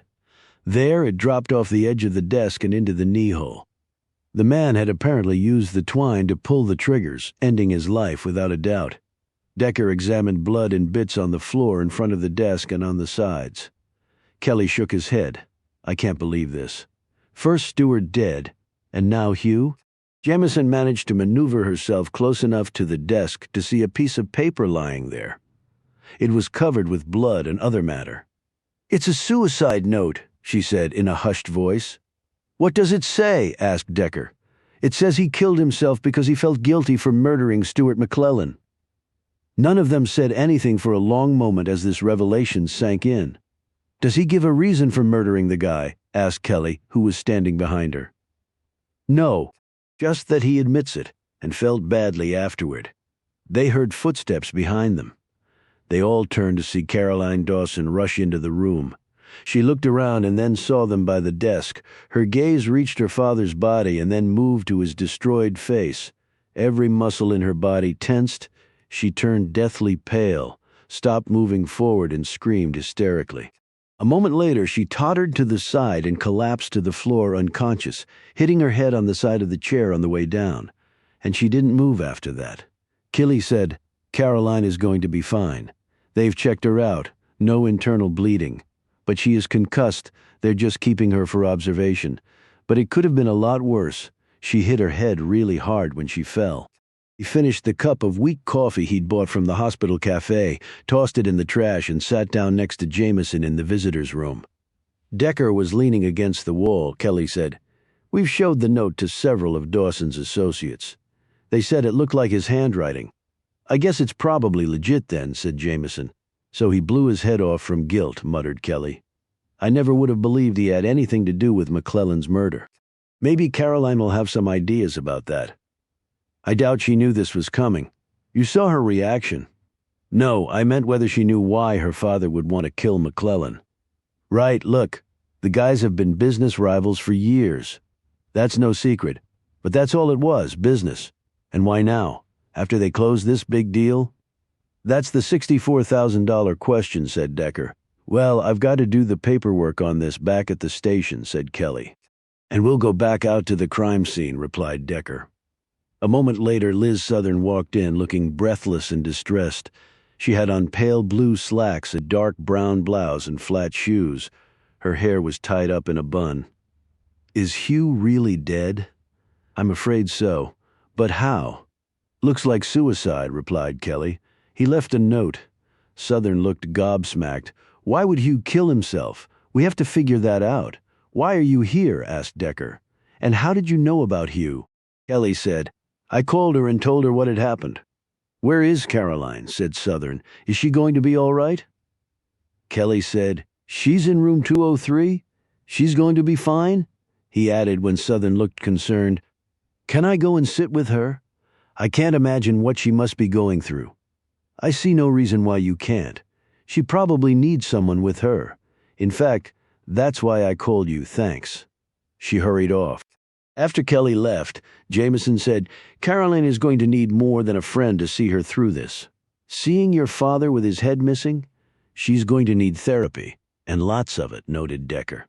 They left the hospital and drove back out to Dawson's house. 2 cops were there on duty. One of the patrolmen told Decker and Jameson that a forensic tech was inside. They put on booties and gloves and entered the house. Dawson had not been moved. The tech was still taking pictures. "Messy," said the young man, who had identified himself as Ryan Leakey. "Shotgun blasts to the head usually are," commented Jameson dryly. Decker walked around the perimeter of the room, taking it all in. "Reynolds has already been by," said Jameson, looking at her phone. "He just texted me a prelim on the time of death based on body temp. He died about an hour before we got here." Decker nodded. "That's important. It's a tight enough time frame to eliminate people from the suspect list." He moved closer to the corpse and examined the end of the string dangling in front of the dead man. "You got pics of the desk yet?" he asked. "Leakey?" "Just one set. Do multiple sets, including one from directly above, from as high a point as you can. I got a ladder in my van outside. Go get it." Decker came around to the back of the desk and looked over the shoulder of the dead man. He eyed the weapon, the twine, and the position of the body. It all fit together, he had to admit. "See anything of interest?" asked Jameson. "Yeah, a dead guy with no head, and it's too early for Halloween." Decker looked down at the twine, then squatted and studied the desk. He leaned in for a better look. He straightened and looked at the doorway as Leakey came in carrying a 10-foot ladder. Decker held it for him while Leakey climbed up it and took the pictures. "Measure the twine too," said Decker. "The twine," said the tech. "Yeah, the twine. I want to know exactly how long it is." Jameson said, "Decker, what's going on? What are you thinking?" "I'm not sure yet."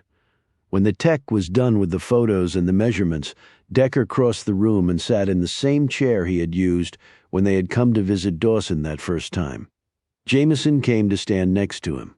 "Looks pretty straightforward, I guess," she said. "Yeah, except it's always the straightforward ones that end up going sideways on you, and I still don't see how this gets us to the ticking time bomb." "I've been telling you that for a while now," Jameson pointed out. When Decker didn't respond, she added, "Well, at least we don't have to ferret out the cause and manner of death on this one." "Don't we?" replied Decker, staring resolutely at the dead man. "Caroline, why did you go out to your dad's house?" asked Jameson. It was the following day, and she and Decker were in the woman's hospital room where the woman was lying in the bed, groggy and pale. Liz Southern sat silently in a chair across from her, gazing at her friend sympathetically. Caroline gazed up at Jameson and Decker, who hovered over her. "What? White? White? Were you at your dad's house?" Caroline closed her eyes and fell asleep. Southern said, "Let's step outside. She needs her rest." I think she was more concussed than they originally thought. Out in the hall, Decker looked at Southern. "Hugh Dawson told us you and Caroline had become good friends, sort of like sisters." Southern smiled. "I would be quite the older sister, but yes, we have become friends." Her features turned somber. "When I heard about what happened, I couldn't believe it. The nurse told me they gave her some meds to help her rest. She didn't sleep all that much last night, apparently. They said she's probably in shock after what happened to Hugh." "Did you talk to her?" asked Decker. Southern nodded, just for a few minutes off and on. "Okay, then you know more than we do. What did she tell you?" "From what I could understand, she went there to have it out with her father over some business issues. She didn't tell me what they were." "That's right, you don't know," said Jameson. "Don't know what?" "Hugh Dawson sold out to Stuart McClellan." Southern gaped. "Sold out? What does that mean?" "He sold his business, all his properties, to McClellan, everything, including Maddie's." Southern looked even more stunned. "Yes," said Jameson, "including Maddie's." Southern shook her head. "So I guess that explains why she was going out there. That would have been devastating for her." She paused. "So Stuart kills himself and then Hugh does too." "McClellan may not have been a suicide," said Jameson. "You mean someone murdered him?" Decker interjected. "What else did Caroline tell you?" "She wasn't making a whole lot of sense, but she did tell me that Hugh had betrayed her trust. Only I didn't know what she meant until now." "What else?" asked Jameson. Southern's features turned grim. She told me she walked into his office ready to have it out with him, and then she saw him dead. She started to become hysterical at that point. I went and got a nurse, and she gave her the medication. At that moment, Shane hurried up to them, looking wildly around. What the hell is going on? I just got back to town. Joe texted and said Caroline was in the hospital but didn't say why. Jameson said, "She's going to be fine, Shane, but she's had a shock. Her father's dead." Shane whirled around to look at Jameson. "Dead? What are you talking about? He was found dead in his home last night. It looks like he killed himself.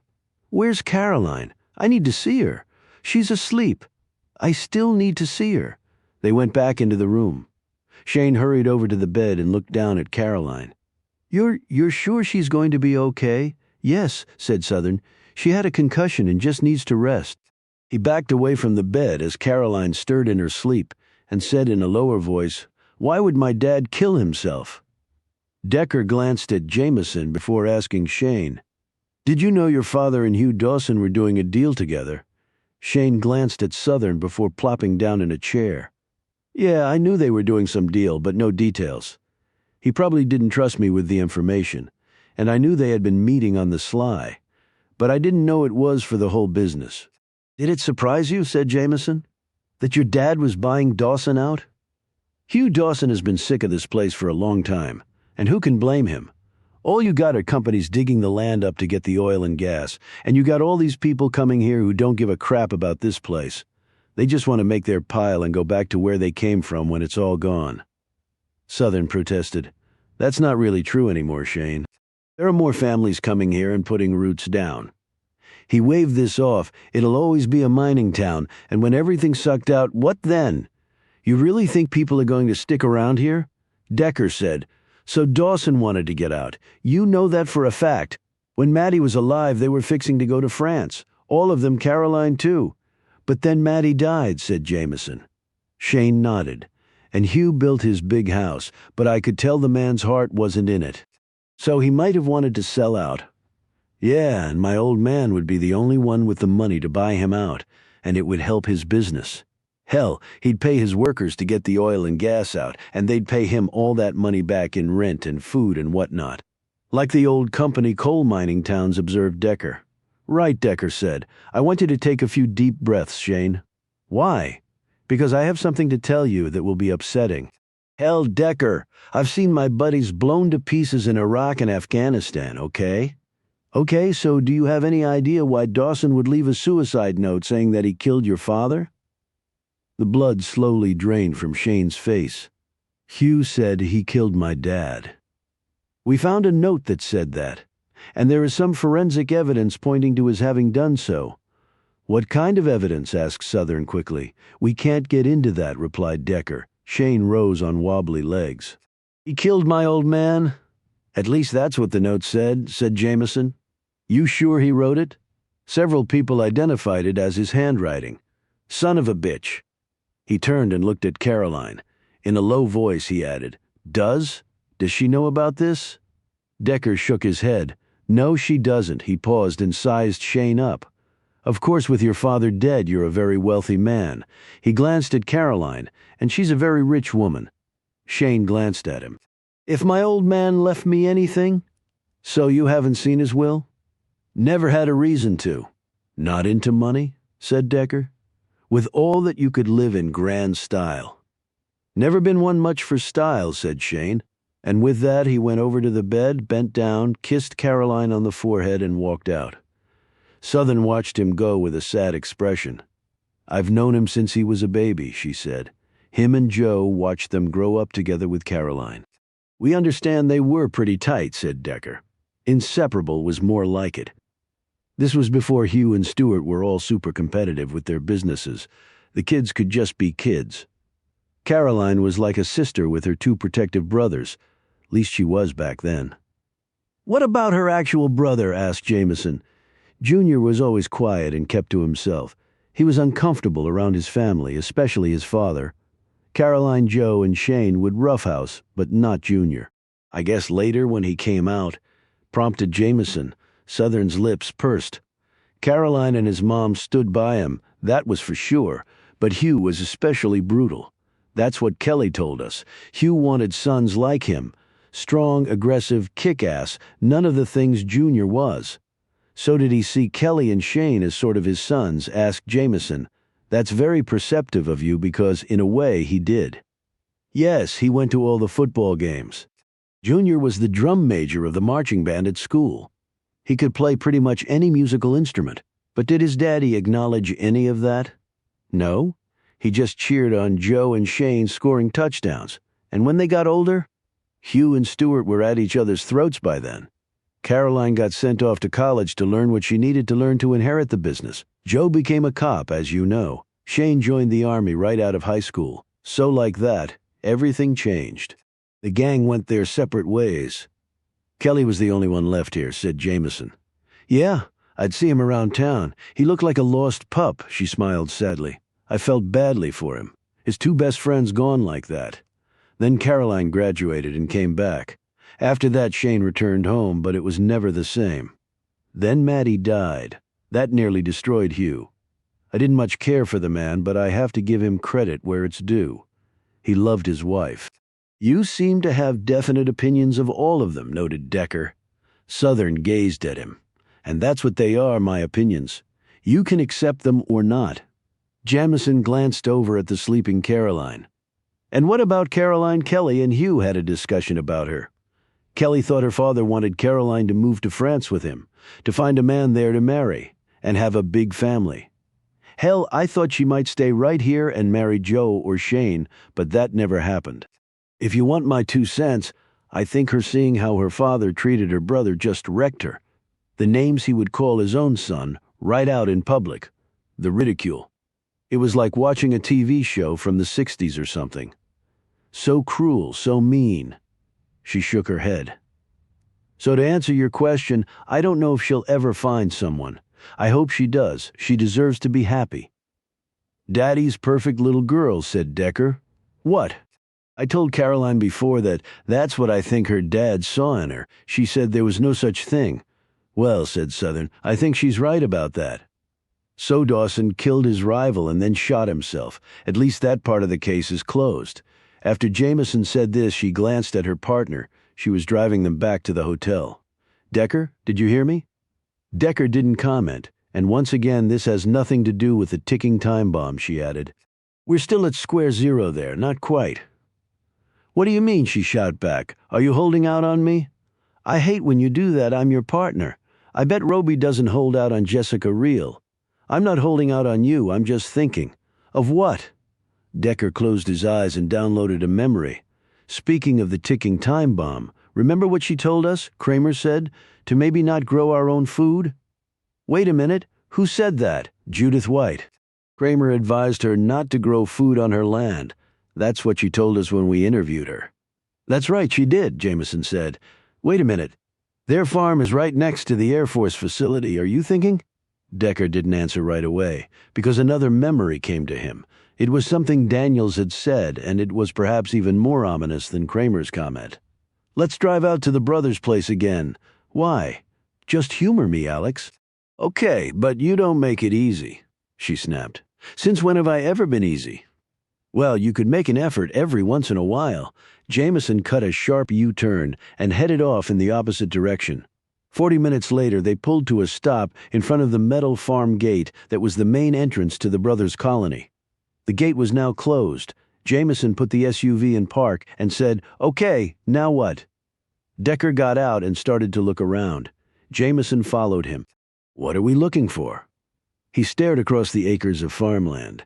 They've been here a while, right? The brothers, I mean, you know they have. I mean at this location. Jamison looked uncertain. Well, from the looks of things, they've been here a few years. It would take at least that long to build all this up to what we're seeing today. Decker continued to watch as twin John Deere tractors moved slowly across a field far in the distance. Beyond that was the Air Force station. I think you're right about that. But why is the amount of time they've been here important? It's just a theory, he said absently. Can you explain your theory? She said curtly. He didn't answer. Decker headed back to the SUV and she followed, not looking happy. "This can't be right," he said, stopping at the vehicle's passenger door. "What can't be? If it were on the Air Force property," he began, but now Jameson saw what he was getting at and leapt ahead of him. The biochemical weapons. No one could get to them if they were on the Air Force property, meaning they must be on the land they auctioned off. Right? But I don't see how they could be on the brothers' land. I mean, how could anyone hoping to get to the WMDs go there without them knowing? He paused, and his confused look deepened. But why else would Kramer have mentioned to Judith White not to eat the crops they were growing there? Meaning she thought if the weapons were buried, they might have leached out and contaminated the soil. Exactly. Realization grew across Jameson's features. But Decker, part of the auctioned land, was leased. The brothers don't control it. He shot her a look. The frackers. Come on. They ran to the SUV and jumped in after they had driven for a bit. Jameson pulled off next to the land occupied by the All-American Energy Company drilling site. "Got your binoculars?" Decker asked. She pulled the optics from the console and handed them across. Decker focused the binoculars and surveyed the site. Then he looked in the distance at the adjacent Air Force station and the ground in between. After about a minute, she said, "See anything interesting?" "It's more what I'm not seeing." "What?" she said. "There's nobody working the site. It's empty. I wonder if they've finished fracking it." "Let me see." She slowly surveyed the property and then lowered the binoculars. "But if they've finished fracking, why isn't there a gas flare on the vent pipe sticking up over there? Remember, I noticed that before and you called it a miracle. And I don't see any rig pumping the oil up like the other sites have either. We need to ask an expert, and I know just the person." They skidded to a stop at the oil rig that Stan Baker was staging and jumped out of the SUV. They hustled up to the trailer. Decker didn't bother knocking. He just burst in with Jameson right behind. Baker was seated in front of the computer terminals. He whirled around to stare at them. "Hey, what are you two doing here?" "The All-American Energy Company?" said Decker. "What about them?" "There's nobody working the site." "What do you mean? There's nobody there? No trucks, no people, no activity." Decker thought they might have finished fracking the site, but we couldn't be sure, said Jameson. "So we came to see you since you're the expert." Baker shook his head. "They couldn't have finished fracking that well. They haven't been there long enough. They haven't even been drilling that long, so they couldn't have gotten down all that far." "Stan, how come McClellan didn't get the rights to that parcel of land?" "He's got most all the other ones around here." I heard scuttlebutt that All-American kept bidding the price up to where it got crazy, like 2 or 3 times what it was worth. I guess McClellan just thought those boys didn't know what the hell they were doing. "I think they knew exactly what they were doing," said Decker ominously. Jamison said. "And they have one of those vent pipes like we've seen around, but there's no lit flare coming off it." "A vent pipe?" Baker looked puzzled. No way they could be having gas coming up at this stage. Decker suddenly flinched. How far could they have gone down by now? "If I had to guess, I'd say no more than a couple 100 feet. "That's what I was afraid you might say." "Afraid? Why?" Decker looked at Jameson. "I think we just found our ticking time bomb." When they reached the fenced-in area at the All-American Energy Company, Decker jumped out of the SUV and tried to open the gate. It was locked. He climbed back into the vehicle. "Ram it, Alex," he ordered. "Or you just do it. We're out of time." Baker, who was in the back seat, curled his fingers around his armrest and looked nervously at his brother-in-law. Jameson gunned the motor, put it in drive, and slammed her foot down on the gas pedal. The big SUV leapt forward and smashed through the gates. They leapt out, with Decker leading the way to the trailer. The door was locked. "Decker, we don't have a warrant," said Jameson. "To hell with a warrant, Alex." He pulled his gun and shot the lock off. He kicked open the door, and they plunged inside. It was set up much like Baker's trailer, but there was only one computer monitor on the desk with what looked to be live data covering it. Decker looked at the screen and said, "Stan, can you make sense of this?" Baker sat down in the chair and started studying the graphs and other information flowing over the monitor's face. "No, I can't, because it doesn't make a bit of sense," he said. "What doesn't?" said Decker. "Well, for starters, I was right. They've only drilled down about 200 feet. At about the 150-foot mark, they've started to go horizontally at about a 45-degree angle. He used the mouse to manipulate the screen. Another image flickered up. And what is that thing? They all stared at where he was pointing. It was represented on the screen as large and black. They've got imaging sensors in the hole, obviously, and that sucker is showing up. How big do you reckon that is? Asked Decker. If I had to thumbnail it based on the scales I'm used to, I'd say it's about 50 feet square. So, about the size of an average house? About.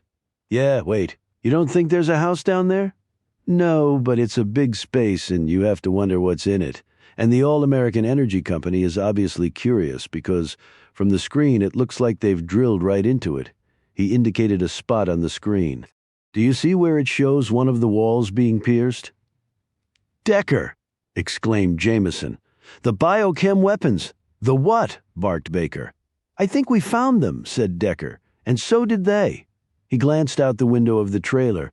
And why do I think that whatever is down there is an airborne weapon? And that right this minute it's being brought to the surface through that pipe?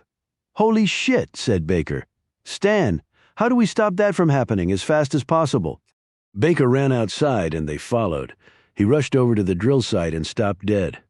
That's odd as hell. They've got the vent pipe directly attached to the drill hole, Decker barked. It's not odd if that's how they're bringing this shit to the surface. It'll cover the whole area, maybe the whole state. But how are they bringing it up here, said Jameson. It's not like oil, and the pressure makes it move up into the pipe and to the surface like Stan described to us. Do you hear that? Said Baker. What? Said Decker. That low hum from somewhere. If I had to guess, they've got some sort of vacuum system built into their equipment. That must be how they're bringing whatever is down there up here. They're creating a suction line. Can we turn it off? Said Decker. Baker shook his head.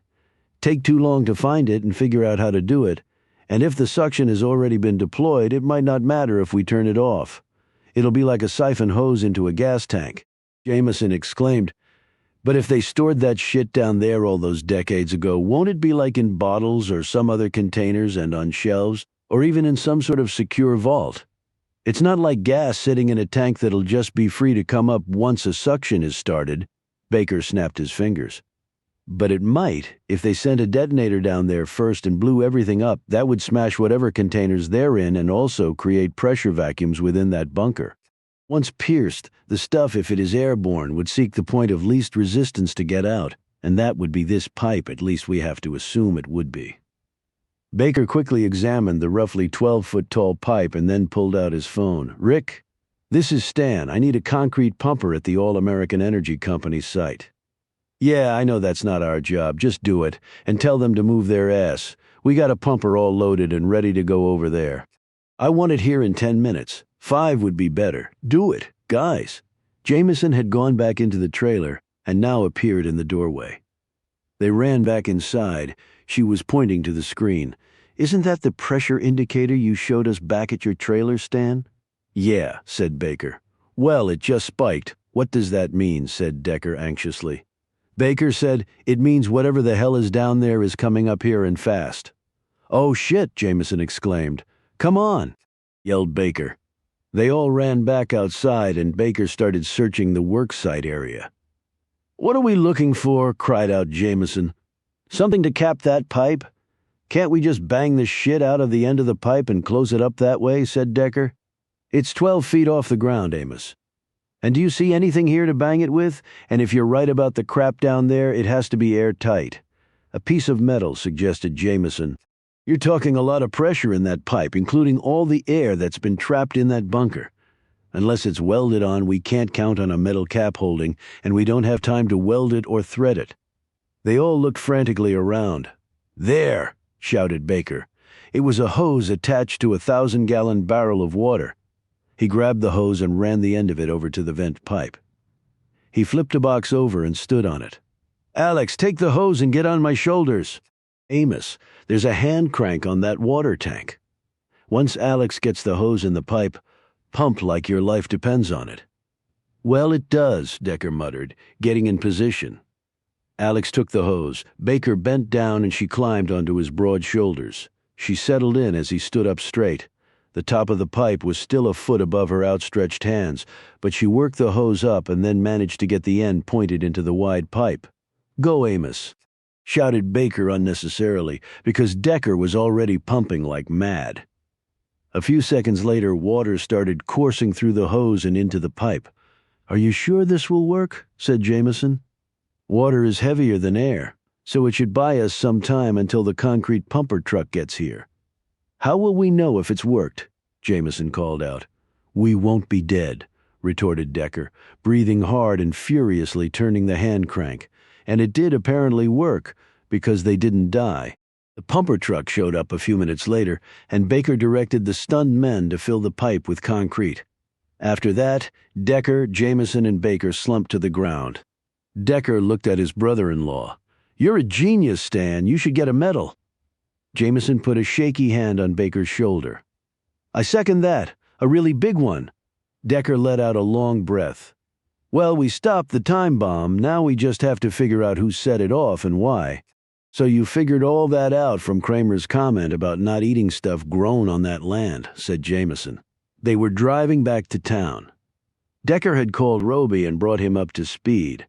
Roby had told him they were calling in the DOD and the Department of Homeland Security to take over the situation. Not just that, it was also something that Brad Daniels said Decker.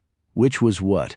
He expressed surprise and maybe fear when we told him about the activity going on at the land the Air Force had sold. He said they're drilling on that land. "I don't remember him even saying that," said Jameson. "Well, that's sort of my department to recall stuff like that, but he lied to us.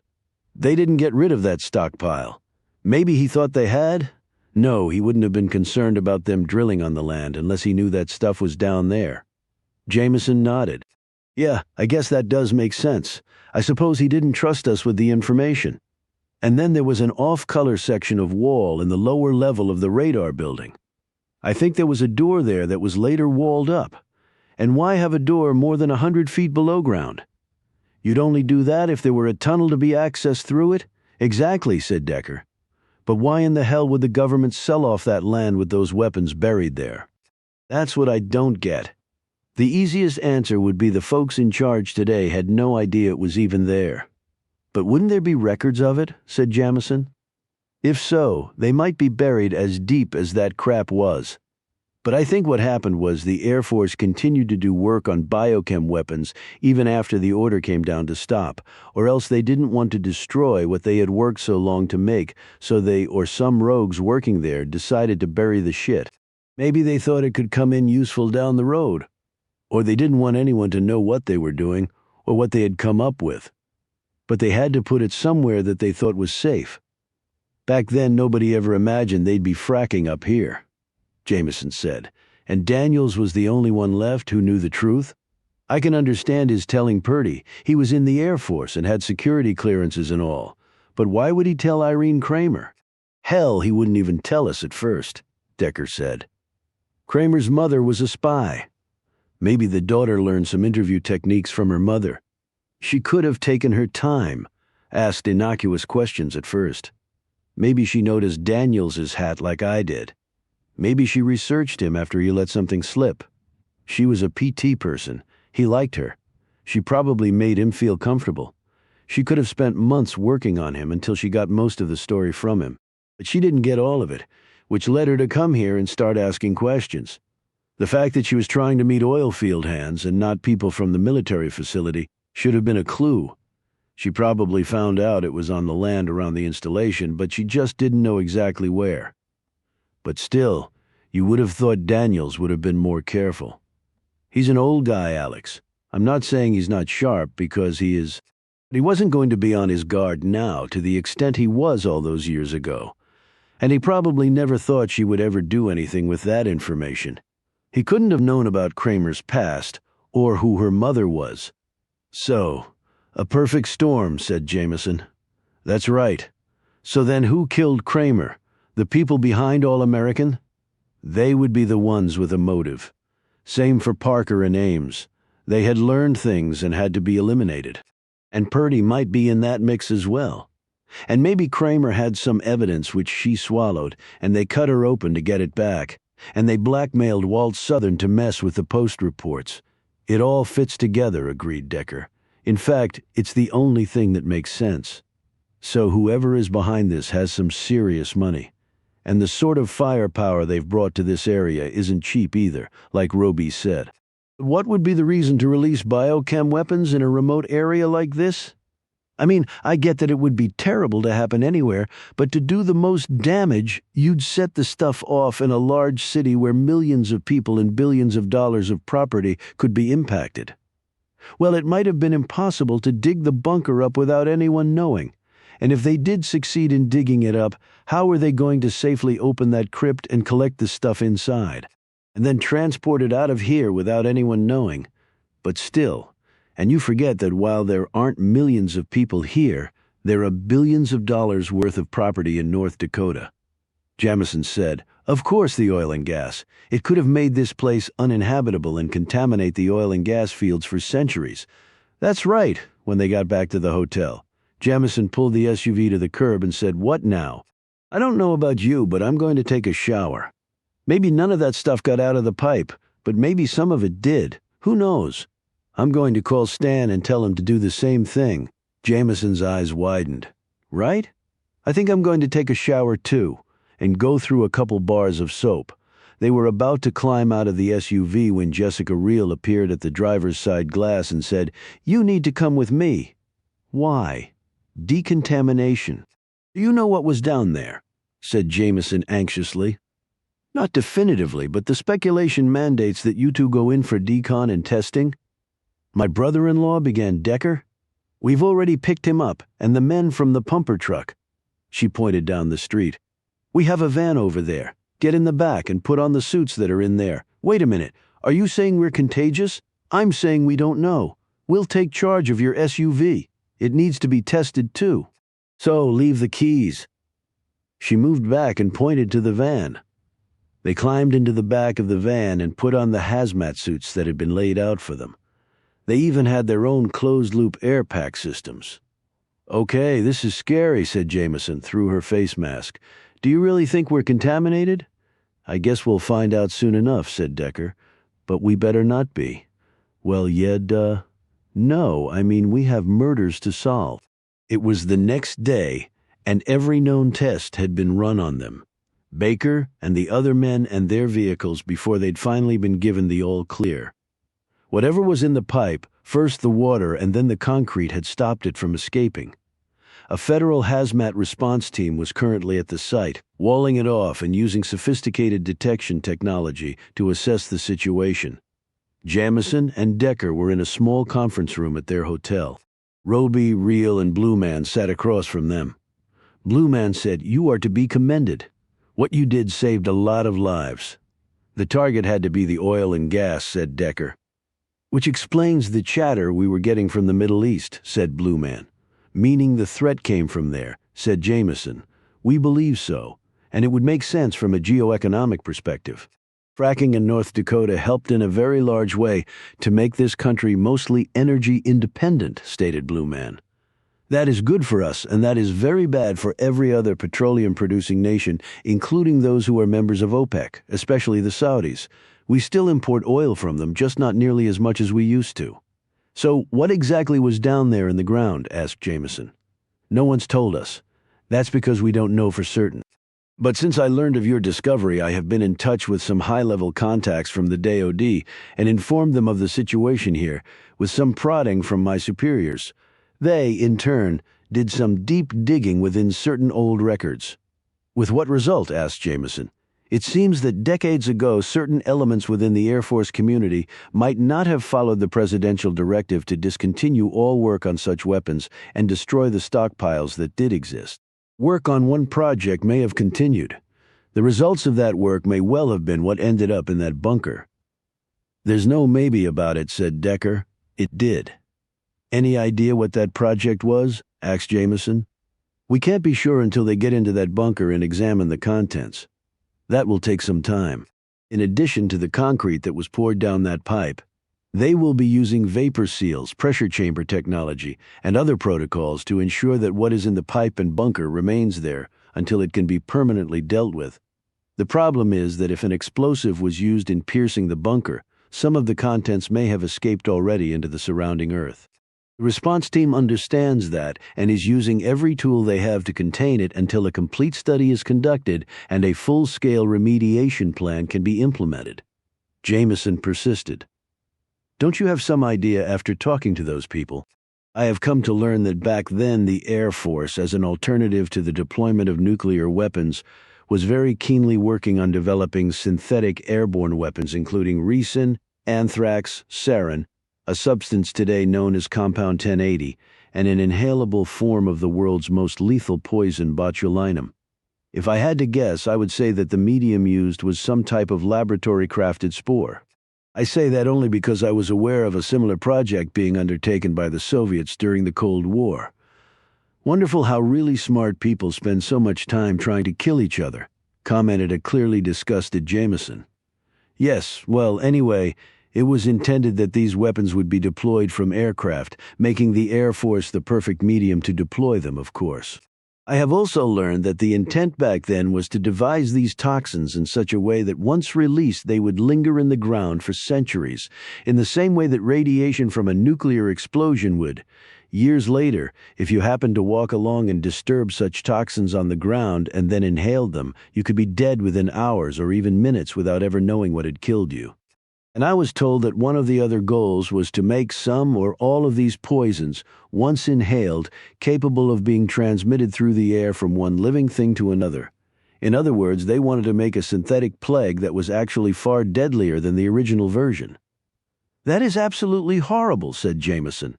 But effective if mass death over a long period of time is your goal, pointed out Blue Man. It's no wonder they eventually buried it in that bunker. They probably didn't know how to destroy these weapons safely. You couldn't burn them or blow them up without risk that some of the airborne contaminants would escape. And once they did, they could be there a long time waiting to kill the unsuspecting. And with prevailing wind patterns, storms, and unsuspecting contaminated people moving here and there, it could have affected a far larger area than simply North Dakota. It would have been truly catastrophic and beyond this country's capability to adequately respond. He smiled at the pair. But you two and your brother-in-law managed to stop it. My brother-in-law deserves the credit there, said Decker. Decker admonished Jameson. If you hadn't figured it out, Stan would have had no chance to stop it. I think there's enough credit to go around, noted Blue Man. He looked expectantly at Decker. Now, it's one thing to stop such a plot. It's quite another to catch those who did it, Decker said. We're talking deep pockets. The mercenaries they've used aren't cheap, and neither was paying for the land and all the equipment to do what they almost succeeded in doing. We're making inquiries, but I'm afraid it will be a long and involved process, and it may well be that no definitive answer comes from it. And even if we do determine who is responsible, our options may be limited in how to respond. That's bullshit, said Jameson. Blue Man smiled demurely. And it's also the nature of geopolitics, for better or worse. Some of the players undoubtedly behind this are countries we need in other areas to keep the world relatively stable. So they'll get a pass, said Jameson. If there are no consequences, what will stop them from trying again? I didn't say there would be no consequences, said Blue Man. But there may be no public consequences. So a cover-up, exclaimed Jameson. And since I know you were a journalist, every molecule of your nature rises up in protest at the very thought of such a thing. And I can't say that you're wrong. I can only say that the matter is complicated, and not everyone in power believes in transparency. Or if they do, it's their version of it. Jameson shook her head in resignation but said nothing. Decker said, We still have the matter of finding out who killed Irene Kramer and Pamela Ames and abducted Hal Parker, and who probably killed Ben Purdy and did murder his mother. Jameson added, and who was also blackmailing Walt Southern. It has to be the same people behind the biochemical weapons scheme. It could be that someone local was working with foreign elements to bring this plot about, said Roby. I think that's exactly what happened, said Decker. Now we just have to find out who the local is. Decker, Baker, and Jameson were having dinner at the OK Corral Saloon that evening. Don't think I've been poked and prodded that much since I was in boot camp, said Baker as he sipped on a bottle of beer. Well, it could have been a lot worse, noted Jameson. We could be in a morgue. Baker nodded. So do they know what's down there? Saw a big crew pouring over the place until they put up these screens to block the sight lines. Let's just say it was some serious shit from the past that never should have been put down there in the first place, said Jameson. Baker shook his head. Damn, military playing God like always. I mean, when are they going to learn? Don't hold your breath, said Decker. I suppose you heard about Hugh Dawson? Baker nodded, looking sad. I tried to visit Caroline at the hospital, but they said she was still medicated and asleep. How's she doing? It's going to take time, said Jameson. She's been through a lot. Shane lost his father, but it wasn't the same situation, noted Decker. Although we've learned Hugh was no saint. Considering Hugh Dawson killed McClellan, I think they both have it pretty bad, Jameson countered. What the hell are you talking about? Exclaimed Baker. Decker quickly explained what had happened. Baker sipped his beer, a thoughtful expression on his face. Guess it shows you money can't buy happiness. I mean, those two were rolling in it, and now they're both dead and won't enjoy a penny of it. Decker looked up as the door opened and in walked Kelly, Shane, Liz Southern, and surprisingly a tired-looking Caroline Dawson. Look who's all together again, commented Jameson. The sister and her two honorary brothers, added Decker. Brothers who would rather be something else, you mean, countered Jameson. Kelly spotted them and led the others over to their table. Baker stood and reached a hand out to Dawson. I tried to see you at the hospital, but you were asleep, Caroline. I'm so sorry about, well, everything. Thank you, Stan. That's very kind of you, she said, her voice low and unnaturally slow to Decker. Her unfocused eyes and feeble manner showed that she was not yet fully recovered from her ordeal. Jameson, noting this, said, Are you sure you should be out? You look like you should still be in the hospital. Southern said, I told her that until I was hoarse, but she wouldn't listen. Dawson said, I didn't want to stay there anymore.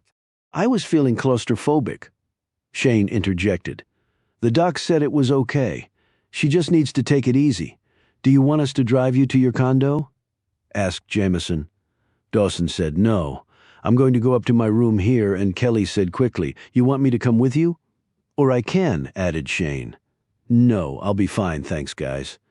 She looked at Southern. Thanks for coming to stay with me at the hospital, Liz. I'll give you a call tomorrow. Sleep well, said Southern kindly.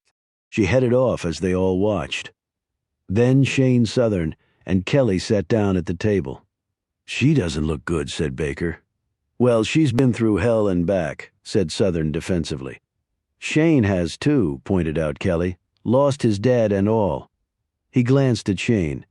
And considering how he died, Shane shrugged at this and motioned to the waitress and ordered the same beer Decker was drinking. It's not like my old man thought much of me, but he didn't deserve to die like that either.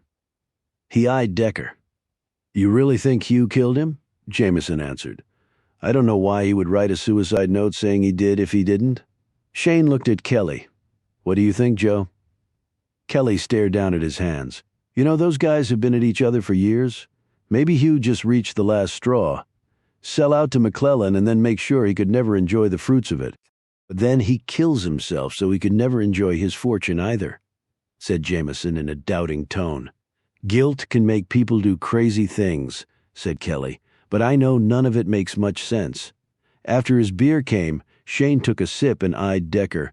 Something big went down over near the Brothers' Colony. Lots of people and trucks, and they put up a shield around it. You know anything about that? I saw that too when I was driving by there, said Southern. What do you know about the All-American Energy Company? Decker asked Shane. Seen them around. Never talked to them, drove by their rig from time to time, Kelly said. We've been totally shut out of what's going on over there, Decker.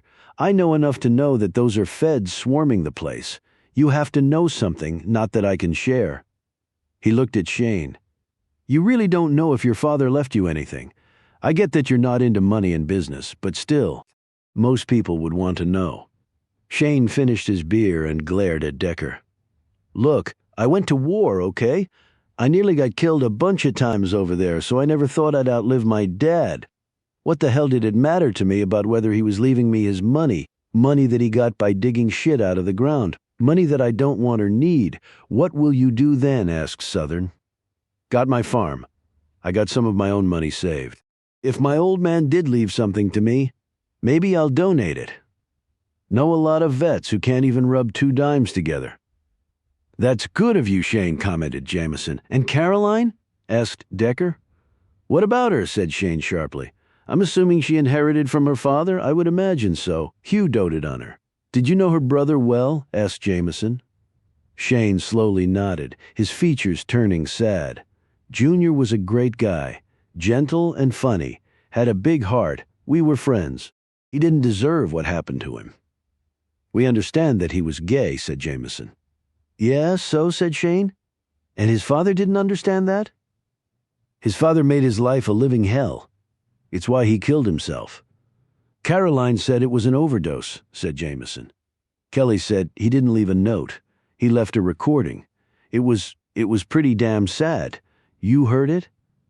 I was one of the cops investigating the case, so yeah, I did. I kept a copy of it, in fact. Haven't listened to it since. I'm not ashamed to say I cried when I heard it. It must have hit Caroline and her mother particularly hard, said Jameson. As Southern nodded, Kelly shrugged. It did. I think it would have driven a lasting wedge between her and her father. But then Maddie died, and those two were the only ones left. I'm not saying she didn't still care for her father, but it was complicated. She told us sort of the same thing. Noted Jameson Decker's phone buzzed. He took it out and looked at a series of photos and reports that had just been delivered in an email. As his gaze ran over them, Decker tensed, and then realization spread over his features. Jamison noticed this and whispered, "What is it?" Decker's gaze drifted up the stairs where Dawson had gone. He rose. Jamison said, "Where are you going?" "We're going to see Caroline." Southern said, "Let me go with you. I think I might be of some help. She is still very vulnerable." Decker looked at Jameson, who nodded. "Okay, but whatever you hear up there, you don't share with anyone." "Understood," Kelly said. "I hope that doesn't include me. I'm investigating this case." "We'll fill you in," Jameson assured him. They rose and headed up the stairs, leaving a troubled-looking Kelly and Shane staring after them. The space above the bar was a series of rooms. One was a large open area that probably served as an event space. Chairs were stacked against the wall along with folding tables. Piles of linen napkins and tablecloths were on a long buffet set against one wall. Decker, Jameson, and Southern walked through this space to a bar area that was a replica of the one below, only much smaller. Decker spotted a spool of twine sitting on one table. He scooped it up and put it in his jacket pocket. "What's that for?" asked Jameson. "You'll see." Next, they passed through an open doorway, turned left, and ran into the only other door there. Decker stepped up to it and knocked. "Caroline, it's Decker and Jameson. We'd like to talk to you." "Please go away. I don't feel well." "Caroline," said Southern, "I'm here too. I really think you should talk to them." "I'm too tired. I'm going to bed." Southern looked helplessly at Decker. "Your father didn't kill himself." Decker called out through the door, drawing a surprised look from Jameson. "He was murdered." Now they could hear footsteps. The door opened, and there was Dawson, barefoot, and her eyes welling with tears. But the look on her face was one of anger. "What the hell are you talking about? He killed himself. We all saw it." "Can we come in?" asked Decker. For a split second, she looked like she might slam the door in their faces, but then her expression softened and she stepped back.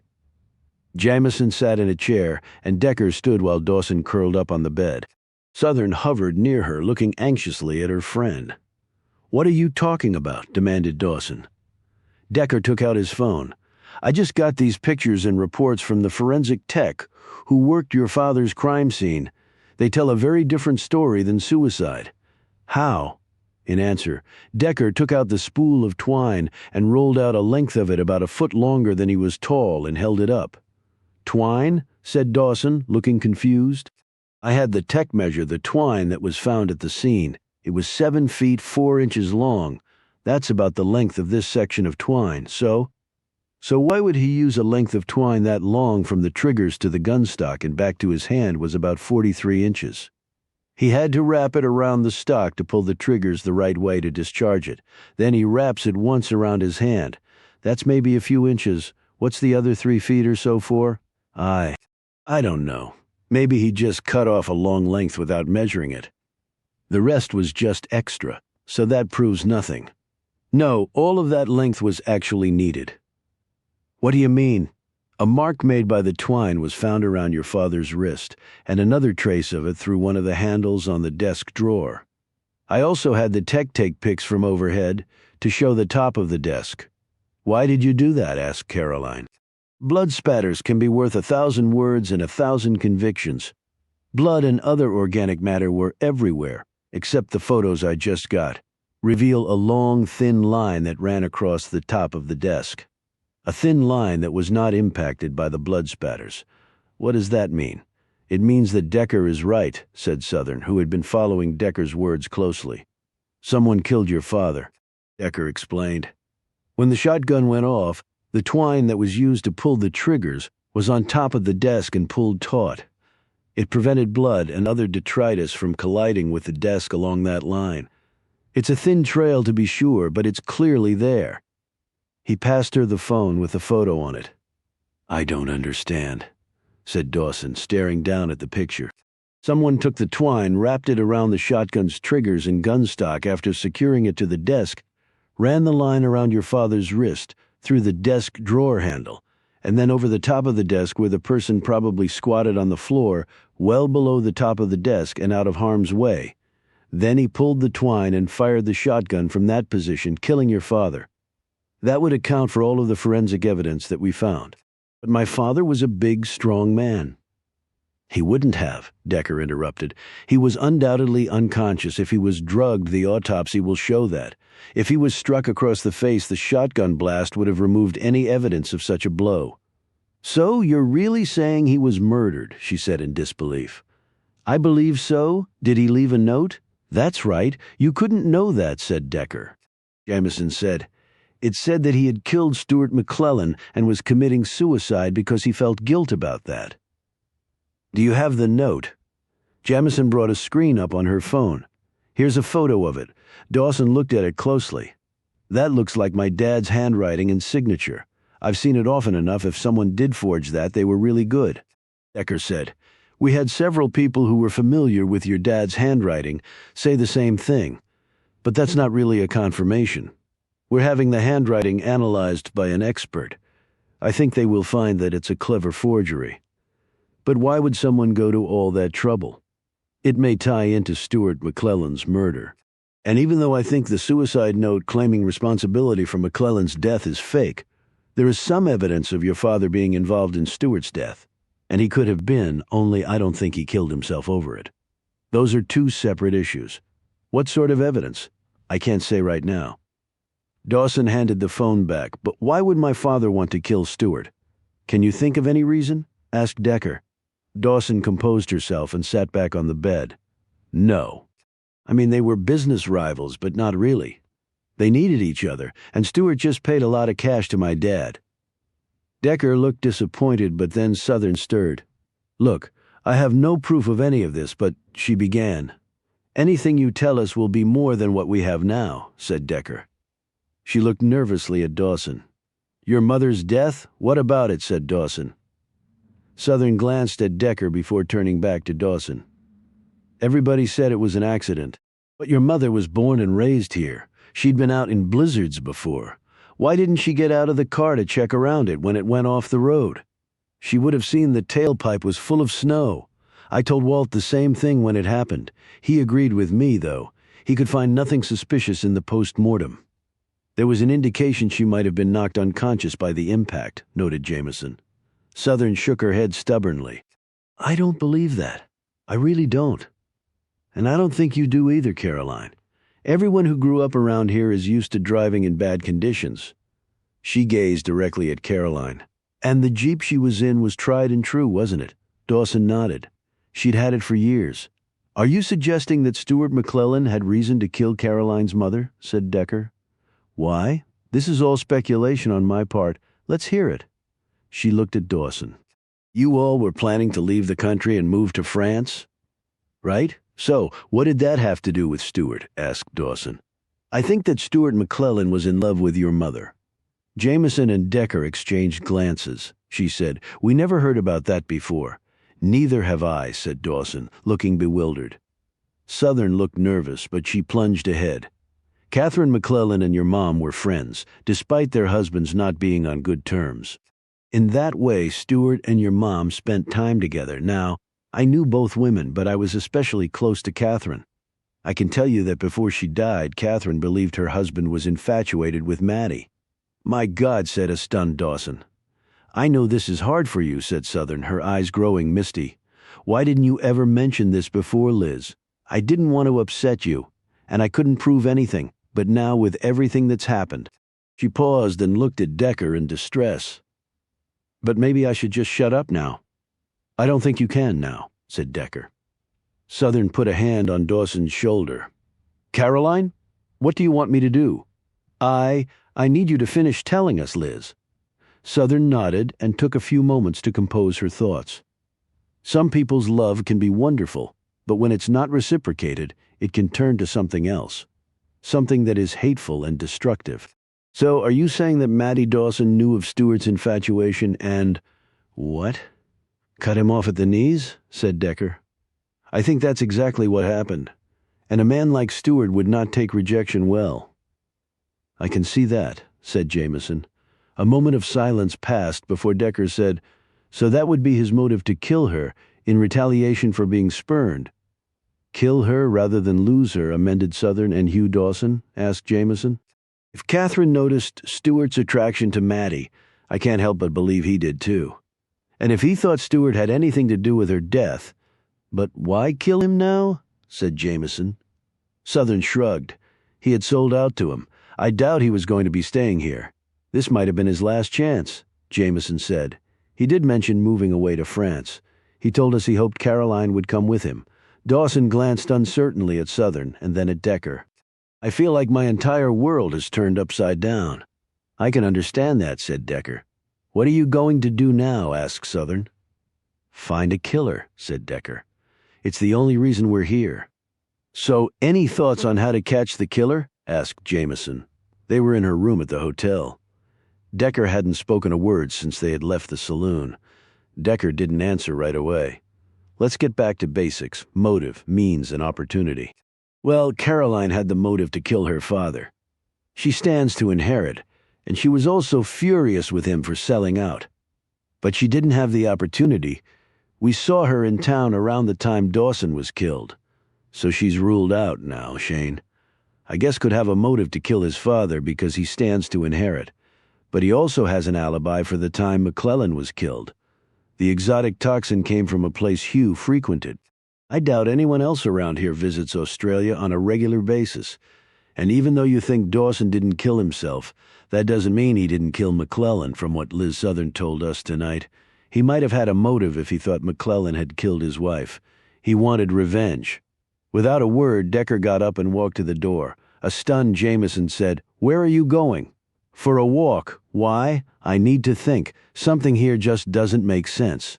After he left, Jameson slumped back on her bed in obvious frustration, put a pillow over her face, and screamed into it. It was chilly and windy, and Decker stuffed his hands into his pockets as he walked along the dark and mostly empty streets of London. The most difficult thing about this case was, there were too many angles to adequately grab even one for long. They had been entirely reactive instead of proactive. Every time he felt he was gaining traction, another event would force them into an entirely new direction. Part of that was happenstance, he was sure. And he was also certain that part of it was intentional. He entered the OK Corral saloon once more, took a seat at the bar, and ordered a beer. When it came, he cradled it, closed his eyes for a few moments, and went over everything in his head. Irene Kramer was dead. Pamela Ames was dead.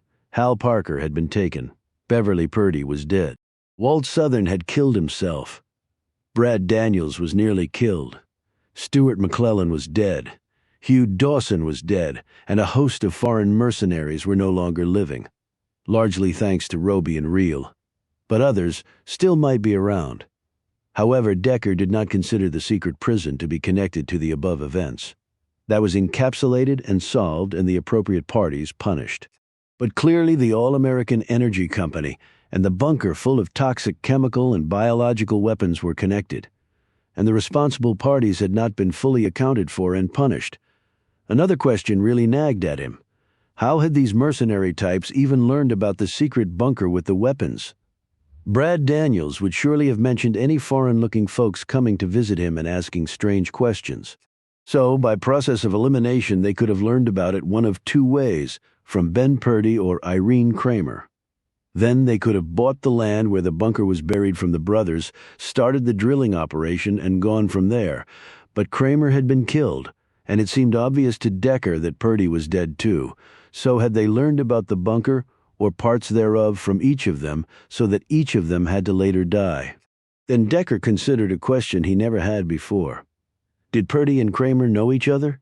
Were they working together to figure this out? And had they gotten discovered and then were killed?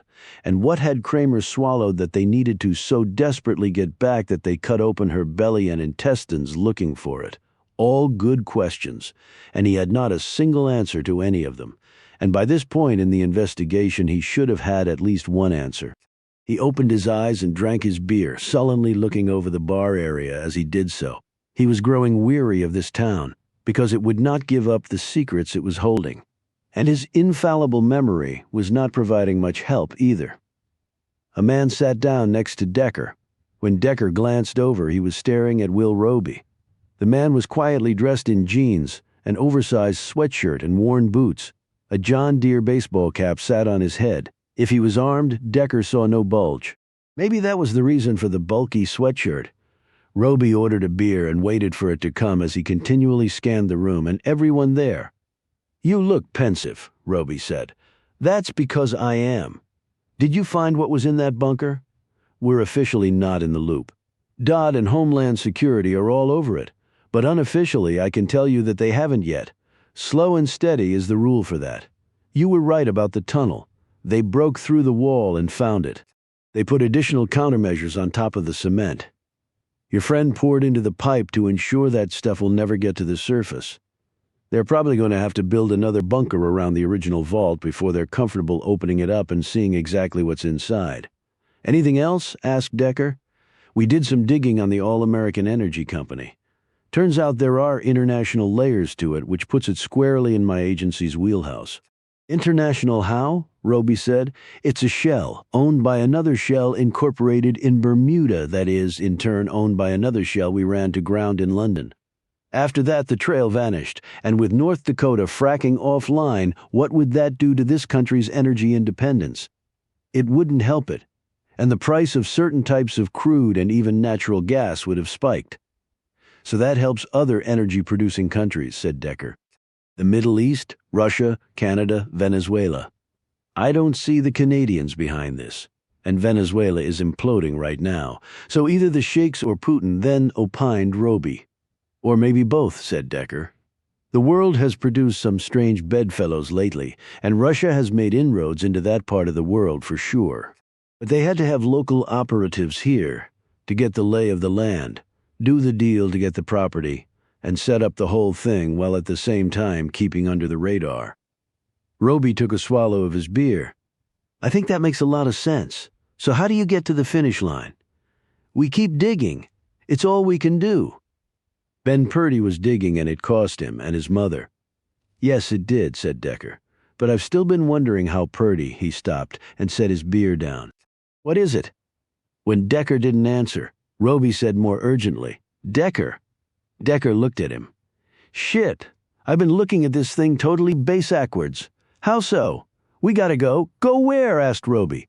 "To Hal Parker's place." "On the drive out in Roby's vehicle," Decker said. "I just assumed that Purdy had been told the story of the bunker by Brad Daniels, and then started doing some digging, ran into the wrong people, and that sealed his fate." "Well, we've all been thinking that. But that doesn't mean we're right." "Lay out your theory for me," said Roby. "You said that Brad Daniels told you he divulged everything to Purdy." "That's right. I don't think he held anything back. He was about to do the same for us when we got attacked." Decker said, "Okay, let's look at the situation fully and not piecemeal. Purdy's a veteran member of the Air Force, trained and experienced, right. And he's attending a military event where he's just been told by someone who used to work at the very same installation decades ago that there's the possibility of a bunker full of biochemical weapons buried on land belonging to the Air Force. That is a clear and present danger to everyone in the area. A real national security risk if ever there was one. Agreed?" Agreed. Okay, if you were in Purdy's position, with his experience, and you had learned all of that, what would you do? I would report it to my superior officer and let them worry about it. It's just common sense and also how someone like Purdy would naturally react. Exactly. But also think about this. I doubt that Daniels told Irene Kramer everything he told Purdy, so with Purdy there would have been no need to dig into anything. He already knew all he needed to know. He just reports it and the Air Force looks into it. His job is done. If he's proved right, he gets a medal and maybe a promotion. He doesn't have to be involved anymore. Well, he might have been afraid of retaliation within the Air Force if he did let all this come out. Why? Brad Daniels is well into his 90s. I seriously doubt there's anyone left in the Air Force who had anything to do with this. And even if he were afraid of retaliation, there are whistleblower laws to protect someone with the sort of information Purdy possessed. He could have communicated what he knew safely through that channel. So what are you saying, Decker? You'll see. They arrived at Hal Parker's home, and Decker led Roby inside. He went over to the wall of pictures he had seen on his previous visit here and pointed to one. Recognize him? Roby's jaw slackened. That's Ben Purdy. He knew Parker. He obviously hunted with him. I remembered at the Purdy Ranch in Montana that they had animal heads mounted on the wall. Beverly Purdy said her husband and son were avid hunters. So, you think there's some connection with Purdy and Parker? He did find the body of Irene Kramer. I do. So what is your theory? Decker seemed startled by this query. My theory is that Purdy didn't report what he knew to his superiors because he saw certain personal advantages in concealing it, and he wanted to take full advantage of them. What exactly do you mean by taking full advantage? His service record showed that he was a really smart guy. He'd been promoted frequently and had received a lot of commendations. He went overseas frequently to attend conferences and other meetings, and was always educating himself. Among other places, he went to Qatar and Jordan. Roby ruminated on this before answering. So, you mean he might have met some folks there who would be very interested in destroying the fracking industry in North Dakota? Yes, and they would no doubt pay him enormous sums of money and also provide all the manpower he would need. And his mother? Yeah, they killed his mother. Whether he was involved in that decision or not, I don't know, but a brilliant kid stuck in the middle of nowhere who'll top out at maybe Master Sergeant after another 10 years of service. He might have aimed higher. He might have aimed high enough to have committed treason against his own country in return for a fortune and a change of address, which would also explain him going AWOL. And the research you found at his mother's house. If Daniels had told him everything, why would he need to do that? If I were him and I had a grand scheme that would involve dealing with some very serious and dangerous people, I would want to verify everything. I wouldn't accept the word of a 90-something-year-old guy living in a nursing home. He needed to make certain, not blindly accept what might be the skewed memories of an old man. So he was responsible for killing Kramer and Ames, and he pointed to the photo kidnapping Parker? An uncertain Decker shook his head. That's far from clear, Roby. As I said, Purdy knew a lot more than Kramer did. She came up here to dig for information. She knew it had something to do with the oil fields around the Air Force Station, and she knew whatever it was in the ground and dangerous. That's why she made that comment to Judith White about not eating the food they grew there. But that was all she knew. I think she wanted to expose this whole thing to make the U.S. government look bad in retaliation for what it had done to her mother. But why would Purdy need her? What could she possibly tell him that he didn't already know? And we've been able to show no connection between them. But if Kramer came up here to dig into the situation, she might have run into Purdy. He couldn't let her tell anyone what she knew. It would ruin his plan. He would have every reason to kill her. And what did she swallow that he needed to get back? Something that would expose the plan. Decker nodded but didn't look convinced. I guess it's possible, but it doesn't explain what happened to Parker and Ames. So what now, said Roby. We need to find Purdy. That's the only way to know for sure. If he was behind this, won't he be long gone by now? Maybe and maybe not, and if you're wrong and he's not behind this, then he's probably dead. They left the house, and a moment later, everything went dark for both of them. Roby's eyes fluttered open and then closed. He moved not a muscle, seeming to remain remarkably still. He was actually testing the strength of the restraints around his hands and ankles. He sniffed the air and got a lungful of noxious smells in return. Next, he listened. For anyone, anything, any type of nearby threat. Finally, he opened his eyes and shifted his gaze from one spot to the next, taking it all in. He was in a room with no windows and no door. This puzzled Roby, but only for an instant. He angled his gaze upward and saw the ladder leading to what looked to be a trapdoor in the ceiling. He lifted his arms until he felt the resistance, the same with his legs. He looked down, and in the dim light provided by the sole overhead bulb, he observed the chains around his limbs that were attached to a thick iron ring set in the floor. They had shackled his hands in front of him, which was the only positive development that Roby could see.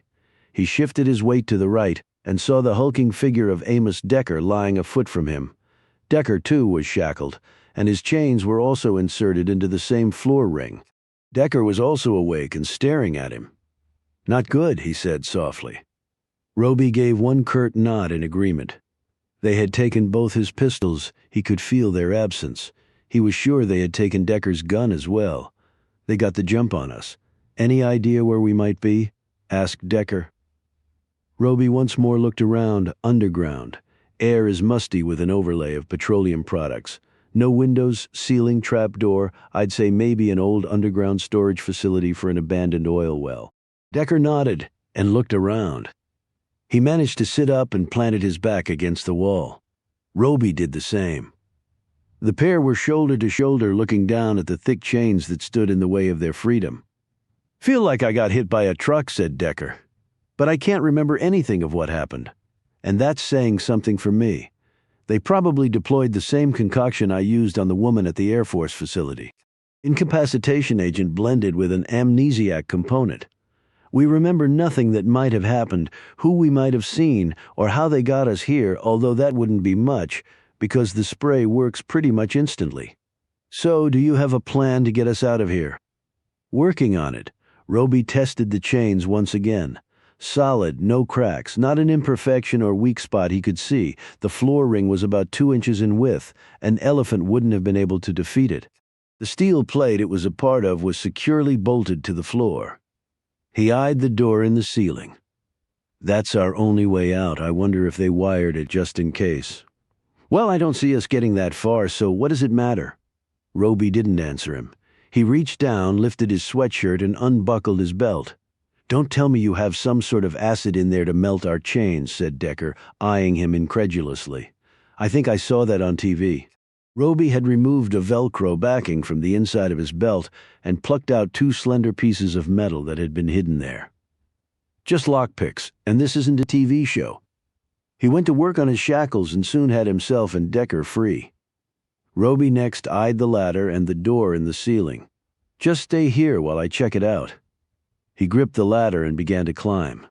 As Roby neared the door, he ran his gaze over the frame, looking for stray wires, a power pack, or anything else that would give away some sort of booby trap. Seeing none, he gingerly pushed against the wood. It didn't budge. "Locked," he said. No surprise there. He came back down and looked around the room. In an old bucket were 4 long iron spikes. He slipped them through his belt, took off his boot, and uncovered a cavity in the heel. Decker saw a small blob of what looked like Play-Doh. "C4. Semtex." "But it does the same thing," replied Roby, as he removed something else from the cavity and worked away, combining the 2 elements. When that was done, he clambered back up the ladder, pressed the Semtex against the door, uncovered 2 wires he had pressed into the blob, and twined their ends around one another. He quickly retreated and grabbed Decker, and they backed away as far as possible from the door. 10 seconds later, the explosive detonated, blowing the ceiling door out of the way. Their escape path was now exposed, but Roby didn't rush forward. He kept a hand on Decker's shoulder. Decker could see the intensity on the other man's face as he waited, listening and watching. "Okay, let's move." Roby scrambled up the ladder first, with Decker following more slowly. Roby eased his head above the rim of the doorway and looked around. He jumped clear of the opening and helped Decker through. They were in what looked like a long passageway made of dirt and rock with steel beams overhead and posts set in the dirt at regular intervals. Fluorescent lights overhead provided feeble illumination. "Which way?" said Decker. Roby looked in both directions, took a sniff of the air, examined the dirt on either side of the doorway, and said, "Footprints and airflow only come from that way," he said, pointing to their right. He took the spikes out of his belt and held two in each hand. They poked out between his fingers like an animal's claws. "If anyone's here, that explosion will have alerted them," said Decker. "I'm actually counting on that," said Roby. 100 feet later, Roby grabbed Decker and thrust him into the shadows right next to the wall. Roby reached up and pulled the wires from the light directly above them. This part of the passageway became far darker. Someone was coming fast. A few moments later, a trio of men burst into view. All three were armed. They ran in a column formation right. As they passed, Roby struck with the spikes. He stabbed one man in the neck, spun around, and sunk two spikes into the second man's gut, thrusting the spikes upward to his diaphragm. Both men went down, and neither would get back up. The other man turned and pointed his subgun at Roby. He never fired, because Decker fell on top of him. His nearly 300 pounds pinned the man flat to the ground, and his subgun tumbled from his hands. Roby picked up the weapon and looked at the other two men. One was dead, the other was gurgling his last few breaths. Roby waited until he expired and said to Decker, "Let him up." Decker slowly rose off the man. Roby said, "Who are you?" The man sat on his haunches and shook his head. He was around 40 and his dark curly hair was shot through with gray. "Where are we?" said Roby. Another shake of the head. "Why did you kidnap us?" This time the man didn't even bother to shake his head. He just sat there and stared at Roby for a moment before lifting his hand to his mouth. Roby leapt forward, but the man had already swallowed something. He started convulsing, then foam seeped out of his mouth and he fell sideways. He took a few tortured breaths and then his body relaxed. Decker bent over him and checked his pulse. There was none. "That was a fast poison," he said. "Sort of the point," replied Roby. Decker picked up one of the subguns, and they kept going in the same direction. There was a doorway up ahead. Roby fingered the subgun and looked at Decker. "Count of 3, you go left, I go right." Decker nodded. 1, 2, 3. They burst into the room. Roby's gun covering the right half of the space, and Decker's the left dead center of the room stood Ben Purdy.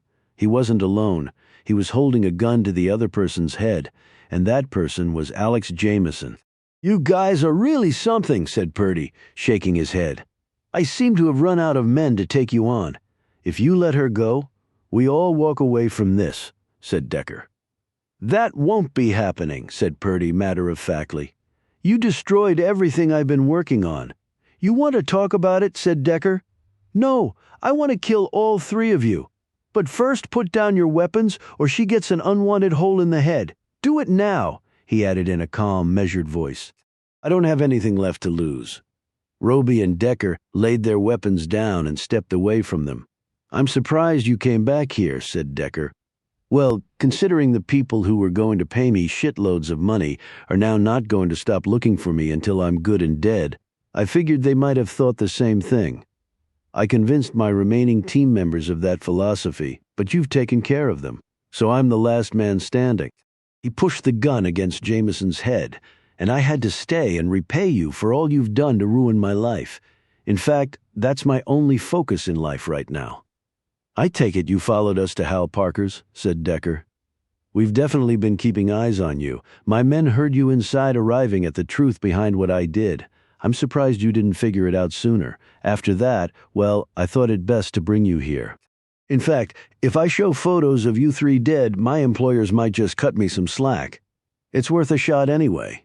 "How'd you get all those guys into the country?" asked Roby. "How else? Right over the little old Canadian border." "It was easy," he eyed Decker. "They found the bunker, didn't they?" Decker nodded. "Was the stuff as potent as Daniels told me it was?" "Apparently so. You do realize that stuff would have killed millions of people." Purdy shook his head dismissively. "No, Daniels told me it would remain localized. It was heavy enough to where it couldn't remain airborne in a concentrated pattern to be distributed by wind currents over large distances." It would max out at about 100 miles in all directions. Still, really bad bullshit. You want to know something? What? That's why the Air Force put the kibosh on the program, Daniels told me. Because it couldn't kill enough people. There's your goody-good US of A. Shit they do you wouldn't believe? And you think I'm a bad guy? I don't think. I know you are, replied Decker. Yeah, well, distributing the stuff here was certainly enough to put the stop on the fracking industry. And that's what you were really being paid for, said Decker. An amount of money that was truly beyond belief. Even if it stayed local, it would have killed a lot of people, Decker pointed out. Every plan has collateral damage. The Pentagon builds that into every scenario. What's the civilian death count going to be? How many kiddies will bite the bullet, price of doing the business of war? There's nothing innocent about that. We're just like everybody else. No, we're not, and I didn't realize you were at war with your own country, commented Roby. Purdy eyed him.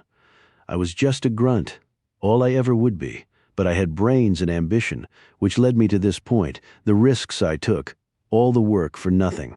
In his anger, he tightened his grip on Jameson, causing her to cry out in pain. Ticking time bomb, said Decker. You mentioned that to a guy in the bar? That's how we got onto you? Only back then we thought you were a good guy. Purdy grimaced. I had just found out all the stuff and hadn't decided what to do about it yet, and I was drunk at the time. Finding out that you're sitting on a possible Armageddon will cause you to drink. I regretted it the moment I said it, but I didn't even remember who I said it to, Decker said. With your smarts, you could have gone to Silicon Valley and made a lot more than Uncle Sam was paying you. They couldn't pay me what these guys were. Not if I busted my ass for 1,000,000 years. I could have made the Forbes list. I'm not kidding. And who was paying you? Asked Roby. People that even if you knew who they were, you couldn't touch. Why's that? Purdy grinned. 'Cause they're valuable and trusted allies of ours. That's why we'd never expose them for what they really are. Don't you read the newspapers? We're suckers. We know they're bad, but we do nothing. And you want to know why? Oil. It makes me sick. So did the collateral damage calculation include your mother? Queried Decker. Purdy's expression turned grim. That was your fault, not mine. You went there to question her. My partners got nervous and they took care of that end. I wasn't happy about it, but I had no choice. Just so you know, I was going to buy her a nice place, take care of her. But what did she have really to live for? You saw her place. It was Shitsville in the middle of nowhere. Wherever she is, I think she's better off. Both Jameson and Decker flinched at this cruel comment, Roby said. And who gave you the right to make that decision for her? I gave myself the right, Purdy snapped. Can you answer a question, said Decker. What? Did you kill Irene Kramer, Hal Parker, and Pamela Ames? Purdy looked genuinely confused. I know Hal. I hunted with him. I didn't know he was dead. Well, we're not sure he is, but he is missing. And the others? I've never heard of. What were the names again? Irene Kramer and Pamela Ames. He shook his head. I had nothing to do with whatever happened to them. Okay, so where does that leave us? Said Decker. With the three of you dead and me not. I couldn't believe you dropped your weapons. That was a mistake.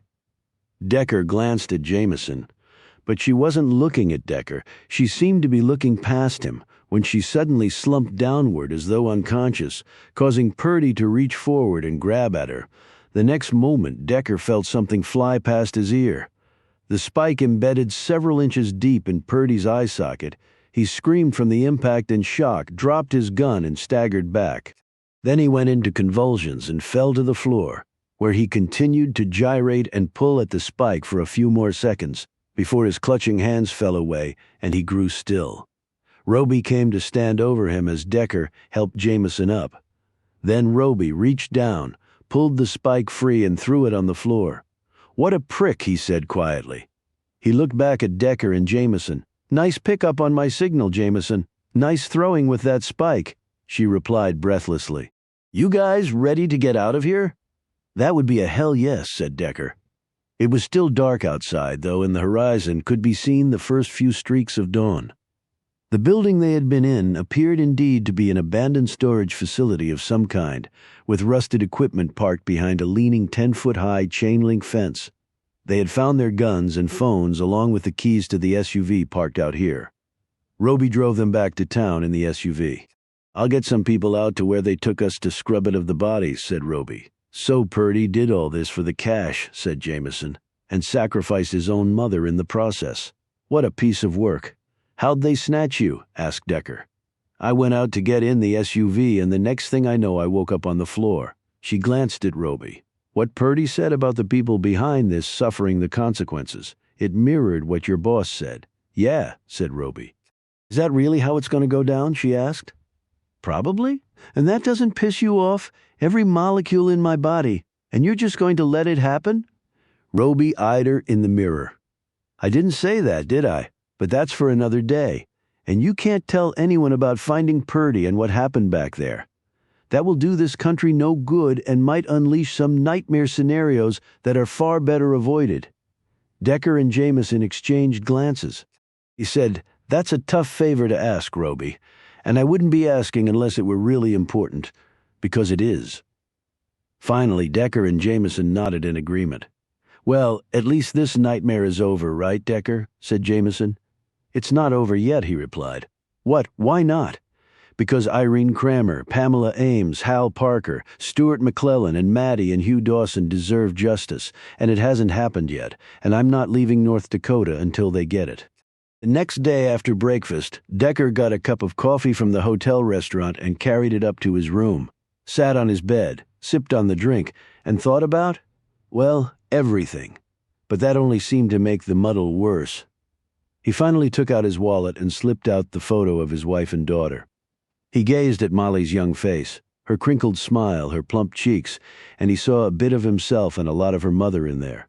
He closed his eyes and just imagined being with them again, holding hands, giving kisses and hugs, simply going for a walk, helping Molly to learn how to ride a bike, gripping Cassie's hand, and giving encouragement as their daughter was born. He opened his eyes after this cleansing moment. As his wife and daughter receded into his memories, they both seemed to be speaking to him, telling him something. You can do this. Whether it was his imagination or something else, Decker really didn't care. You're a detective. Start acting like it. He settled back and refocused. Something had been burning in Decker's gut for a long time now, and he'd really done nothing about it. He had instead just followed blithely along a traditional investigative path. "Okay, let's go blank slate, square one. First rule, you don't trust anybody. Second related rule, you suspect everybody until something comes along to definitively remove that suspicion." He truly believed that the key to this whole thing had not started a week ago, or a month ago, or even a year ago. The bunker piece might have dated from then because up until that point, Ben Purdy could not have known that some of the deadliest substances on Earth were buried in the North Dakota soil, but something really important to the current case had started even before that. As he focused on certain possibilities, Decker's memory file popped down from his cloud and settled front and center in his thoughts. In this memory, he saw the woman walk to the stairs and head up. Decker grabbed his jacket and headed out. Finally, he might be getting somewhere. The OK Corral Saloon was not yet open when Decker burst in. Employees were unstacking chairs from the tops of tables and wiping down the walnut bar, counting glasses, sorting inventory, and unloading dishwashers. "We don't open until noon," one of them said to Decker. "The door should have been locked." Decker strode forward, held up his FBI credentials, and said, "I need to go up there." He pointed to the staircase that led to the second floor. "You can't," said the man, who was in his 20s, scrawny, with pimply cheeks and a ragged goatee. "Why not?" "Because we're closed, like I just told you." Decker stuck his creeds right in the guy's face. "This says otherwise." The man looked around at the others, who had stopped what they were doing and were staring at this face-off. "Why?" "Caroline Dawson keeps a room up there. So I need to see it now. I have to call somebody. The only person I'll be calling will be the police if you don't let me up there." The guy's Adam's apple was bobbing up and down, and he looked desperately around for some support from his fellow workers. To a person, they all turned away from him and commenced performing their tasks again. "Okay," said the guy. "But you need a key. Where is it?" He grinned triumphantly. "Miss Dawson keeps it." "No problem," said Decker as he headed up the stairs. "Hey!" Decker doubled his speed. He reached a closed door that was apparently the sole entrance to the space up here. It had been open the previous time. He tried the knob, but now it was locked. He took out a small leather kit. Inside were two pick tools. He only needed one to do the job, since the lock was not a deadbolt. He pushed the door open and went through.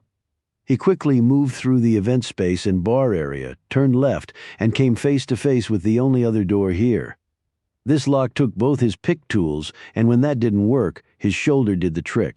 When the lock burst and the heavy door swung inward, Decker found himself looking at the nicely appointed bedroom that he had been in once before while meeting with Caroline Dawson. 4-poster bed, an enormous armoire, a couple of nightstands, and an attached bathroom. He hadn't seen that on his previous visit. He poked his head in and saw a toilet, a bidet, a double granite-topped vanity, and a marble walk-in shower with a rainfall shower head. Decker slowly took it all in until his gaze fell upon the armoire. He walked over and opened the door. It was full of women's clothing, some costume jewelry, and many pairs of shoes. He searched through it all but found nothing particularly useful. He closed the door and took out his tack light. He shone it under all the furniture before coming to the bed. That was where he struck gold, in the crevice between the bed frame and the box springs. No one would notice unless they'd been looking closely. His fingers gripped the tiny object and examined it closely. He had seen it before. Right in the bar downstairs, he pocketed it and went back down. The same man confronted him at the bottom. "I've called the cops," he blurted out. "Give them my best," said Decker as he walked past him and out the door. Decker's long legs carried him swiftly to the funeral home. On the way he had called Jameson and told her to join him after filling her in on his discovery. The funeral home parking lot held 2 long black hearses and a limo for transporting the family to the cemetery. There was also a late-model Mustang convertible with its top up, parked near the side door. The license plate read, "Hev End." Jameson joined him at the front door. "What are you going to do?" "Cut through the crap," he replied. They entered the front doors and were confronted by the same young man they had previously dealt with here. "Oh, it's you again. Where is Mrs. Southern? She's currently occupied." "Not good enough," said Jameson, holding out her badge. "Be more specific. She's working on a client." "Where?" said Decker. "You can't go back there. Watch me." He strode off with Jameson in tow. The young man cried out, "I'm calling the cops." "Good," said Decker. They heard noises and followed them to their source. It was a door to a room on a hallway they had not been down before. Decker gripped the knob and glanced at Jameson, who nodded. He pushed the door open and they strode in. Liz Southern looked up from what she was doing, which apparently was preparing her husband's body for his funeral. He lay naked on a table before her. On a rolling cart lay all the tools and cosmetics she was employing to do her task. "What the hell are you doing here?" she snapped, jumping up. "How did you get back here?" "We need to talk to you," said Decker. "I'm going to have both of you." She stopped when Decker held it up, the item he'd found under the bed. "You've probably been looking for this," he said. She froze her hand halfway to the phone sitting on a counter. She turned, seemingly mesmerized by what he was holding, and held her hand out for it. She had almost reached it when Decker pulled it back. Jade earring. "You were wearing a pair when I first met you at the bar. Buddhist temples. Very nice."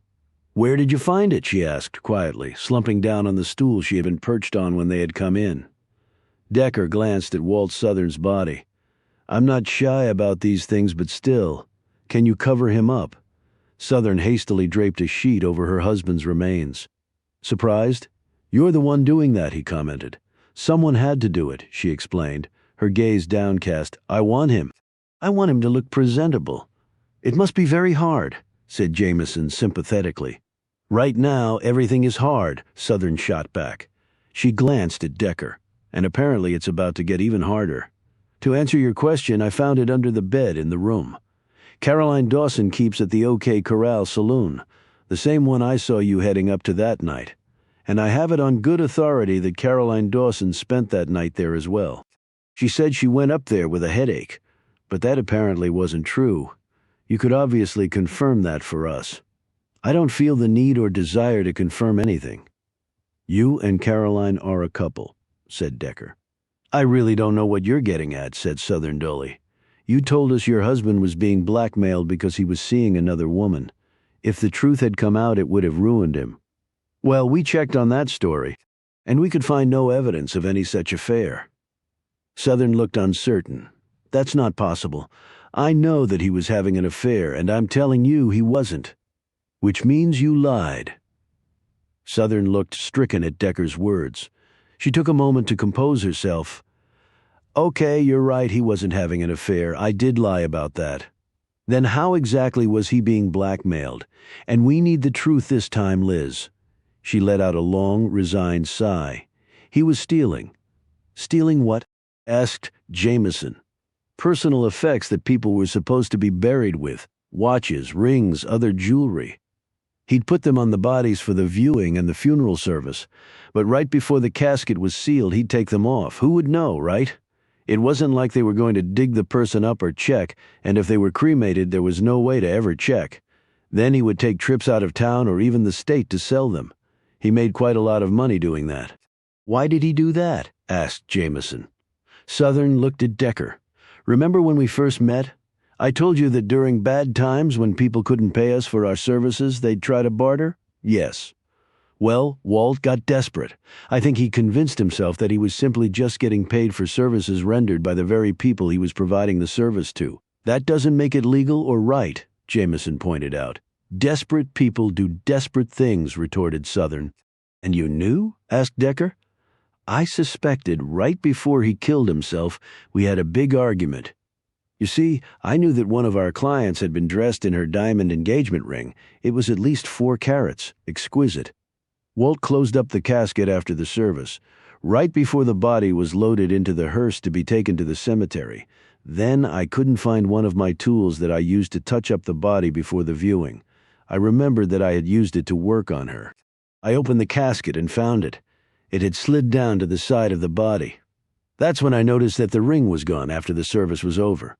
I confronted him about it. He was furious. He said I was nuts. I thought he might hit me. So that explains his note, said Jameson, that he was sorry and hated himself.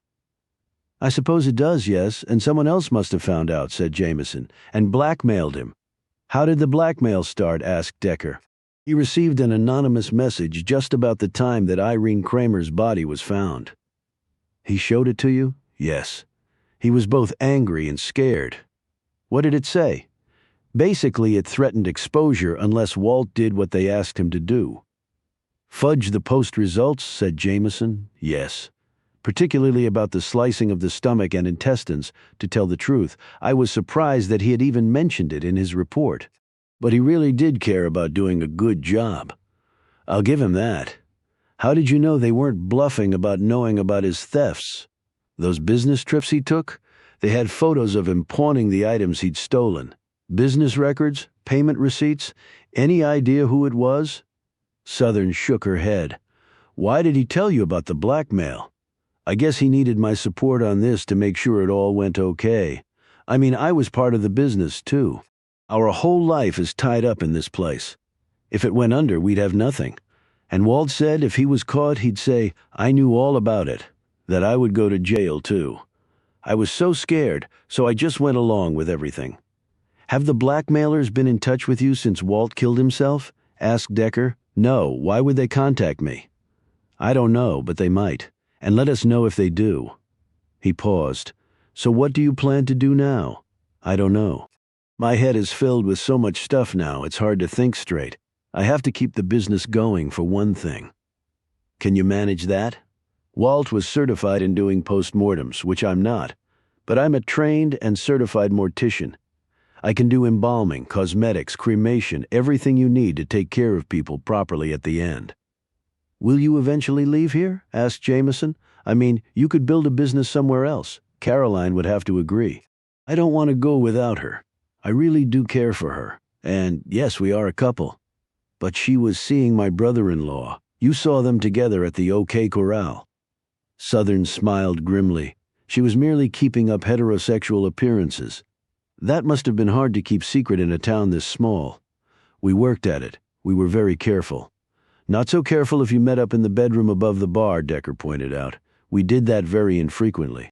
Besides, all the people at the bar were drunk and the staff was too busy to notice. And we were friends. Everyone knew that. They just didn't realize what close friends we were. And we'd leave out the back only very late at night. Most of the time we would go out to my parents' old farmhouse to be together. I thought about selling the place. Walt wanted me to. My father fought in Vietnam. He brought back a lot of curiosities from there that might be quite valuable, plus a lot of weapons. He was quite the gun guy, but it made for a private place for Caroline and me, so I'm glad I kept it. Is that your car in the parking lot? Asked Decker. Heaven? Yes, she smiled. What? Asked Decker. Remember I talked about barter? Well, the tires on the Mustang came from Hal Parker in payment for us burying his wife. I guess people do what they have to do. Will this have to come out? I mean Caroline and me? Lots of gay people live their lives openly and freely now, said Jameson. Yes, but not here, I think. Look, said Decker, we can't guarantee anything. We're trying to solve a series of crimes. We have to go where the evidence takes us. I guess I can understand that. Will you be talking to Caroline too? Probably. Can you tell her that I didn't tell you about us, that you figured it out? If it's important to you, said Jameson. It is very important. I can see that, said Decker quietly. Decker made a brief stop at the police station to look at an old report. Then he and Jameson drove to the offices of Dawson Enterprises, located in a building in downtown London. Why are we here? Jameson asked. To learn stuff we don't know, replied Decker cryptically. They were taken to the office of the firm's CFO. His name was Abner Crutchfield, a small, dapper man in his late 50s with resolute features and a deep voice. He was dressed in an open-collared shirt, slacks, and polished tasseled loafers. Terrible business with Mr. Dawson and Mr. McClellan, he began. I guess you're working on their cases. We are, said Decker. We're looking for motives, and we'd like to know about the business deal that they concluded right before their deaths. All right, I'll certainly tell you what I can, said Crutchfield cautiously. Decker glanced at Jameson before saying, I was surprised that Dawson would sell out. He was in the midst of a buying spree. Or so I've been told, even sold his daughter's restaurant out from under her. Yes, that surprised many of us here. Was it a large amount that McClellan paid? I can't get into specific numbers, but it was into the 9 figures. Wow, said Jameson. Yes, indeed, commented Crutchfield, quite a fortune. When did you first learn that McClellan was going to buy him out? Asked Jameson. About 2 months ago. We worked on the deal ever since then in absolute secrecy, and finally closed it. All the docs were signed, sealed, and delivered. Money already wired out and ownership transferred, so McClellan really owns the whole town now. He paused and looked embarrassed. I mean, he did, so now his son will own the town, said Jameson. I'm not privy to that information. I know Mr. McClellan's CFO quite well, though, and he never mentioned that the father had cut the son out, so I assume that Shane will inherit. He doesn't seem to care that much about business, noted Decker. I know that's the general rule of thought around here, but can I give you my opinion? Please do. I've known Shane since he was a little boy. He adored his mother and she loved him, but Stuart was totally wrapped up in business. He showed very little affection to either of them. Go on, prompted Decker. Shane was very popular in high school, very athletic. He said he and Joe Kelly made a potent QB receiver combo. Crutchfield smiled warmly. That's right. They were always together, those three, including Caroline, I mean. In fact, Joe was the homecoming king, and Caroline was the homecoming queen at junior prom, and then senior year it was Caroline and Shane as queen and king. We didn't know that, said Decker, but then they graduated. Caroline went to college and Shane went off to war. Joe joined the police force. Then Shane came home. His mother had died. He joined the business reluctantly, I think. His father never gave him any praise, never an ounce of encouragement, just the opposite, in fact. But, and this is based on what my CFO friend at McClellan's told me, Shane is actually very smart and detail-oriented. I think he would have to be to survive a war. He actually did good work. And now, with his father off his back, I think he will run the company very well. That's my 2 cents anyway. And it was a very helpful 2 cents, said Decker. One more question. Did Caroline know that her father was selling out? Crutchfield's expression changed. That isn't an easy question to answer. Just whatever you can tell us. Over the last year or so, I've sensed some uneasiness between the two of them. Nothing too serious. But Miss Dawson came to me one day and said he believed that Caroline was growing weary of London. That's when he began reaching out to McClellan's camp. Did he say why he felt that way? Asked Decker. No, and I didn't press him on it. That was his own business, not mine. The deal went rather quickly after that. Maddie's restaurant? Said Decker. A tribute to her mother? Yes, she and her mother were very close. Do you know about Junior Dawson? Jameson said, we know he killed himself. Yes, years ago after coming out as gay to his parents. He shook his head sadly. It was very tragic. His father didn't care for that alternative lifestyle, I guess, said Jameson.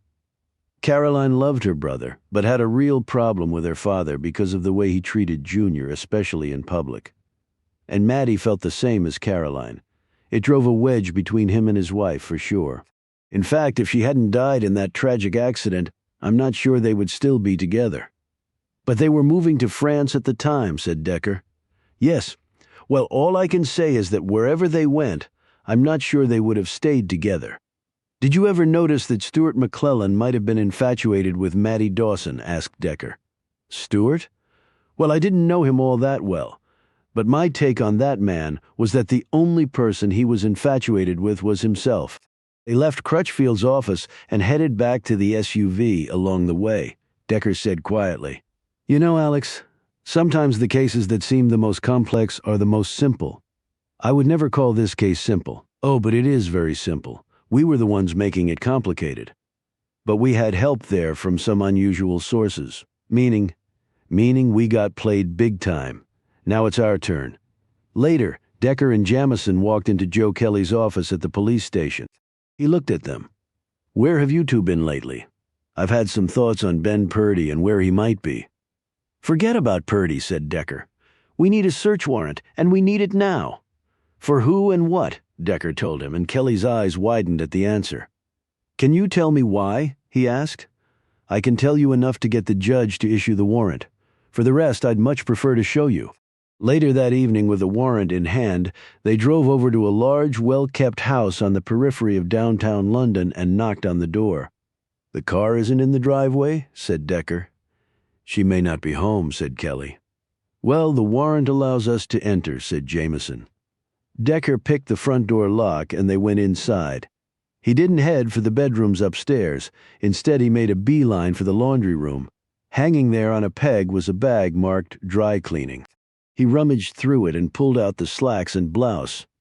We're very lucky they haven't been cleaned yet. Later, from a closet shelf, he snagged a pair of pumps off a shelf and checked the size. He nodded to himself. Kelly said, Now can you tell me what this is about? As soon as we get these clothes analyzed, you'll know about as much as me. Late that night, Decker sat in the SUV in downtown London with Jameson in the passenger seat. Jameson was shaking her head in disbelief. It's still mind-boggling, she said. He glanced at her. You ready to do this? She touched her Glock. Ready? The drive out took about an hour. They stopped well short of the property and made the rest of their way on foot. There was one vehicle parked out front. They recognized it. Decker went over to the car and looked at the tires, then hit the treads with his light. What are you looking for? Asked Jameson. Exactly what I found. The one-story farmhouse was old and badly in need of repair, but it was isolated without another house in sight. With Decker leading, they made their way to the barn first. The doors were unlocked. They stepped through and looked around with the aid of Decker's tack light. Flies and mosquitoes were buzzing around, and they had to continually swat them away. They finally spotted a door set against one wall that had an open padlock on it. They stepped through and looked around at the straw floor. Jameson swiped at her face where bugs were swirling. Yuck, I think I swallowed one. Decker seemed unbothered by the insects. He knelt down and ran his light over the straw on the floor. Looks like some blood there. We can get it checked later. You think this was where Irene Kramer's body was kept? It would allow bugs in, but no animals, so it's a safe bet, and there would be no one around to hear her scream. That's certainly true, said Jameson. They searched another outbuilding that was behind the barn. Inside was a vehicle covered by a tarp. When Decker lifted it, a small Honda was revealed. It must be Irene Kramer's car, said Jameson. Before Decker could respond, they heard the car approaching. As they watched from out of sight, the yellow Porsche SUV pulled up to the front of the farmhouse. Caroline Dawson got out and walked up to the door and into the farmhouse. Okay, that's an unexpected development, said Decker. So what do? We go and do what we came here to do. Decker and Jameson crept up to the front door, and Decker whipped it open. Standing in the front room were Caroline and Liz Southern. What the hell? Exclaimed Southern. What are you doing here? Dawson turned around and looked at them blankly. Decker noted the suitcase on the floor next to Southern. Going somewhere? Dawson said, We're going to Canada for a few days. Just a few days? Said Decker, looking at Southern. Yes, Liz thought it would be a good idea to get away. We know about you and Liz, said Jameson. Dawson looked taken aback. What are you talking about? We're just, Southern interjected. What we are is none of your business, and what are you doing here? Decker pointed his gun at them. We came for the truth, Liz. I think it's time. Southern placed herself between Dawson and Decker. You can't come in here and threaten us. I'm calling the police. Not to worry. I already called them, was Decker's surprising reply. A moment later, there was a noise from outside. And there they are. Keep them covered, Decker said to Jameson. He went to the door and opened it. Come on in. A few moments later, Joe Kelly walked through the doorway. He looked at Decker questioningly. Why'd you want me to come out here? But when he saw Southern and Dawson, he said, I saw the Porsche outside. What is going on? Decker said, I thought you'd like to be in on the end of this case. Kelly looked even more confused. What do they have to do with any of it? You mean, what does she have to do with it? Well, for starters, Liz killed Maddie Dawson and Alice Pritchard. Kelly exclaimed, What? No, that can't be right. It was an accident. Southern snapped. I had no cause to kill Maddie or Alice. You love Caroline, and you didn't want her to move to France. I don't know how you managed it, but you did. Dawson cried out, What the hell are you talking about? She shot Southern a glance. Liz, what is he talking about? I wish I knew, Caroline. These allegations are ludicrous, and Caroline with your mother gone and your brother already dead. Liz only had your father to worry about, but then Liz had another problem. What? Snapped Southern. Someone found out about your relationship with Caroline? Your relationship? Said a shocked-looking Kelly. Dawson shot Kelly a glance. Yes, Joe. Liz and I have been together. Kelly gaped but said nothing. But your father didn't know, said Decker. It was none of his business. I did want to be open about my sexuality, but Liz thought we should keep it secret. But you said someone found out. Who? Asked Kelly. Irene Kramer, replied Decker. What are you talking about? How? Said Kelly, his gaze holding on Dawson. Liz told me that she and Caroline would sometimes hook up in the apartment above the bar. She and Caroline would leave very late at night, after the bar had closed, and go out the rear entrance. I'm betting that Kramer, who kept late hours, as we know, saw them together, and Kramer lived for a while at Dawson Towers, where Caroline has a condo. Kramer probably saw them there, too, Jameson said, and that might be the reason Kramer moved. Liz might have threatened her. Dawson glanced sharply at Southern. That woman at the condo building who saw us together? That was Irene Kramer? She never told us her name. Maybe it was? So what? Said Southern. Dawson looked at Decker. We were sharing a kiss in the doorway of my condo when I guess this Kramer person came by. She apologized for intruding. It was no big deal. She looked at Southern again. I mean, it was no big deal, Liz. I don't think Kramer had a problem with it. I think the problem was all Liz's. What do you mean? Said Dawson. Decker continued. Kramer had gotten a note that had disturbed her. That's what Alex was referring to, a threat from Liz. She was planning to leave town. But before she could get away, Kramer was abducted, and she was held out in the barn here. But she must have gotten free and found something incriminating and swallowed it. He turned to Southern. But you saw her do that because you knew you had to get it back. He stopped and eyed both her and Dawson's hands where sat the pinky rings he had seen on each of them before. However, he was seeing them for the first time together. Your rings are identical. You two exchanged them, right? Dawson rubbed at the ring. Liz got them both. There are inscriptions inside each, an inscription inside them that would identify you as being a couple. Something like that, said a perplexed Dawson, while Southern remained quiet. If so, Liz had to get that back.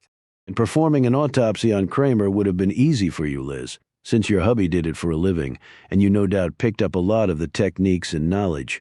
You also told us you were a licensed mortician. You can embalm bodies. Dawson had taken a step away from Southern Liz. This is crazy. You couldn't do anything like that. You really cut her open? Said a disgusted Kelly. Southern still said nothing. Her cool gaze remained on Decker.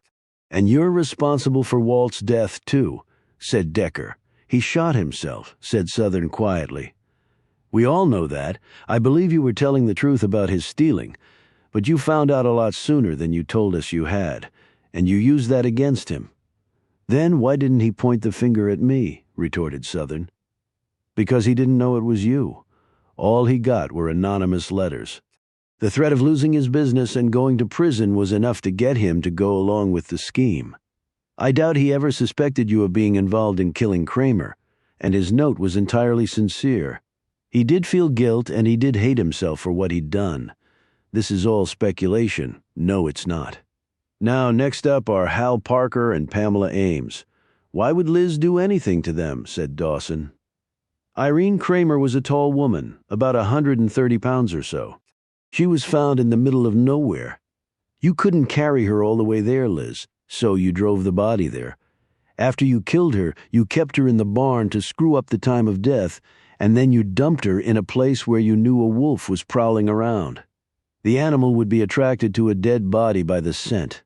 You might have been hoping that the wolf would get to the body and tear it apart, further hiding what you did to get back the object Kramer swallowed.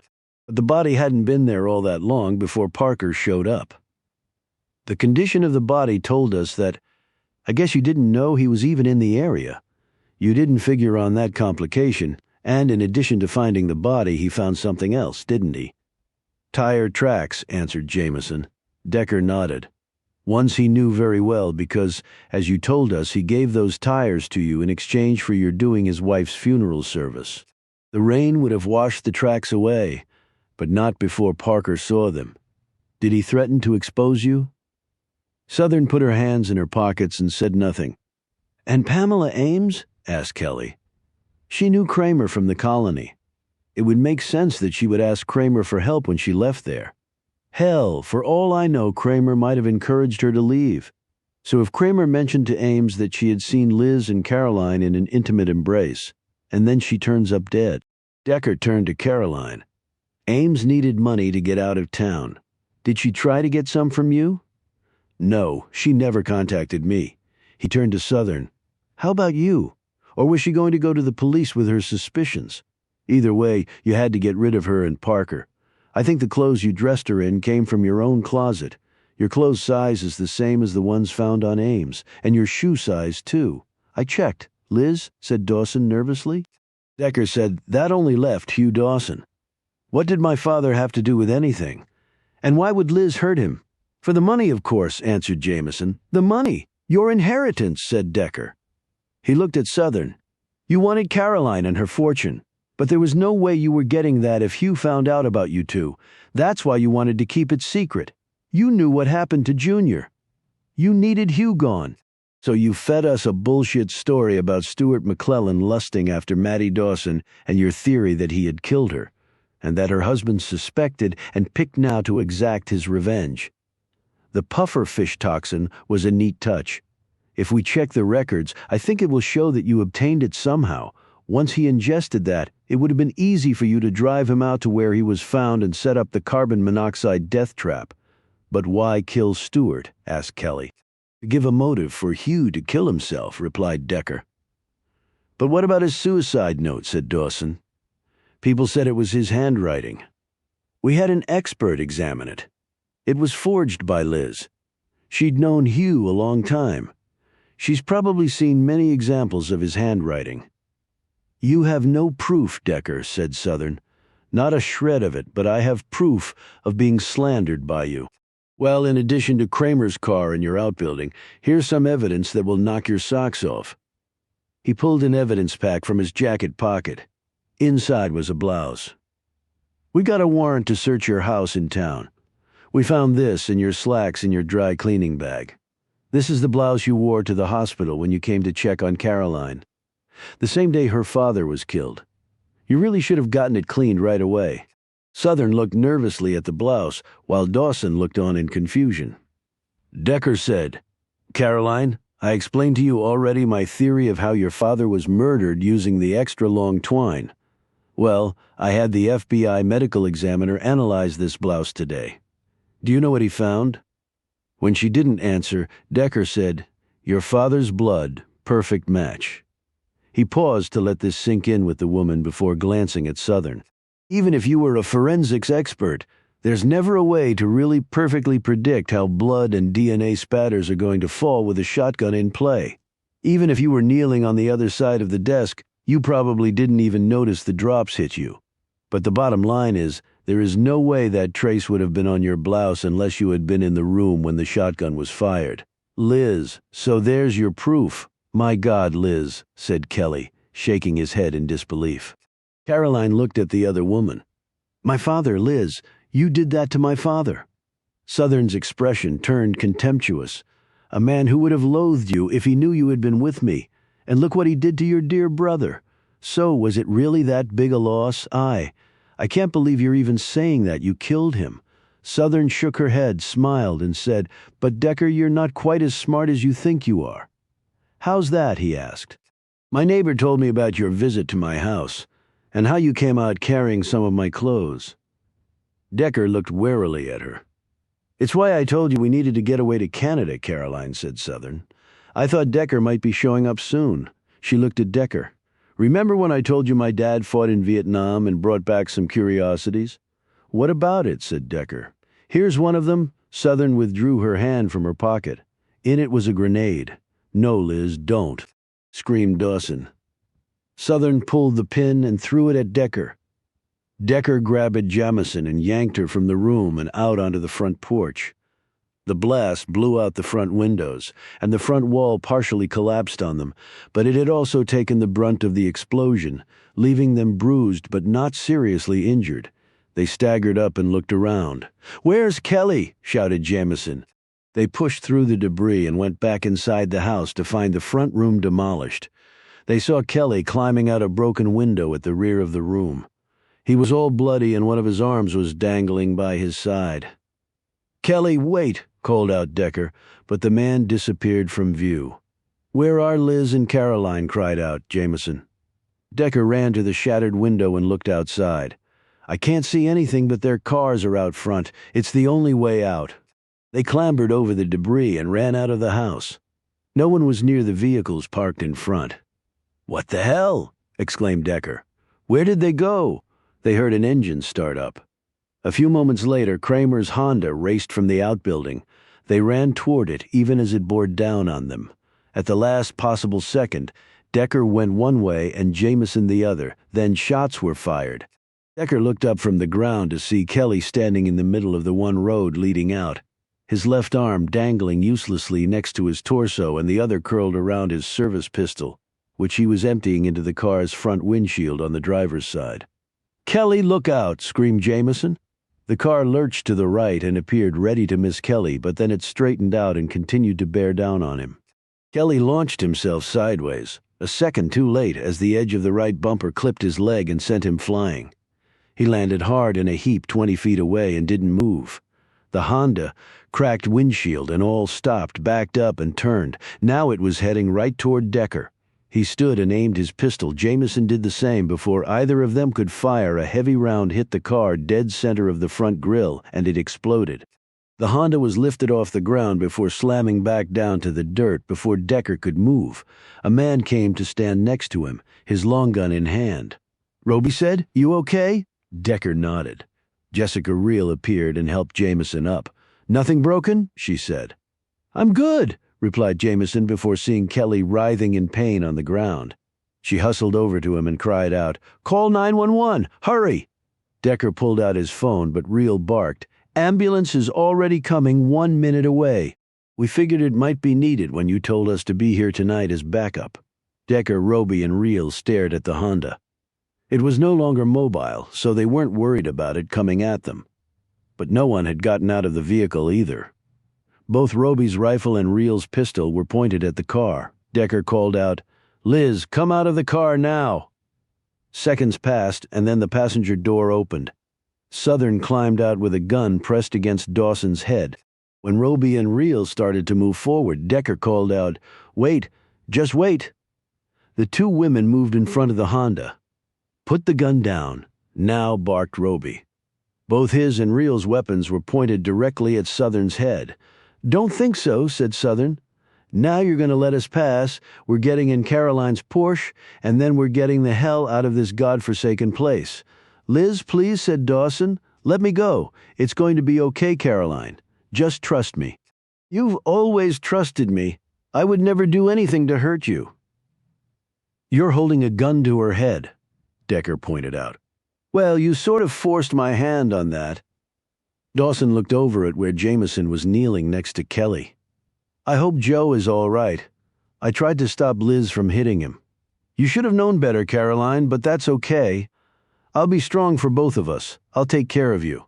"Put the gun down, Liz," said Decker, watching her every movement, while Roby and Reel did likewise. "You're not leaving here. Well then, we have a very big problem because I have no intention of going to prison." "Did you really have to kill Kramer?" said Decker. "I kidnapped her and brought her here. I had the idea that I could get some money from Caroline to make her go away and leave us alone. She moved from Dawson Towers and was planning to leave town. I don't think she was doing anything to try to hurt the two of you. I think you're paranoid and you read way too much into the situation." "You couldn't be more wrong, Decker. My love for Caroline is absolute. But there are others, so many others who will do anything to keep us apart. Caroline understands that. She knows I had to do what I did." Dawson flinched at this but remained slant. "How did Kramer end up dead and butchered then?" asked Decker grimly. "I was taking her some food when she broke free. There was a struggle, my ring came off, and Kramer just swallowed it. I couldn't believe she did that, so I stabbed her and then dumped the body. I never expected the FBI to come here and investigate." "You didn't know about Kramer's past," said Decker. "And then Hal Parker appeared one day and threatened me. You were right about the tires. He had taken photos. He wanted money. What about Ames?" At the same time, she came around and started asking questions about Kramer. She seemed to know about me and Liz. Ames knew Kramer from the colony. I thought she might have told Ames what she had seen. I got scared. If Hugh found out, he'd cut Caroline out of the money. "So it was just about the money then," said Dawson bitterly. "I loved you," shouted Southern, tears spilling down her cheeks, "like I have never loved anyone ever. I was looking forward to spending the rest of my life with you. Liz, you were very special to me, so kind and supportive, but killing people and saying you did it for me? You can't do that. It's wrong. You know that."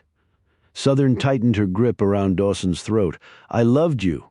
That's why I did it. It was all for you. You. Okay, put the gun down now," Liz said, a nervous Decker, as Southern grew more and more out of control. She shook her head. "That won't be happening, Decker. Why not? Caroline and I were meant to be together, and nothing will stop that from happening." Southern took a deep breath. Her gaze grew rigid and her expression determined. Her finger slipped to the trigger. "We will be together, if not in this life, then the next." Decker shouted, "Don't!" The shot rang out. It was like a frozen instant in time. No one moved. No one breathed. The round passed right through Southern's head and out the back. She stood there dead for less than a second, and then she toppled to the dirt. Dawson screamed and ran toward them. They all looked around to see the source of the shot. From 100 yards behind them, Shane rose from a prone position on the ground, his rifle and scope in hand. "I was a sniper in the Army," he said quietly. Roby looked at Southern's body. "And a good one," he said. "They say you're going to make a pretty full recovery," said Jameson. She and Decker were looking down at Joe Kelly, who was lying in a hospital bed. He had undergone surgery for a broken arm, leg, and hip, and the removal of some grenade shrapnel. He looked up at them with a weary, troubled expression. I still can't believe it about Liz. It saved her a lifetime in prison, said Jameson. Decker kept his gaze on Kelly. What are you going to do now? What else? Soon as I get all healed up, going back to being a cop. You might have other options, said a voice. They all turned to see Shane walk in the door. He came to stand next to the bed. Kelly looked up at him, his eyes growing watery. I was hoping you'd come by. Shane put a hand on Kelly's shoulder. You've been through hell and back, Joe. We both have, Shane, and we'll get through it together. You never said why you were out at Liz's that night, said Decker. I was out driving, saw Caroline pass by, decided to follow her. I hadn't talked to her alone for a while. I just wanted to see how she was doing. Then she got to Liz's and all hell broke loose. I grabbed my rifle when you shouted, "Don't!" I took the shot. He shook his head, and his expression was one of misery. Took shots like that a lot overseas. Never thought I'd have to do it here. I knew Liz. I liked her, Jameson said. What did you mean by other options? I'm a rich dude, said Shane, now grinning weakly. Need somebody to help me run the business. Too much for just me. Hell, I'm not a businessman, Shane, said Kelly. Anybody can learn to be a businessman? Look at me. His tone became more serious. The thing is, Joe, I trust you. That matters more to me than you know. Kelly shook his head. High school was a long time ago. Haven't thrown a touchdown pass to you in over a decade. And so maybe it's time we reconnected, said Shane, and maybe now would be a good time to do it.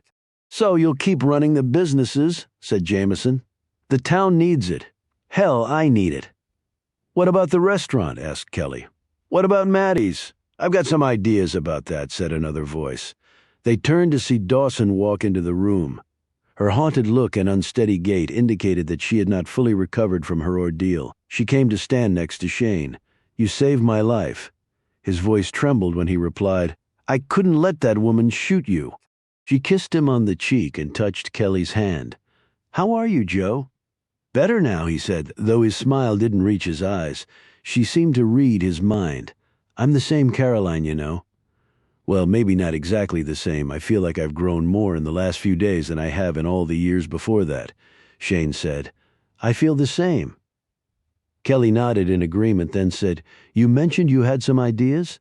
Dawson perched on the side of the bed and took one of Shane's hands and one of Kelly's in each of hers. This is our home. My dad wanted to move to France, but I never did. We grew up here. We've seen so many changes. She paused. And now so many people have died, Stuart. My dad, Walt, Liz, and all the others. Kelly said, and something big went down over at the military base and at the drilling site, but Decker can't tell us what. My point is, said Dawson, that this town really needs us right now. Shane now owns pretty much everything, but the future of London depends on the investments and the decisions made now. We're sort of at a crossroads. While the busts seem to be behind us, the world's not going to live on oil forever. We need to do it right, because doing it wrong is not an option. Shane said, I came here in part to get Joe to help me run it. I just thought you were going to leave, Caroline, or else I would have asked you too. Well, I'm not. I'm staying. For a lot of reasons. She drew a long breath. So I was thinking that we could work together to keep everything going. See, I'm betting on London, North Dakota, making the transition from just an oil town to a place where people want to live, and, well, I hope you feel the same, Shane said. I never wanted any part of my dad's business. But now that it's mine to run, I'm thinking a lot differently. I know about fracking, but you know about everything else, Caroline, so working together seems like a great idea. He looked at Kelly. You in? Kelly squeezed Dawson's hand. Well, considering I might not be able to pass the physical to qualify as a cop again, and that you two were always my best friends, it's a pretty easy decision. Dawson hugged first Kelly, then Shane. All three of them had fresh tears in their eyes. And we wish you the best of luck, said Jameson, while Decker nodded. Kelly said, I hope I never need the FBI again, but if I do, I hope to hell they send you. Shane said, goes double for me. Dawson gave Jameson and Decker hugs.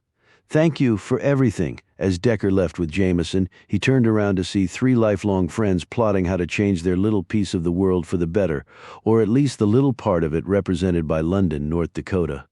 Blue Man had a government jet sent to take Decker and Jameson and Roby and Reel back to D.C. after the plane took off from the runway at the Air Force installation in London. Roby eyed Decker, who was sitting in his seat, obviously lost in thought. "You did good, Decker," he said. "Saved a lot of lives. We all did good," said Jameson. "And we wouldn't be here but for you two." Decker said nothing to this. He just stared at the seat back. "And Brad Daniels recovered and is living at a VA hospital," said Roby. "Here, he's loving telling stories from the past." As the plane leveled out, Roby got 2 beers from the bar up front, sat next to Decker, and handed him one. Reel and Jameson got up from their seats and sat at a table in the back with coffees. Roby took a sip of his beer and looked out the window. The folks Purdy was working with have been identified. Appropriate back channels have been opened to bring the hammer down on them and to make sure some people are punished. There will be consequences. "Right," said Decker absently. "No, there will be consequences, and Jess and I are going to be the tips of that spear. We volunteered." Decker eyed him closely. "That makes me feel better," he said quite sincerely. Roby glanced at him. "You know, every time I finish a mission, I take a walk down by Memorial Bridge in D.C. late at night." "Why do you do that?" asked Decker, suddenly interested. "Don't know. Why does anyone do anything? To think maybe? Maybe. A little quiet time before going back to work." "Yeah." Decker drained half his beer. "Maybe that's all we have. Meaning work? Meaning what else?" answered Decker. "You're good at what you do. So are you. And I used to think that was enough," said Roby. Decker shot him a glance. "And now you don't? And now maybe I don't." He paused and stared at his drink. "I read your file. I didn't have the opportunity to read yours.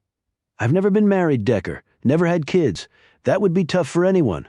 I'm sorry that happened to you." Decker didn't respond. He shifted his gaze to look out the window, where it was dark. "They're getting ready to enter the bunker," said Roby, "and clean out all the crap. Good to know.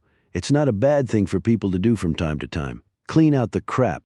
This caused Decker to look at the man. "You never struck me as being a philosopher?" "Is that what you call it?" "I don't know. First thing that popped into my head." "I guess I can see that. People often feel the need to give me advice," said Decker, a bite to his words. Roby nodded slowly. "I felt the same way until I realized I had never followed any of that advice, and then suddenly I was in a place I didn't want to be. And are you out of that place now?" "Not even close. But just think where I'd be if I hadn't even considered other possibilities." A few moments of quiet passed before Roby rose and said, "I'll leave you to it." He headed to the front of the jet. Decker called after him, "Going to Memorial Bridge after we land?" "Always." He glanced back. "Everyone needs a place, right?" Nearly 3 hours. Later, the jet touched down in D.C. and rolled to a stop. After deplaning, the 4 said their goodbyes. Jamison shook Roby's and Reel's hands. "I hope this isn't the last time we see you." "Be careful what you wish for," said Reel, her eyes twinkling. "We usually only show up when the world is about to end. Well, if it is, I wouldn't mind you having our backs." Decker shook Reel's hand, then turned to Roby and said, "Enjoy your Memorial Bridge time. And you enjoy wherever you end up going for your quiet time." As Decker and Jameson were heading to the terminal, she said, "I don't think I ever want to go back to North Dakota." "Hey, don't hold it against the state. And Kelly, Shane, and Caroline will have it in tip-top shape in no time." She glanced at him. "But I still don't understand how you could call this case simple. Look at everything you figured out, everything you said back at Liz's place. But the critical part that allowed me to grab the end of the chain and run with it. That was simple." "What do you mean?" "Greed, Alex, one of the oldest motives in the book. It explains everything Liz did. I think there's one more thing to add to that, Decker." "What's that?" he said, looking at her in surprise. "Maybe the oldest motive in the book to hurt someone else." "Which is?" "Love," she said simply.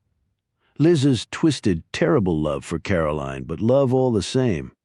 Decker let out a long sigh and nodded. I think that's the most insightful thing either one of us has said during this case, Alex. High praise coming from you, she said. As they entered the terminal, Decker said, My sister invited me to visit her and the kids out in California in a couple of weeks. Stan's flying out, too. That's great, Decker. Are you going to go? I haven't made up my mind. She looked at him closely. Well, I think you should, and I mean it. After everything that just happened, a little family time might do you wonders. I know I'm going to visit my family. I need some hugs and kisses, Decker said. I know that, Alex. I did have a family, you know. You still have a family, Amos, she shot back. They took a cab to the condo they shared in Southeast D.C. When they got there, Jameson took a shower, changed into sweats, dropped into bed, and fell right asleep. Decker put his coat back on and went for a walk down near the Anacostia River. On the other side of town, he figured Will Roby would be making his way about now to Memorial Bridge and the Potomac to do his brooding. Decker took a seat on a bench and looked out at the dark, flowing waters and the lights beyond. Now what, as Roby had implied? He took out his phone and called his sister. Renee answered on the second ring. My God, Amos Stan called and told me some of what happened. It's a miracle you're all still alive. Yeah, I guess it is. I suppose this sort of thing happens to you a lot. Maybe more than most. Look, about coming to see you and the kids. Rest assured, we'll give you your own space. No suffocating you with love and affection on my watch, she added in a light-hearted tone. When she next spoke, her voice, though, had lost its frivolity. Will you come? He didn't answer right away. I'm not sure, Renee. I'll have to let you know. Oh, okay. Her tone of disappointment bounded over the ether and hit Decker as hard as anyone ever had on the football field. There's just a lot going on. I know, and Amos, regardless of whether you come or not. Yeah, you will always be loved, little brother. I'm not sure I deserve that, Renee. Well, I think you've earned it. And coming from your sister, I hope you know how big a deal that is. She clicked off, and he rose and started walking. Perhaps in search of his Memorial Bridge, perhaps in search of something, anything else, and terrified that he would never be able to find it, because maybe it did not exist for someone like him. He took out the photo of Cassie and Molly and studied it under the moonlight. Time did not heal all wounds for him. It barely touched them, in fact. It was like pouring iodine on a cancerous tumor. I don't miss you less and less. I miss you more and more, and I'm so sorry. There's absolutely nothing I can do about it. Decker put the photo away and started to walk on, but then stopped. In his mind's eye were the images of his wife and daughter. He just stood there, frozen for a few moments. They seemed to be talking to him, somehow communicating something he already knew, but simply refused to acknowledge. And then Jameson's last words came back to him. You still have a family. Decker slowly reached into his pocket, took out his phone, and punched in the number. Renee? Amos, what's wrong?